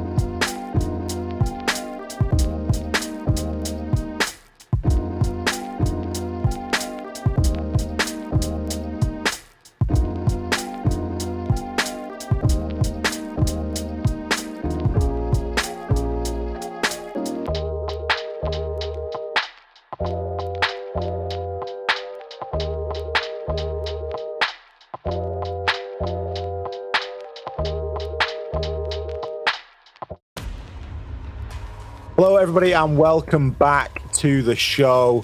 We are here to decide who is going to be going through out of MIBR and Black Dragons to the 6th Invitational 2022 in Sweden starting next week. If you're joining us just now, you're joining at a very important time, and it's probably the best time to join because we are just about to head in to our 5th map of this best of 5. Yep, you heard it right. We are going to all 5 maps here to decide who is going to be the victor and who is going to go through. There was no map advantage. There was nothing like that going into this. This is a genuine best of 5, as good as it gets. My name is Ollie Exotroika Hatton, joined here by Demo, and we're going to be calling the action for you in this final map. Demo, up until this point, we have seen a little bit of everything. We've seen grit and determination from Black Dragons to pull things back there on Villa. We've seen flashy plays from MIBR to drag themselves through Oregon and Coastline with relative ease. But now we move on to something that the sort of tempo changes yet again, doesn't it? We move into Cafe. Cafe, temperamental beast. That's the best way to put it. It's probably down there in terms of kind of like the lower ends of pick rate. Not really a lot of Cafe throughout the regular season, really across any regions. It's quite rare that we would see this kind of map be brought out, but certainly for best of 3s and best of 5, this is where it lives. And yeah, I'm excited to see it for the decider. Last time both of these teams played against each other, it was on Cafe, and it was MIBR who came in and they won it 7-3. That was, I hope you remember all, it was that first game of the season whenever MIBR came back after boot camping inside of Europe for a very long time. And remember, they came into that and it was just a breath of fresh air to see them play again. Cafe became one of those maps, didn't it, very quickly at the start of last year's regular play in terms of Stage 1 and Stage 2 that the Brazilian teams really started to adopt. And you think about teams like NIP and Liquid that have both tried to bring it into their map pool. And part of the reason for that is because EU is a really strong region, should we say, on Cafe. And the fact that a lot of international teams spent a couple of weeks inside of Europe for the 6th Invitational last year gave them that opportunity to scrim, and it gave them that opportunity to learn and to really sort of dig deep into what makes a good Cafe team tick. And since then, it has been adopted. And as you say, MIBR are one of those early adopters. So to see it brought out here inside of the best of 5, I mean, you've not really got very many places to hide when we've only got a 7-map pool and there's 5 maps that need to be picked. So it's no surprise it was left to be the decider. But this is where we find ourselves. Oh, this map. Defender-sided, definitely, in my eyes. Very, very tricky to attack. Very, very tricky. Factor ban, again, just another factor ban, Ollie. Are we surprised? I'm sure Valkyrie will probably follow up as well. Nomad is always a fun one because that kind of sets the tone of how things are going to go, and that is just jump outs, aggression. That's what Cafe lives and breathes. It has a lot of windows, a lot of spawn peaks, a lot of different ways you could catch people on repels who are on the windows. Valkyrie survives. Oh, this is going to be interesting. A Wamai ban, that's going to be great for getting an attacking side inside of Pixel, for example. Mira, very, very strong on Cafe as well. There's some really good mirror windows that are not destructible from below that you can get. So it's also a very solid ban. But Valkyrie being open, this is a treat, although we don't see this a lot. If she isn't picked 100%, I'll be surprised. It's strange, isn't it? Because we were talking about the sort of pick and ban rates previously when we were on Villa, and we were sort of saying that, you know, it's 66.7% or something crazy like that. It was an extremely high ban rate that we saw for Valkyrie. And then arguably one of Valk's biggest maps, she's left open. And then to add another plot twist into it, Live's going to 6-pick off it to jump back onto the smoke. Like, what is going on? And to be fair, that has baited out the IQ pick from Lukid. So I suppose that's something to keep in mind. But yeah, Valkyrie being open, we don't see that all too often. So straight up to the top floor, this is very attacker-sided. And the reason why, Ollie, is it's a very big and just long, wide, you know, just look at the sheer size of the bomb site, right? And the thing is that what we've kind of seen this meta change into, it's all about long angles and deployable shields and going for peaks and almost deterring anyone actually entering into the building. Before Cafe got reworked, it was already one of those kind of top 4 bomb sites where you could only attack at one way, and I still think that's kind of true to this day. I know that there is the kind of east side it takes you can go for, but it's not as good as what just generally dropping Red Hatch and trying to push in through Piano. The issue is with pushing into Piano as an attacker is there's 1,000,001 ways you have to look, and it is so difficult. Entry players struggle quite a lot on this map because you almost have to play like a support role. You have to kind of get drones in, you have to burn utility. It's a lot of monotonous stuff, and you don't really get a chance to go in for an engagement because you're a bit of a fool for trying to swing into some of these shield positions and taking these long angles because you really don't know where the defenders are going to be sitting. In a lot of instances, the most important entry that you can make on this map is with some utility and with a grenade to follow it up. And if that removes a shield, great. If it removes, you know, a body, even better. But you can already see the effect that this Valkyrie pick, or the Valkyrie being available, should I say, is having. As Philippokes there, just double checking for any outside cameras. Just because you've got an IQ doesn't mean that everybody's eyes become blind to those cameras, and you've really no excuse to be searching them out for yourself if you do get the opportunity. Raps is going to try and nade on through now and remove the shield that's being played on Pixel. You can pretty much bet your bottom dollar that there's always going to be a piece of utility over in that direction, as it's such a power position here for the defenders. Lukid, unfortunately for him, is going to sacrifice a drone to the middle of shop, but there's a little bit of option for him to drop, and he can do just exactly that. With the wall open there, he can choose to either rotate on through or just further ping out a little bit of utility. First pick goes in favor of Black Dragons. That's a run out, Ollie. This is what we talked about with Cafe and Nomad being banned out. Is it's going to lead to runouts. People on repels are going to be, you know, a bit of a. I've lost the words. What was the word I was going to say? I don't even know. I've had a blank, Ollie. This is where I think my stamina. I know we talk about the player stamina. Talk about our stamina. You know, we're still going here, but I mean, you're going to be subjected, aren't you? You're going to get run out, and you need to be ready for that. So I'm surprised that MIBR have let that slip. You know, it's a simple run out through Bakery. That should be quite simple to deal with. A quick swing and though in towards the new balcony is where Flores is going to go. And look at MIBR just going to try and flood into the bomb site as easy as they like. They have full bomb site control of the diffuser. Should be going down momentarily, but Fowls, I think he's still hanging outside of the window, so he needs to try and get in there as quick as he can. And here comes Zion all by himself, Ollie, but a 1 versus 3. It's only going to end in one way, and that's going to be tears. Especially with the SMG-11 and trying to challenge pretty much a map's width. There is just a couple of tap fire shots. You could see how difficult the recoil is going to be to control. He's just going to turn his back to Reduct, and that's not really something anybody wants to be doing. MIBR do come away with the goods there. It was a bit of a back and forth one, and kind of strange to see such a heavy cocktail-sided push. It's not the norm. It's not the default. But the obstacles they were coming up against elsewhere really just funneled and led themselves to taking control of White Stairs and really pushing in from that side. Black Dragons getting caught a little bit short, not really having sufficient vertical control either.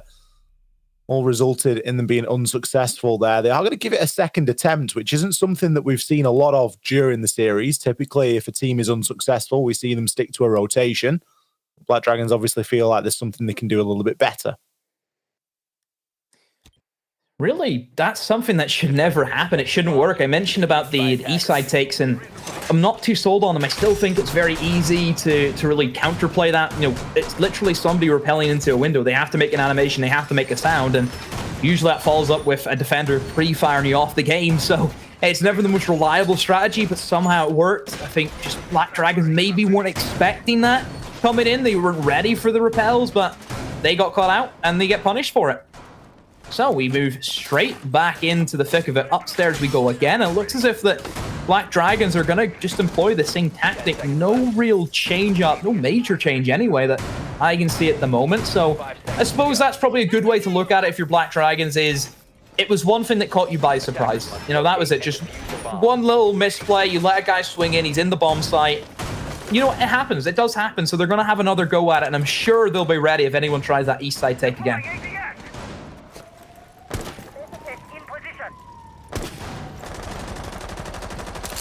There's nothing either to say that MIBR are going to be successful if they go for that again. It was looking a bit dicey for quite some time. Yeah. And it really came down to Reduct and Fowls to once again come up with the majority of the kills. Not only is Fowls an avid support player and planter, but he's also...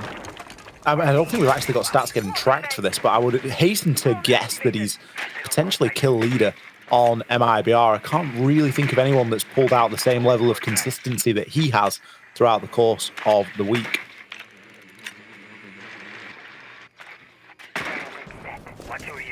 Drone work being done by MIBR. It looks as if it's going to be a little bit more stable, Ollie, in terms of their attacking plan. That piano, obviously, going to be that main room that you need to try and control off. But like I mentioned, it's not as easy as what you think it is.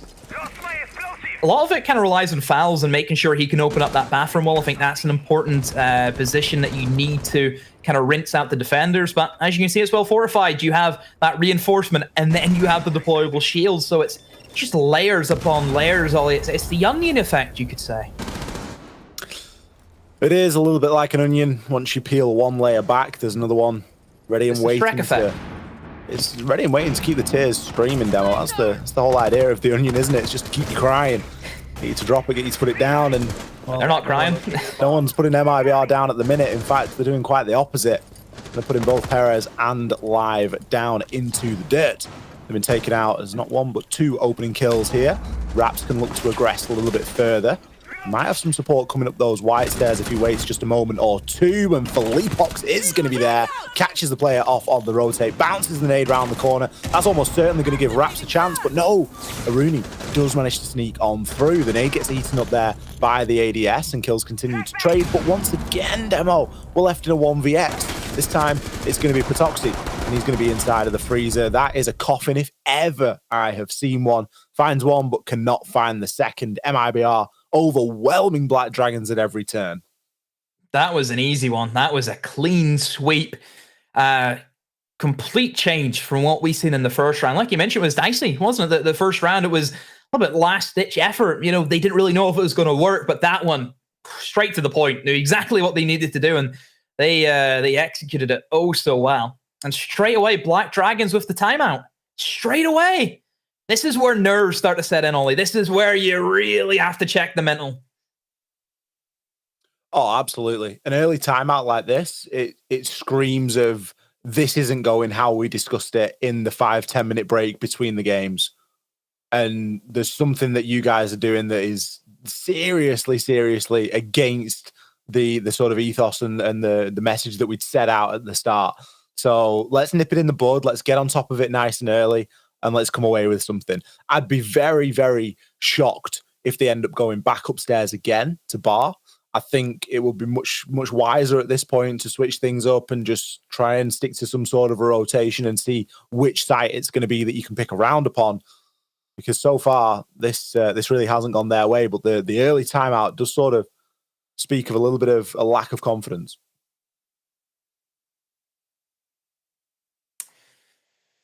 Here we go. Getting ready now as we start to move into the third round. Black Dragons took that timeout. This is where they need to figure out what they can do to at least get the round out. You know, we mentioned about MIBR. If they have that momentum, they're going to be unstoppable. And we praised Black Dragons and Clubhouse and Villa that they kept it level, they kept it even. And that really, dealt some damage to MIBR. Then we start seeing MIBR, they got a little bit panicky. They tried some strategies that very, very risky that backfired against them. And we see the switch up in terms of sites, not going upstairs into the reading is where we head to. Good bomb site, I think better than kitchen. I think kitchen is actually quite favored for the attackers at the moment, simply because that vertical destruction comes in more so than any other site, I would say. You can open up the entirety of kitchen, you can just sweep everyone out of the bomb site, and then just get a simple plant via the hatch. Just drop the hatch, get in, get the plant down, and then just hold from above. So it's very easy for the attackers in many instances. This one gives you a little bit more opportunities of getting picks with C4s, for example. It's still the same premise for the attackers. You need to sweep in from top floor. You have to take in from red. So you'll be used to that. You'll be used to that playstyle.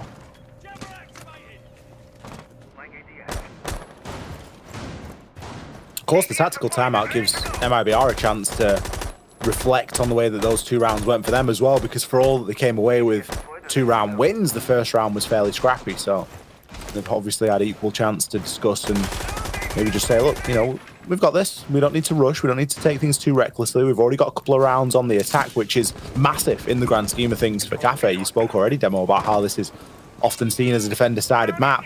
So to already pick up 2 and have guaranteed yourself a 2-4 split at the very worst, if all else fails, you could say that MIBR have done a large part of the work already here on that opening half. But of course, still a ways to go, and still Black Dragons that are going to stand in their way. Lucad's got a nice drone downstairs, just keeping an eye out onto pillars.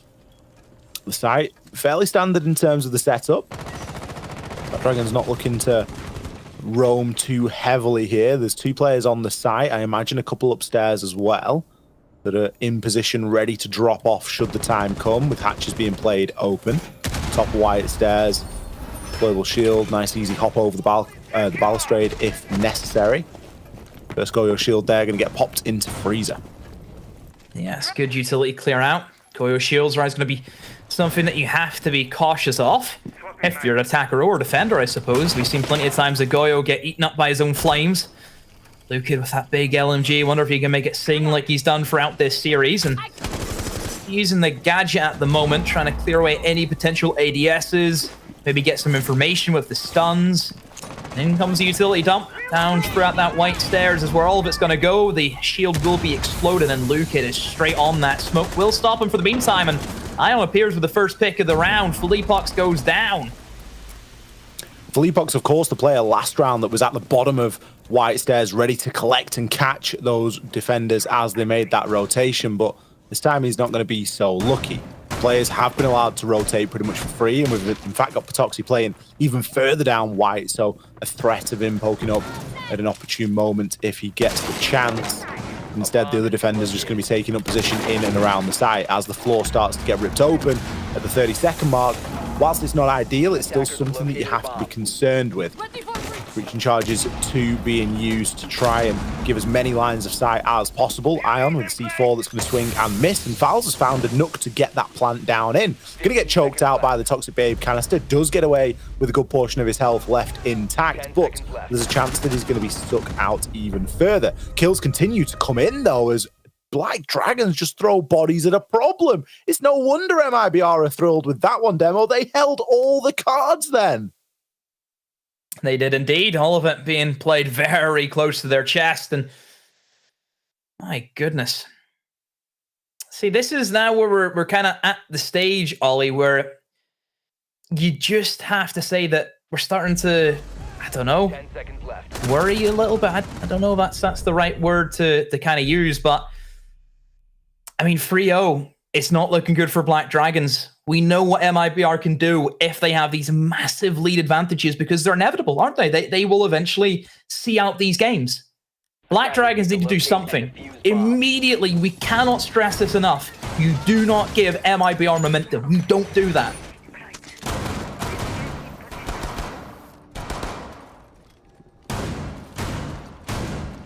Difficult stuff here for Black Dragons. It's flashbacks to Oregon, it's flashbacks to Coastline. It's flashbacks to all the maps that Black Dragons probably wish to forget. MIBR, as soon as they get a sniff of a lead, they double down. One of the most powerful teams in terms of momentum that we see come out of Brazil, really. You know, a lot of other teams have got that ability to turn a map around and to, you know, flick a switch and do all of the things that we know our teams are capable of. But MIBR are really one of those that love playing from in front. We've only got to look over at the scoreboard to see just how effective they are at doing so. Fouls, 5-0. That's the planter, by the way. Like, at the point where the guy planting the diffuser isn't even dying, he's still coming up with 5 kills in 3 rounds. There's a big old problem. Redux, he has activated himself. He had a quiet series compared to earlier today and compared to what we know him to be capable of, but he's come out and chucked 5 and 1 up on the board, and it's made the world of difference here. Yeah. I mean, Fouls for me has been the MVP so far of the tournament. I think he's been outstanding in every game he's played. He has been that rock. You know, he is the rock. If MIBR get into Invitational, I think he'll give Souls and certainly Bride a run for their money, Ollie, because he is a top-tier support player. And it's something that I don't think we highlight enough, is just how good the support players are in Siege. Yeah, Fouls has always been a crowd favorite. Souls as well is a name that I love Souls. I just want to say that. I love that guy. You know, for anyone unfamiliar, Souls plays on FaZe, and I love FaZe. I just need to say that. I love FaZe. That was my team. You know, you're sitting there picking Furia. You're picking Furia. How'd Furia do? The day when the major? No, they didn't. FaZe did. This time, Furia inside. I still back the Furia pick.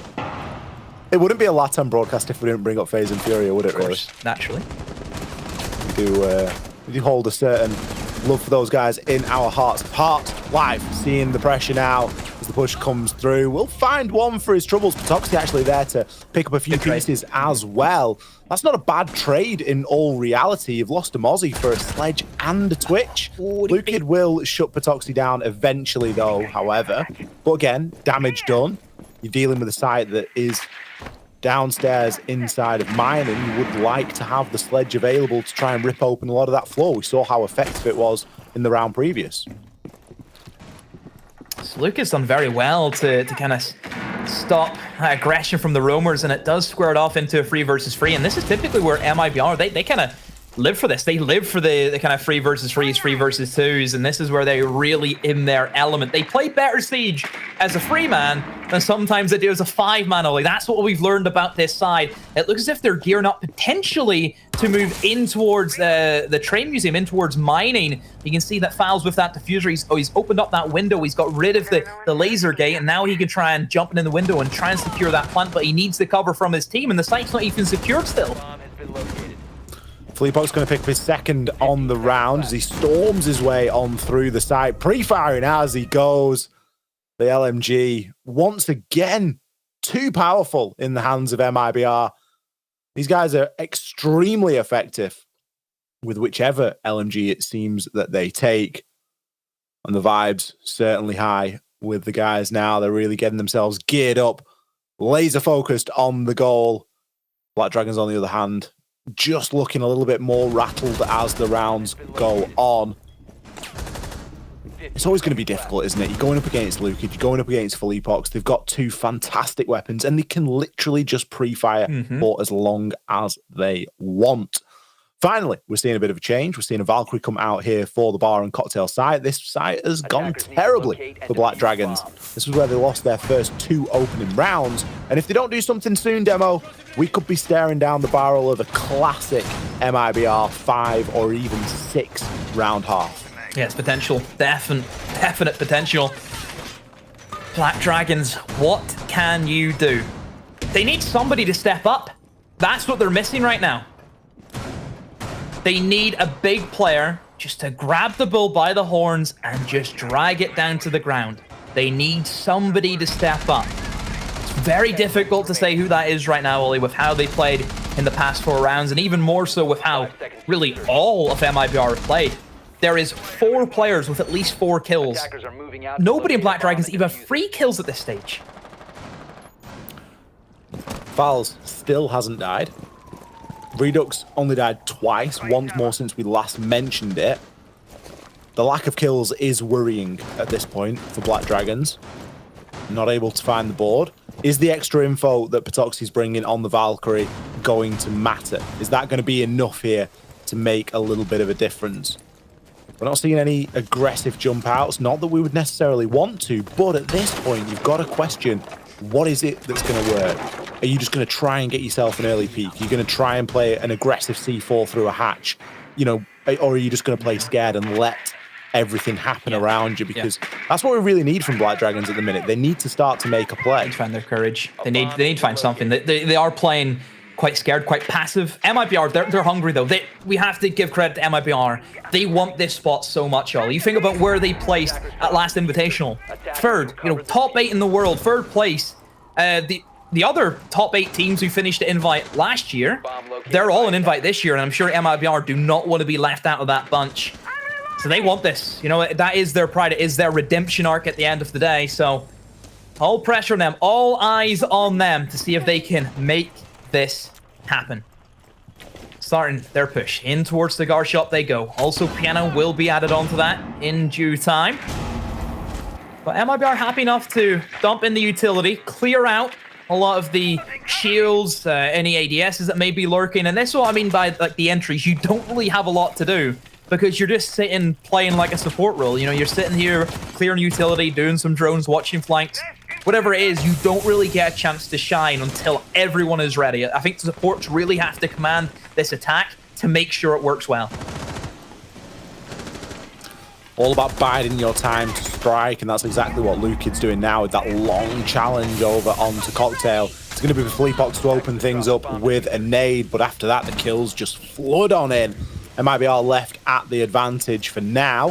Toxic Babe canisters going out as well, just to try and stem those attackers from pushing in any further. Potential rotation here from Redux as he maybe gets himself onto the rappel and looks to push in through the balcony, but he currently smoked himself off just to give a little bit more surety to that push. Information now needs to be gathered because the diffuser being cold on the ground is no good. 25 seconds, you're going to have to go for kills here, guys. And it is a 2 versus 1. Ion, though, is on the move, and I'm not sure if anybody knows exactly where he is.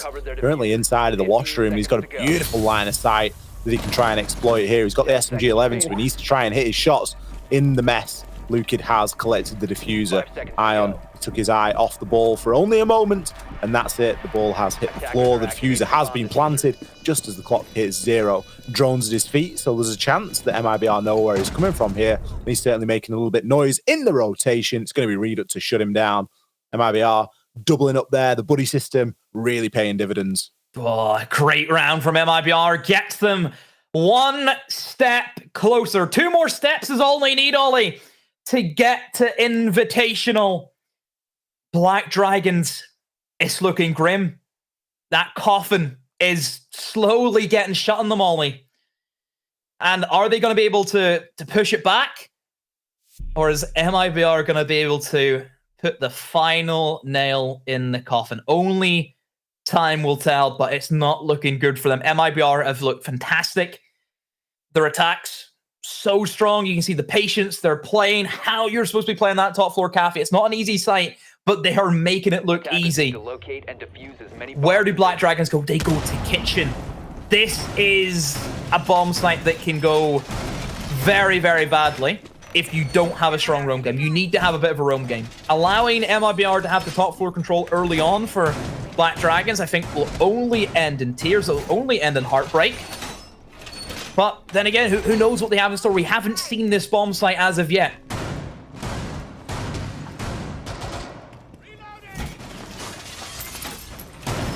Is it too late? Is it too late to be changing things up and to be going downstairs into kitchen, or is there an assumption that MIBR are just going to steamroll this as well? That's really the question that's going to get answered over the next 3 minutes. Black Dragons, they're looking pretty desperate at this point. 5 rounds in a row, 6 rounds in a row on a cafe attack. Whilst it's not unheard of, it isn't something that happens every day. It's not something that happens in every game. MIBR showing that they are just a cut above the rest here. Because this isn't the first time that they've come away with a streak of rounds. Not only in this series, but previously as well. Black Dragons really feeling that heat, feeling that pressure. And that's 2 of the black eye cameras now that have been removed. You can almost bet that the other one, the third, will be found eventually as well. MIBR going to go for pushing through main entrance. There's going to be a bit of utility to clear inside of there. Coat check and a lot of nooks and crannies to really make sure that you've thoroughly droned before you can aggress on through and commit to whichever side a take it will be. If you're going to take the main entrance, it's more likely you're going to be airing toward a freezer side. Yeah, I think that's kind of been the norm, isn't it? If you're going for that vertical action, freezer is prime and ready for you. However, we see a lot more teams trying to hold in towards VIP and towards restaurant. You will usually find some player with a shield playing in towards that VIP side. Ooh, Patoxy, very lucky actually not to be finished off by that nade, but just catches Raps at the right moment. That's a good start for Black Dragons, gives them that opening pick.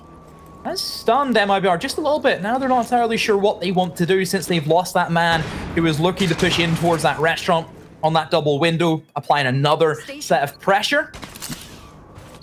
Where are they going to go? What are MIBR up to? This is good info, though, from the Valkyrie, being able to find out some Echo drones and even a Banshee there. And, of course, the Black Eyes always are going to be a bit of a factor.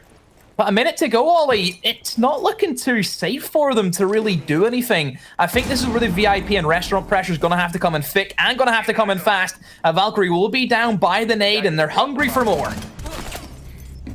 Redo's going to be the next player to fall. Fleepox shortly after. Live and Ion going back-to-back here and trying to salvage what could be the start of some sort of a comeback. Great swing over onto Lukid.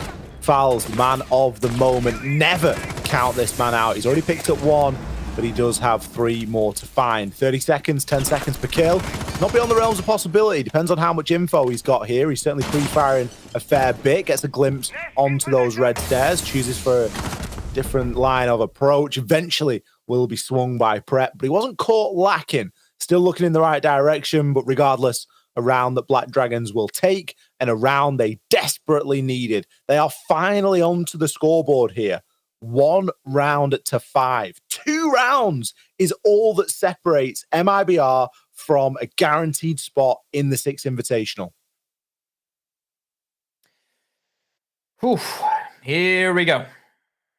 Side switch is what is underway. Just think about the operators that's open. You know, we talk about that Valkyrie, Ollie. MIBR were not really a side that we kind of classified as an intel-based team. You know, very rarely would take, you know, Echo, Valkyrie if they were open. Even bulletproofs were a bit of a stretch. You know, to even get a bulletproof camera out of them was, oh no, they don't like bulletproofs. But this is a different MIBR lineup. We're seeing Valkyrie. We're seeing Maestro. 2 bulletproofs. 7 cameras, Ollie. That's how much they have. You could say overkill at this stage. It's too much, isn't it? They're not going to know what to do with that many cameras. They'll be flicking through and they'll be going, it just never ends. It never ends. There's so many. It's the Goldilocks, isn't it? It was too hot. Now it's too cold, and they need to get it just right. Well, maybe when they get themselves a couple of men down, they've got a few more eyes to watch onto those cameras. You're not going to watch it all. You need an octopus to control it all, Ollie. That's what you would need. need some sort of command center, wouldn't you? The man in the chair. Are moving out to locate a bomb and defuse it. There's Fleetbox prepping a run out, I believe, maybe for later if someone is on those windows towards the south. Would look for a pick.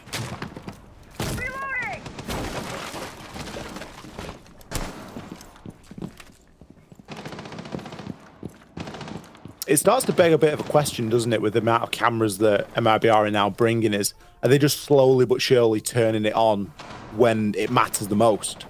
You know, have they just played this sort of very loose and free play style to get them to where they need to be, and now they're going to start to put in the hard yards on Cafe because this is the map that really means something now.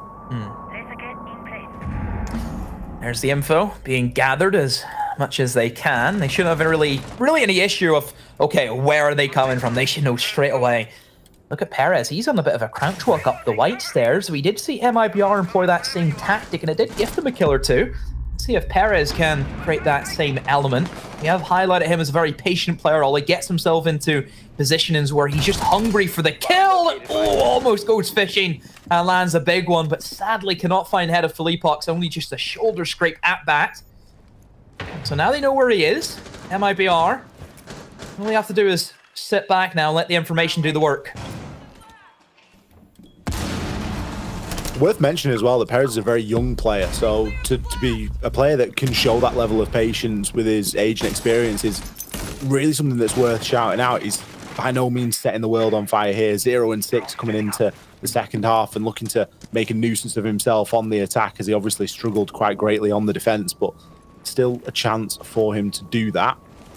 Black Dragons look a little bit uncertain here, though. They've spent a lot of time and they haven't got a great deal for it. They're gathering info with the drones, but is that info any good if there's no one to really make use of it and work off the back of it? Nades are going to now get sent on through over into Cocktail. A little bit of damage done here and there, but again, nothing too significant. Fowls is going to feel fairly safe there. Reduct opens up with a kill onto Bassetto, just hiding inside of the shop. It's a horrible place to be stood. Always a difficult angle to check, and if it's something that you've thrown previously, what are you going to really do about it? The diffuser in the middle of the shop, as you say, and Reduct can just take an alternate angle, sit there all day, easy as he likes, line him up, he'll knock him down. That diffuser is not getting recovered anytime soon. Rat plays for Reduct, and it works a charm. Black Dragons rinsing through a lot of players, and they can't even find Reduct. Look how many players they've lost just from one position, one after another. They fall with no information at their disposal, but Toxie is going to be known downstairs, and there's Fowls with a big LMG, drops above him, gets that kill. 1 round is all MIBR need to stay in Sweden and get to the 6th Invitational. My goodness. Is this it, Ollie? Is this it? Is it done for Black Dragons? Is it over? There's always a chance. If there's a round to be played, there is always a chance, Demo. But based off what we've seen, Black Dragons need to pull out something pretty special to pull this one back to anything close to competitive. MIBR have commanded Cafe from start through finish, and I really don't see that ending anytime soon. Reduct, he's just run rings around everybody there on that last round, picking up 3 kills, got the diffuser down, and that was all that he needed. He'll have been over the moon when he saw that the diffuser dropped onto the floor along with the body. And from that point onwards, it was pretty much GG. Down to kitchen we go.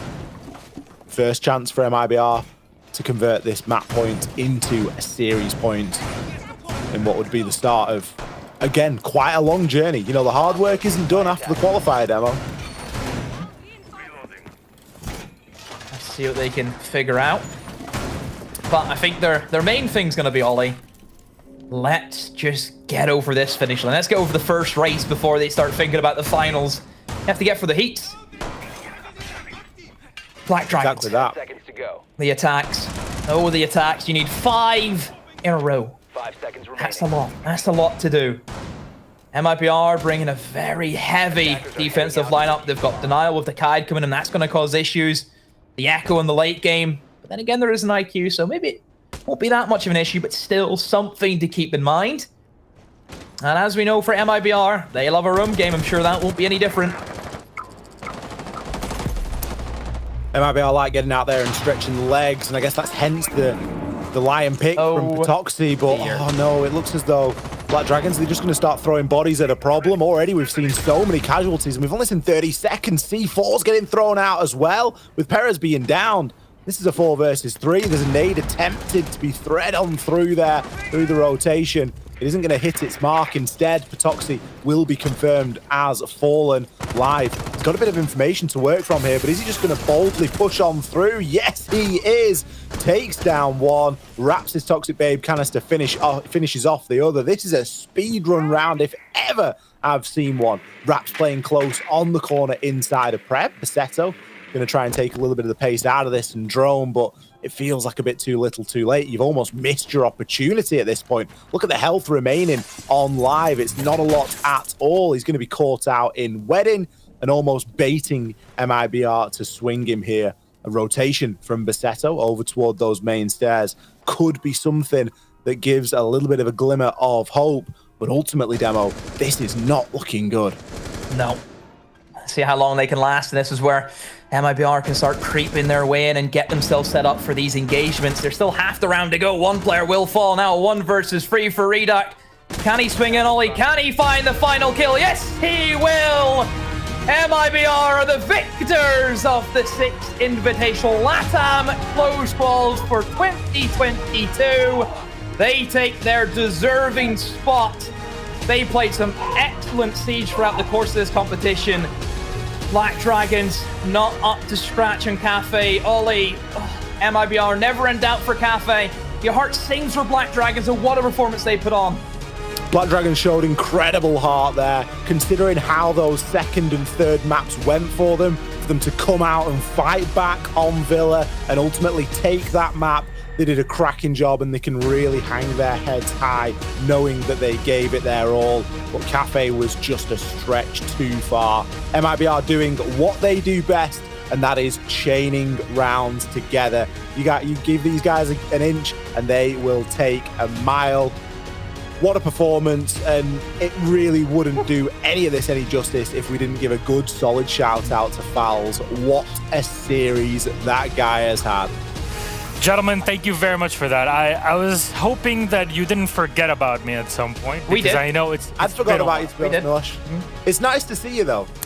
Yes, and honestly, it's a good thing that we had such an exciting game, because it is 1 a.m. here for us in Stockholm.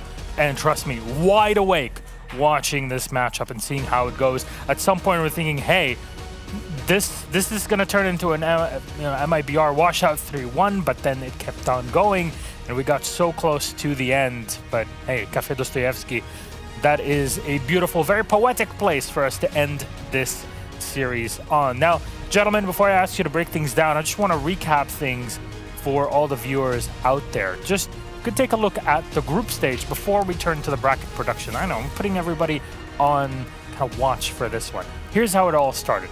We came in, everybody traveled to Sweden. Only a few days ago, half of these teams arrived on my plane the same time on Saturday afternoon. And this is what we had. We had 6 teams, 4 of them were fighting in the group stage, 2 are already waiting in the bracket. Furious Gaming, Malvinas Gaming, Akave Esports, and Black Dragons. 2 Brazilian teams, a team from Argentina, and we had Furious as well as a mix. So we had Phoenix Esports with Mexico represented on the other side of the bracket, with MIBR also from Brazil represented on the other side of the bracket. Those are 2 teams that made it out, Black Dragons and Akave, both eliminated pretty handily by their opponents. And here we are now in the grand final, MIBR versus Black Dragons, a best of 5 series that went all the way, and a 3-2 victory for MIBR. Congratulations to MIBR. They are the 20th and final team that makes it to 6 Invitational. And lads, I know we love to see it. Here's what those groups look like for Invitational. I can't believe it. We're pretty much Wednesday morning. On Monday morning, only a few days, it'll be the beginning of the Invitational. 4 groups of 20 teams total, 5 teams per group. Sandbox, Sonics, NIP, M&M, and Empire in Group A. Space Station, got Team Liquid, Rogue, FaZe, and Cyclops in Group B. Dark Zero, Elevate, TSM, BDS, and Furia in Group C. And in Group D, it's OXG Team 1, MIBR that just qualified, Navi, and Dem 1 Kia. What an event we're going to have on Monday.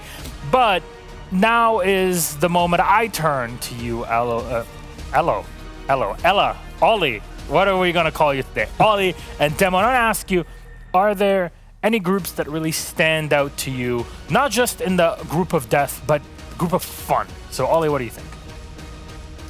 I'm not sure about a group that really stands out to me. I think there's certain teams that I'm really looking forward to see how they perform at Invitational. It'd be amiss of me if I wasn't to mention M&M at this point. I'm really looking forward to see how those guys stack up when they come against some stiff international competition. Obviously, having just made it into EUL, and me and Demo being fortunate enough to follow that journey through the Challenger League, it'll be nice to see how those guys do. Of course, I am a bit of a LATAM shill, Milosh. It's fair to say I'll hold my hands up to it. Always love watching the LATAM boys play, and you know, who better than Furia to to really get behind and cheer for that. But ultimately, it's just going to be great once again to see all of these teams thrown into the melting pot that is the group stage, where it's always chaotic. There's always a bit of mess going in on there, and you just see which teams rise up to the top.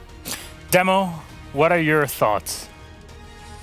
I think we've kind of got past the stage of, oh, this is the best group, oh, this is the better group. I think every single team is solid who are going into this competition. I think it's the first one that we have where I don't know if anyone can actually call who's going to win this thing, because I think there's about 10 different teams who you could literally see lift that trophy. And I think we've got to that stage in our esports where anyone can win it. You think now how APAC's developed. Yeah, I think you probably last year would have thought that some of the APAC teams, oh, they're not going to get out of groups. I think now you look at Cyclops, you look at Damwon, you look at Sandbox. All those teams have developed so well, and you could definitely see them getting out of those group stages quite easily. So it's just the way it's changed, and I don't think anyone can ever predict how this tournament's going to go. Definitely so. And remember, from the 5 teams that are in each one of those groups, 4 will make it out into the quarterfinals, and then so on and so on and so on until we get to the final, the Invitational, starting next Tuesday. Make sure you are ready for that. I'm jumbled up. There's so much happening. I'm even calling dates and days as if they are the same.